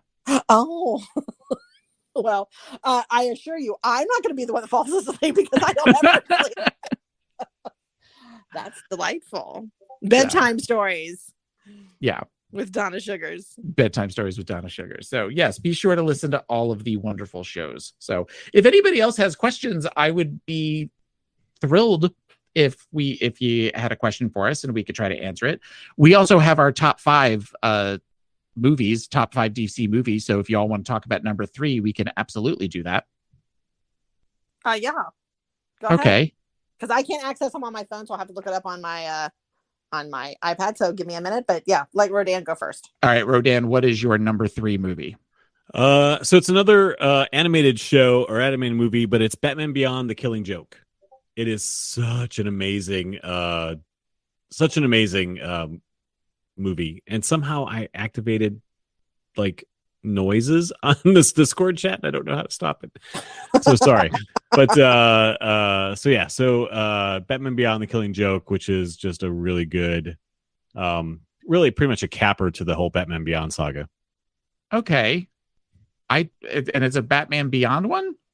Yeah, The Killing Joke. They did a thing during Justice League or Justice League Unlimited where they like fully capped off Batman Beyond, but yeah, no, it's where the Joker comes back. Oh, okay. Well, the Killing Joke is you mean Return of the Joker? Return of the Joker, yes. I don't know why I wrote yes. Sorry. Yeah, because I was going to say the Killing Joke didn't get really good reviews. That's not a good movie. No, it's not. But yeah, no, I have seen that one. That is good. That gets dark. Yes, it does. Yeah, that gets very, very dark. My number 3 may actually be a surprise given what people know about me, but my number 3 is Wonder Woman. I think people assumed it was going to be my number 1, but it's not. It's my number 3. Yeah. I remember walking out of that movie and you were kind of like still in awe of it. And I was like, oh, I wanted to like it more than I did. So, well, I think just because it was, I mean, it's my all-time favorite superhero. So I was thrilled. Yeah. I was very pleased with it. I think that the casting was great in it. And, she looks amazing when she wears the costume and just everything about it is wonderful. So in that regard, I was getting ready to make it sound like I was going to say something negative about it. It's not my favorite for reasons that will make sense as we get closer to number 2 and number 1, but it is definitely one of my favorites. And I'm glad that we finally saw that. I mean, the fact that we live in a time where, you and I think the three of us have talked about the fact that all of these superheroes that we all grew up, like, reading the comic books and buying the action figures and all that kind of stuff. And we always said how cool it would be for there to be like an Avengers movie or a Justice League movie, which, that one didn't turn out great, but just the fact that we live in this world in which the mass media talks about a show like Ms. Marvel or Moon Knight. They know who these characters are now and all that kind of thing is just really cool. So, and while Wonder Woman was pretty much known, she's been a pop culture standard for 80 years at this point. The fact that there was a movie and the first one did as well as it did made my little nerd heart a little bit warmer. Oh. I do like 1984. I think it's a cheesy masterpiece. I was mad for Taylor when 1984 came out. It was so bad. Kristen Wiig is wonderful. I know he loves the character Cheetah. I remember seeing the promos and thinking, "Oh, they're gonna fix this. This is like an early promo production." No, awful, terrible, horrible, ridiculous. No. There's parts of it that are good, but there's parts of it are just. Chris Pine in parachute pants is not gonna save 1984. It's just not. He should have just been naked. Exactly. Well, my number 3 is the original Batman with Michael Keaton. Okay. First off, Prince did the soundtrack, and it's an amazing soundtrack. The whole idea of that movie with Jack Nicholson, and no one believed that Michael Keaton was the right choice. And then it came out, and I remember seeing it in the theater like 3 or 4 times, and I thought it was so good. Jerry Hall, everybody, it was a good way to start. Oh my God, that's Jerry Hall. I didn't realize that. Yes, it's a good way to, and Kim Basinger, such a great way to start that story and that narrative. And I know at the time it was huge because of all of the promos that were tied into it and everything. But when you watch it now, even, it's still like where they stylized the city and the whole thing it's still really good. I mean, it's cheesy and it's kind of, but it's also gets a little dark. I don't know. I always thought it was great. A little dark? I don't think I realized how dark it was. I rewatched it recently and it gets dark. Yeah. I didn't realize, like, as a kid when I watched it in 1989, it was not a high schooler even yet, that, it didn't feel dark. And I watched it, again recently in 4K, which is gorgeous. That it's definitely a lot darker than I realized. But it's really good too. I mean, it is. It's definitely, you're in the world. It's the whole thing, and I don't know. I always thought it was a good movie, and it's my number 3. I think at this point now, I know my number 2 is one that you guys have chose. My number 1 is one of my favorite movies of all time. So I don't know. Yeah, I feel like we're gonna start overlapping a lot in the next couple. Yeah. Oh, it's all right. This isn't like a playlist like with the Pod is My Co-Pilot playlist. It's just sort of something to. Well, it's not a playlist because Rodan is involved in this. He's already sworn he would never be involved in another playlist. No.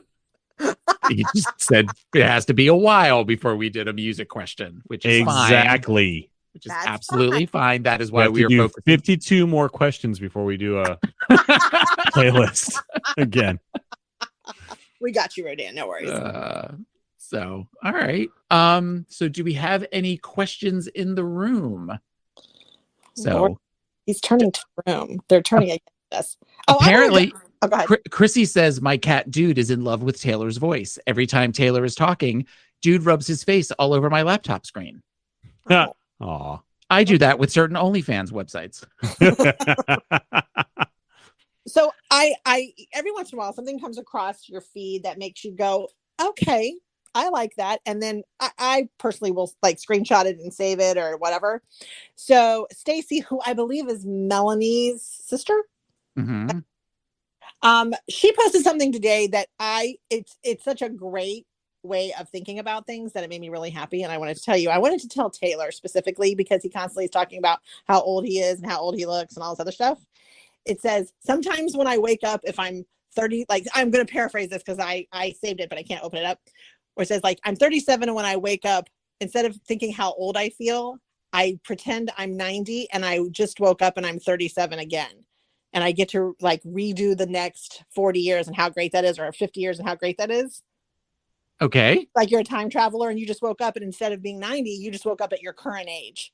So you're like excited that you get to relive those great years again. I just think that's a really cool way of looking at like getting older and stuff like that, especially since you're going to be, 50 this year. Okay, we didn't need to bring that up, but yeah. I don't know. I kind of like that reframe. I thought that was a really positive. No, reframe. and that's what I would call it. I mean, obviously, that's what it is. It's a reframe. So you take the facts are still the same. You're waking up and you're gonna have a day. So you can choose to look at it as an adventure, or you can choose to look at it as just kind of slogging through life. Yeah. So I wanted to thank Stacy for that because I saw that today on her Facebook and I appreciated it. Yeah, that's really cool. That's really cool. I really do like that. So that was my throw out there. I've thrown it out. Okay. All right. So let's see. Wait, did you do your number 3 movie? Yeah. Wonder Woman. Oh yeah. Sorry. He just wasn't. He was answering email. He wasn't making. No. I got an important text from my CEO. I just sent you guys. He just sent it to us, who are also doing a live show. I know. Shush. We all got real quiet because all of a sudden we're all looking like we saw it with my first thought is when I get that, what did I say that's wrong? Right. You're in trouble. That Rodan didn't want to say it on the show. Right, exactly. What I love is when we're recording a show normally and Babalu is like blowing up my Instagram, sending me memes. Taylor will be like, the girl is on top of memes, that's for sure. Is he texting you? I'm going to kill him. He knows you're doing a show. If only he knew what you were doing right now at this very moment. Exactly. He was a part of this. That's you know what? That's his way of being a part of it. That's fine. Babalu is welcome to be a part of my life by sending me memes of cute pugs that are falling off of things. That seems to be the majority of them. Well, so long it's not off of roofs of buildings, I guess that's fine. Our listeners might want an update since they have been on this journey of dog health with you. How are they doing? They're doing great. They're little assholes, but there are little assholes. So that's really all that matters. No, today it was where I decided at 10 I had to be with Joe for Drag Race recap, and we were going to meet at 6:30 my time. So Babalu was not home yet. So at 10 after 6. I decided to go out to go, outside. So that I'm not sure why I'm whispering that they're not in the room with me, but so, and they went outside and proceeded to ignore me for like 20 minutes where I'm out in the backyard where I'm like, like we have to go in, like I like screaming to try to get them in. And, because we had to sniff every blade of grass. And then at one point I figured, well, if I just go in and shut the door, sometimes Tori will come flying around the corner, all out of breath, all chubby and out of breath because she thinks that she's been left outside. Panicked, which always makes me laugh. No, she was just back there. Eventually she pooped, but so then I was doing the last minute running around trying to pick up poop and all that kind of thing. But no, they're both doing really well. No signs of a plum pit out of either one of them. They've taken all of the medications as prescribed, and they're just crazy. Now her new thing is she climbs up on top of me like Sylvester the cat used to Porky Pig in the old Looney Tunes cartoons, and like will get like right in my face, like when she wants something, whether that is a scratch behind the ears or sometimes if we go outside or if we do, something like that. It's very, very funny. Watching me eat that Cuban pork tonight, she locked on my face, like waiting for me to just go, would you like some? Which was never, ever going to happen. So Babalu just posted pictures of them in the Discord chat so that everybody can see Tori and Pudgy, our children. Well, So, he's on top of things. Yeah. So Babalu, we make the joke that he's crazy like a fox. The fact remains is that in 5 years, we're all either going to be working for him or dead by his hand. I'm voting for dead by his hand.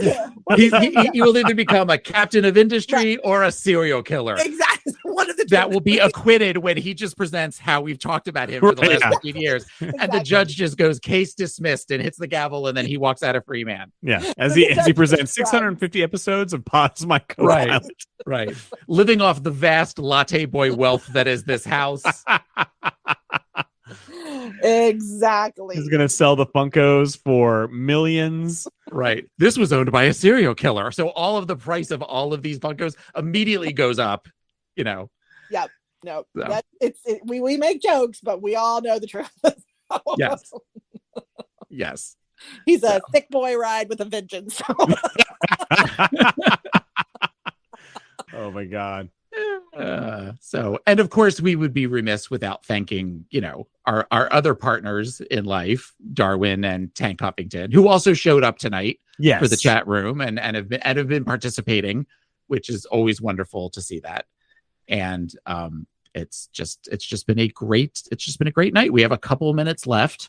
So and also once again, we want to very much thank Joe for producing this for us. It was a little touch and go because we tried to get everybody the last couple of minutes, as everybody who was here initially kind of heard, but that wasn't Joe's fault. That was just technical. No, that's where Joe texted me at like 8:40 and went, let's just delay you by 5 minutes so you can make an entrance just to watch his blood boil. Yeah, no, we both know that I am not that. The worst part is I don't know if that's true or not. It's really good that I'm not on video. I will say that, because every light in this room is on. It's ridiculous in here, and I can't imagine. Like, your lighting is really, really weird because Taylor is super bright and Rodan is almost like, the Dark Knight. And I have a spotlight on me too, right? That is it's just not doing the work that I need it to. I've like every light on this room and I'd still look like I'm in the dark. Yeah. Whereas Taylor looks like, it's Stephen Hawking bright in there. So, Stephen Hawking bright in there. I mean, it paints a picture though. You definitely have a spotlight. Yes, it does paint a picture. A horrible one. That we are horrible people. No one listening to this podcast does not understand that we are horrible people. Thank you. Thank you very much. It's called building a rapport. 13 years. Or wait. No. 15 years? 13. 15 years. They know. It's not building a rapport. It's building a case study. It's building a mystery. Did you just say it's building a mystery? You're so dumb. And yet there's love. So that's fine. Oh, I didn't say I don't love you. I love both of you. You're just both idiots. That's just my speaking of things, my move officially is pushed back. Our move is officially pushed back until early October. So yeah, the house closing will be likely the end of September. So we'll likely get off the cruise and sign paperwork is the way it sounds. That's actually going to be happening right now. So you do still feel as though that you going on the cruise is a viable option? Oh, yeah. Okay. Yeah. Okay, good. I'm either going to sign the closing paperwork before we go on the cruise or right after we get off the cruise. I will say this, Rodan, and I hope you realize that we really, we were talking about this when all this was coming down, when you were texting us, and both of us were like, if he can't go, that would suck. Oh no, the cruise is paid for, and we're past our like refund date, so the cruise is happening. Not. I want to spend time with Exactly. family, but the bitch is paid for. We're going. Nothing would make me happier than seeing my boyfriend's face and the wonder of walking on the ship. No, this motherfucker is paid for, so we are going. Hey, the cruise is a mixed event for me, right? I'm very excited to experience the Wish. I'm very excited for Darwin to experience a Disney cruise. I'm also very sad that this is my first cruise without Gambit. So it is a lot of emotions going into the cruise, and then on top of this being like right on the move is a lot. Yes, we know. We know. Well, And- that's a great place to end. I know, right? Just at the end, but so we are getting ready to go. And what is it? What is the name of the show again? What is it? Small Pod is my We co-pilot. call Pot is my co-pilot. No, the show that's coming on after us is Shady Small Town Tea. You're both assholes. That's really what it boils down to. The podcast. Also, surprise. So, all right. Well, we are going to go until next. Thank you all for listening. Until next time, this is Taylor. Oh, and Taffy. I don't know who I am. We've only done this 600 times. And Rodan.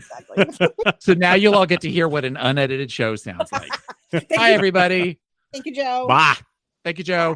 Bye. Thank you, Joe. Appreciate it. Love you all.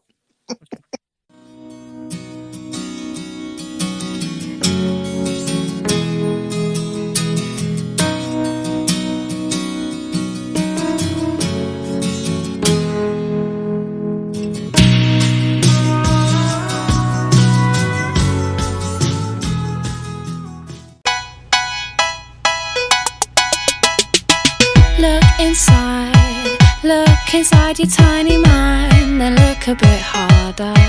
'Cause we're so uninspired, so sick and tired of all the hatred you harbor. So you say it's not okay to be gay, well I think you're just evil. You're just some racist who can't tie my laces. Your point of view is medieval.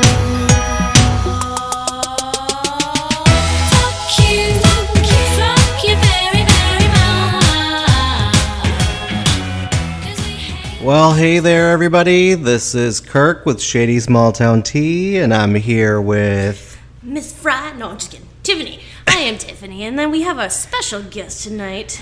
We were calling him Joe, our gentleman caller of the evening.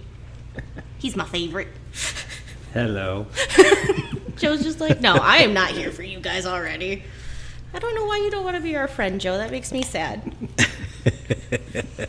You know what? Maybe first, I don't see why you don't want to be my friend. Well, yeah, so I am completely unprepared for this. Tiff, somewhat prepared, but thank you.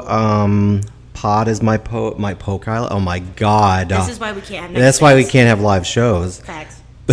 Thanks, everybody at Pod is my co-pilot, and sorry about putting the porn in the wrong place. I didn't really think it was porn, but... If you weren't admitted to it, they might not have known it was you. I don't know.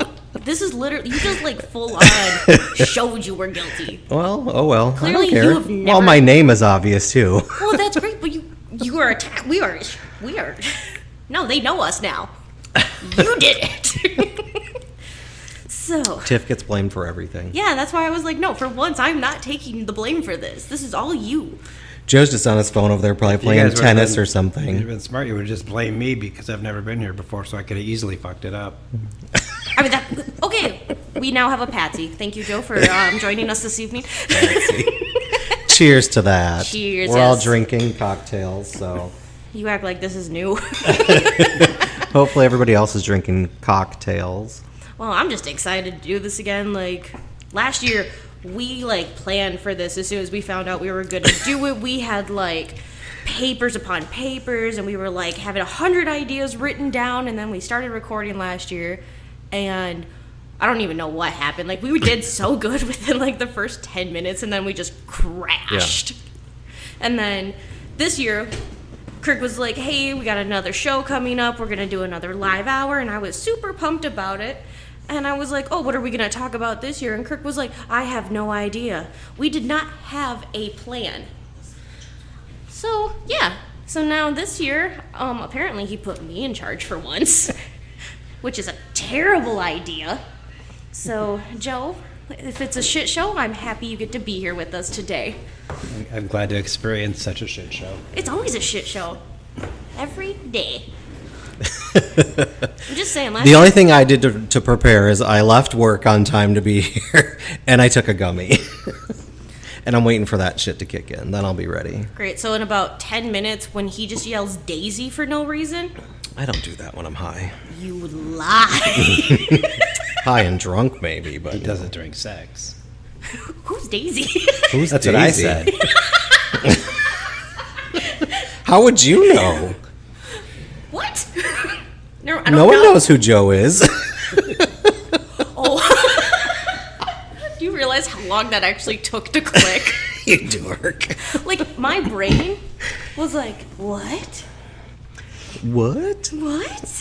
I don't understand. Stop reading the comments in the room. You're getting I got distracted. that ADD, all right? I see something move out of the corner of my eye. ADHD? I'm a crow, okay? I see movement and I crazy. have to look. All right, so don't judge me. Yeah, I do like this new Ciroc Passion Vodka. It's pretty good. Not sponsored, by the way. They could sponsor us. I'd go for that. But anyway, Joe's my boyfriend. That's why he would know. And I'm still single. You weren't last year when we were recording. I wasn't. No, you had crazy fool. Train wreck. Yeah, train wreck. Okay, you guys can say train wreck, but that's like the last like 4 X's, so you can't say train wreck. Well, Like maybe it's you. Bitch, I'm perfect. It's not me. It's everybody fucking else. I got love. Just screaming in the microphone again. Sorry. I'm excited. Really? Yes. Yeah, so did you have an agenda here? Do you want to talk about anything, or are we just going to be dirty perverts and talk about nothing?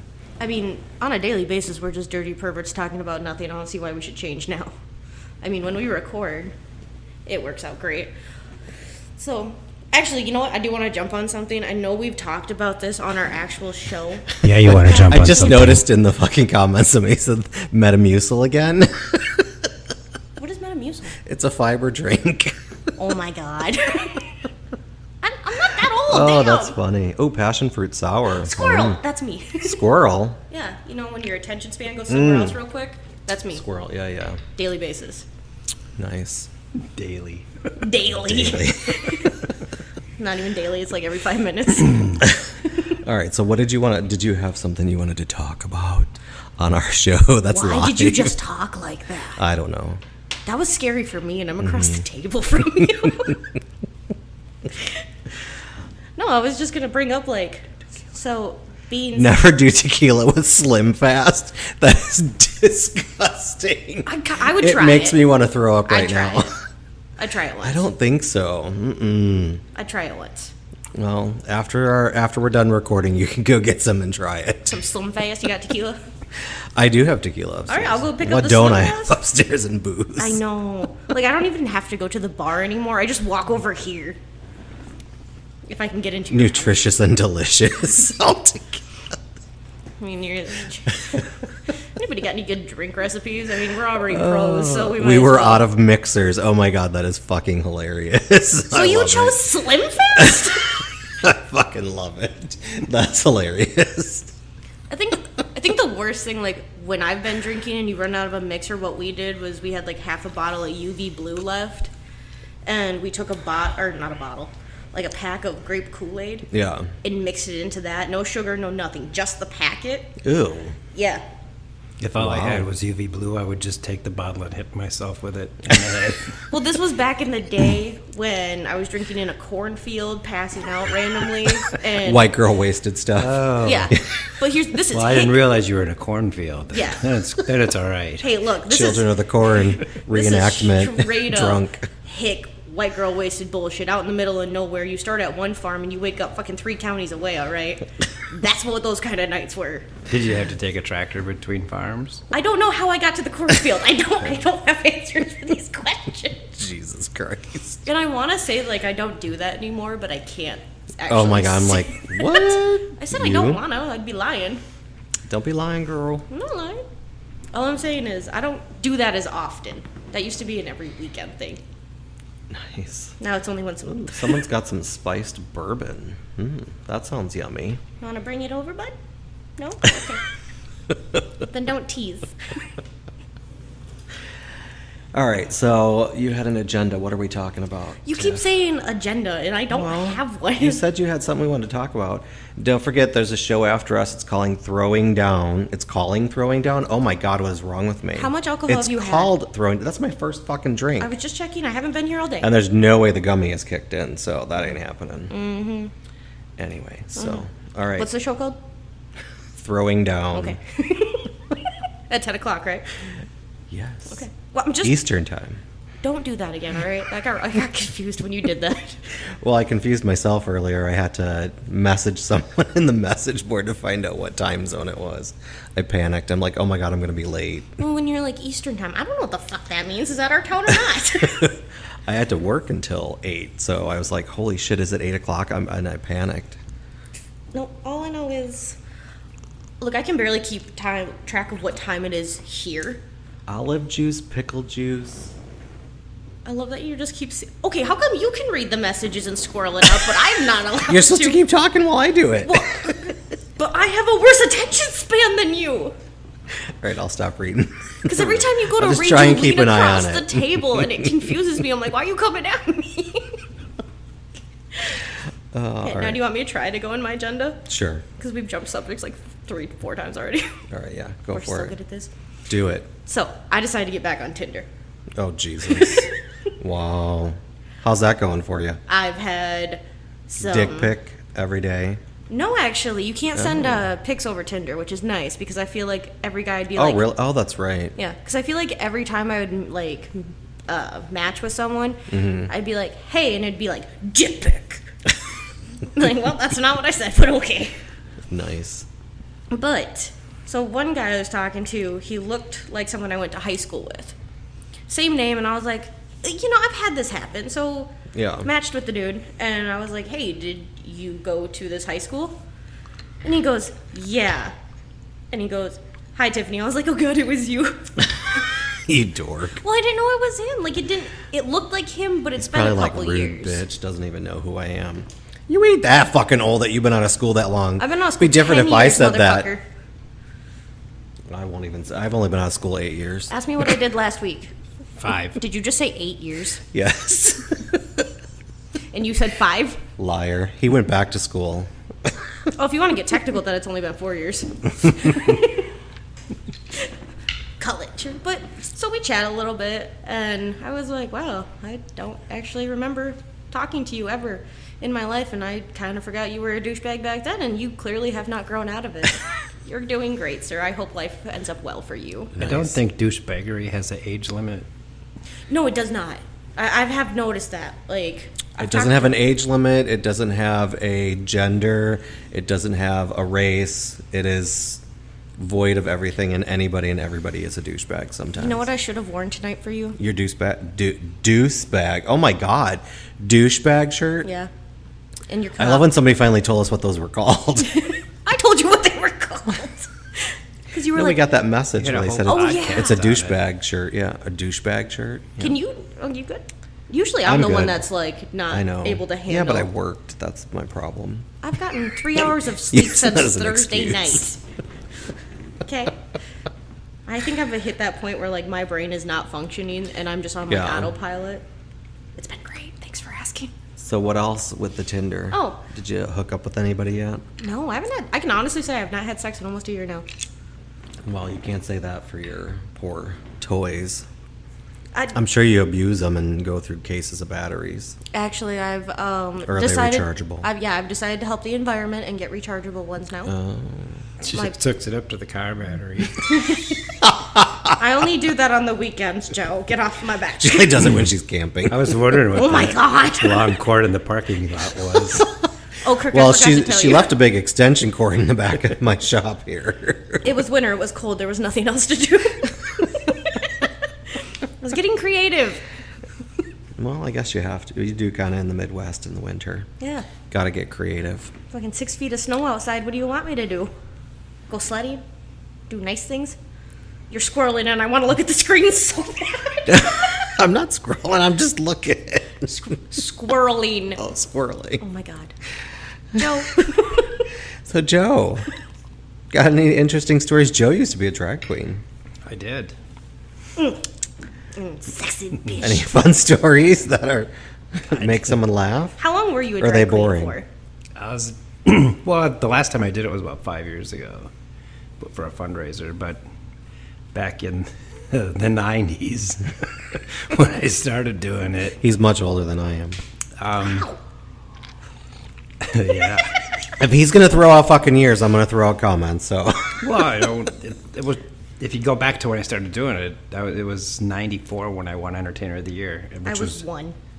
Yeah. I just want to put that out there. '95, and it was only Wisconsin Entertainer of the Year. It wasn't. Bitch was national. still shitting and puking on herself. I mean, that's still really cool. Entertainer of the Year for Wisconsin. I mean, that's kind of a big deal. Mm-hmm. Yeah, I went to nationals. It was fun. Holy shit. I got fucking smeared there by all the really good queens, but I had a makeup artist come down and do my makeup there, so that was kind of nice. Got picked up in the back of a semi truck by a Texan named Mike. Wait, Came I'm out sorry. with no lipstick on. It was fabulous. I just someone back up for a Can't second. imagine what his dick must have looked like. Half your makeup was on his penis. It went from a very luscious red lip to a very luscious red dick. Luscious. Talking about me not being able to talk. I can say douchebag shirt at least. But can you? Douchebag shirt. There you go. So it was fun. I was happy that Jinx won. Oh drag yeah, race Jinx. yesterday. Yeah, the All Stars. I thought she totally deserved it. She's so talented. Yeah, I love her. She's amazing. She reminds me a lot of myself when I was in drag. Wow. He's very complimentary of himself, isn't he? Hey, if you can't say nothing nice about yourself, then go the fuck home. So do you mean like you were asleep half the time? Because she is like a. She is no. I She does have slept right through the narcolepsy. competition, but I still won. Like I slept right through, except when he got in the Texan semi truck in. Well, he slept through that too. Yeah, but you know how I am with drag queens now. I mean, if they're not doing a good job, I just. Oh my god, he's a tight bitch. When you go to a drag show, oh my god, he won't even get near his wallet Because to it's give like some anybody if people they're don't not even put any performing. thought into it. They just get up there and swing their arms in the second number the same way they swang their arms in the first number. And they don't Twirl even know the swing, words twirl half swing. the time. 1, 2, 3, bend and snip. So I Yeah, get it's no art shit. form, but you have to kind of practice it sometimes. You can't just get up there and pick a song that you don't know the words to and swing your arms around like a buffoon. Well, that's how I dance. As there's a drag show going on down the I know. street. I was just thinking. I'm like, what if they're like tuned Because into it's technically this shit? Pride here. I was just thinking, what if they're like tuned in this shit, right? And they know who we are. Oh, I doubt it. There ain't nobody down there. Well, if they are, fight me. One of the queens performing down there, I beat Entertainer of the Year. I was gonna say beat him to the semi truck, but I beat him there too. Well, like when we went to see Trinity the Tuck in Madison, Trinity the Tuck. Yeah, she's one of the RuPaul girls. No, I Yep, that's her name, Trinity the Tuck. I honestly thought She's it was really truck. no Tuck. Well, now that's why I had to say Oh. it again because I was like, it's Yeah, I know. And Tuck, I mean, she's a performer, but there were a few people that performed around her that I was like, wow, you should have stepped your fucking pussy up majorly if you're going to be performing before and after Trinity the Tuck. There's no fucking way. They were pretty bad. You know, I'll never forget my first drag show. Kirk took me to my first drag show. And never been to one of these, so I was very confused. Like, I understood what a drag show was, but I didn't understand, like, when I watch people are, like, throwing ones at these guys, I was like, so do they strip? I've been to a strip club.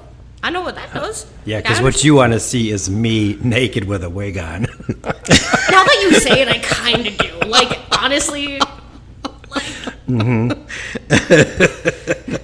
like, I just, now that you have say it out loud, like, part of me goes, I kind of want to see you naked in a wig. But it's got to be one of those, like, big, like, 80s style beehive wigs. It's got to be Jesus bleach Christ. blonde. Like, in my mind, that is what I'm visualizing. Because that's what I need. Joe, I know what we're doing next weekend. You're here.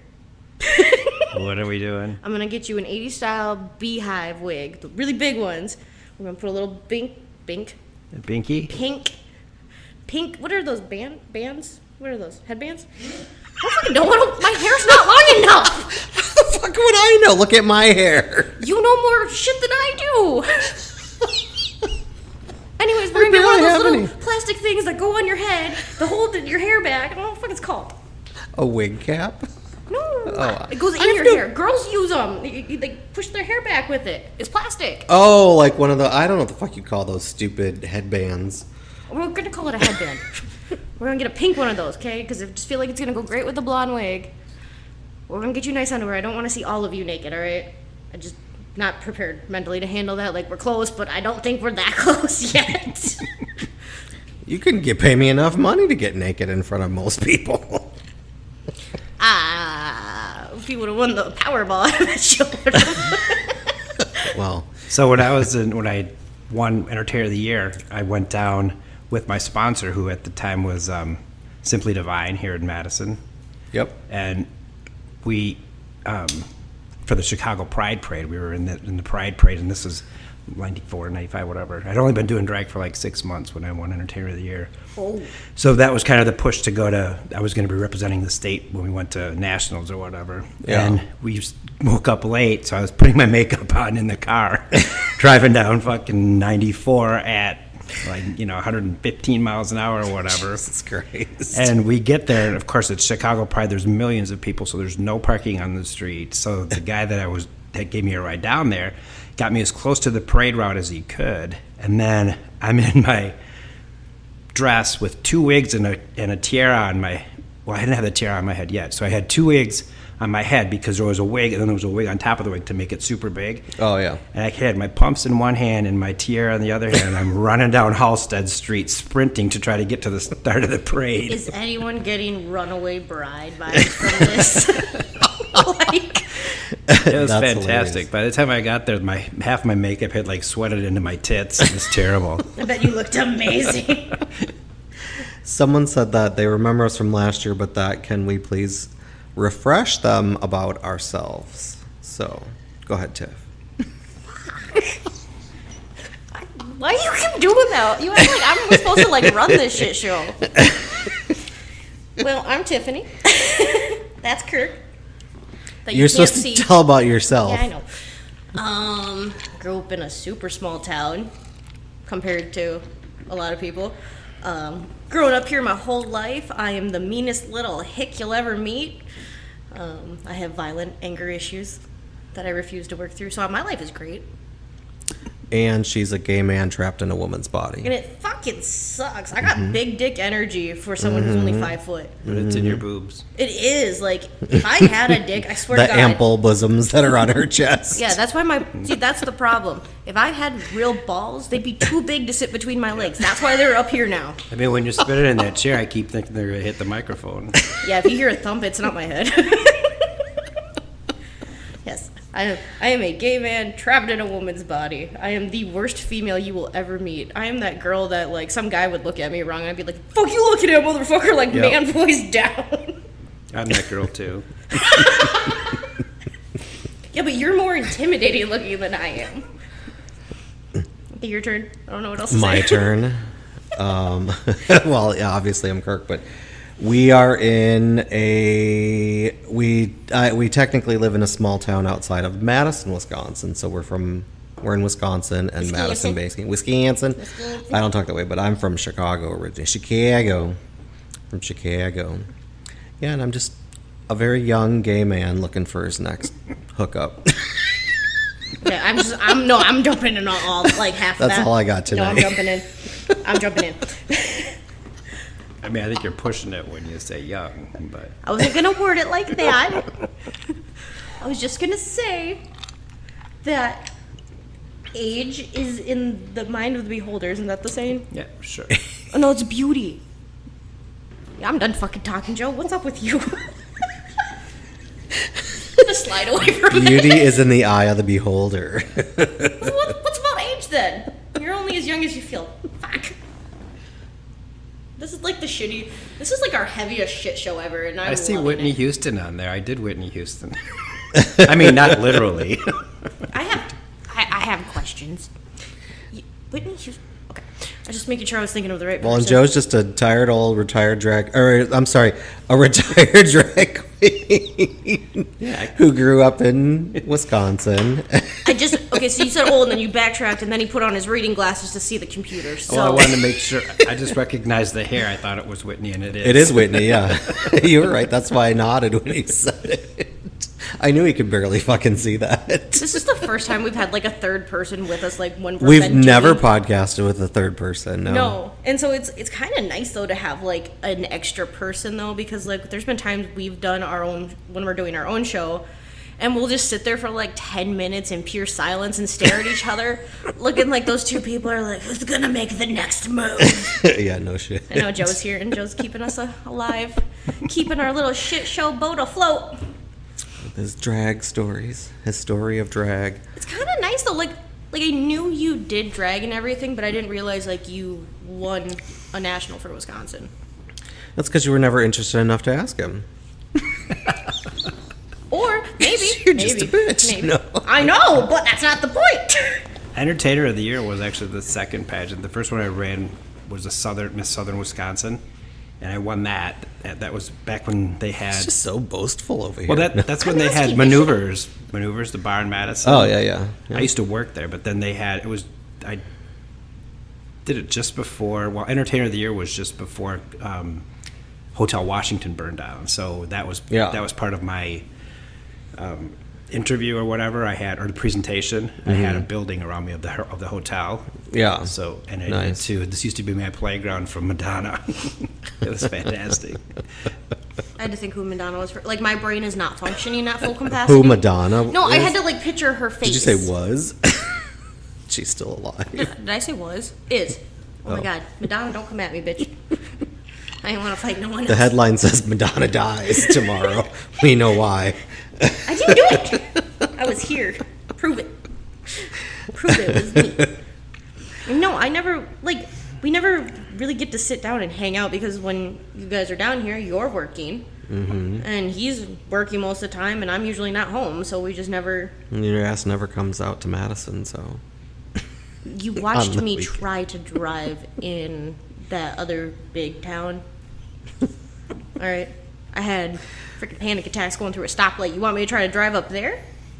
No. I will kill us all. Okay, my car is only worth like $1,500. I will take out every other fucking car on the four lane. Fucking crazy girl. I ain't scared. Scared. I ain't scared. Scared. So how long did it take you to get ready? Oh God! When it you would- really made an effort. It would take me 2.5 hours to Ugh, paint. God, fuck To that. paint? Yeah. Just your face? Yeah. Like, well, but- to get ready. I mean, it was No, most of it his was- ass, most his of it was balls. That, I mean, you bring it down to your tits, but then I also used back then. we Paint the used duct fucking tape to make Sistine big Chapel. boobs. He was painting his bathroom wall. When he said paint, I didn't know if the 2.5 hours was just the makeup or all of it. By the time you put on the makeup and 4 pairs of nylons, and then you duct tape your tits together, and put your And your dick and your donker ass. between your. Your donker. Okay, I have a It's your question. dick, your penis, your cock. I gotta ask because this is a question that has been on my mind for so long, and like I don't know who to ask, but I'm gonna ask you guys, and since you've obviously done it, I understand where it goes, but like, does it hurt when you sit down? No, because you don't sit on it. I mean, I I mean, it's not hard when you put it there. For God's sake. It's a soft, flaccid penis. All right, first off, I ain't got a dick. All right, it's metaphorical, yes, but I don't have a real dick. So when I sit down, sorry, why'd you do that? I'm One just of the saying- first times I ever did drag, it was when Club 5 before Hotel Washington even burned down. Yeah. And they had you were off stage, and then you'd get ready for the next number or whatever, and then they'd call you out and they'd open the door or whatever. So I was getting back there, and about 30 seconds before I had to go to the bathroom. So I ran into the bathroom quick, went to the bathroom, got out there, and just before they called me on stage, I was like, oh shit, I knocked one of my nails off in the bathroom, so I had to pull all my nails off. Went the entire night, got home that night and took my nylons off, and my nail was stuck to the end of my dick. Surprise! I was like, well, that's where Here's your that nail, went. bitch. His dick also wanted to be in drag. Like, I want to be pretty. So yeah, That must have left a mark for a couple of days. I threw 9 perfectly good nails away because I thought I lost the 10th one. Nope, just on the dick. It's cool. That's also where I keep stuff for safekeeping. No, that would be your tits. Those are pockets. You know how much shit I can fit in a big Pulls bra? lighters, cash, cigarettes. Yeah, I can literally stick probably like $400 in one side of my boob with my ID and cards. And on the other side, I got my phone, my vaporizer, my car keys, and you know what? I still got room. God forbid you take that bra off. What it looks like your tits are like There's mutilated. indents everywhere. That's got to be hot when you get home and you take it off when you're with someone and all that shit falls on the floor. Well, no, that's why you slowly take it out throughout the night so it doesn't look as awkward when you pop off your bra and you just see car keys. And you got a key mark on your tit. Yeah, I actually did have that happen. I threw change in my bra one time, not thinking. And I was like, extra pocket, bam. Hooked up with the guy that night and got home and he was taking off my bra and all of a sudden it sounded like one of those coin machines where you knock the coins off slowly by like quarter at a time and it just went change all over the floor and he looked at me and I just yelled Plinko. Like I panicked. Like that was my response and he was My like, voice is going to get farther away. I'm going to make a drink. So he went to Motorboat and came up with a pocket or a mouthful of change? Is that what you're goddamn right. saying? Hey, that's like, that should be a game show. Oh my God, I have ideas. Yeah. How much can you hide in your bra and get away with it? Because I can hide a bottle of vodka in my bra and you won't be able to tell how I position it. Could you not do that? This is why we don't have nice things. This is why we don't have friends outside of this group. Speak for yourself, bitch. I got friends outside of here. I don't. I don't really want any, so. I don't either, honestly. Like, I'm good. I'm good, yep. You just went, I'm good to him. I was like, wait, I know he's not talking about the drink. He just threw some shade. Oh my God. Hey, Kirk. Yeah. How many drinks is that now? The second one. Yeah, why we've been here. I don't know if they can even hear me. I'm so far away. Get your shit together. I am. Get a drink. Oh, did I tell you about my accidental date that I went on that I didn't realize was actually a date? I kind of Were told we you about recording it. before you started saying that, or did we start? I think it was. No, we were talking about that, but before we started, yeah. Yeah. Yeah, tell me about this. I want to hear this. I don't know how you go on a date with somebody not knowing you're on a date. Okay, but see, so the person that I was hanging out with, we were drinking the night before. We've been friends for quite a few years, right? It's always just been friends. Never hinted towards anything else, nothing. Yeah. Like you said, I am a man trapped in a woman's body, all right? We are bros. He is not that way to me. So we're out drinking super heavy. Wake up the next morning. Hold on. I'm good. Just You're coughing. right over there. Yeah, coughing up children. Anyways. So wake up super early the next morning. I was like, hey, I'm going to go get food. You want to go? Like, we're both hungover as shit. And he was like, yeah, that'd be fun. I was like, cool, let's go get food. We won't go over to McDonald's in the next town over. And he's like, oh, I'll buy it. I was like, no, I'll buy my food. Like, To most of your people out there, that's just McDonald's. It's not the next town over. well, it's in the next town over. Yes. Tickle bitties. But so it's McDonald's, whatever. And so he was like, no, I'll buy your food. And I was like, no, I'll buy my own food. Did he let you supersize it? Or had you already done that? No, I was not interested in him in that way, though. Like, I've never thought of him like that. So trust me. Supersize me, baby. Well, I've seen it, and it's not supersized. It's like a kid's meal, all right? I'm good. Oh, I don't have that problem with I mine. don't want to know what your dick looks like. No, my boyfriend. I You don't don't have a have problem with that. I don't know what to say to that, because, like, I don't know. I don't want to know what his dick looks like either.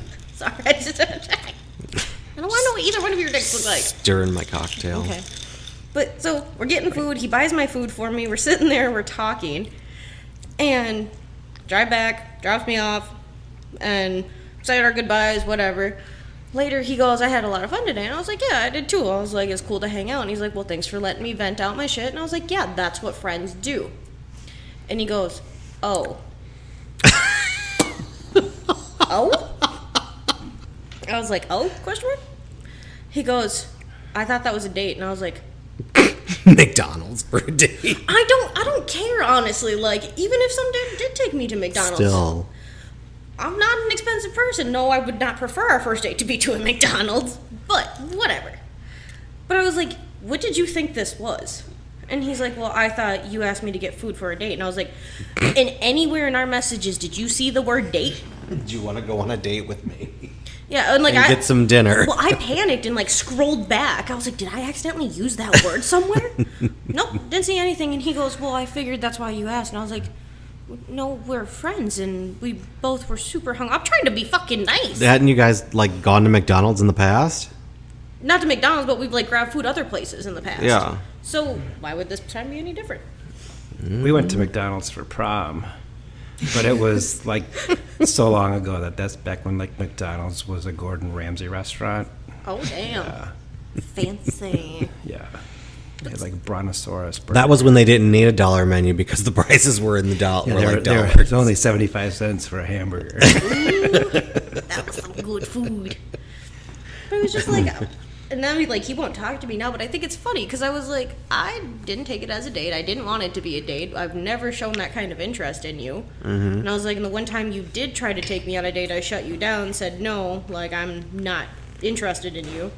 Yeah. And now every time I see him, he just smiles at me like really awkwardly, like that person you hooked up with and didn't know their name. So the next morning you're like, "Hey, bye," and that's how it is now. And he lives here in town, so I see him a lot. Yeah. And one night I might have been intoxicated. Might. Anyways, I walked up to him and I was like, "You need to quit being so fucking awkward there, bud." And he goes, "What do you mean?" I was like, "Ever since I told you I wouldn't go on a date with you or that our little like drive to McDonald's wasn't a date." And he's like, "Well, I'm just hurt." And I was like, "By what?" There was no promises. Your rejection. I reject a lot of people on a daily basis. All right? Do you know how many people at my job should go say, "Good morning"? I'm like, no. No. I don't care. Get out. Like, no. And you're just, why are you guys looking at each other like that? Fuck. Trying to distract you. It's working. You keep doing this, and my squirrel brain goes, yeah. It's fun to mess with your head. I also just noticed there's a broom in the corner, and it's really tiny. That's my ride here. I was going to say, you got me a new car. Oh, that's the broom that goes with the dustpan. It's all in one. That's my They're size. little mini brooms. That's It's my like a size set. It is. It comes in chartreuse. It's a matching set. A matching set of... Or periwinkle. Or heliotrope. You said chartreuse, and I said or periwinkle. What is periwinkle? Purple blue. What is chartreuse? It's like a bluish purple. Oh, chartreuse. No. So much different than a purple blue. Chartreuse is, I don't know. Isn't it purple too? Who the fuck knows? I'm not no goddamn color. I didn't take color theory in school. Well, neither did I. We could only afford the box of 8 crayons. So. The one that didn't have the sharpener in the back. Oh my god. Do they still have those? Like the sharpener in the back of the crayons? I was so jealous of the No, kids that they had those. don't. Like the big fucking packs. I was like, Any you guys kid. must be rich. That I used to love that giant box of fucking and you crack that fucking top open and then all of a sudden you're coloring and you fucking crack one and you're so pissed.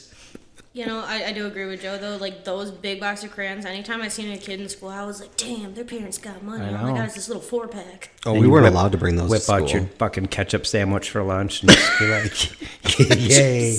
Hey, don't knock it till you try it, all right? Disgusting. That used to be a thing. Well, growing up in Chicago public schools, they gave you a list and you could only bring like an 8-box or a 12-box crayons. You couldn't bring any more. They weren't allowed in class. So someone didn't want to steal them or people that couldn't afford them couldn't buy them. I mean, that's not a bad thing, though. Like, doesn't make any of the other kids feel shitty. Like, when I was growing up, like, when cell phones and stuff were, like, the flip phones, were the Yeah. razors, those ones. I never had one. I had the Nokia brick till that fucking thing. I'm pretty sure I could probably still turn it on if I tried at some point. But, you know, if you had one of those nicer phones, you weren't supposed to, like, show it off to all the people because, you know, the kids that didn't have cell phones and this and that, or they get stolen. Yeah. One bitch didn't listen, brought her phone to school. Guess what? Bitch got stolen. Nice. Okay? And we live in a small ass town. Yeah, we didn't have fucking cell phones when I went to school. Got that dial up. We had to fucking write a letter out and mail that bitch. Gets there 3 days later. That was our instant message. Hold on, guys. I got an IM. God, I remember when AOL and chat rooms came out. That was fucking like ingenious and like fucking futuristic shit. It was so fun. My aunt had a crack phone. Crank phone. I thought that's a crack phone. I was really confused. I can't read. A crank phone. I thought it said crack phone. I was really confused. I was like, why would you say that? Crack phone. I was supposed to be like, what, is that a burner phone? No, okay. A burner phone. Yeah, you know, like what people that sell illegal substances use. Drugs. Like you're some professional over here. What are you doing? I do what I want. Something you got to tell us? Yeah. I'm dealing all of the shit here in town. I'm the kingpin. Parsley, sage, rosemary, and thyme. Yep, I'm the fucking kingpin around here. Fucking small ass town with like only like 3,000 people in it, but yeah, kingpin. Yeah, no shit. Be jealous. What else? What other? I'm dying. Hold on. Wow. You gonna hack up a lung there? It's a good thing you told me about that button that mutes. Yeah, that you could have muted. It's my first time, and I even remembered that. How long has it been since you said that, Joe? It's my first time. It's always my first time. Is it though? That'd be like me going, yeah, Wow. I'm still a virgin. Wow. You could jump in and say no there. You're still a version of what? Did I say virgin? Virgin. I'm a virgin. That's crazy. I'm a virgin. Don't you judge me. I don't have any drag experiences. I've never been in drag. I'm gonna call bullshit on that. I've been Boy George before, but I've never been in drag. I just dressed up as Justin Bieber for a while. I was going through a phase. Yeah, it wasn't a good phase. Justin Bieber. Yeah, but it was like... Well, he kind of looks like a weird androgynous woman anyway. Yeah, but this was young Justin Bieber when he had like the flat bill and the skater shoes and his pants were kind of saggy. And we did like this things for school where you had to dress up as a celebrity, and I chose him. I taped down my tits, all right? They've been big since day one. And we had like 3 ace wraps around my chest just so I could look flat-chested enough. Yeah. Which sucked. Holy shit. So, got that, and my hair was blonde at the time, pushed it forward, ball cap, or not even ball cap, flat bill on. I was like, I feel like a fucking badass. There's Justin Bieber. I felt like a badass. That does not say good things for me. Justin Bieber, that's gross. Hey, this was when he was like the thing, though. Like, you know, little Canadian boy coming on down. He was like, I just can't. He was just in the news recently for something. I don't remember what it was. I think he's got like face paralysis or something. Back to some drag. You got any funny drag stories? Do I have any funny ones? I don't know. No, he told you. He covered a Texan Yeah. trucker's dick in lipstick. That's impressive. I give him props. When Fall. down at I Nationals, want bloopers. I need bloopers. Oh my god, yes. It was a different day back when I was doing drag because I mean back then, well, unless it's completely different on Drag They Race. still used hammers and chisels. No, I mean the drag queens were very mean to each other at competition. Really? When I went to nationals, I had, you know, my talent people that were there, whatever, that went on stage with me, but then we had to have one extra person to stay backstage because bitches were back there slicing dresses like evening gowns with razor blades. Jesus Christ. It was so cutthroat. Okay, so like I Bitch could is nuts. see like throwing shade at each other or like talking shit, but that is some like straight up fucking mob shit going out. Wow.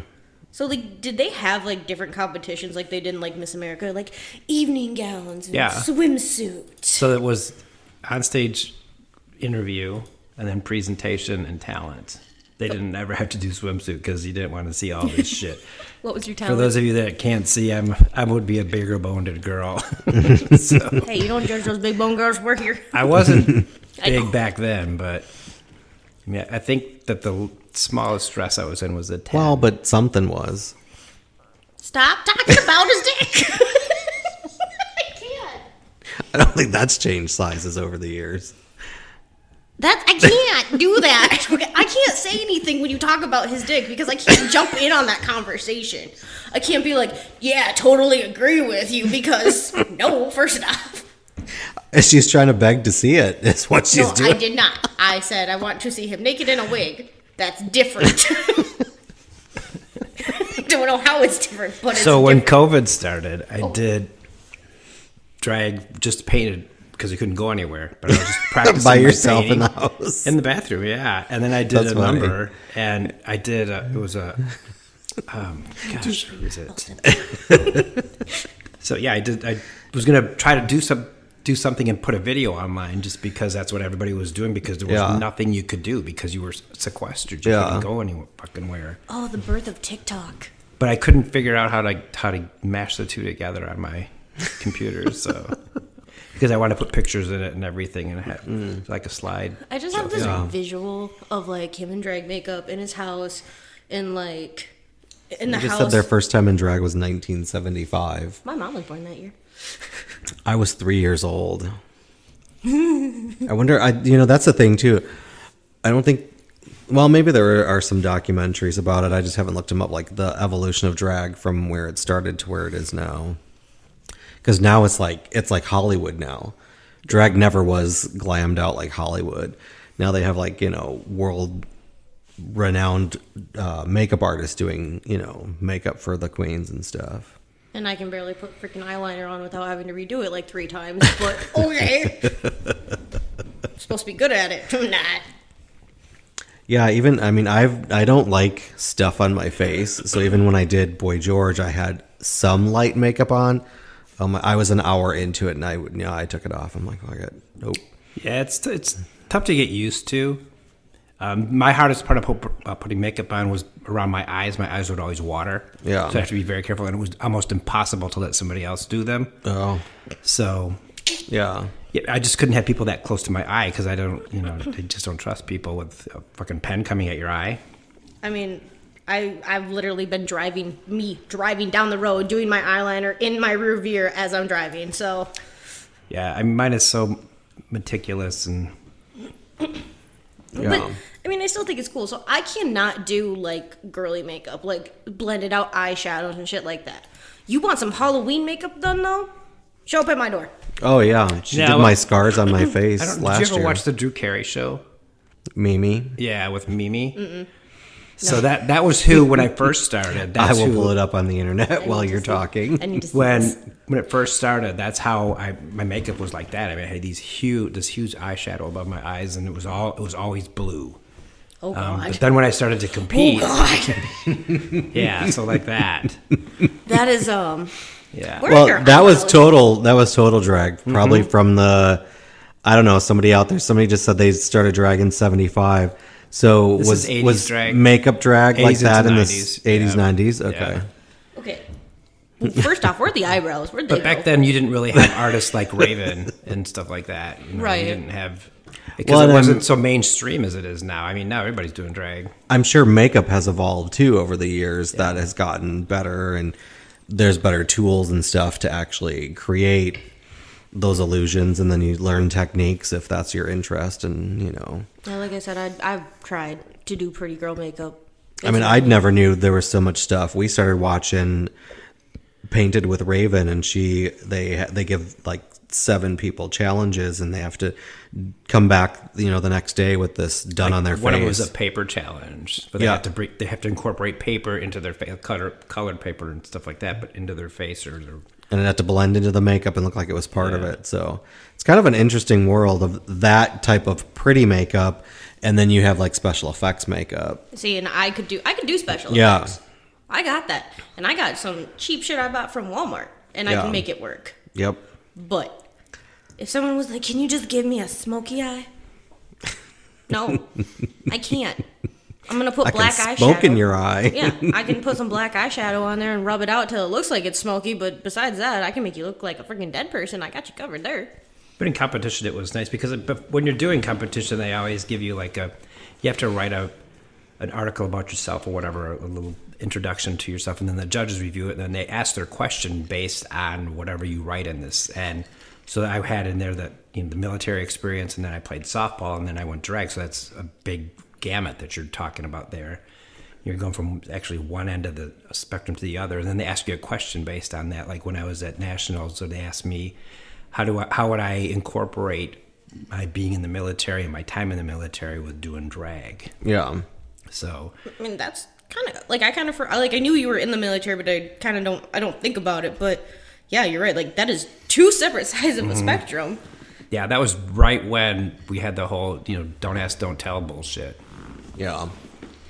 So that's when I was in there. So I mean, a couple of people asked, and of course I told. Don't okay, ask, that facial expression. Don't ask, but do tell. That facial expression right there just goes, "Oh, he told," in several ways. Okay, it wasn't just with words; it was also visuals. I mean, I just think it's really cool though. Like, did you guys have drag kings back then? No, I mean it was literally back then. It was just drag queens. It was. I mean, the ones I was running, and I went to nationals, but I didn't make to the top 12. I think it was top 12 back then, and I didn't make that, so I didn't get to stay for the finals night or whatever. Or I could have, and I was just like, fuck you, I should have won. Even though I've only been doing this 6 months, sour bitch. About it. So I packed up my shit and grabbed my girdle and I left. He was one of the bitches in the back slicing shit up with razor blades. He was like, should have won, hoes. Making sure they're not going to make it the next But a lot round. of that, though, too, I agree I probably shouldn't have won, but a lot of it is really politics. They're going to take the drag queen that's got the most recognizable name. Yeah. Right, because then it's not some up and newcomer. That's why you see there's like the house of whoever. Well, and some of those houses need to be burned down because they ain't that damn good. Well, it's even like on Drag Race now versus like the first year. There weren't so many there weren't so many drag queens out there being picked, and now it's like they pick the cream of the crop or the ones that they know will keep audiences, not that they're the best drag queen, but they find like that best thing that would stand out and help them create ratings and keep the show going. Yeah. I mean, it's a business, obviously, so you gotta cater to that, but it's also, I mean, one of the problems that I had even with the Pride that's in this town right now is that it seems to me like there's straight people that are just trying to cash in on it, and I think that's bullshit. If you're going to do that, that's fine, but you also need to support the gay community when it's not Pride Month. You don't just have an event because it's slow in town, and you need to raise money for yourself because you don't know how to run a business. Right. That's the one thing that RuPaul, though, has... It's all stays in the LGBT community, and those queens are not allowed to go and do like straight shows and shit like that unless it's like open to everybody. So there are some guidelines when they do that stuff, and I think it's good. And it is because they're just riding on our coattails. So. Yeah. And that opened huge doors, which we don't need to get into that deep conversation about that. That's I was going to say, so still. this went some like super like light and fun, and all of a sudden it's like low tones. I'm over here and I'm just like, no. I mean, I love going to drag shows. I love drag queens and stuff. I think it's fun, and when they take themselves and their art seriously, it's a fucking amazing experience, and there's some really good shows. It's funny too because a lot of times when you go to a drag show like at 5, they have the whole back room to paint in. Yeah. So you see the people when they come in there as boys. We're like on RuPaul's Drag Race, they're already in drag, and then they take it off, and you're like, oh wow, that person's kind of cute. Yeah. This one they come in, and then you're like, oh god, no wonder why you put that makeup on. You're much better looking with that shit on. But like here, I mean, like you said, you see them in the drag and everything, and you're like, oh wow, and then they're out of it, and it's like the first time we went to a drag show here in town, there was a really nice performer, Coco, I think her name was. I don't remember. Here? Yeah. It's like one of the first ones I went to with you. The really tall one? Yeah. Like 8 foot because she had that huge crown. Yeah, it's Coco. Yep. Yeah. And so in drag, I was like, all right, I'd tap it. I know I'm not your type, but I'd still tap it. And then out of drag, I was like, I'd tap it again. But after the show, they got to bar hop with us, and we were all hanging out. God damn it, freaking squirrel brain. I looked. And then, but we were all hanging out, and he came over and started talking to us, and I was like, who in the fuck are you, first off? And then he used his show voice. I'm going to go with that term. Show voice? Yeah. Okay. It's a persona voice, Well, yeah. So, but he started talking like that, and I was like, holy shit. Either way, I was very sexually confused. I was like, I don't know if I like you better as a boy or a girl. Either way, I'm happy. Well, and you could like stack two of you on your head and you'd just be as tall as he was. I know. He was like, because he wore this like huge, almost like Pope's crown. And he was tall already. I think he said he was like 6'1", and then he was in like fucking 8-inch stilettos. I mean, he could not get through much of anything without ducking at like every 5 steps he took. It was fucking crazy. Well, when he was all in dragon and shit, and I'm like talking to him, I'm looking at his belly button. And then, but like you said, even out of the drag, I'm like, wow, damn. But yeah, basically 2 of me stacked on top going, hey, how's it going? And then I got a little drunk and said I'd climb like a spider monkey, but that's... Yeah, I have 2 pictures of her, and it's funny because when he's standing tall, it's like I had to back way up, and then he took a picture where he bent down, and it was like a struggle for him to bend down and get his face next to hers. And I think I was wearing like little heels even to like Yeah. give myself something, but... It was hilarious. Goddamn little legs, I tell ya. That's why I'm the tiny T-Rex. Little legs, little arms, big attitude. All I'm saying is that night, my first drag king though, like fucking huge boner, man. I had a boner all night. I was ready. Well, now there's so many different categories. I mean, there's Miss, there's MX, there's a whole bunch of different ones. Yeah. So that's great that they're giving people an opportunity, because some people are really good at what they're doing. Some people can though, paint the Sistine Chapel, but they cannot lip sync to save their life. And some people are really good at lip syncing, but they look like shit. I look like a man in a dress, but at least I was entertaining. I look like a man in a dress. Well, that's what they say. You either look like a man in a dress or you look like a drag queen. And because of that, I didn't go out there and try to do a Whitney Houston, other than the one time when I was I want to dance with somebody as an old lady with a walker. Sorry. but other than that, I would not do serious songs because I had to do comedy because I looked like an idiot. I mean, hey, if that's like what worked for you at the time, that's good. Okay. We have 5 minutes remaining. What was the name of the next show? Because we gotta. Throwing Down. Okay, but you can't look at me like I'm supposed to remember shit. I didn't even have to look it up again. Stop reading the script. It's distracting to you. Everything is distracting to me. Everything.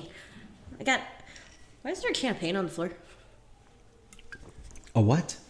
Can of paint. I don't know. It's paint. Well, I'm just asking questions. You told me to keep talking. What the fuck? You know what? Don't judge me. This is a judge-free zone. All right. For the next 4 minutes. Wow. I think that's the longest you've ever not judged. Because then there's no proof. Wow. Mm-hmm. I have emotions and feelings, Really? No. I tried. You never know. I could find them sometime. Okay. Anger is an emotion. I have that one 24/7. 24/7. 24/7? 24 fucking 7, 365. Nice. Oh, so I had to explain, or not explain, but like correct someone on the I'm gonna say it wrong. I'm gonna fucking say it wrong. LGBTQ. alphabet? Yes. So The gay alphabet? Okay. I actually now call it the gay mafia because I think it sounds cooler. The Gay Mafia? Yeah. Instead of saying LGBTQ. Plus. Yeah, well, plus. Okay, see right there. Like I can't remember all that. It's a lot of letters for me. The last letter you remember, just say plus. Okay. I think it's very acceptable. It adds everything. We've always had a plus at the end of it. Well, I don't mean to like forget. I'm just like I don't know. There's a lot of letters. It is. I have a attention It could span. change by tomorrow. You never know. It could. That's. So why were you bringing this up anyway? I don't remember where I was going with it, to be honest. So your gummy has kicked in. I didn't have one. Well, it's really powerful. Yeah. Just haven't even had it yet. Really powerful. She never had it, so. I am running on 3 hours of sleep since Thursday night. All right, my brain is malfunctioning. I am tapped out. Legally, I should probably not be able to walk down the street right now. I'm a danger to myself and others. And I know that's not no a different. surprise. Yeah. It's kind of normal, ain't it? More than normal. All right, more than normal. See, More than normal? I seen.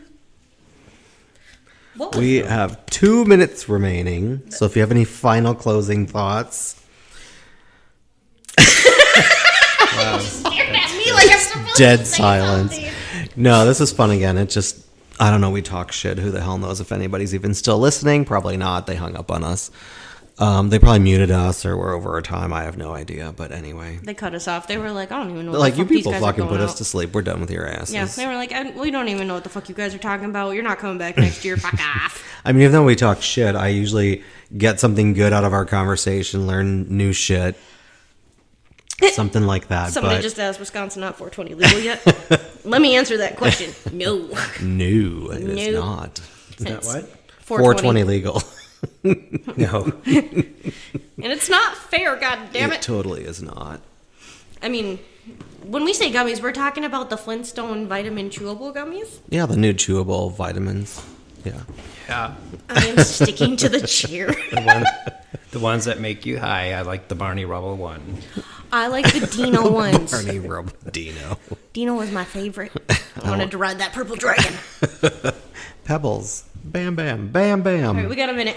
Yeah, we got a minute. So, following us is Throwing Down. I'm Kirk. I'm Tiff. I'm out of here. Thanks for listening to our fun little we shit were show. Shady Small Town Tea, and hopefully you'll follow us. We were off the air for a little while because COVID and weird shit, but we are going to be recording next week again starting, so. We're coming back. Be Come check prepared. us out. We'll see ya in, I don't even know, we got a couple of seconds left. Last closing statement. Go for it. Get dicked. Get dick. Get dicked. Get dick. Get dicked. Yeah, we're still not at 10 o'clock. I have no idea. I could've lined yeah. that up way You got about better. 36, and we're done.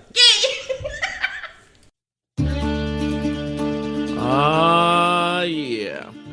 I'm excited to talk to Adam Burns. I have heard so many stories from this Bronco Henry that I got to bring. I've had to do research. I wasn't aware. Bronco Henry was telling me a story. I didn't believe it. And there's no better place to bring up these stories than on the live Pride 48 streaming weekend. What show is this? It's Joe Batant. It's Adam Burns. We're throwing down.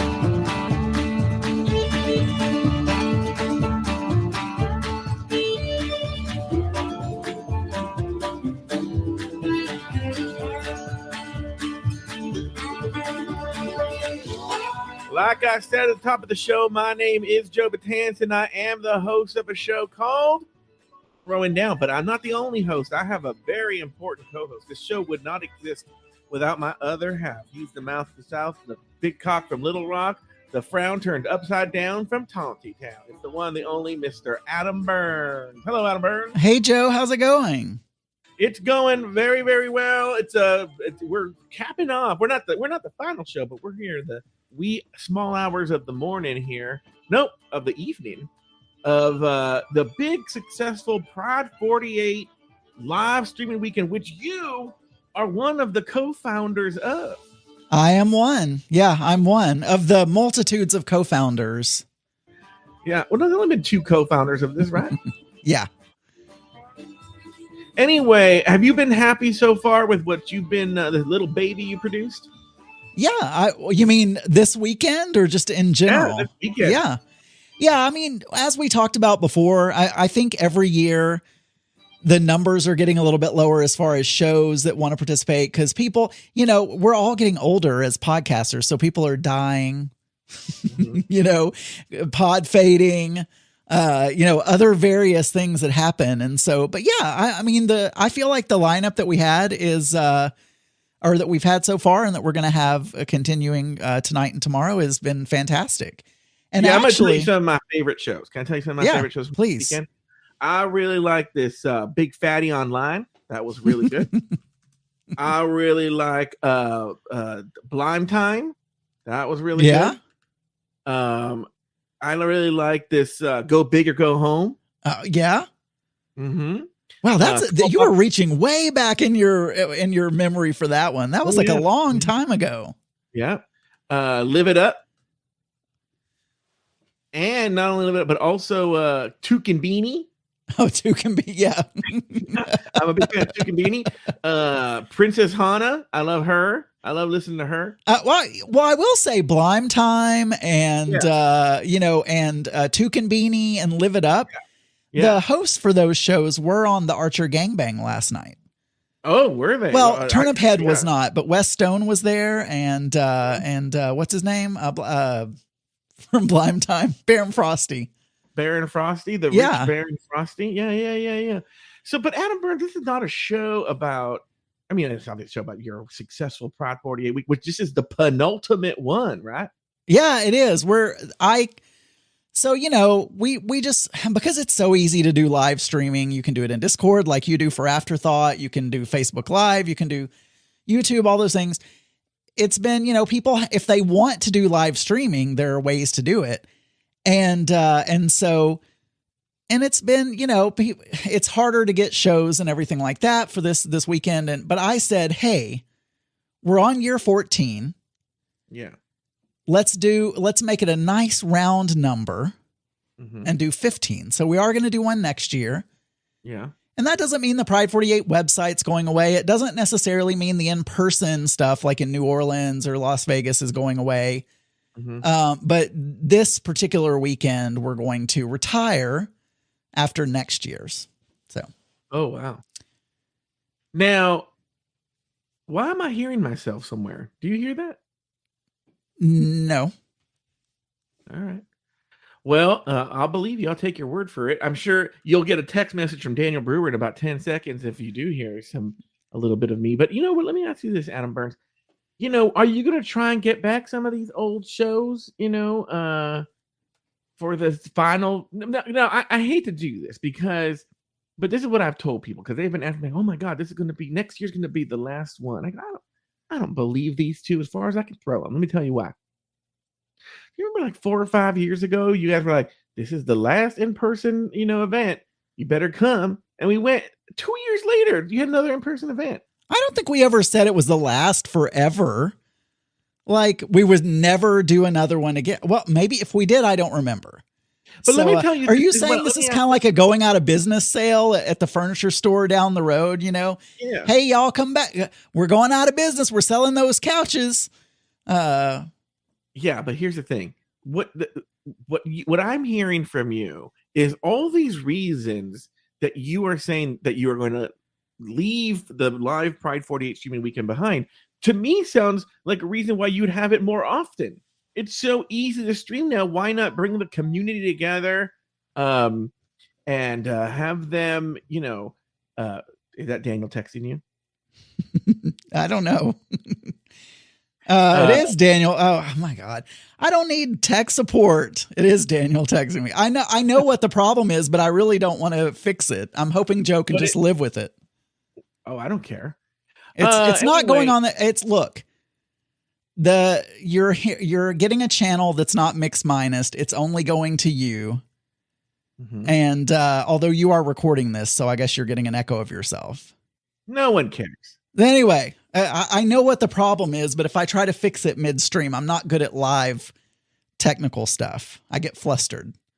Do you really? I do. But so anyway, what I was saying is it sounds like the reasons you're giving are reasons to have it more often, have it 3-4 times a year. The community needs a chance, Adam, to come together and join forces to say horrible shit about me in the chat room. And to take that away from them is such a horrible thing to do to them, especially in these times. Well, it is what it is. Yeah. So what's been going on with you, Adam Burns? I'm going to change this right now. So maybe it will. Okay, he's going to do it midstream. But here's so the maybe thing, Adam. maybe so now hopefully you won't hear yourself. You picked a good person here because I will just vamp until you. I'm done. Give you time. Oh, you're done. No, I did it. Oh. Yeah. So you made it think it was a big deal. I don't want to do the wrong. I did it. Maybe, hopefully, let me know if it gets better. If it's getting better. Right. If you're not hearing I yourself. can hear myself. Well, that's good then. As much. Then I fixed it. It's fixed it. So anyway, yeah, what's going on with me? So, Daniel told me I should talk about the same stories I talked on Mixed Minus because you didn't listen, he was saying. But I don't want to put the listeners through that. Mm-hmm. So I'm just going to say, here's something that happened to me recently. So I have one credit card. Back in the day when I had this horrible boyfriend in Dallas, my credit got messed up. Because I was supporting him and working 2 jobs, and we bought a house when we shouldn't have. 2 jobs you were working. Well, I was a QA for an insurance company, but then I worked at Pier 1 on the weekends. Okay. So anyway, I got in a really bad state, and we had a bunch of credit cards, and I had to stop paying them because we didn't have any money. And anyway, I'm now out of that. But because of that, I decided I was only going to have a couple of credit cards, and I was always going to pay them off every paycheck, which is what I do now. I pay off my credit cards every paycheck. Okay. But sorry, I looked at the chat room for a second. But anyway, so I have 2 credit cards and I pay them off. But there's one that I use for everything. Okay. I mean, there's one that I just use occasionally, but the other one is my American Airlines card, and because I want to get all the American Airlines points. Yeah. And yes, Trot's away. I worked at Pier 1. So and it's American Airlines credit card, and I get frequent flyer miles. So the other day, yeah, I get this email from them or whatever, and they say, there's a fraudulent charge on your card. Okay. And I look. It's for a bracelet, a really expensive bracelet. And it's this company called C Media. Okay. Right. And Mark and I both Googled it, and we came up with some Taiwanese audio, which actually makes sense. There was some company that makes headphones or something, like some audio company or whatever. Yeah. And so, first of all, it was very inconvenient because they needed me to call them. And I started getting emails immediately from all of my subscriptions saying, oh my God, we tried to process a payment and your card was declined. We even went to a fast food place and I took out my card and went to pay. And this little 16-year-old boy, so embarrassing. He's like, sir, this was declined. Oh, really? So I had to get out a different card and then assure the guy, no, there's a fraudulent charge. I'm sorry, I forgot about it. I haven't called them yet. I'm I want to give you an opportunity. I want to give you an opportunity to do something here. Because I've been hearing you all weekend, and I want to give you a chance here to do something. In your head, in reality, the guy probably just leaned over and said, sir, your card's declined. But in your head, what did you hear? Well, I was just embarrassed. No, what did I hear? I'm giving you low-hanging fruit here. I don't know. Okay, where were you again? We were at Dairy Queen. Okay. So what would be the most embarrassing thing at a supermarket, let's say? I don't know I don't know what you're going for here. I'm sorry. I don't want to hand it to you. Maybe the chat room will tell you. I know it's low. But it's like, let's say you're at a supermarket and this happened. He goes like, sir, your card's been declined. But in your head, in Adam Burns' head, you hear what? Well, I don't know. What are you, some kind of loser? Like, are you trying to bounce checks here or? Okay, I'm just going to tell you. You have this new, not you, we have that Rodecaster Pro audio thing. Yeah. So what the situation I'm trying to do is that he goes in the megaphone throughout the supermarket or the Dairy Queen. Karen, we have a card decline over here on the second window. We're going to need an approval here. There's some guy trying to steal food from us. Yeah, exactly. That's exactly. I was trying to give you. I didn't know what you were going for at all. Show me. I want to write this down here so I can give you like low hanging fruit. So there's the what is that thing called? The what'd that be called? Like the system? I don't know. What are the other ones you have? Oh, I have a lot. Let me see. I have this one, Joe. Adam Deep really voice, likes black people, Joe. I have this one. This is a really gay, like chipmunk or whatever. Yeah. It kind of sounds like Toppy Smelly's. I can't remember. Yeah, it his name. does. Sassy? It does actually. Yeah. There's this one, which is kind of the same as the first one. Yeah. This one? Oh, no, this one. No. Oh, come on. I'm having. You know what? I'm gonna have to return this Robot. Okay. robot, and this is another robot. Okay. That's it. And this other one's just there's a cussing one as well that I can't do well. Like I try to cuss and bleep Cussing one? myself. What do you mean? No, What you does know, that like mean? you bleep yourself. Yeah. You know, okay, like let me if you're hear it. saying, I can't time it right. I always screw up and say the cuss.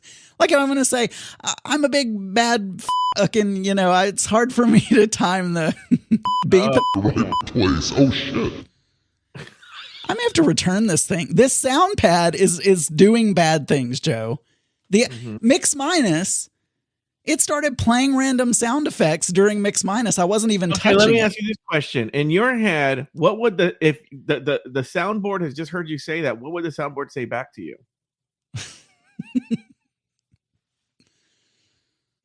I tried to please you, Oh, but I I thought you just was a robot one. I don't know. Anyway, so Okay, so the 16-year-old kid says your card was declined. He says- C technology or C audio. yeah, C Media. So so it was so embarrassing. Mm-hmm. So I finally called them, right? And I did it in the app. Like in the app, I said, yeah, this is a fraudulent try. I don't recognize this. Whatever. But they needed me to call them. Mm-hmm. So I call. Actually, funnily enough, I've never had this happen before. Yeah. I called them and I get some person. He was in the Philippines. Oh, and I'm talking to him. I know this for many reasons. I had him on speakerphone. Mark said he sounded Filipino, but also we were almost done. He was about ready to make notes saying, yes, this is for whatever. And he goes, oh my God, sir, I've got to hang up. I'm so sorry. We're having an earthquake. Click. And he hangs up. And this is not a joke. I mean, I hope they're okay. But he's like, oh my God, I'm sorry. I got to hang up. We're having an earthquake. Boom, click. And then he hangs up. And Mark confirmed they had an actual earthquake in the Philippines at the same time I was talking to this guy. Oh my God. Right. Uh-huh. So I called back. Yeah. Got someone else. And then I knew this was going to be it. She's like, we're going to need to send you a new card. Okay. Right. Everything I do is on that card. Like all of my subscriptions, all of my everything. So that means I'm going to have to go through and change the number for all of my, so I'm going to have to, I don't even remember all the subscriptions. So I've got to go back through my credit card statement and look at all the subscriptions, log in. It is, it's such a pain in the butt. Wouldn't that make it easier actually? Because now you know which ones are which cards, all of them. Well, there are a couple of things that are on my other card, but yeah, sometimes I forget I even have subscriptions though. So later. Did you ever find out what C Media was? Well, no, I don't know for sure, but then this is the other thing. Mm-hmm. Occasionally I will partake in porn. Yeah. Most times it's just on Twitter. Joe sends me a lot of, not you, but the other Joe in Dallas. Joe in Dallas. Sends a lot of porn links on Twitter. What kind of porn do you like? What's your porn of choice? Genre? I like amateur, like public understall. Oh, okay. Trail in the woods. Mm-hmm. Anyway, so but I thought, C Media. Mm-hmm. That sounds like that could be one of those kind of cover names for some porn Mm-hmm. conglomerate or something. And then I thought, what if I signed up for some porn subscription years ago or something? And it's like a yearly thing. Look, I've been known to do this because I don't remember. I haven't done anything. I haven't signed up for anything recently. But I was thinking, what if I signed up for something and it was like a yearly subscription? Huh? And now I've told them that it was fraudulent. But what if it's not? And then, they're going to call me up and say, sir, you lied to us. Now, This was- let me tell you this. There is a porn billing company called CC Bill. Maybe that's the one I was thinking of. There's one called CC Bill, but it's not CC Bill. No, it wasn't CC Bill. It was C Media. The letter C Bill, Media. Yeah. CC Bill is. So then I got kind of stressed about that. I was like, oh my God, what if it was like some porn thing that was a yearly subscription that I forgot about and I forgot to cancel it or whatever. And then now I've lied to my credit card company, but I didn't recognize it. So anyway, I got the new card in, but now I've still got to go through the process. So far, it's just been as I get emails saying that my card was declined, I've like logged into those places and updated it. But I've got to go through that horrible process of updating. It is very annoying. Who knows how many places I've got to update it. Ugh.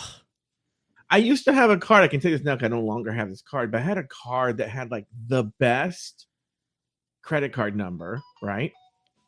It was like the last 4 digits. I don't remember what it was, but it was like super easy to remember. It was like 11122233344, right? And then but for sure I remember that the CVC code, that thing on the back, I loved this card. It was 333, you know? Yeah. I was like, oh, and then I remember, I think that card just expired, but I was so sad when that card expired. I mean, you can't get any easier than 333. Well, also, after a while, you start to memorize things. Yeah. And then, and so like I had my, that CVV number and all that. I had that memorized on the old card. I knew, like, I didn't even have to pull my card out. I practically had the whole card number memorized. Yeah. And now I have to start over. Anyway, that's it was painful. But now you're not getting embarrassed anymore. And I can't go back to the Dairy Queen because that 16-year-old boy, I'm ashamed. Girl, don't you think he thinks that all the time? Let me ask you this question. Would you rather the 16-year-old boy think that your credit card gets declined or that you have a dad bod? Which would you rather have? Well, I have a dad bod. I mean, that's just a fact. But you have a declined credit card.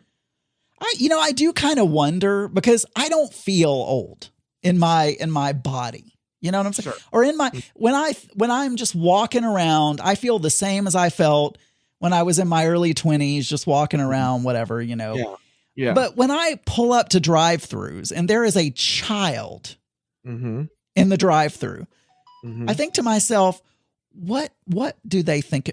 Is he seeing me as an old man? No. Like, do this with the echo. With echo? Yeah, with the Which one? Is he this one? Yeah. This is you thinking to yourself. I just think, is he thinking of me as an old man? He's looking at me and thinking I'm the same as his dad or something, It's like, oh, here's my dad pulling up to the drive-thru. Yeah. It stayed on. See, I'm learning how to use this mixer. Anyway, so yeah, I don't know, but he's I'm embarrassed to go back. Luckily, I didn't like the burgers, so we probably won't be going back anyway. I don't think I've had anything at Dairy Queen other than ice cream. Yeah, and their ice cream is great. The Blizzard was great. I don't like, and I say it's probably not fake. Sure. But I do not enjoy the charbroiled flavor of restaurants that do these charbroiled burgers. Mm-hmm. And I know they say at Burger King, that it's a real flame and they don't add any chemicals or anything, but it tastes like liquid smoke to me or something like that. Just horrible. Because I've had grilled burgers, and I'm okay with that, if I have a grilled burger. But at Burger King, and I wasn't sure because it had been so long, we just got a brand new Dairy Queen near our house, and it's the closest fast food to our house. So I was so excited. Oh, here's a new place we can go to. Well, I mean, I didn't measure the mile. I know it's the closest. We can get there in maybe, 4 or 5 minutes in the car. Mm-hmm. And so I thought, oh, this will be a new place we can go, when we're in a hurry for something to eat. But no, it was charbroiled and I didn't like it. And now the guy, now I'm embarrassed. So don't you? Well, I think how long will you wait before you go back? I mean, I say that, but I didn't like the food, so it'll probably, unless we just want ice cream, it'll probably be a while. But Yeah.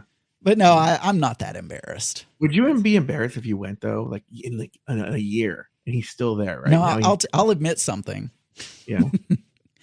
We went there for lunch, and we couldn't figure out what to do for dinner. And they have burgers and chicken strips on the menu, and so we decided to go back to Dairy Queen for dinner and just have the chicken strips. And so in the same day, we had Dairy Queen twice. Now, I didn't really think about this. Yeah. But I thought we pull up to the drive-through window, and it was the same 16-year-old boy. Yeah. Right. It was. Oh. And I'm like, how long a shift did this guy work today? Yeah. Because we were there, it was over 8 hours from the time that we had gone for lunch till the time that we got. He was still there in the window. Yeah. I'm surprised he didn't say, "Oh, is your car going to work this time, sir?" But don't you think they see so many people they just do not recognize you? Yeah, I'm sure. I'm sure he didn't think. She's gone now, but there used to be this old lady at my McDonald's, and I would pull up, and she would be like, "Hi, Joseph," because of my credit card. Are you going to get the usual? I'm like, oh, she knows my fucking order. John Ong's asking, are they the one that have the flurry? No, it's Blizzard. Yeah, the McFlurry at McDonald's. Yeah, and the Blizzard is so much better than McFlurry. Their ice cream is good. Blizzard. Yeah, the Blizzard is good. What's the difference between the Blizzard and McFlurry? I mean, it's the same concept, but I liked it better at Dairy Queen than I do it. I don't know. The ice cream at McDonald's tastes weird to me, I think. I haven't had an ice cream at McDonald's in a very long time. Maybe I'll go get one today. Maybe but you should. The thing is that they always say the ice cream machine's broken, quote unquote. I mean, that's what they say. We watched a whole YouTube video on this where this guy was just explaining it. I don't remember the explanation, but there is an actual explanation to why their machines are broken so often, or they say they are. But I don't know it. So look for Food Theory on YouTube. What YouTube channels do you watch? I don't think I've ever asked you this. Like, what are the ones you watch? Well, I know you and Daniel like this Good Mythical Morning, right? I don't think Daniel likes that. Oh, he did. I like Good Mythical Morning. Wait, one of them has a cooking channel, right? Yeah, they do, but I don't like their chef person. No. He's annoying. Is it a blonde guy with glasses? Yeah, he's so annoying. He might be, but I watch a YouTube video where the guy recreates food from other food cooking videos. It's a whole other thing, right? I only see that. I've never seen him cooking though. His name is Josh. His name is Josh. Okay, Josh. Whoever does the cooking, they only show the video of him cooking. He is so fucking hot, but I only see the pictures of him. I don't think his face is that attractive, but he does have a good body. Yeah, they don't show. They only really show his body. So yeah, Good Mythical Morning. We watch a couple of Pokemon. Trainer Tips is a Pokemon one. Of course, I watch WDW Aristocrats. Yeah. And we watch a lot of cooking ones. Claire Saffitz, who used to be on Bon Appetit. We watched her Dessert Person channel, Epicurious. We still watch Bon Appetit. I watch Veritasium, and Jazza is an art channel. Okay. Australian guy who does art. I watch a lot of 3D modeling stuff. Oh, that's right. Yeah. How's that going for you? I haven't done anything, but I watch people do it on YouTube. So I have a question for you. I'll keep it short. Have you ever had a friend who fell victim to the world of drugs? I'm trying to think. I have relatives. I have relatives. Drug addict or no? No, he wasn't. Not that I know of. I have relatives who are, not that I'm close to, but meth is really a problem in South Arkansas. Mm-hmm. And I have relatives who have fallen down that hole. I'm not close to them, so I haven't really experienced, pulling anyone out of an alley vomiting on themselves or anything. But I've been adjacent to drug addiction. Yeah. So I had a really good friend who became victim of that, right? And I was with him when he went through rehab, all that jazz, right? And he did it And when he came out of rehab, right after he came out of rehab, for like a year after, he was cuckoo bananas, right? And he started to think that first it started with he thought people were trying to break into his phone. And then he thought people were trying to, like, these mysterious forces were also trying to get through him through the gay apps, and pretend to be other people and get into his information. And then he started to think it was me, that I was behind this, right? So Okay. that's when I was like, okay, well. So just very paranoid. Yeah. Yeah. So that's where I was like, okay, as good of a friend he is, I can't put up with this anymore. I hit my limit and I cut off communication with him. And then recently, it's been about 5 or 6 years, but recently I reconnected with him. All right. Okay. This isn't Richard. It is not my cousin Richard. No. Okay. This is a guy who's a friend of mine. Okay. And I reconnected with him, and at first I went through his sister, and the sister was like, yeah, he's pretty much normal again, yada, yada, yada. So I reconnected, and lo and behold, for the most part, but I want to see how you would handle this. For the most part, he is his old self, very normal, whatever. Now, here's where it gets weird. He obviously acknowledges he had a drug problem. He acknowledges he went to rehab.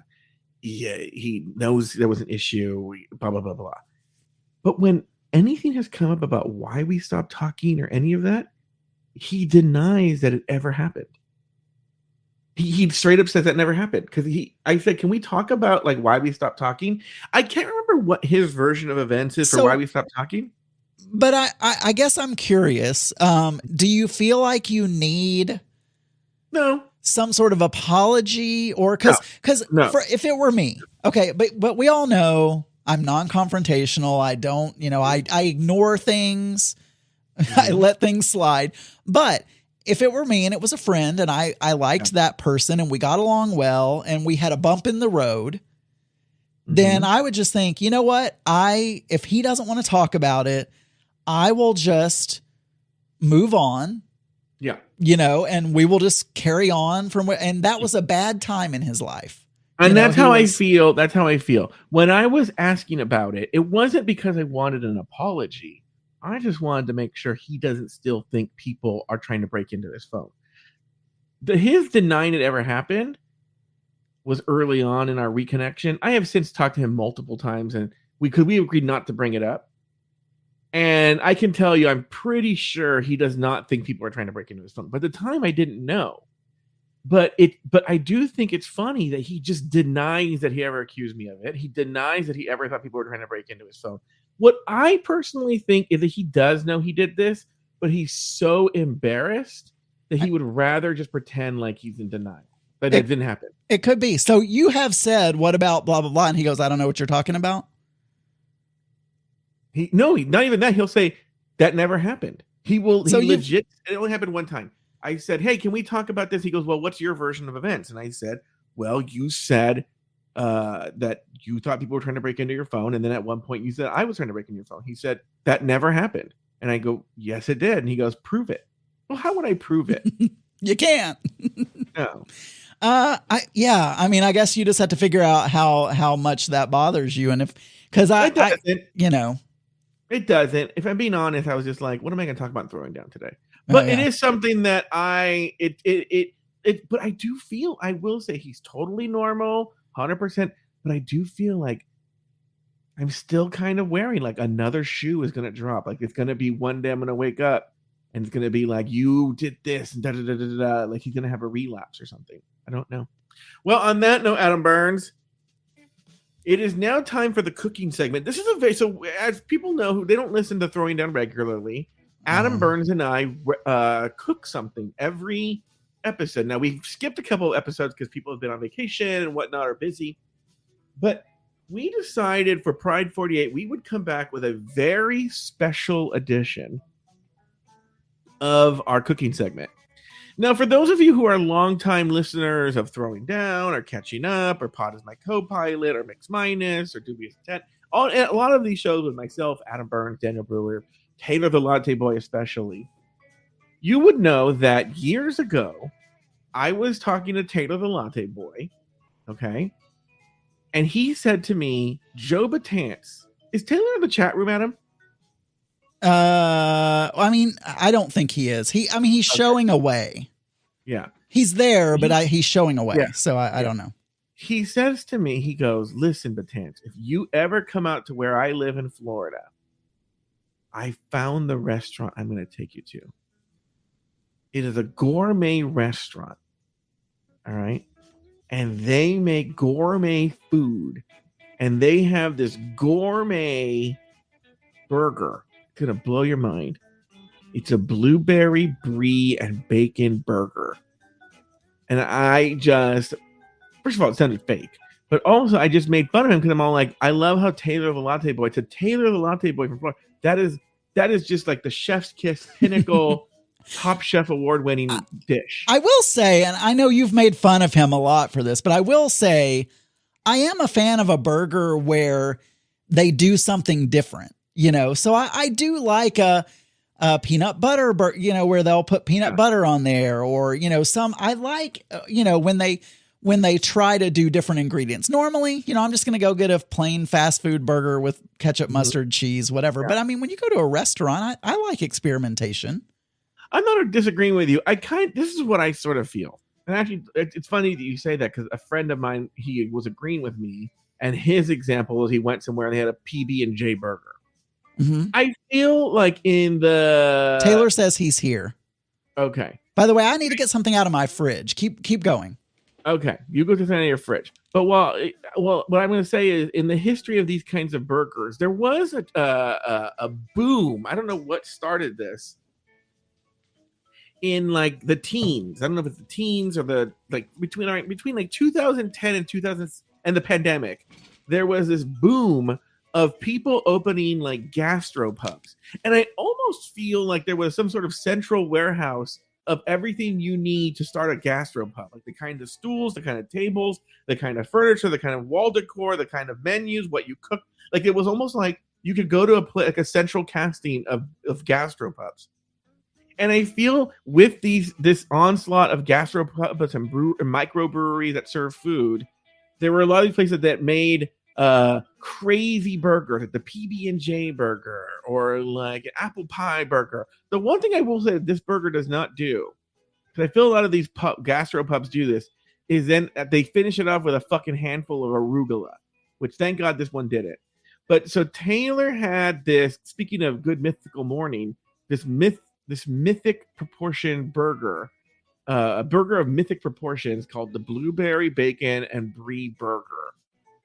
I don't know the name of the restaurant is where he got it. But so what we decided to do for this year's Pride 48 is we would recreate, but based on a guess, because we've never had it. We have not been to where Taylor lives. We don't know where this restaurant is. We don't know what the name is. Adam Burns is showing me something. What are you showing me, Adam Burns? Well, I have here, I don't know if you can hear the lid. I need some audio here, Yeah. This is the blueberry barbecue sauce. That I made. I jarred it because there was so much, Joe. Yeah. So I'm gonna give a little taste here. So this is blueberry barbecue sauce. I tasted it already. You made this from scratch? Yeah, it's in the recipe. What recipe? The recipe we cooked. Did we have a blueberry brie burger recipe? Yeah. I made it up. You made it up? Yeah. Joe, are you saying that you just made a? No, you didn't make it up. We had a recipe. Christ, I swear to. Can somebody go to the Afterthought Discord and you did not in the Pride 48 Discord? Yeah. I don't believe you. I don't believe you, Joe. I will tell you my process. Okay. Tell me about this recipe. I don't remember this recipe. The recipe. Gosh, I've got it's in our Throwing Down channel. It is? Yeah. But the recipe is downstairs. I printed it out and it's downstairs. I'll look at it later. I believe you. Can somebody put it in the Throwing Down channel, the recipe? Yeah, blueberry brie bacon burger. Humble Pie posted it, and Lauren reposted it. Yeah. You did not have a recipe? You're lying. No, You were I'm not lying. Okay. Anyway, so why don't you tell me tell me about this recipe. Tell me what you did. I'll tell you what I did. I didn't do anything super special. Okay. So the recipe that we actually had that we agreed we were doing months I have ago. Horrible memory. You make a blueberry barbecue sauce. Okay. It's not hard, but you do. I mean, it's jalapeno that you mince up. It's Mark just posted it in the printed copy. Okay. But you do blueberries, brown sugar, a little bit of ketchup, some balsamic vinegar, minced onion, minced garlic, minced jalapeno. You put that in a pan, you simmer it for 15 minutes. Okay. And then it thickens up. Mm-hmm. And I put it in a jar, and then you make a burger.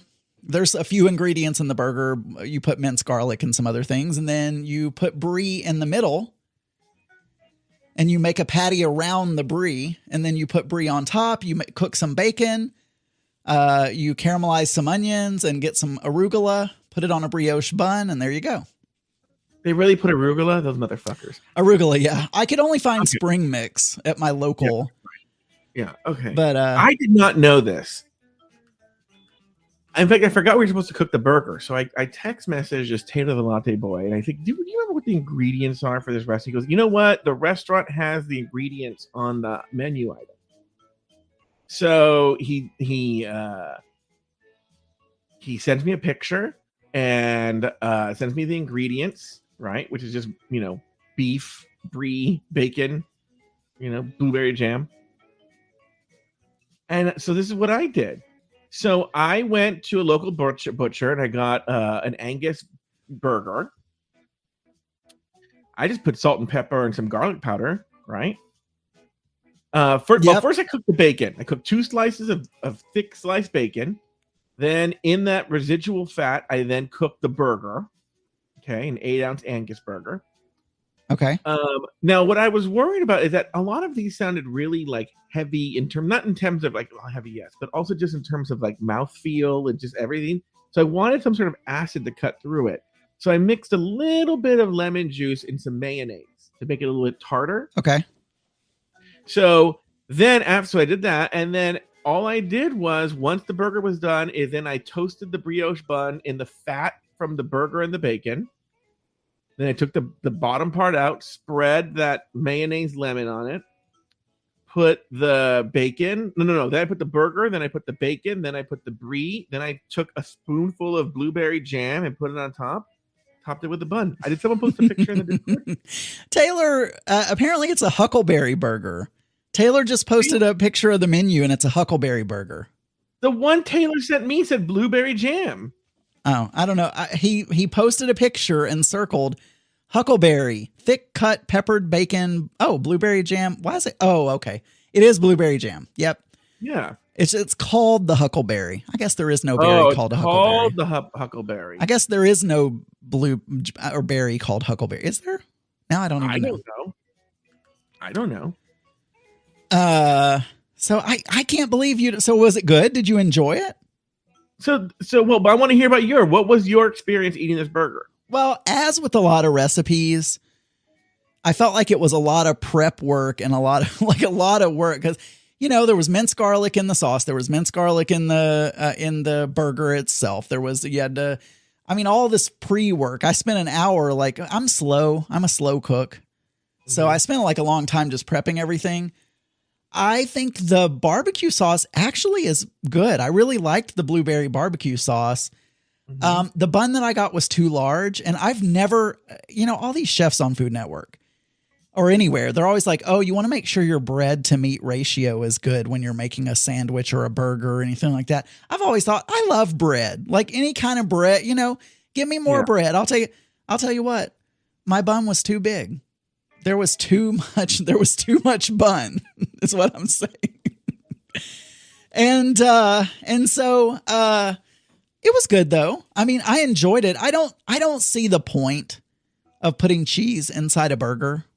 Mm-hmm. I'm perfectly do that in the North, a Juicy Lucy. Yeah, I'm perfectly fine putting a slice of cheese on top. I don't need all the work of like,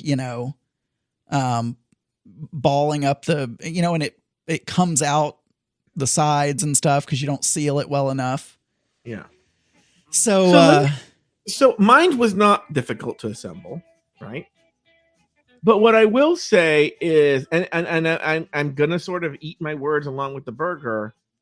It was fucking incredible. It was so delicious. well, that's because you're just such a good cook, Joe. Because you didn't even have a recipe. I mean, the ingredients aren't hard. They don't have to be Gordon Ramsay to make that burger. No, but I want to say I didn't say this. I enjoyed the burger. There are a few tweaks I would make because I felt like it could have been just as good. Yeah. With a few tweaks, but I love the barbecue sauce. Like I really liked it. Here's what I'll say. The burger was phenomenal. It was incredible. But I will also say I will never have that burger again.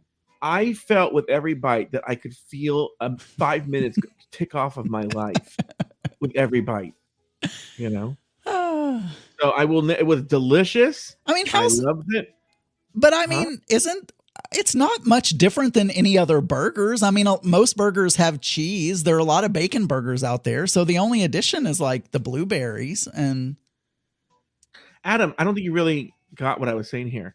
There was so much residual bacon fat and beef fat, and then I fried basically the brioche bun and soaked up all that fat into the buns and toasted it that way.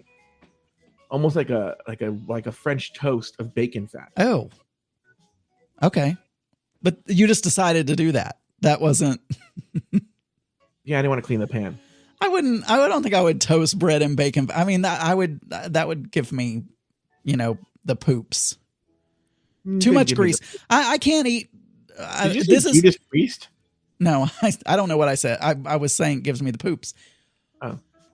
People won't believe this, but I have a fairly sensitive stomach, and if I eat greasy food, it gives me diarrhea.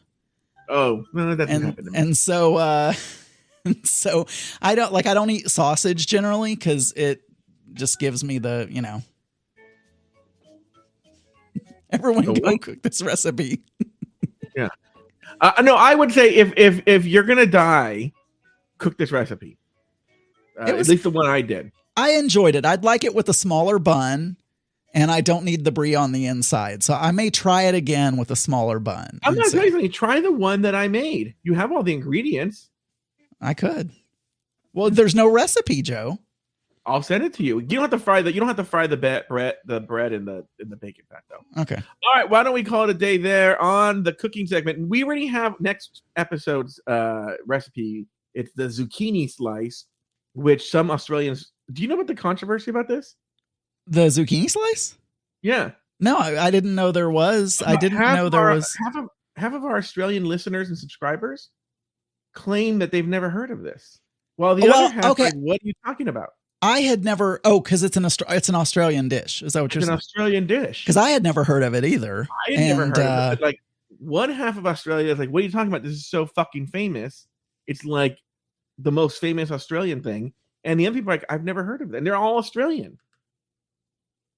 So I think the Australians are going to cook it. To me, it just seems like a quiche with zucchini in it. Yeah, one of the Australians said it was like an egg lasagna, and somebody got the other Australian got really mad. Oh, so Nami Harder goes, "Oh, I think it's like an egg lasagna or a cheesy lasagna or whatever, like a zucchini lasagna." And the other guy, Tom Baum, was like, "What? How dare you?" You know, I don't hate zucchini, but I don't understand. Like zucchini has no flavor. To me, it's so. All of these dishes with zucchini, and it's like, why did you choose zucchini? There's no even point adding zucchini because you might as well just have an omelet or something because zucchini doesn't add any flavor at all. Zucchini bread, perfect example in the chat room. So Gary said he loves zucchini bread. The zucchini adds no flavor to the bread. What's the deal with zucchini? Why does everyone put zucchini in their bread? I don't know. It doesn't have much flavor. Do you have another story, Adam Burns? I I have a question I want to ask you.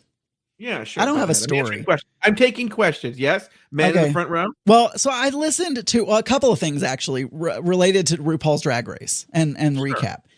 So in general, though, I just want to say I want to apologize to you.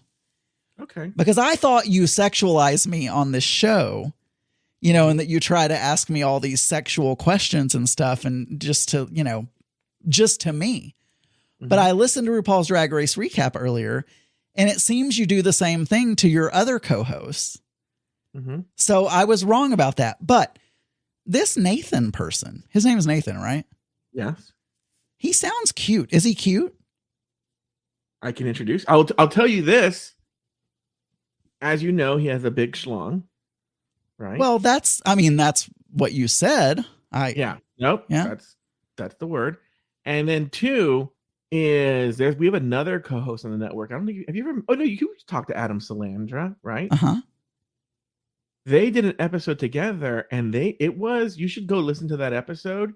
It was so sexually charged. They were openly flirting with each other and talking about how even though Adam Salandra is married. And Nathan has a boyfriend. They were pretty much like, we are going to fuck at AfterCon. And do you only, other than myself, do you only have attractive co-hosts in your shows? I mean, is that kind of is that a rule you have? I'm going to say yes, and I'm going to include you in it. Oh, well, you didn't need to do that. Well, thank you. But I'm just like, I won't include Lori in it, though. Either they have to be attractive or have big dicks. Both. Or one of the two or both. And then you like to ask them questions about what position they like to do it in and all that stuff. In a very 1990s Me Too kind of way. One of the reasons I like to ask you and I like to ask Nathan is both of you get very uncomfortable. Right?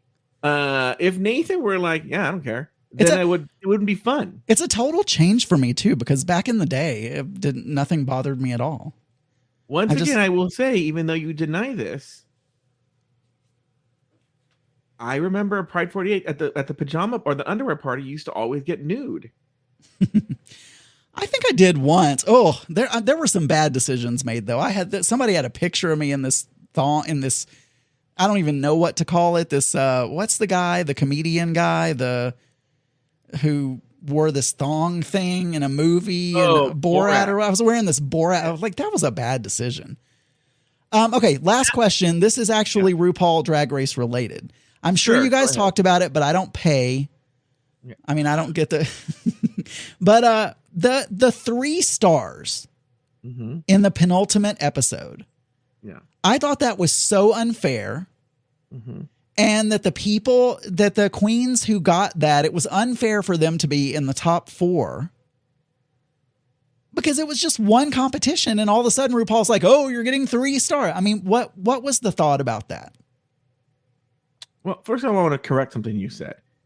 You don't have to pay to listen to RuPaul's Drag Race Recap. It is available for free at Drag Race Recap anywhere you get your podcast.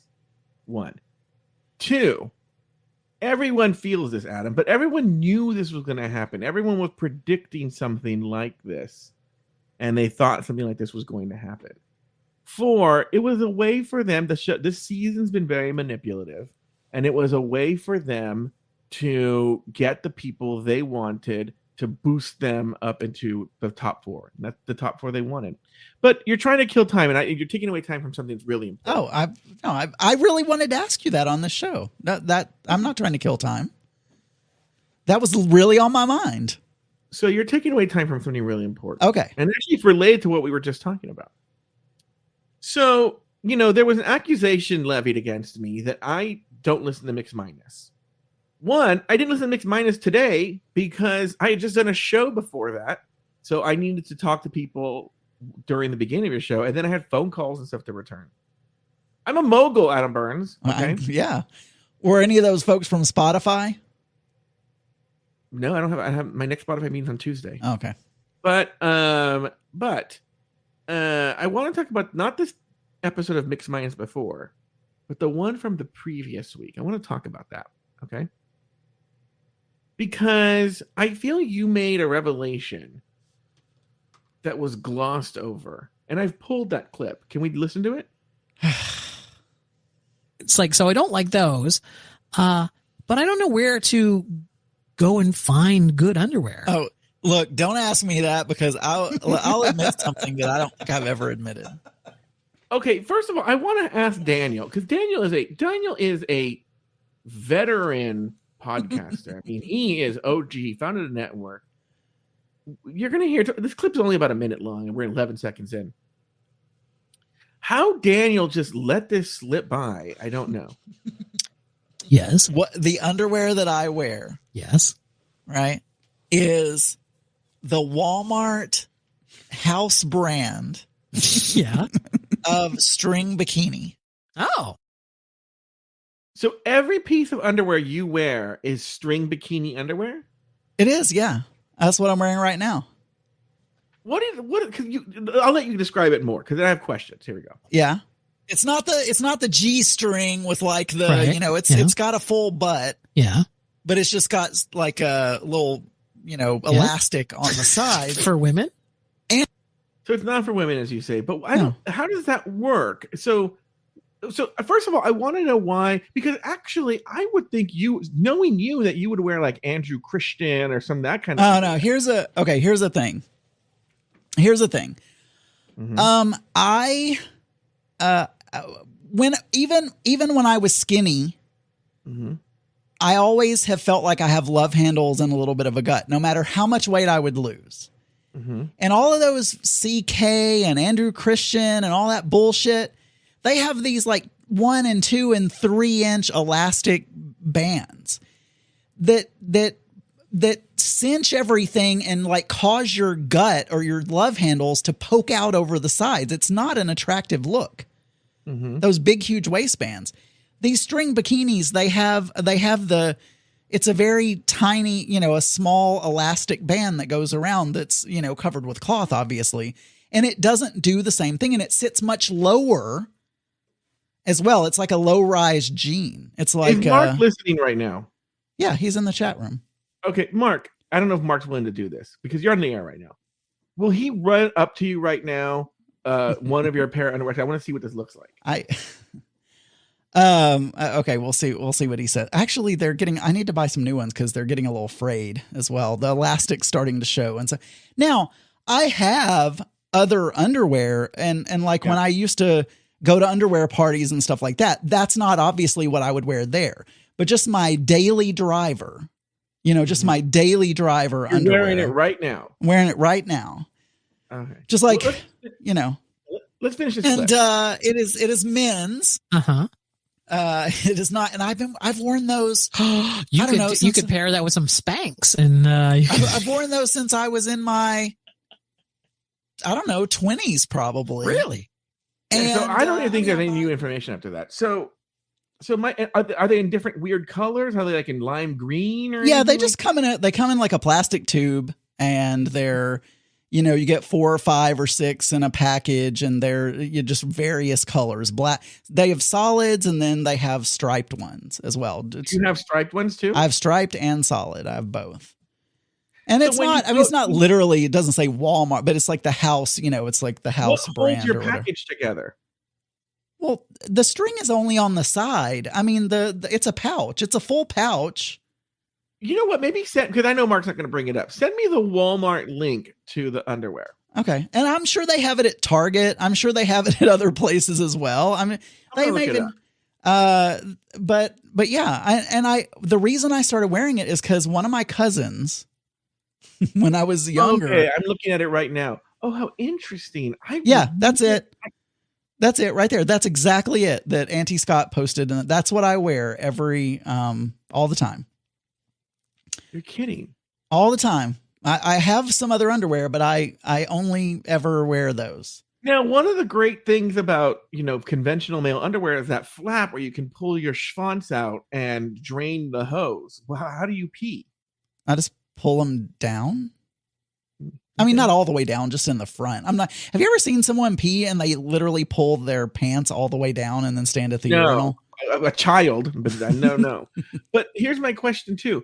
do the I know you said the full butt, but does it ever ride up your butt like a G-string? No, it does. No, it doesn't ride up. Sometimes they fall down, and I look like a plumber. But I just have that problem because I'm getting that old man butt, where things fall down. Interesting. Well, I mean, look, I brought it up. I can't believe Daniel just let that. He just moved on, and I was like, "This is an important revelation." We found out what kind of underwear, because people are asked when people ask you boxers or briefs, do you consider those briefs? What do you answer honestly? Well, do you say no? I haven't been asked boxers or briefs, and I don't know if I've ever been asked that question, but I guess I would say briefs because it's closer than boxers. I'm going to tell you, Adamberg, it's full of surprises every single time. So, what do you got going on in the next week here? By the way, where can everybody find you? Well, my personal journal is geekygay.com, and mix-podcast.com is my other show. So, by the way, somebody told me you were talking about your shows. Like, you didn't mention Throwing Down. When? I guess yesterday on the Gangbang or something. I have spies everywhere. I have so many. It's hard to remember all of them. So, Adamberg, so what do you got going on next week? What can we look forward to in the next? What are you looking forward to before the next episode? I'm going to clean a dead bird off of my driveway. Wait! Why wasn't this brought up earlier? Well, it's not much of a story. This bird, it's so funny. This bird, not funny really, but Mark pulled me outside and said, "Hey, Boyfie, there's a dead bird up in our the gutter thing," and then magically the next day it was on the driveway. I don't know what happened. It like a zombie bird, probably a cat got it or something, but yeah.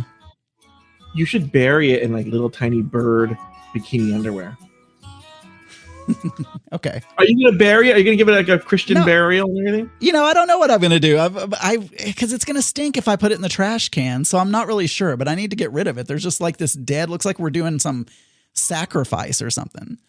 Mm-hmm. Anyway, we're almost out of time. The hour's gonna change any moment now. So. Well, then you just log off. I'm still recording here. I mean, look, I have 27 seconds on this song. That's how it works. And then I say goodbye, Chet. And you say goodbye, David. and then we get out of here. What's the next show? The next show is Satyr followed by Donna Sugars, who's going to read some naughty stories. All right, we'll see you guys then.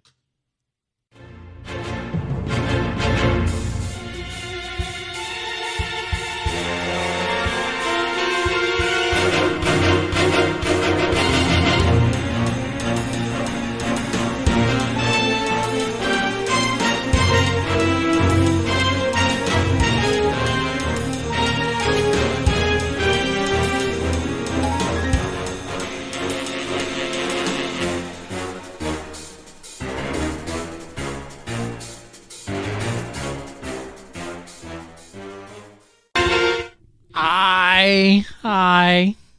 You're probably expecting to hear the Satyr Sphere. I got a text from Scott a little while ago. They have extended rehearsal on him through no fault of his own, and he is being delayed.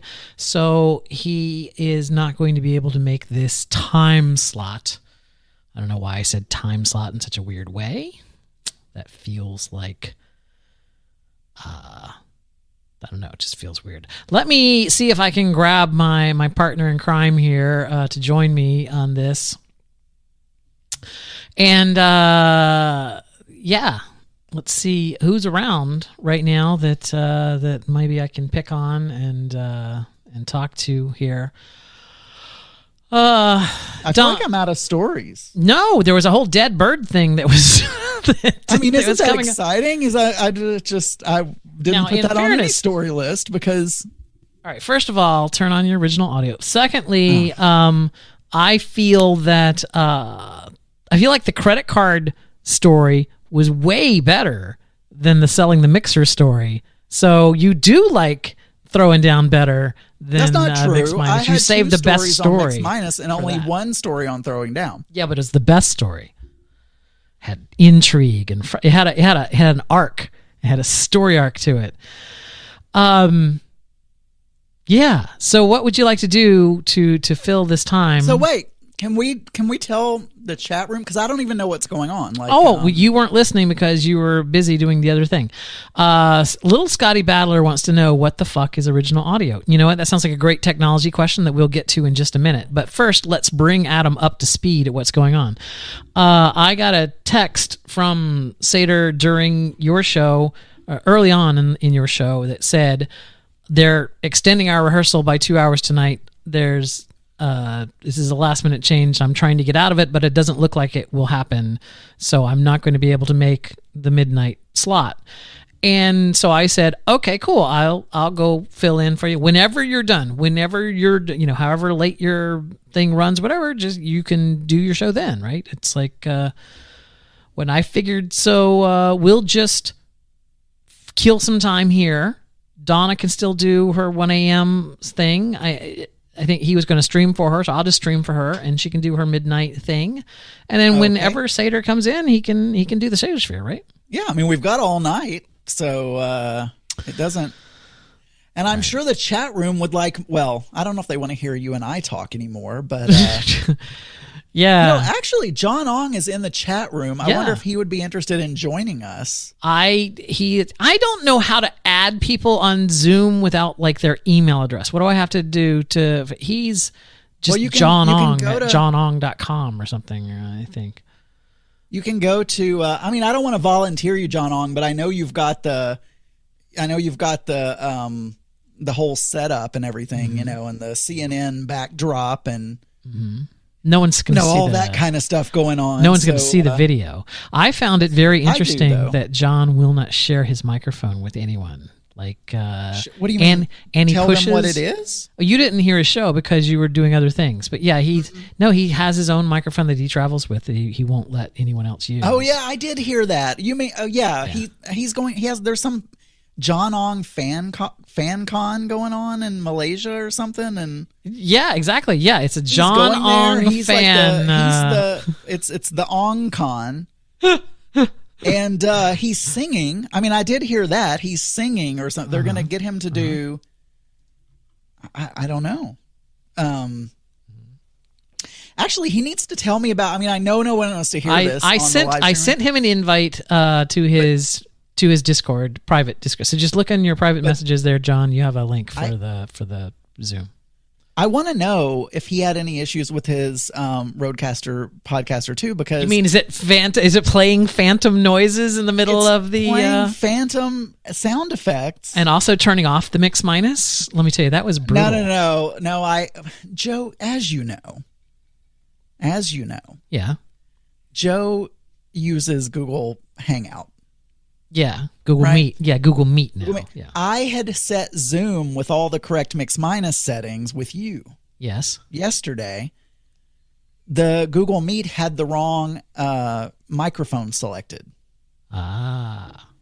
Just by default, it had selected the wrong one, and I didn't think about it until he said it, and we were already on the air, and I'm like, what if I try to switch something and it blows up? I thought it was great. Here we go.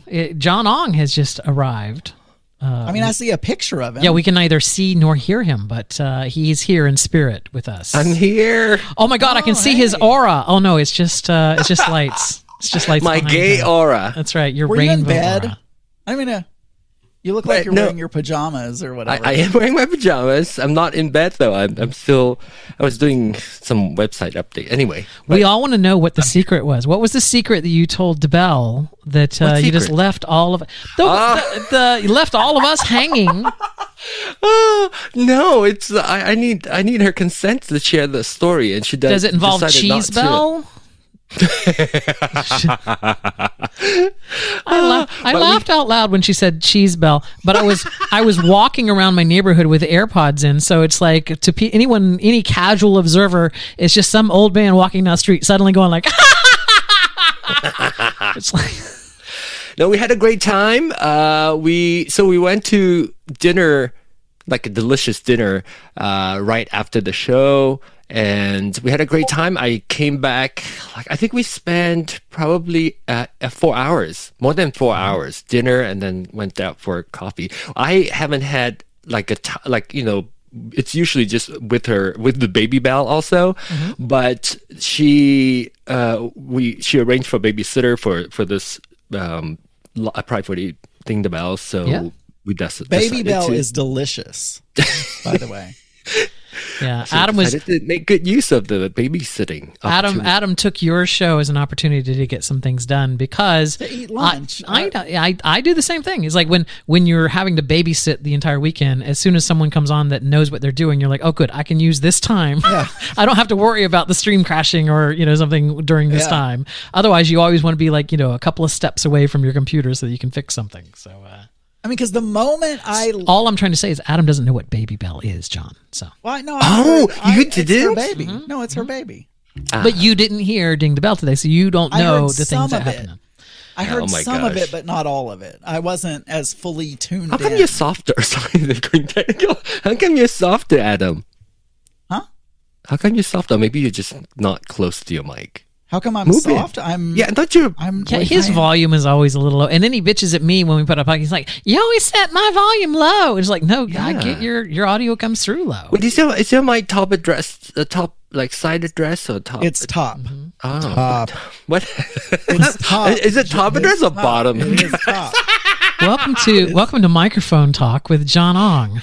You know what, John? I'm having I guess I keep my volume low because here's the thing. You're afraid of I don't like distortion? room noise and I don't like background noise. And in my podcasting career, what I've always done is record it a little bit lower, and then boost that it. keeps the noise floor low.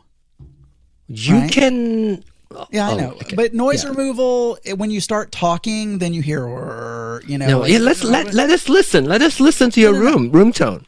Like, well, no, are you on your? What is my your volume? Is up pretty loud already. I mean, I'm all. What's the way your gain? What's your gain set at? Oh my gosh, this is so interesting, isn't it? What's your mic gain? All right, yeah, you have to go into the advanced settings on your, and I don't know where it's at on the Broadcaster Pro. You just tap that button. Just there, whatever you just did. They should tell you what your level is. Is that better? Yeah. It's better to me. Also, because I'm so loud in my own ears now. Wait, why are you wobbling? You can turn down your headphones. Yeah, why are you wobbling? Why am I wobbling? Like when you were talking to saying it was going up and down. I think there's something wrong with this mixer. It's probably a compressor setting. Is it too high? Is it threshold? No, you don't understand. What you don't know, John, is his Rodecaster 2 just plays songs on its own. It just while he's doing other things, it'll just start. It'll just play a clip. And I just plugged it in yesterday for the first time. What?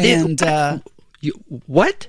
I just plugged it in yesterday for the first time because I just got it recently and I was in Europe and all that. So I see. I was going to try to use it, and I haven't got all the settings dialed in. Although, yes, it sounds pretty good. A little bit lower. I haven't gotten, and I'm still learning how to use it. But yeah, while I was recording Mix Minus yesterday, or today. Yes. We do Mix Minus. That was today. It's just, it was just playing sound effects. My hands were here. And wait, are you running? What firmware are you running right now? Are you on 107 already?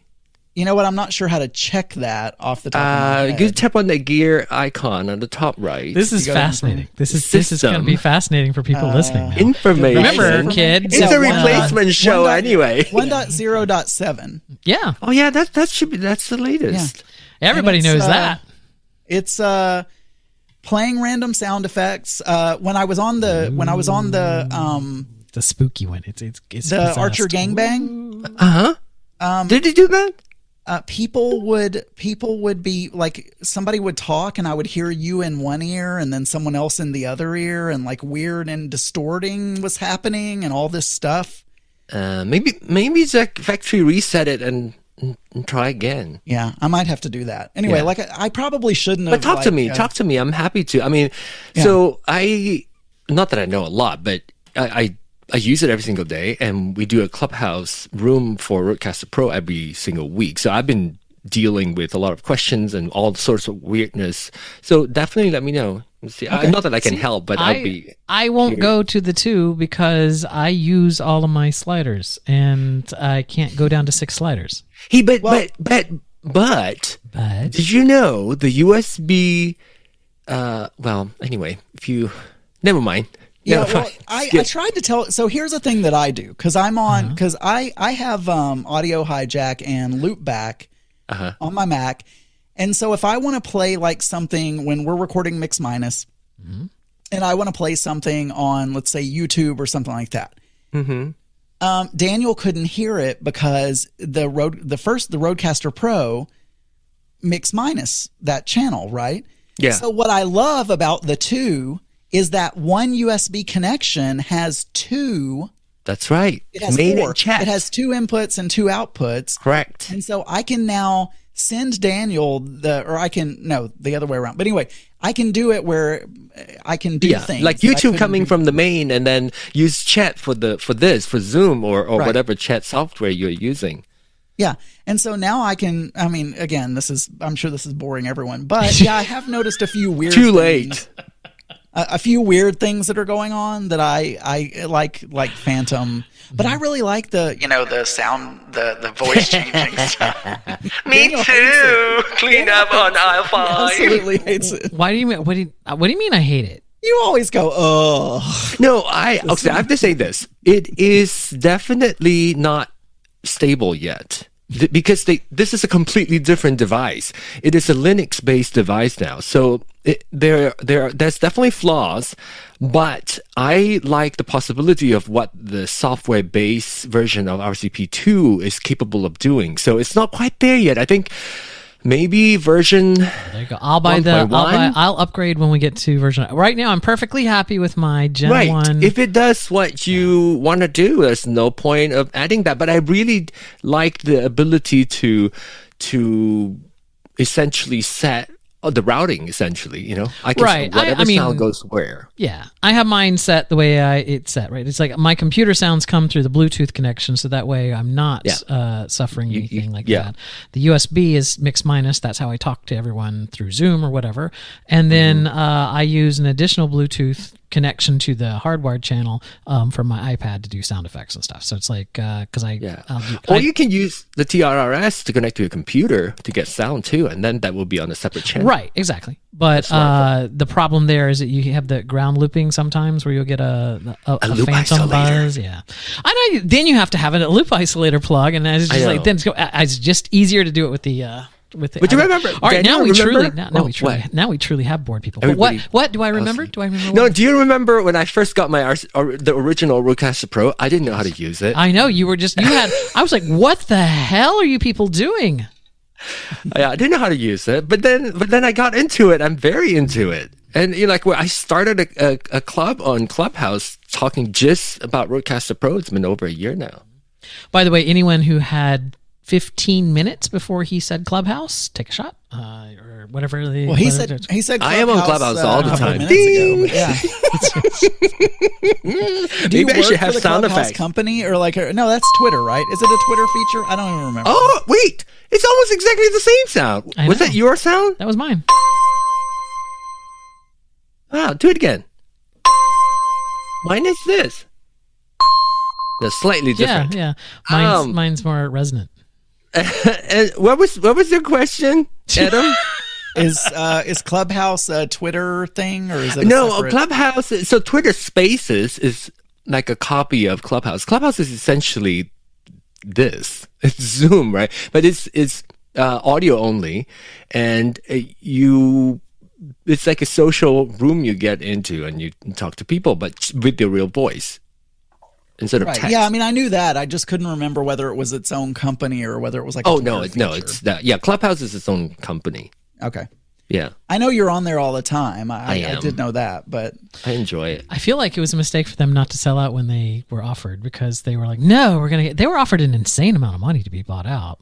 And I'm like, you're not doing anything so special that someone couldn't clone it, like Facebook. You know what? So far, nobody is able to. But that doesn't mean they won't. And it's not like this is hard to do. Even Facebook tried. I think it was the Facebook that offered them. What has to Facebook buy. actually succeeded at lately? By the way, speaking of Facebook, I don't know if you guys, Meta at least, I don't know if you guys saw earlier this week that they announced that they were going to be raising the price of the Oculus Quest 2 by $100 starting on August 1st. They weren't making any changes to it. They were just raising the retail price of it by $100 on August 1st. I think it was yesterday that I could not find one on Amazon and Walmart has already raised the price by $100. It's like, so I was just going to try to buy one before they raised the price, but it looks like everywhere's already raised the price. So there we go. That was my news. Wasn't that exciting? Aren't you glad you stayed up for that? I'm trying to check what the chat room is. Everybody's falling asleep probably. Yeah, they pretty are. So I'm trying to think how we can bring the chat room into this conversation here so that we can keep people alive Chat out there. room, ask us Who's questions. awake? Yeah, we just do that old trope. We're like, hey, ask any us a question. We'll Yeah. talk about it. Ask any, even if we don't know the answer, we will make it up. We will make it up. Make it up. Oh, I just love that this turned into an RCP discussion. I just love it. Yeah, but they don't. Those of you who are not in the know, RCP stands for Roadcaster Pro. It's the old RCP for the cool kids. We're always connected. We're like ever ready, right? So on our system, we can just hop on. It's Are you all wearing underwear? Yes. I'm not wearing underwear. Oh. I am John not. Ong is You're not wearing underwear? Well, I tell you, I'm like in my pajamas. He's So, in his pajamas. so I'm from Southeast Asia. I mean, technically I'm Chinese, but I grew up in Malaysia. I'm from Southeast Asia. So I'm actually wearing a sarong at home, right? That's my summer outfit. So I'm going to show it to y'all. So I'm a puki kara lohai. So this is, see? Ah.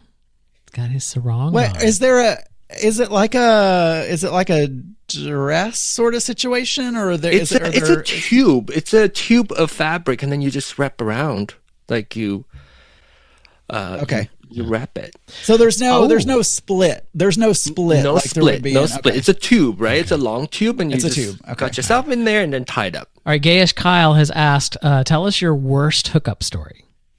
So I've told several over the years. The one that comes to mind most recently was there was a dude that I had met in Connecticut when I lived there, and we were going to he had set a date for us to go have dinner or whatever. And in true fashion, like we'd already hooked up before, so it was kind of like assumed that we were going to have sex and then have dinner, right? That seemed to be the gist of what was going to happen. So, and he didn't live close to me. He lived like about 45 minutes north of me. Maybe not that far, 30 minutes north of me. Anyway, the point is, I left the house and I knew that it was going to be roughly 30 minutes to get to his house.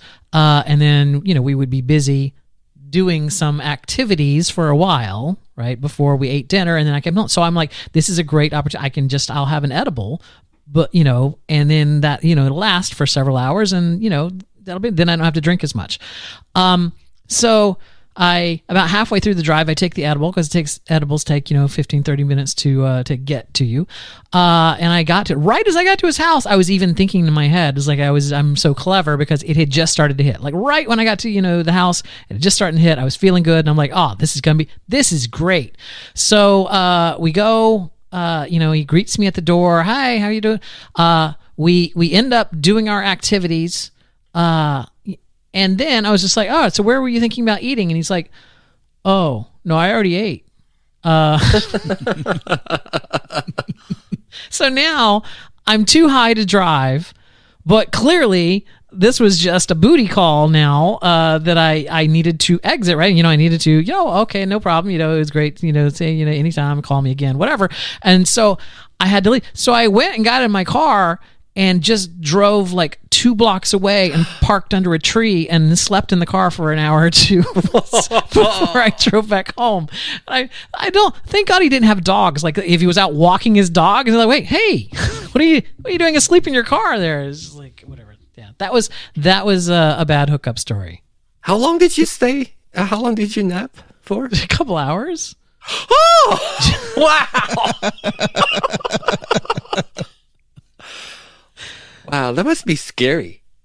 I mean, I would be like that going through the like under the influence. Yeah. Then not. Well, that's what I'm saying. That's why I just drove a couple of blocks just to get out of his driveway, and then I went to sleep and waited. So anyway, But you all didn't answer the question from Scotty. Who asked that question? that was Kyle that asked. Matt.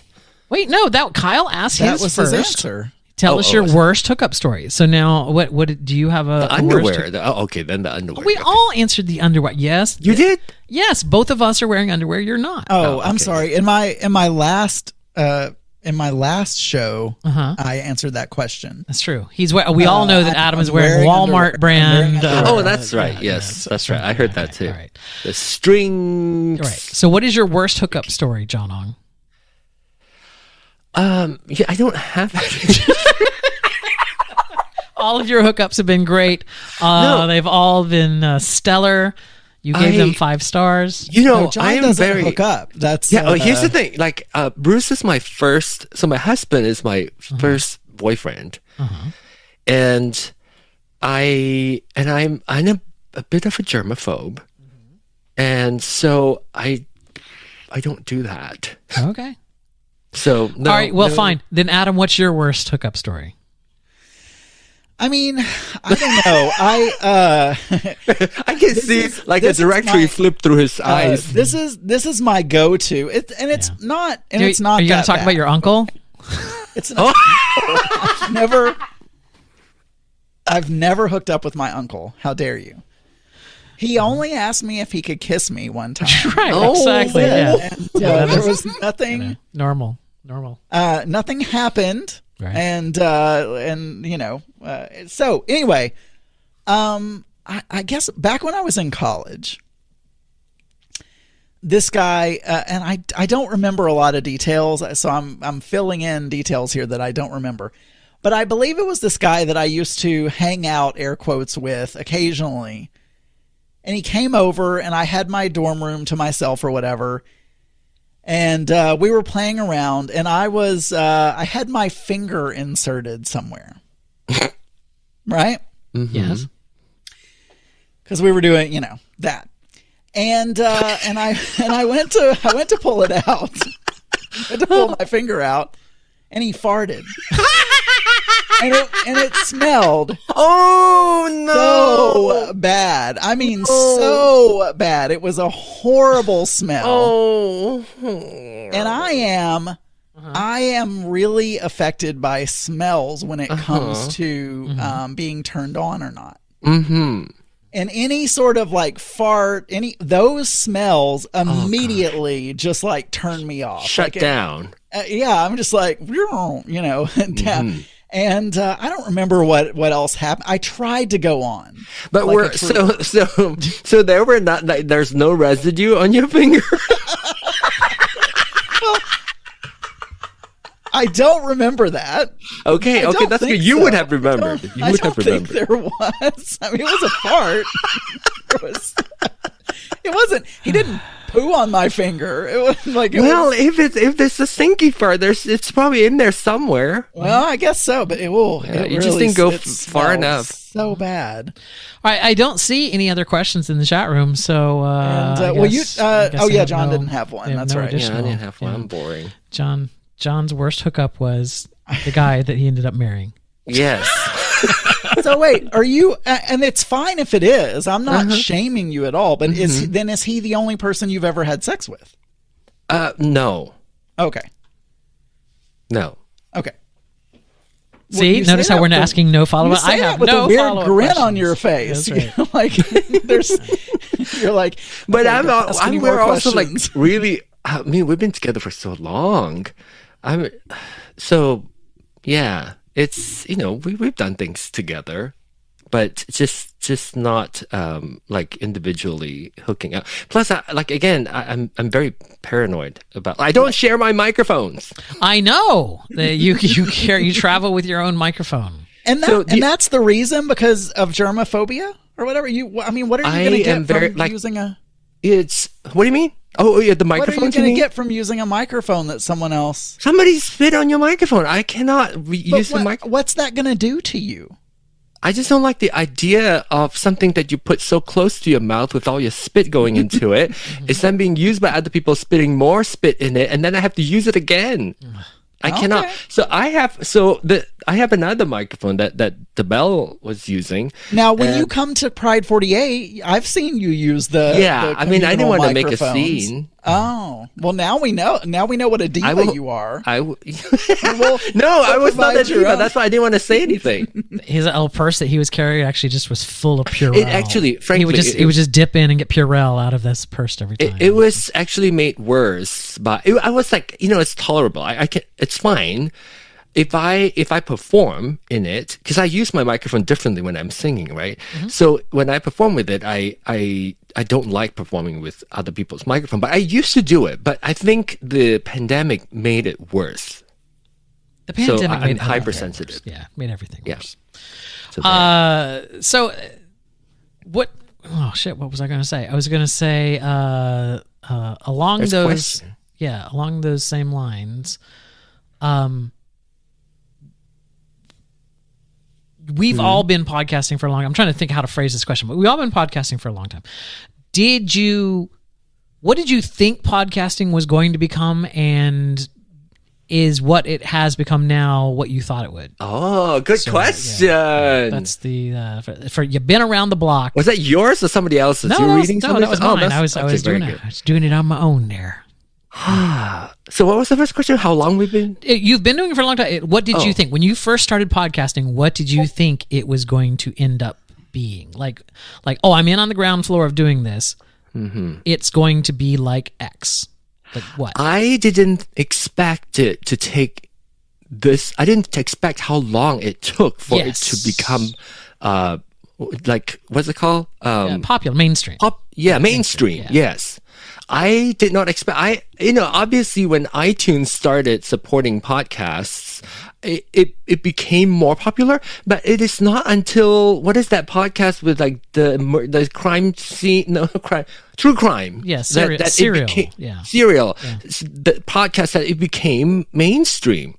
I did not expect how long it took to become mainstream. So, but I didn't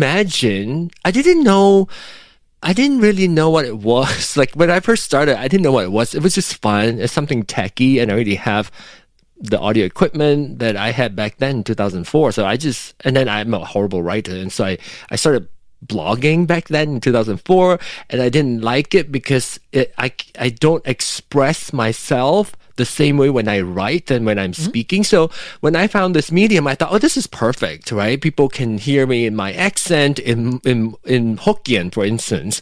And so I wanted to do it. I did not expect to be doing it that many years later, but I'm still doing it.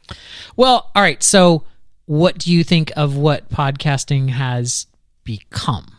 Well, first of all, hold on. Think on that question. We're going to circle back to this. So think on that while I ask Adam the same question. When you first started podcasting, what did you think it was going to be like? You and Maddie, we're going to do a podcast, and it's going to be X. I don't think I really had any thoughts about what it was going to become. I was trying to think about it while John was talking about it. I just always really liked talk radio.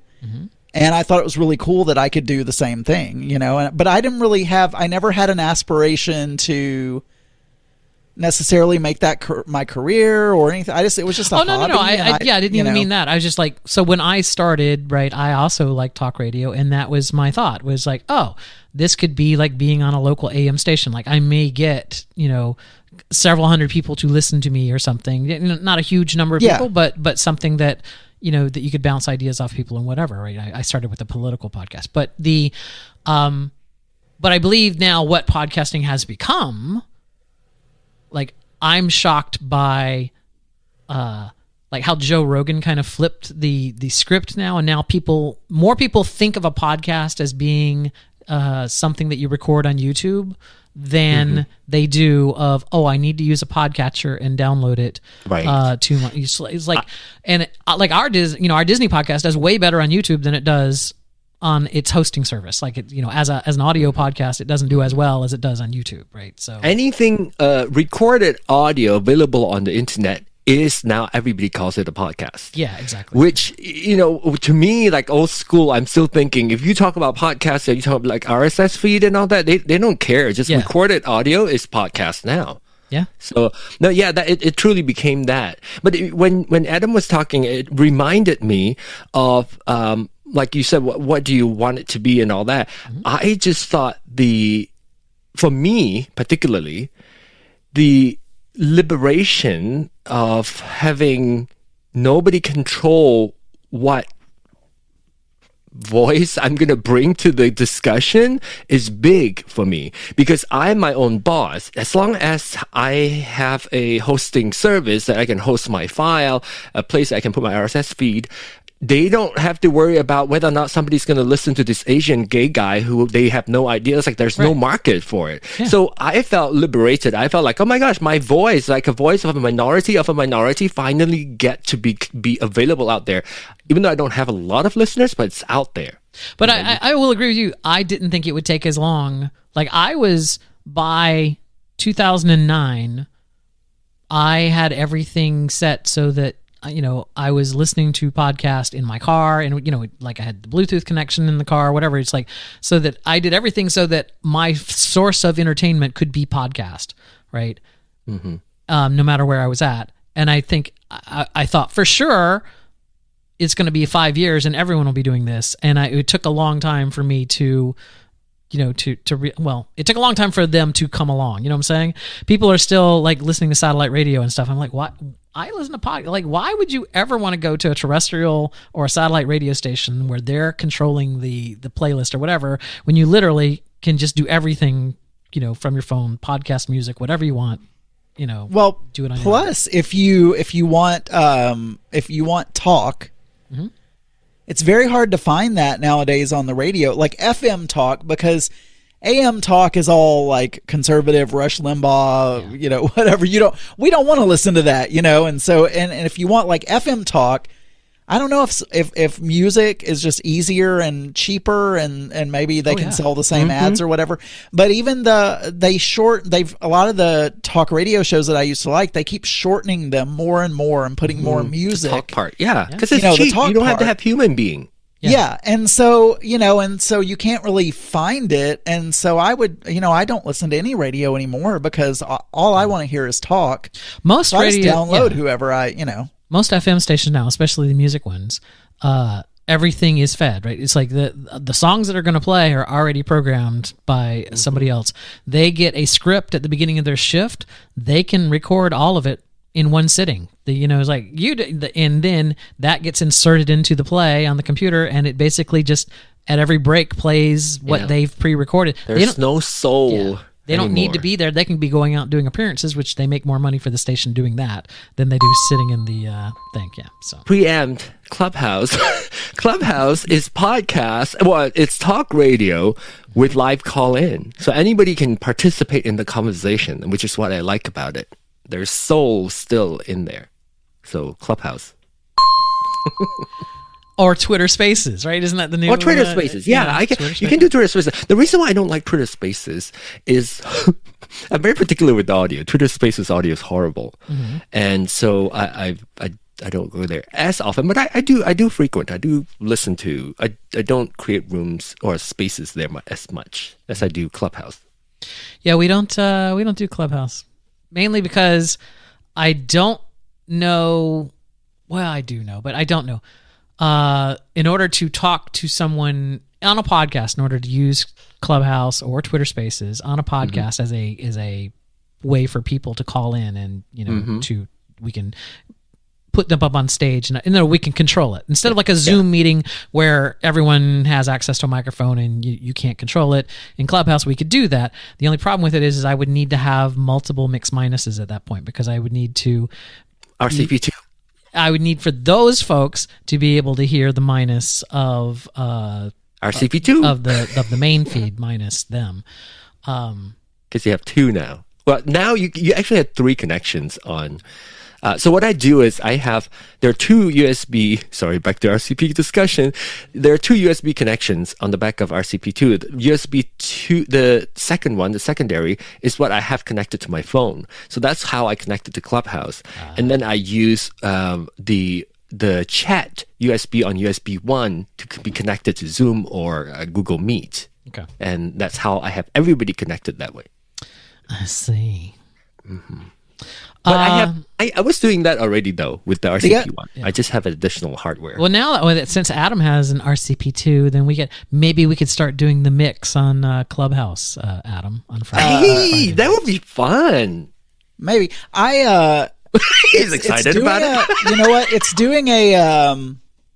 I don't want to make this about it, but I'm really wondering if this one I got is a dud because it's panning like when there's more than one person in the Zoom. This is so weird because it would have nothing to do with it, but like sometimes your voice is just coming out in this one ear. It's John. Here. Yeah, it's happening.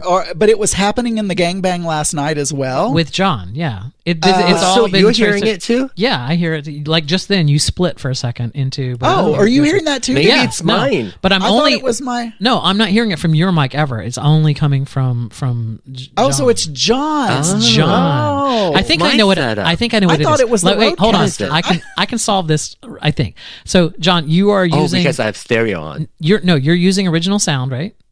Yes. Okay, so the Zoom stuck in this setting the other day. So if you go to your audio settings underneath where you have the original sound, you'll see that there's one that says high fidelity music mode. Yeah. Turn that off. No, check it. Is it on or off? It's on. Oh, okay. Well, then it should be on. I do have echo cancellation on. Should I uncheck that? Yes, take echo cancellation. It just happened again. Yeah, uncheck that again. And then I'm doing stereo. Wait, do I uncheck echo? Did it happen again for you? Uncheck echo. Okay, I uncheck. Oh shit, uncheck echo cancellation. I only have high fidelity and stereo audio on. Okay, yeah. So let's try that for a second. Okay, all right, yeah. Because you haven't done it since you told me. I thought it was the roadcaster. I was like, oh my god, I'm going crazy. Like my ears are. And it's only when you're with me that you hear that. I didn't make that correlation because there were a lot of people on the gangbang last night, and I'm not sure that it was only you that was happening for. Could have been Archer. Sure, though. But could have been Archer too. No, you know what? But if it is the echo cancellation, then all it is a Zoom setting, and a lot of people could have had that Zoom setting set. So that's so it could have happened with a bunch of people. Let me know if it happens. If it happens again. It hasn't happened so far. Okay. But I did want to get back to something that somebody asked earlier in the chat room. They said, what is original sound that we talk about all the time? Okay. In Zoom, and this is not just Zoom, any teleconference software, I use Microsoft Teams at work. It has a similar setting in it. What it does is it has built-in filters that do noise reduction because most people that are doing meetings are in rooms that have background noises and or they're talking on a cheap headset where there's other noises going on around them. Well, the software will reduce all that noise for you automatically, and it does a great job of doing it. But the payoff for it is it lowers the quality of the audio that you're getting from that channel. So original audio is Zoom's way of bypassing those filters, and in Teams it's called something else. So when we say original audio, we're just saying turn off your noise reduction filters because it's reducing your sound quality, and because you have a professional setup, you don't need the noise canceling stuff. It just happens to be a default on most of these programs. And the only reason you guys hear this all the time is because, first of all, Daniel's really affected by, as he should be, as the quality of the audio, but Zoom keeps going back and forth. Like there was one Zoom update where once you turn original audio on, it stayed on forever. Yes. Isn't it doing it now still? No, now seems to be broken. They've dated it again, and it's broken again every time. Not even just opening the Zoom app. Each new meeting that I join, I have to go in and turn, and I forget. I it's always off. It defaults to off. Mine stays on. But you're on a Mac. And we're not. I bet I'm you on a it could- Mac as well. Oh wait, no, Adam is on a Mac now. I'm on a Mac, and well, maybe it's some setting somewhere that I need to look for. But every new meeting that I go in now, You have to remember to change. it's off, and I have to remember. And I can't tell you know 'cause what I'm it is? hearing it through my mixer. I Like, know what it don't is. Know what you're hearing? You know what it is? Those settings are probably saved per No, because John, it didn't happen to John when he came in this meeting. I don't know. Anyway, this is exciting. Hey, there was something in the chat room I wanted to respond. Oh, so Kath, they were talking about celebrity podcasts, and Kathy Marshall was saying she doesn't really listen to celebrity podcasts, or she doesn't want to. Right. Would that mean she doesn't listen to John Ong? I'm gonna admit something. Celebrity. I know this is not going to be popular among because Matt just said, "Oh, I only listen to personal journals and all that," and I kind of enjoy the professional like NPR or Marketplace, like the professional radio folks who then do a podcast or whatever, because they're so well engineered, and they're so like and they usually have a script, and it's usually an interesting topic. And sometimes I go back to personal journals, and then I'm like, and you can't stand it. I know, yeah. That's what and so and I want to support all the homegrown. And look, I do a personal journal, which is boring. I'm certain of it. I don't listen to it. So, but anyway, I just want to admit that it's not that I don't like personal journals. I really enjoy the really well produced, like, and the celebrities usually have their paying sound engineers. Yeah. They're doing all this stuff to make it. I like this. I like to split the difference. Go ahead, John. No, I don't mind it. I've never had any problem with having options for other type of recorded audio content. Personal journal is one of them, but there's all the other types, so you get to pick. I think the choices is amazing. To me, I kind of split the difference. Right. So if a show is too produced, I don't like it. So, like let's say the New York Times Daily, the Daily from the New York Times. Some of their stories will have background music to it and stuff. Like literally some engineer sat down and scored, not from scratch, but put music to accentuate pieces of a story. I don't like that because that's not the kind of stuff that I like. I like personal Just journal like style. if a game show has special lighting, yes, Daniel will not watch it. Right, If that's like Millionaire. okay. He must have hated Millionaire because the I hate repetitive stuff too. Yeah. So here's the thing. Yeah. But like if you take a look at like Chris Hayes on MSNBC, he has his own podcast called How Do We Get There, which he produces himself at his kitchen table. He started it during the pandemic. He does all his own engineering, but I love it because it's not overproduced. It's engaging conversations that are not overproduced and whatnot. So I like I like your podcast because you're a friend of mine, and so I like to keep track of what you're doing. So that's like my daily talk with Adam or whatever. So I don't think that I like personal, but I've always liked AM talk and whatnot. Thank you, John. You don't need to. I don't feel that feels the mood of. I think you're doing it wrong, John. Here, let me show you. Daniel can do it better. Of course, I can do it better. I can do it. because Hold on. Here, I can do this. All right. So, what you don't here? So, what is this? Is it raining? Oh, that's so much better, Daniel. What you don't understand, John, is that it used to be different. People used to listen to podcasts and they connected with the hosts. They felt touched and they felt listened to, although no one was listening. And I miss that. That's what we need to get back to, John. See, that's how you do it. That's how you do it, John Hong. Gonna manipulate Lord. people. You got to put the right manipulation song in. And there's overproduction. That's for sure. Like overly produced. If you had a video, this is going to fall flat, I know, but I'm going to do it anyway. If you had a video and like that shadow, where you can't see your face, and I'm ashamed to say that back in the day, I used to The witness protection program type thing. Oh crap! Yeah. Anyway. Because they also disguise their voices, right? Yes. No. We got the bit. That was the point. We got the bit. We laughed at the bit. We got it. I like to explain my bits after the fact. All right. What are you most excited about being able to do with technology that you would not have thought previously that you could do? And I'll give you an example, John. I know what Atoms is. Atoms is 3D blending and 3D modeling. Mine would be animation, like with Adobe Character Creator and the Adobe animation stuff that you have. I can make an animated short for work, like to do some kind of an explanation or a little scene or whatever for a presentation, and it looks quasi-professional, right? It looks the anime, the characters, their mouths move and they move into the right place and to the right kind of thing. I never would have thought that I would ever have been able to do that. I'm not an artist. I'm not good at drawing or whatever. But being able to put together an animated cartoon like that, which largely then comes down to sound production, which is my forte. So I just think it's a really cool thing that I never would have thought would have happened before. So is there any piece of the medium like that, or a piece of technology that you like, oh, I can be creative in this entirely other medium that I never would have thought that I could have because of tools, of the advancement of some of these tools that we have? My answer is simple. It's the internet connects, like gigabit, like faster internet is what it is. Mm-hmm. It allows you to essentially have a TV station. You can stream video at any time in my CNN studio. And so tomorrow they could be like, we want to hire you, John, as a correspondent. The only thing is you need to have a studio set up. You'd be like, I got it. Well, actually, when we were working from home, this would be the room that I'll be in working. So when we have calls, people would always ask me, why your cutout is so clean?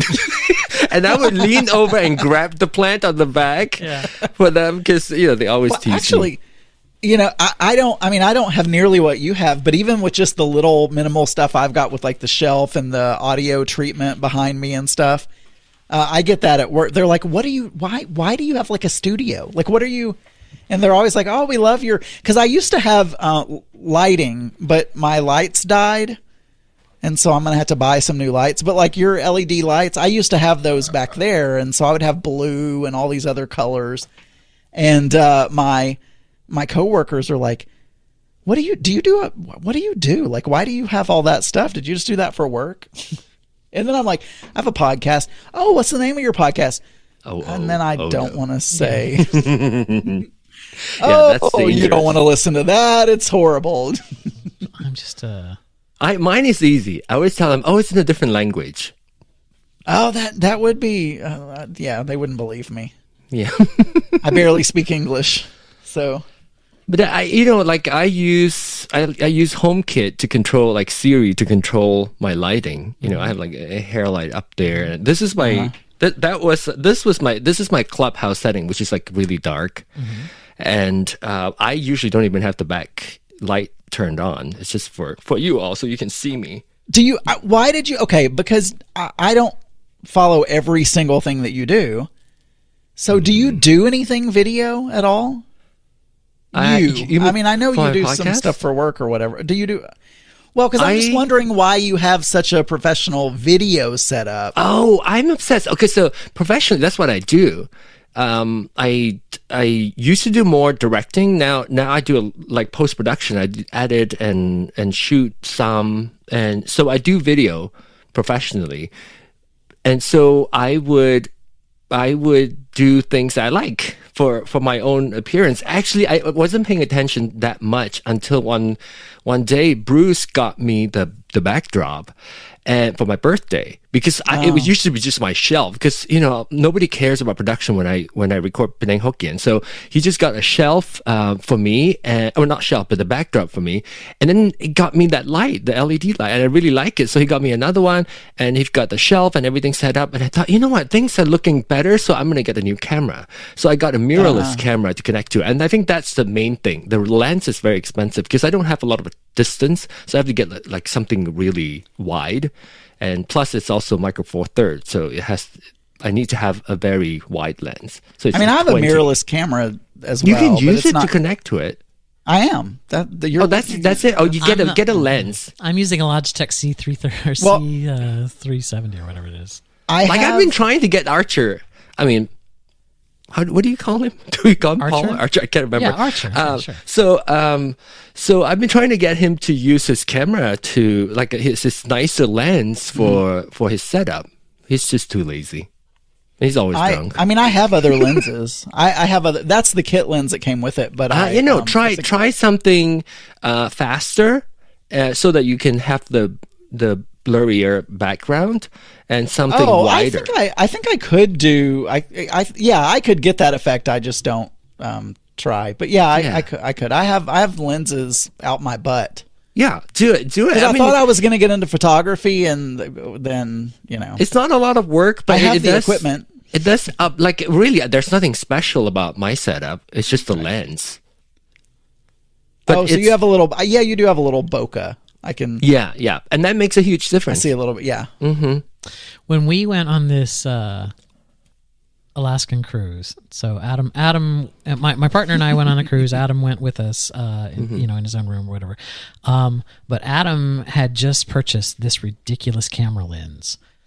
And every single place that we stopped, in Alaska, like a really long lens. He was just lugging this 50-pound bag of lenses, and he would get to the point where he wanted to take a picture, and he'd have to take off the old lens, put it down in the bag, then bring out the lens that he wanted to use, connect that on, and then I got to take the lens cover off, and then I got to do this, and it's like by the time he got his camera ready to take the picture, whatever, the iceberg melted. It's like there was nothing, there. It was just. What I enjoy taking photos of the most, I mean, probably my favorite picture from the trip is a picture of a squirrel. I mean, I know we were in Alaska, and there were all these beautiful things, and I like taking photos of animals. Of squirrels? Oh. Did you ever on the animals? No, but I'm not saying, but the point I'm getting to. Yeah. Is in order to do that type of photography, generally you need to be far away from the animals, and so you need these zoom really lenses. Yeah, and they're heavy as fuck. Yeah, and they're big, and they take. So the thing is, I think I'm going to be taking pictures of. I probably won't, but if I do, at home I will take pictures of animals. But when I go on a cruise, I'm not going to be taking. I don't think cruise. If you go on like a national park, you will take it too, right? Because the national park, it's on ground, and you can set up and like take pictures of bears or whatever, buffalo, bison, whatever. You can do that. Well, moose. No, I have good camera, RT Cruiser. I have good cameras. It was just that. Well, let me ask you this. I have 2 Canon cameras. I mean, they're DSLRs. Let me ask you this question. You took many photos with your camera in Alaska. We even had a little eagle off where I took some shots of an eagle, and you took some shots. Yeah, mine was much better. No, here's my real question, Adam. Have you even pulled the SD card out of that camera since you've been home? You've been home for over 2 months. Have you even pulled the SD card out of that camera? What, give me a sound effects. Pick up one that's appropriate. Do this one. Yes or no? Well, Daniel. what had happened was... Yeah? I was gonna. You're gonna. But things have happened. I had a trip to Europe. I had COVID. At Pride48. Can you say, hey, it's Fred? Hey, it's Fred. That's do you remember those? Do you remember I never those watched those, but I have heard of it. I never watched them, but yeah, Fred Figglesworth or whatever. Yeah, it was just like, hey, it's Fred. What was it? It was like, wait, hold on. The best camera is... Swimming later. My mom found this really cool God, that pool scared at the dump. It's really big and really deep. I think I might drown. And also I got... That's very stereo. That scared me. It's actually Sassy has just gotten around and done a lot of things in his life or her life. I actually don't. Hey. How does Sassy identify? We only have a few more minutes, but I want to ask you a really quick question. Do you all remember binaural microphones back then? Yes. Yeah. So it's sort of making a comeback on Clubhouse. Well, sort of. I say sort of, like those geeky ones. And so, on July 4th, I was sitting out on my front porch and just with my binaural microphones and sitting out there, and then there were just fireworks everywhere in the neighborhood. And in one of the Clubhouse town halls, apparently somebody talked about like one of they have this town hall thing, and somebody said, "Oh yeah, I remember hearing John." Sitting in front of his front porch, and then you can hear the sound in stereo, which is really quite amazing. You do it you do it live now instead of record it, so that's kind of fun. Let's go. I want a binaural recording from an orgy. Like I want to feel like I'm going through an orgy without actually going through an orgy. You can. So you know what? I tried some. So when I got those. Well, I mean. It depends on how many you. Yeah, I have. I'm sure. But the glasses, the VR glasses, but it's like the old Samsung that you put your phone in there, or whatever. And it's probably gotten much better. But I thought, I wonder what porn looks like in this. Oh, and you got some of that POV, that VR porn. I mean, look, I never used it for any pleasure because.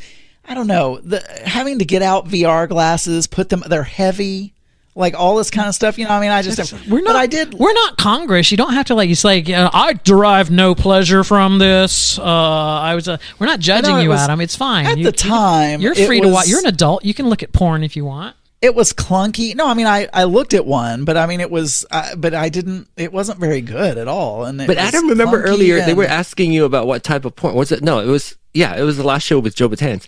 Asking you what type of porn you like, and we have similar tastes.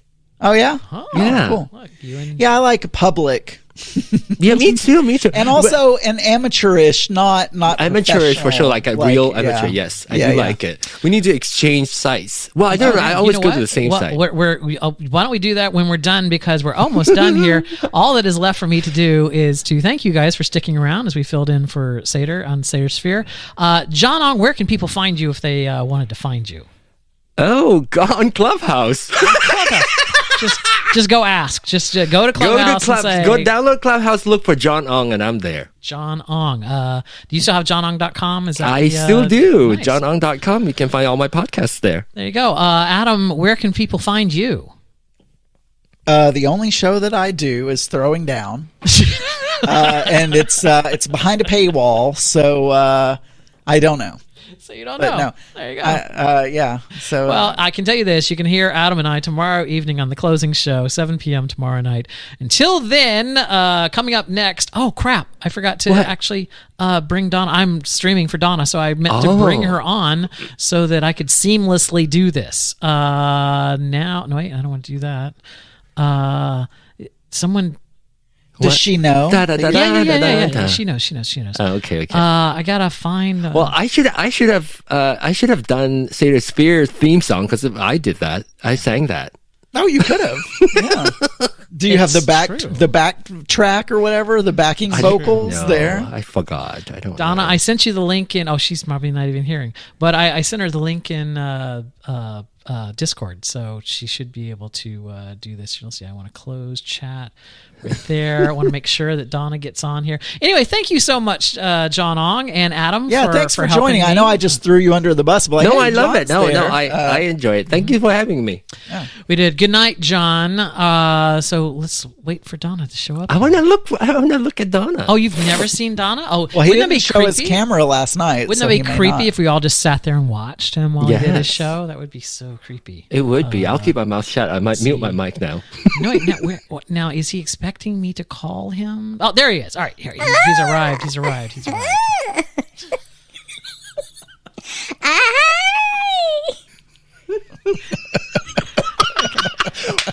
Hi, Donna. Are you ready to start, Donna? apparently. Yes. Yes. Donna? Yes. Donna, are you hearing us? Donna, Are you there? Donna, can you hear me? Donna, can you hear me? Donna. Wait, can you hear me now? Hello? Yes! Yay! All right. Yes! Are you ready? Are you ready? Are you ready to start? All right, here we go. Ladies and gentlemen, it's the Donna Sugars Experience. Yes! Warning. Warning. The following podcast contains adult material that is not suitable for children. Any adult who does not wish to listen to erotica such as man-on-man action, man-on-man with another man action, one man being shared by a man, and another man in the locker room of a gym action, one man and a woman who found a third man at the parking lot of a Denny's action. Pretty much any combination of letters. I'm going to be reading some filthy erotica, so you better not listen if you don't want to hear. Oh God, I've got to be serious. Warning. Warning. This is your last warning. I mean, the third warning is kind of redundant, okay? Darlings, you've been warned. Listen at your own risk. Oh, yes! It's the Donna Sugar Show! Oh, yes! It's everything. It's everything. It's high heel shoes. It's makeup. It's wigs. It's video games. It's movies. It's Dungeons and Dragons and World of Warcraft. It's about me.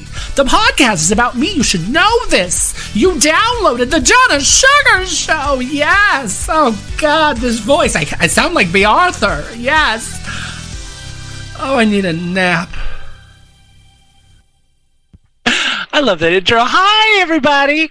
Well, hello, darlings. It's Donna Sugars. Thank you for those who have stayed up late for Donna Sugars Late Night.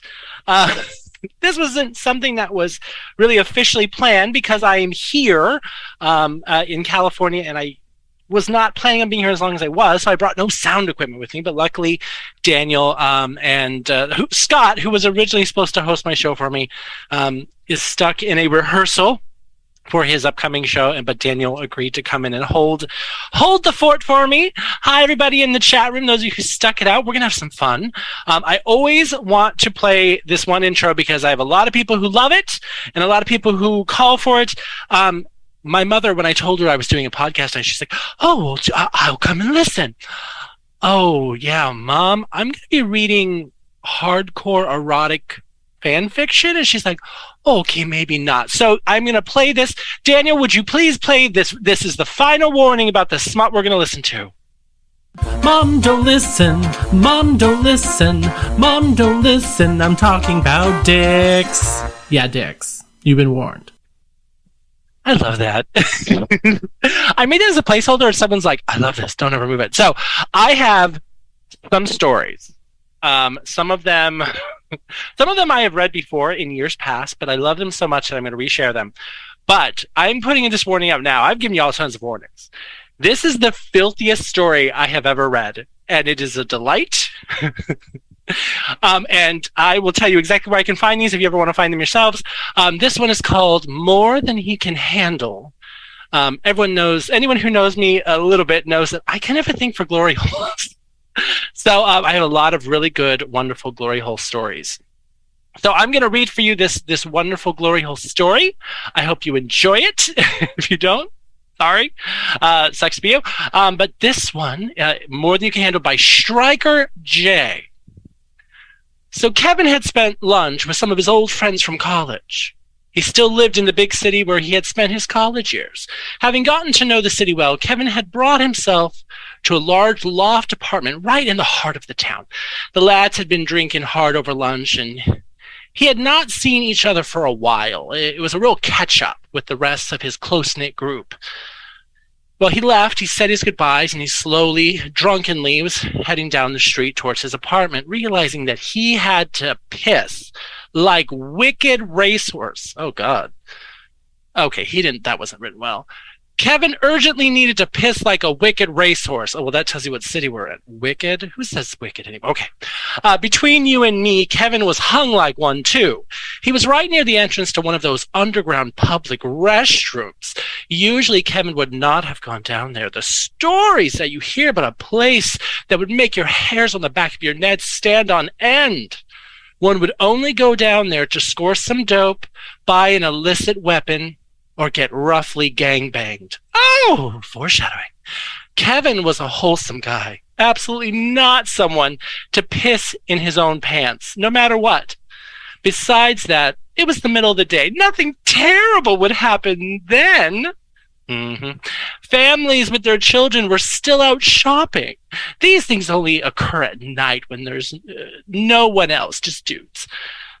Thought Kevin to himself. No.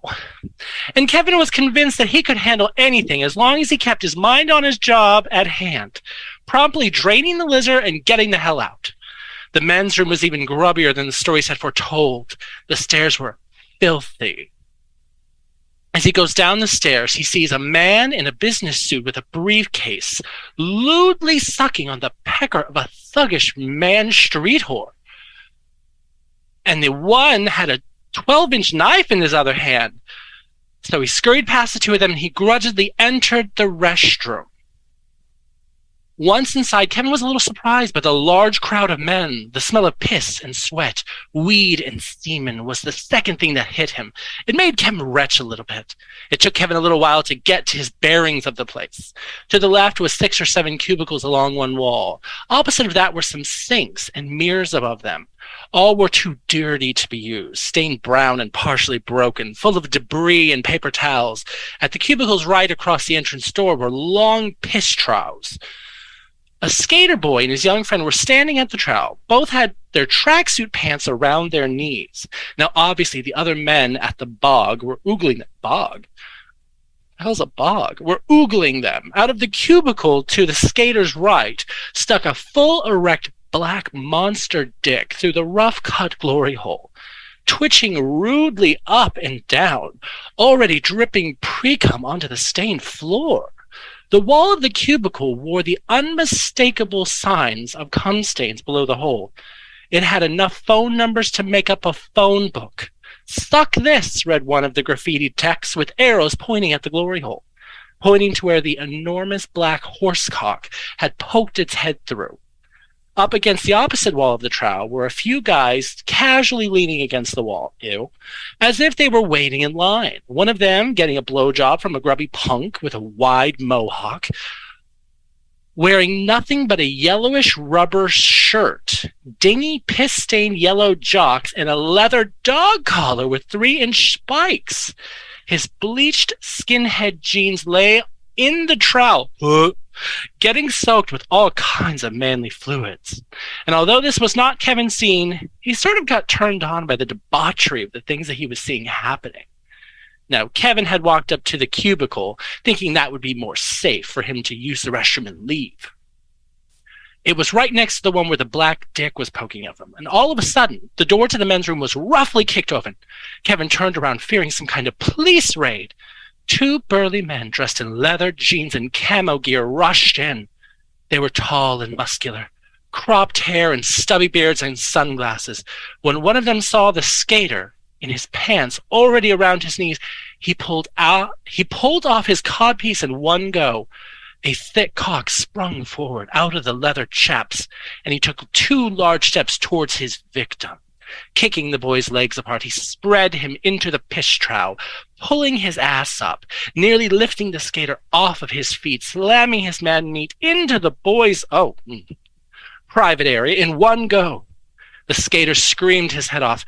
He was getting butt-fucked raw and dirty by a muscular biker, and from the sounds the boy made, it was clear that this was his first time. Girl. The rest of the people in the bathroom looked somewhat in awe of the onslaught, staring at the 2 rowdy guys. Oh, goodness. Kevin was shocked. Well, he was doubly shocked. For one thing, he was shocked at the scene he had just witnessed. It was as if it came right out of a dirty gay domination porn movie. But the other thing he was really shocked about, that he was unknowingly stroking a big black monster cock. The guy had flung his arm around Kevin's shoulder, and then their eyes had met. The big guy pulled him around. "Do you like that?" I like it when boys lose their virginity. And it looks like you know a good thing when it's handed to you, grinned the black dude down at Kevin. He leaned forward and kissed Kevin right on his mouth. Now, Kevin said no and tried to pull away, but his hand was still gripping the black pole, jerking him off, rubbing his palm over the slippery cockhead, making that horse-hung stud moan in pleasure. Meanwhile, 2 lines had formed behind the skater boy and his young friend. They got taken by all the men present, one by one. The boys got an education that they would never forget. Kevin kindly remembered why he was down there in the first place. It's about time. And he got a stabbing pain in his gut, so he needed to piss like a racehorse. Breaking away from the black stud, he swiftly walked into the second cubicle, pulled down his jogging pants, and attempted to piss, but nothing came out. He had a raging hard-on.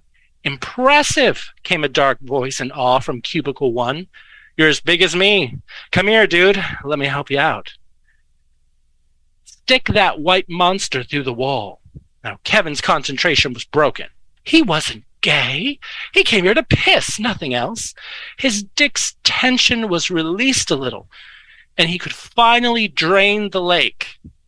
Drain the lake? I think that expression is drain the snake. Whatever. This is not my story. But when he was standing there, one hand propped against the back wall, the other one aiming the 11-inch schlong at the junk. Really? His 11-inch penis? Okay. Sorry. Distracted. At that point, Kevin could not care less. The sound he made was something like a burst water main. The deep sigh from Kevin attracted all kinds of attention. He felt watched as if the cubicle was made of glass. From the first stall, the black stud watched him through the glory hole. And in the other stall, there were 2 guys. Even from behind the crack of the wall door, Kev felt eyes prickled on him. After Kevin had finished, and quickly as he could, he was going to go back outside. The nose of the people fucking, slurping, sucking, moaning, and grunting coming from the room was making him a little sick. Yet he flicked his dick a few times to get rid of that last streams of piss, and he got turned on again, listening to more intense noises around him. Unknowingly, his cock got hard anew. He sat down on the yucky toilet seat. Yucky? Oh, that's a choice adjective. Jogging pants around his ankles, beating himself up, looking at the dirty graffiti text on the inside of the cubicle walls. His hands appeared, 2 hands appeared at the top of the partition wall between his stall and the number 1 stall. The trainers of the naked black stud came into sight underneath, and then a big black dick thrust through the hole of the divider. Kevin watched the glistening veined cock for a while, still ferociously jerking himself off, contemplating for a minute what he should do. His free hand eventually took hold of the black horse-hung stud's meat. Standing up, Kevin put his own dick next to the man's black cock. They were both roughly the same size, doubt it, although the black one was slightly wider and veinier. Kevin jerked them both off at the same time, pressing them together with both his hands. The stud moaned in pleasure. He had a studded black cock strap around the base of his cock and balls, making the entire package stand proud. Go on. Suck it, dude. Suck that big black dick. I know you want to. Suck it. Do it now, demanded the guy, not even bothering to lower his language, not lowering his voice. No, man, I can't. I'm not gay, whispered Kevin urgently. What does that have to do with anything? Just do it. Go on. Take it.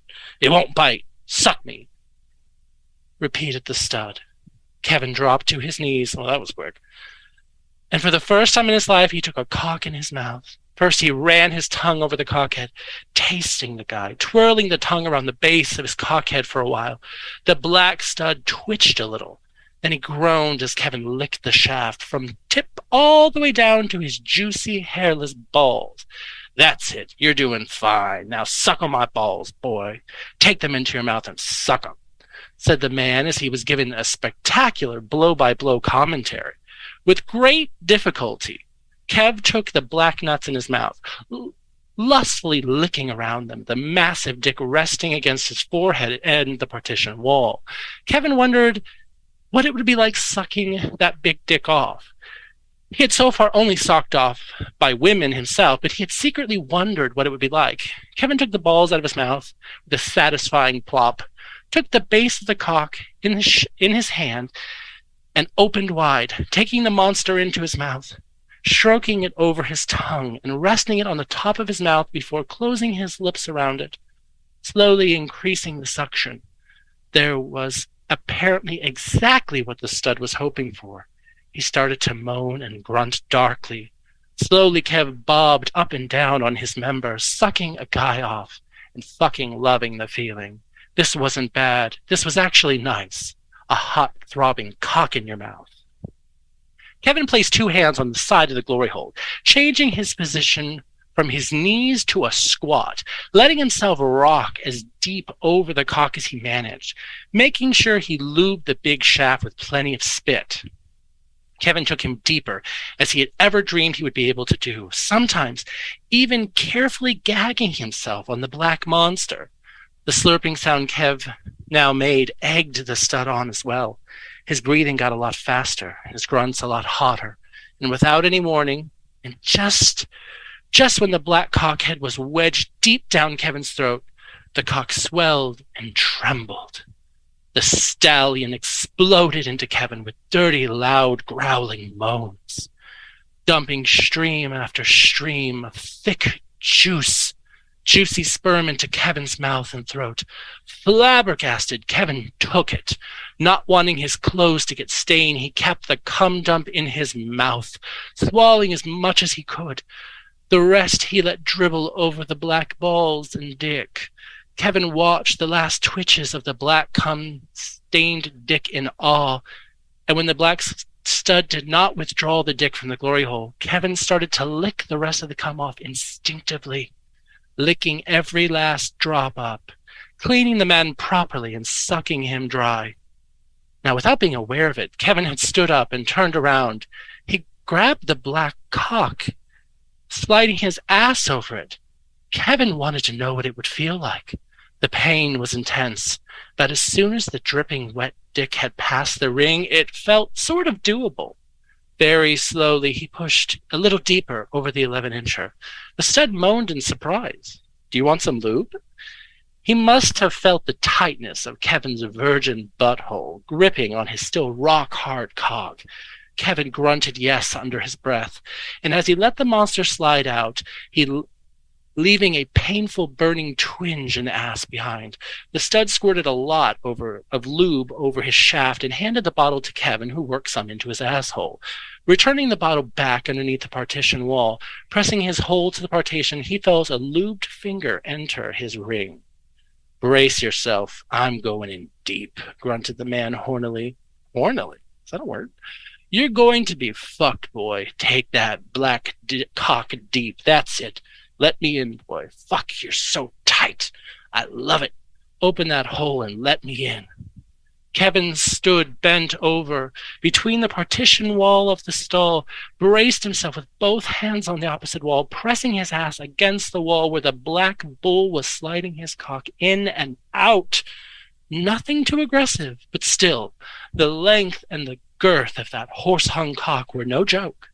Kevin was closed, his watering eyes, and as the black stud started fucking the bumhole in earnest now, his hips were slamming against the partition wall, his cock making an unmistakable noise of riding a sloppy, well-lubed, tight boy cunt.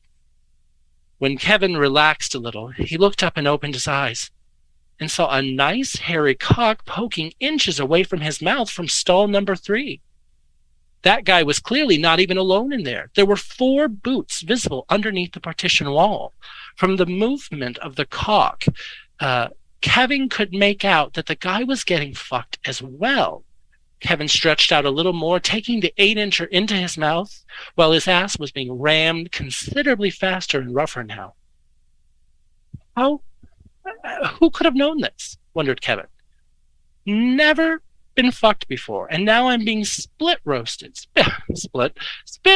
in a dirty public bathroom. Kevin used his arms to bob back and forth, slamming his butt over the black 11-inch cock in his ass and gagging himself on the 8-inch cock from the other stall. The two guys from stall 3 were talking about Kev's achievements, egging him on.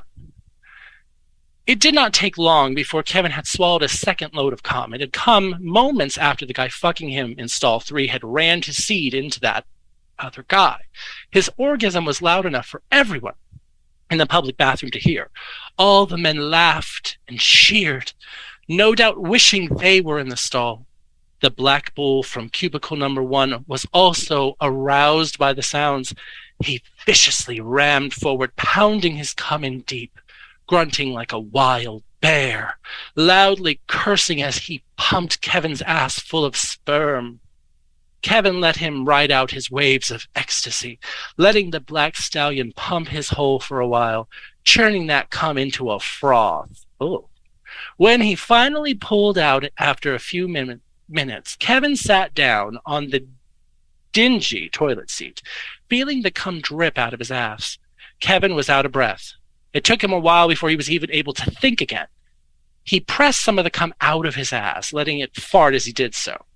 Kevin had never felt so dirty in his entire life, and yet it was an experience that he would love and repeat for sure.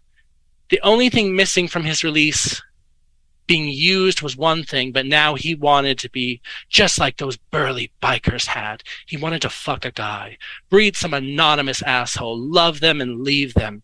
Kevin pulled up his jogging pants, letting his rock-hard members swing in the breeze as he stepped out of the cuticle. Oh, he's leaving the dick out.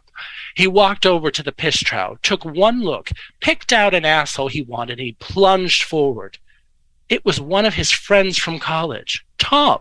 Apparently, Kevin was not the only one in his group who decided to take a walk on the wild side. Kev railed that cunt, rough, harder, faster, and way deeper than the other men had seen before. With that saying something, Kev's friend screamed as he got roughly penetrated.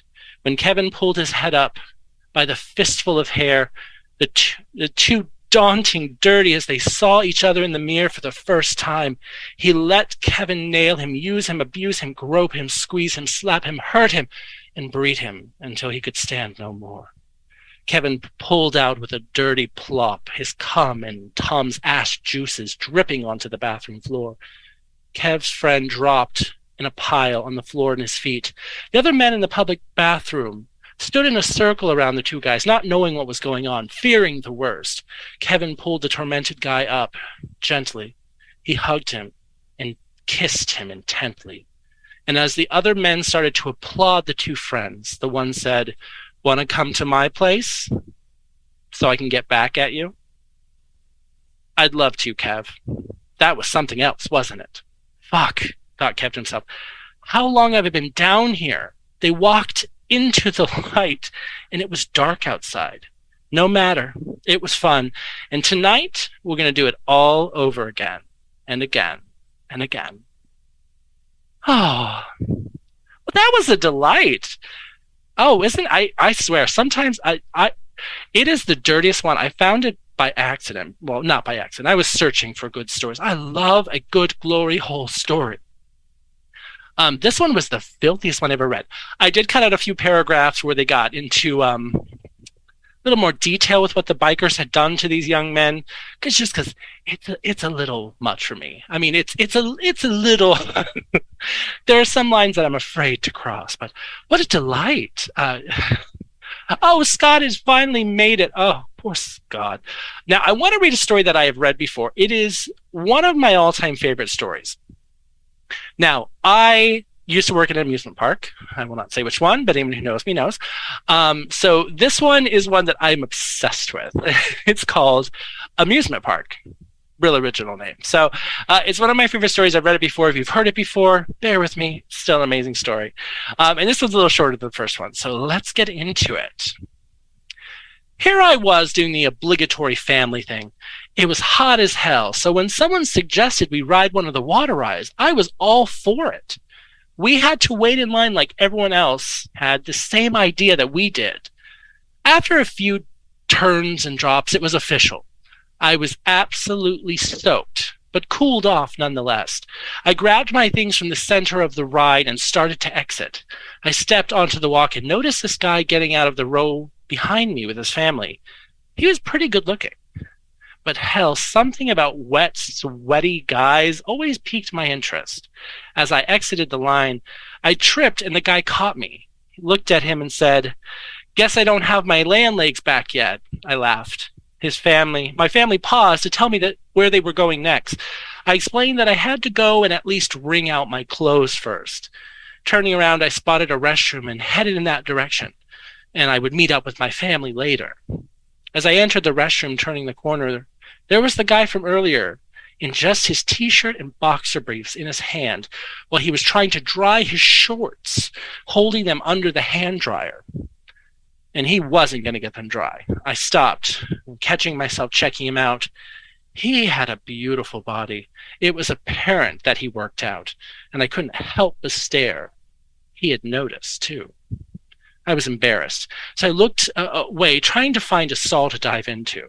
And at the end, the only one that was available was the handicap stall. I walked in, I closed the door, and I locked it. I took off my clothes after wringing them out and putting them back on, and they were slightly damped. I reached for the lock and opened the door. Imagine my surprise when I see the guy standing there, still in his boxer briefs, shorts in hand.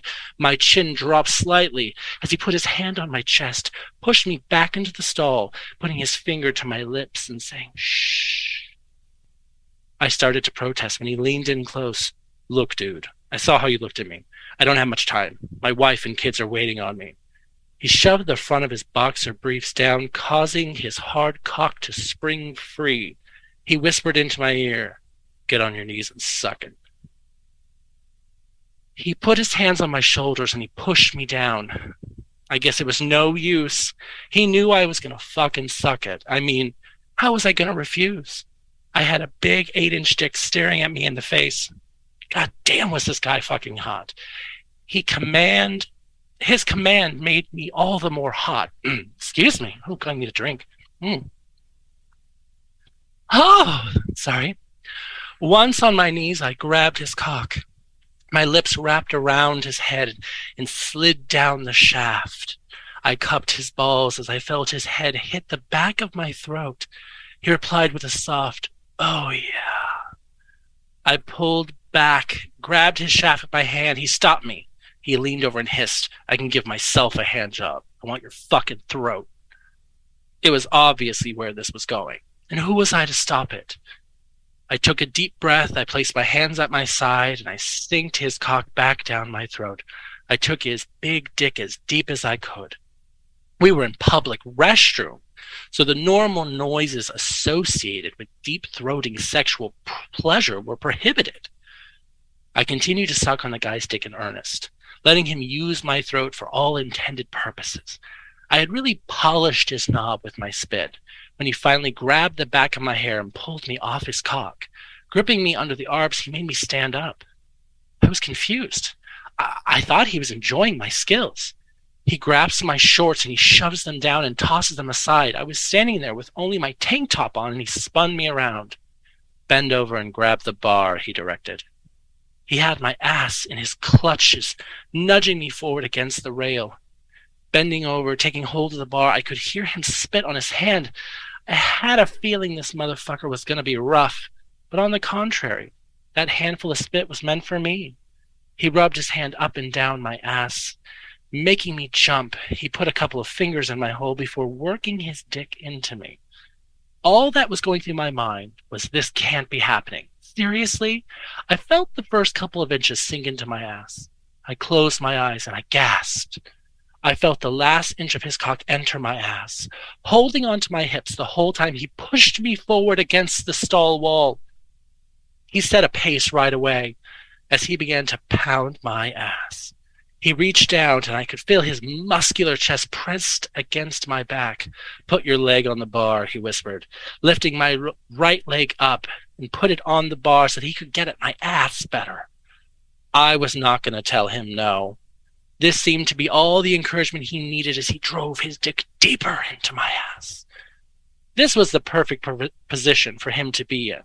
He started to really work my ass, rotating his hips, the rhythm continuously causing his dick to drag across my prostate.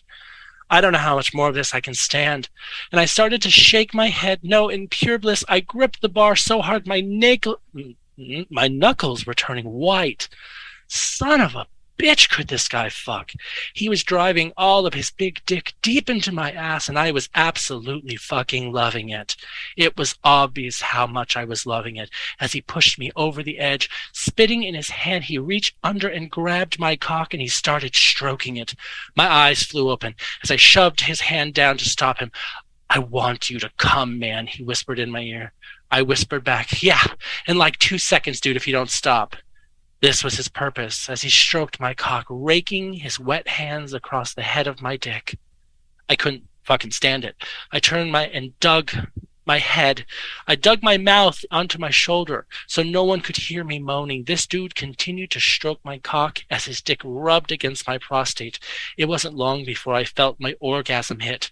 Trying to keep quiet, I felt the tears well up in my eyes as I breathed so heavy I thought I was hyperventilating. Dude showed no mercy as he knew I was coming and pounded my ass that much harder. Surprised that no one heard us as he whispered in my ear, I'm gonna come in your ass, man. No sooner had he said that, he grabbed my right hip and left and shoulder and driving his dick deep into my ass. I felt his cock stiffen and he started to pulse as he held me tight. He gripped me so tight I couldn't move. After a few seconds, he finally let me go, his cock out of my well-fucked ass, pulled my leg off the bar, and I could still feel his cum slowly running down my leg. He said nothing, putting back on his shorts, turned, and walked out. Now, after getting myself back together, I left the restroom, but the guy was nowhere in sight. Taking a deep breath, I said aloud, did that really just happen? I found where my family were, and I met up with them, and just reeling from what had happened. I tried to sort things out. Agreeing to ride another ride, I stood in line, waiting to board. As I stood in line, my heart sank as I heard a familiar voice behind me say, another water ride. Glutton for punishment, aren't you? I turned to see the guy standing right behind me with an evil grin on his face. I started to stutter. I guess so. Calmly, he looked to the side. Good thing there's another bathroom, huh? Oh, isn't that nice? Oh, goodness. What's funny is the way they describe this, oh my goodness. I kept thinking about, I used to work at a park that had a water ride that had one of those circular rafts where you put your stuff in the middle. And I know there was a bathroom right around the corner. So literally, every time I read this, I am literally imagining the ride that I worked at, and it is amazing. This is something I thoroughly enjoy. Oh, goodness. I had reached out. I was trying to find other people that wanted to read stories. I don't know. Scott, I know he was in the room. Did he leave? I'm sorry that I have not been paying enough attention to the chat room because I have been so focused on my reading. Oh, goodness. Is everyone enjoying the stories? I have a lot of these. I have been obsessed with Nifty. I've been reading a lot of Nifty stories in the evening time. It's a way to wind down. Scott, do you still have a story that you wanted to read? You have your story. Daniel, darling, are you still there? Yes, I'm here. Is it possible to add Scott in? Do I have to? What? Well, I would hope. Yes, I think so. I'm going to send you. I'm sending you the Zoom invite in your DMs on Discord. Scott. Okay, and then to Scott directly. Yes. Okay. Yes. So we're going to bring Scott in, and Scott has his story to read, and then we'll. No, I'm sure Daniel was still awake. He's been awake all day though. So I had to wipe the lube off my hand too before I could pull the mic down. That was the delay. That is why it's Tissue Time with Donna Sugars. That was the original name, which I stole from a Howard Stern segment. Hello. Oh, darling. Hello, darling. Oh, well, how was rehearsal? Bad? Don't fucking ask. Oh, I'm sorry, honey. Well, I know that Mary Poppins is 5 hours long. Oh, God, it is a long story. I know that you had a story to read, so I'm going to turn it over to you. Read us your story and take us on a journey. All right. I found this story years ago, and it's all about this one sentence. When you'll know it when you hear it. It's called "Too Damn Hot." The suck and fuck films I'd been watching just weren't doing it. Maybe it was the weather, just too damn hot. The air conditioner never shut off. Sweat was collecting at my waistband. The shower hadn't helped. I loved my new job, but moving in the middle of the summer and my natural shyness had left me alone in this Saturday night. Grabbing a beer, I thought, this will be my last weekend without some hard muscle for company. I'd hope I'd been able to find someone and not have to do the bar scene. Running over my limited list of new acquaintances, I realized there were damn few choices. Anyone at work this early in the game was out.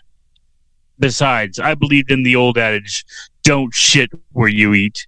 I made eye contact with an assistant manager at the local market, a definite maybe. My new barber showed some interest. He wasn't my type, whatever the hell that was. But I sure as hell could introduce myself to others who might ring my chimes. Speaking of chimes, the stud across the hall could play my triangle any day. I'd seen him at the pool, but the blonde, 36, 24, 36, that shared his towel always had his cock standing at attention. I was sure any minute I'd see it pop up and kiss his belly button. If I hadn't been so mesmerized by the bulge in his trunks, I'd have left them to themselves. I just kept swimming laps, trying to keep my body at cruising speed. When we were leaving yesterday, he introduced himself. He was Jim, and her name was, of course, Tiffany. With 2 eyes, she informed me. Whatever, I thought. I shook his hand, looking as deep as I dared into his eyes. Paul Newman blue, I noticed. The mat of dark hair that spread across his pecs narrowed into the shaft of tiny arrow. The point remained hidden under the elastic that was sagging with its overload. I pretended I'd left something behind so I could watch his ass all the way home. I had no trouble finding a new sexual fantasy last night. It looked like I'd be pressing him into service again tonight, but right now I really had to take a leak. The beer, as they say, ran right through me. Fingering the head from the head of my shorts, I aimed the stream into the center of the bowl. The old boy thought it was time to play again and began to stiffen. I looked over my shoulder to the mirror above the sink. Dishwater blonde was a phrase that I never understood, but that's what it was like, I suppose. So far, my only concession to my vanity were the contacts I wore. Maybe I should lighten my hair or darken it. I stood on my toes to look in the mirror. I pulled the tank of my shorts down to reveal my dick hair, trying to imagine the darker shade on the top of my head. I hooked the waistband under my balls. Not bad, I thought. The hairy orbs held my one-eyed monster so it could lay its head on the cool tile of the sink. I'd kept my body in good shape since college, but I'd better be joining a gym soon or I might lose it. I pinched my waist. So far, so good. No sign of the dreaded love handles. I licked my fingers and flicked my tits. That catcher and the visiting team in the high school had taught me how that fucking sensation they were. He taught me a few other things, too. Shit. It was time to get my ass to bed. Maybe one of my one-handed novels could help me get a handle on my problem. Cut the comedy, I thought, as I went to the living room to turn out the lights and check the door. As I switched off the VCR, some dark-haired dude was getting his tool washed by a bobbing dishwater blonde head. Oh, fuck. I grabbed my boner and walked to the door and hit the lights and hooked the chain. I heard a door slam, then open. Then a voice in the hallway was shouting, "Damn it, Tiff, come back here." I looked through the peephole. There was Jim, buck naked, standing in his doorway. In the fisheye, his dick looked like a hard-on from hell. I opened the door. Oh, sorry. I just wondered what the shouting was about. As I swept my eyes over his body, I knew why my brain was cheering. He looked in my direction. The anger that had been in his voice set lowered to a rumble. Damn, bitch. Come on over. We'll crack a six-pack. I grabbed my keys from my table just inside the door. I padded across the hall, wondering if I'd find anything else to crack.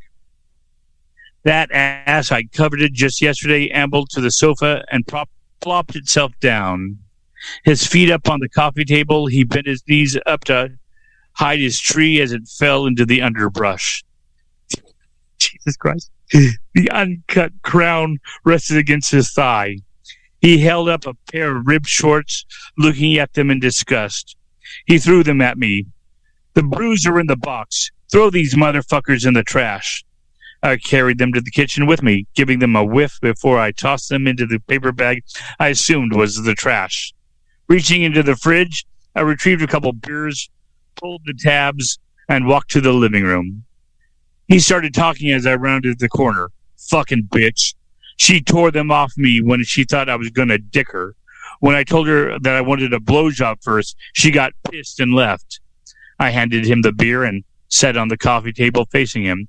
She's always begging me to do her, but the minute I ask her for a little head, she starts that shit. His hand, he held his dick in the palm of his hand, examining it. Oh, Jimmy, it's so big, it tastes nasty, he laughed. I told her, baby, it's an acquired taste. Try it. You'll like it. I was finding it difficult to keep my eyes from his crotch, and his talking about sex was making his twanger twitch. Fuck, I'm pulling a boner. He looked at me closer. Looks like you might have played on a team or two. Guess you've seen some swinging dicks before. It's too damn hot to get dressed. The fucking AC in this apartment ain't worth shit. He got up and took our empties to the kitchen. Shuck yours if you want to, won't bother me none. I wondered if both of us being nude would bother me none, and it didn't. I stood and dropped mine to the floor, kicking them up to my hand and wiping my crotch. I slipped them onto the sofa. My back was to him, pinned to the pillow. When he came up behind me, he pressed the cold beer can against my ass cheek. Now there's a pussy I'd like to plow. I turned to look at him. Nah, just kidding. Oh. I'm not that horny yet. Oh. He winked at me. I took a long draw from the beer, settling myself into the corner of the couch. I pulled my feet up, placing them on the center cushion. He did the same. Our toes touched. Neither of us moved them. Our balls dropped to the sofa seat to rest their heavy loads. We talked about the pennant race, jobs, high school and college sports. We'd both had scholarships, mine in baseball, him in wrestling. I laughed, calling him Hulk Jim or the Jiminator. He yanked the empty from my hand, threatening bodily harm when he returned. I could only wish. When he returned, he carried a bottle of bourbon in addition to the beers. Might as well turn this into a boys' night out. I think it's going to be you and me, guy. And he tipped the bottle for a long pull, his dick roused at the same angle. Looks like my Johnson smells some action close by. When he handed me my beer, his cock bounced in front of me. The strains of Golden Oldie began its intro. It's now or never. I jacked his cock. Oh, shit, he said. I wish. He went back and sat on his end of the sofa. He was pulling his pud, head back and eyes closed. I put the drinks down, crawled between his legs, braced myself on the sofa arms, and looked down at his face. He opened his eyes. I wish you were Tiff. I wish you were a woman. His kiss surprised me as my tongue found his. His arms held me close.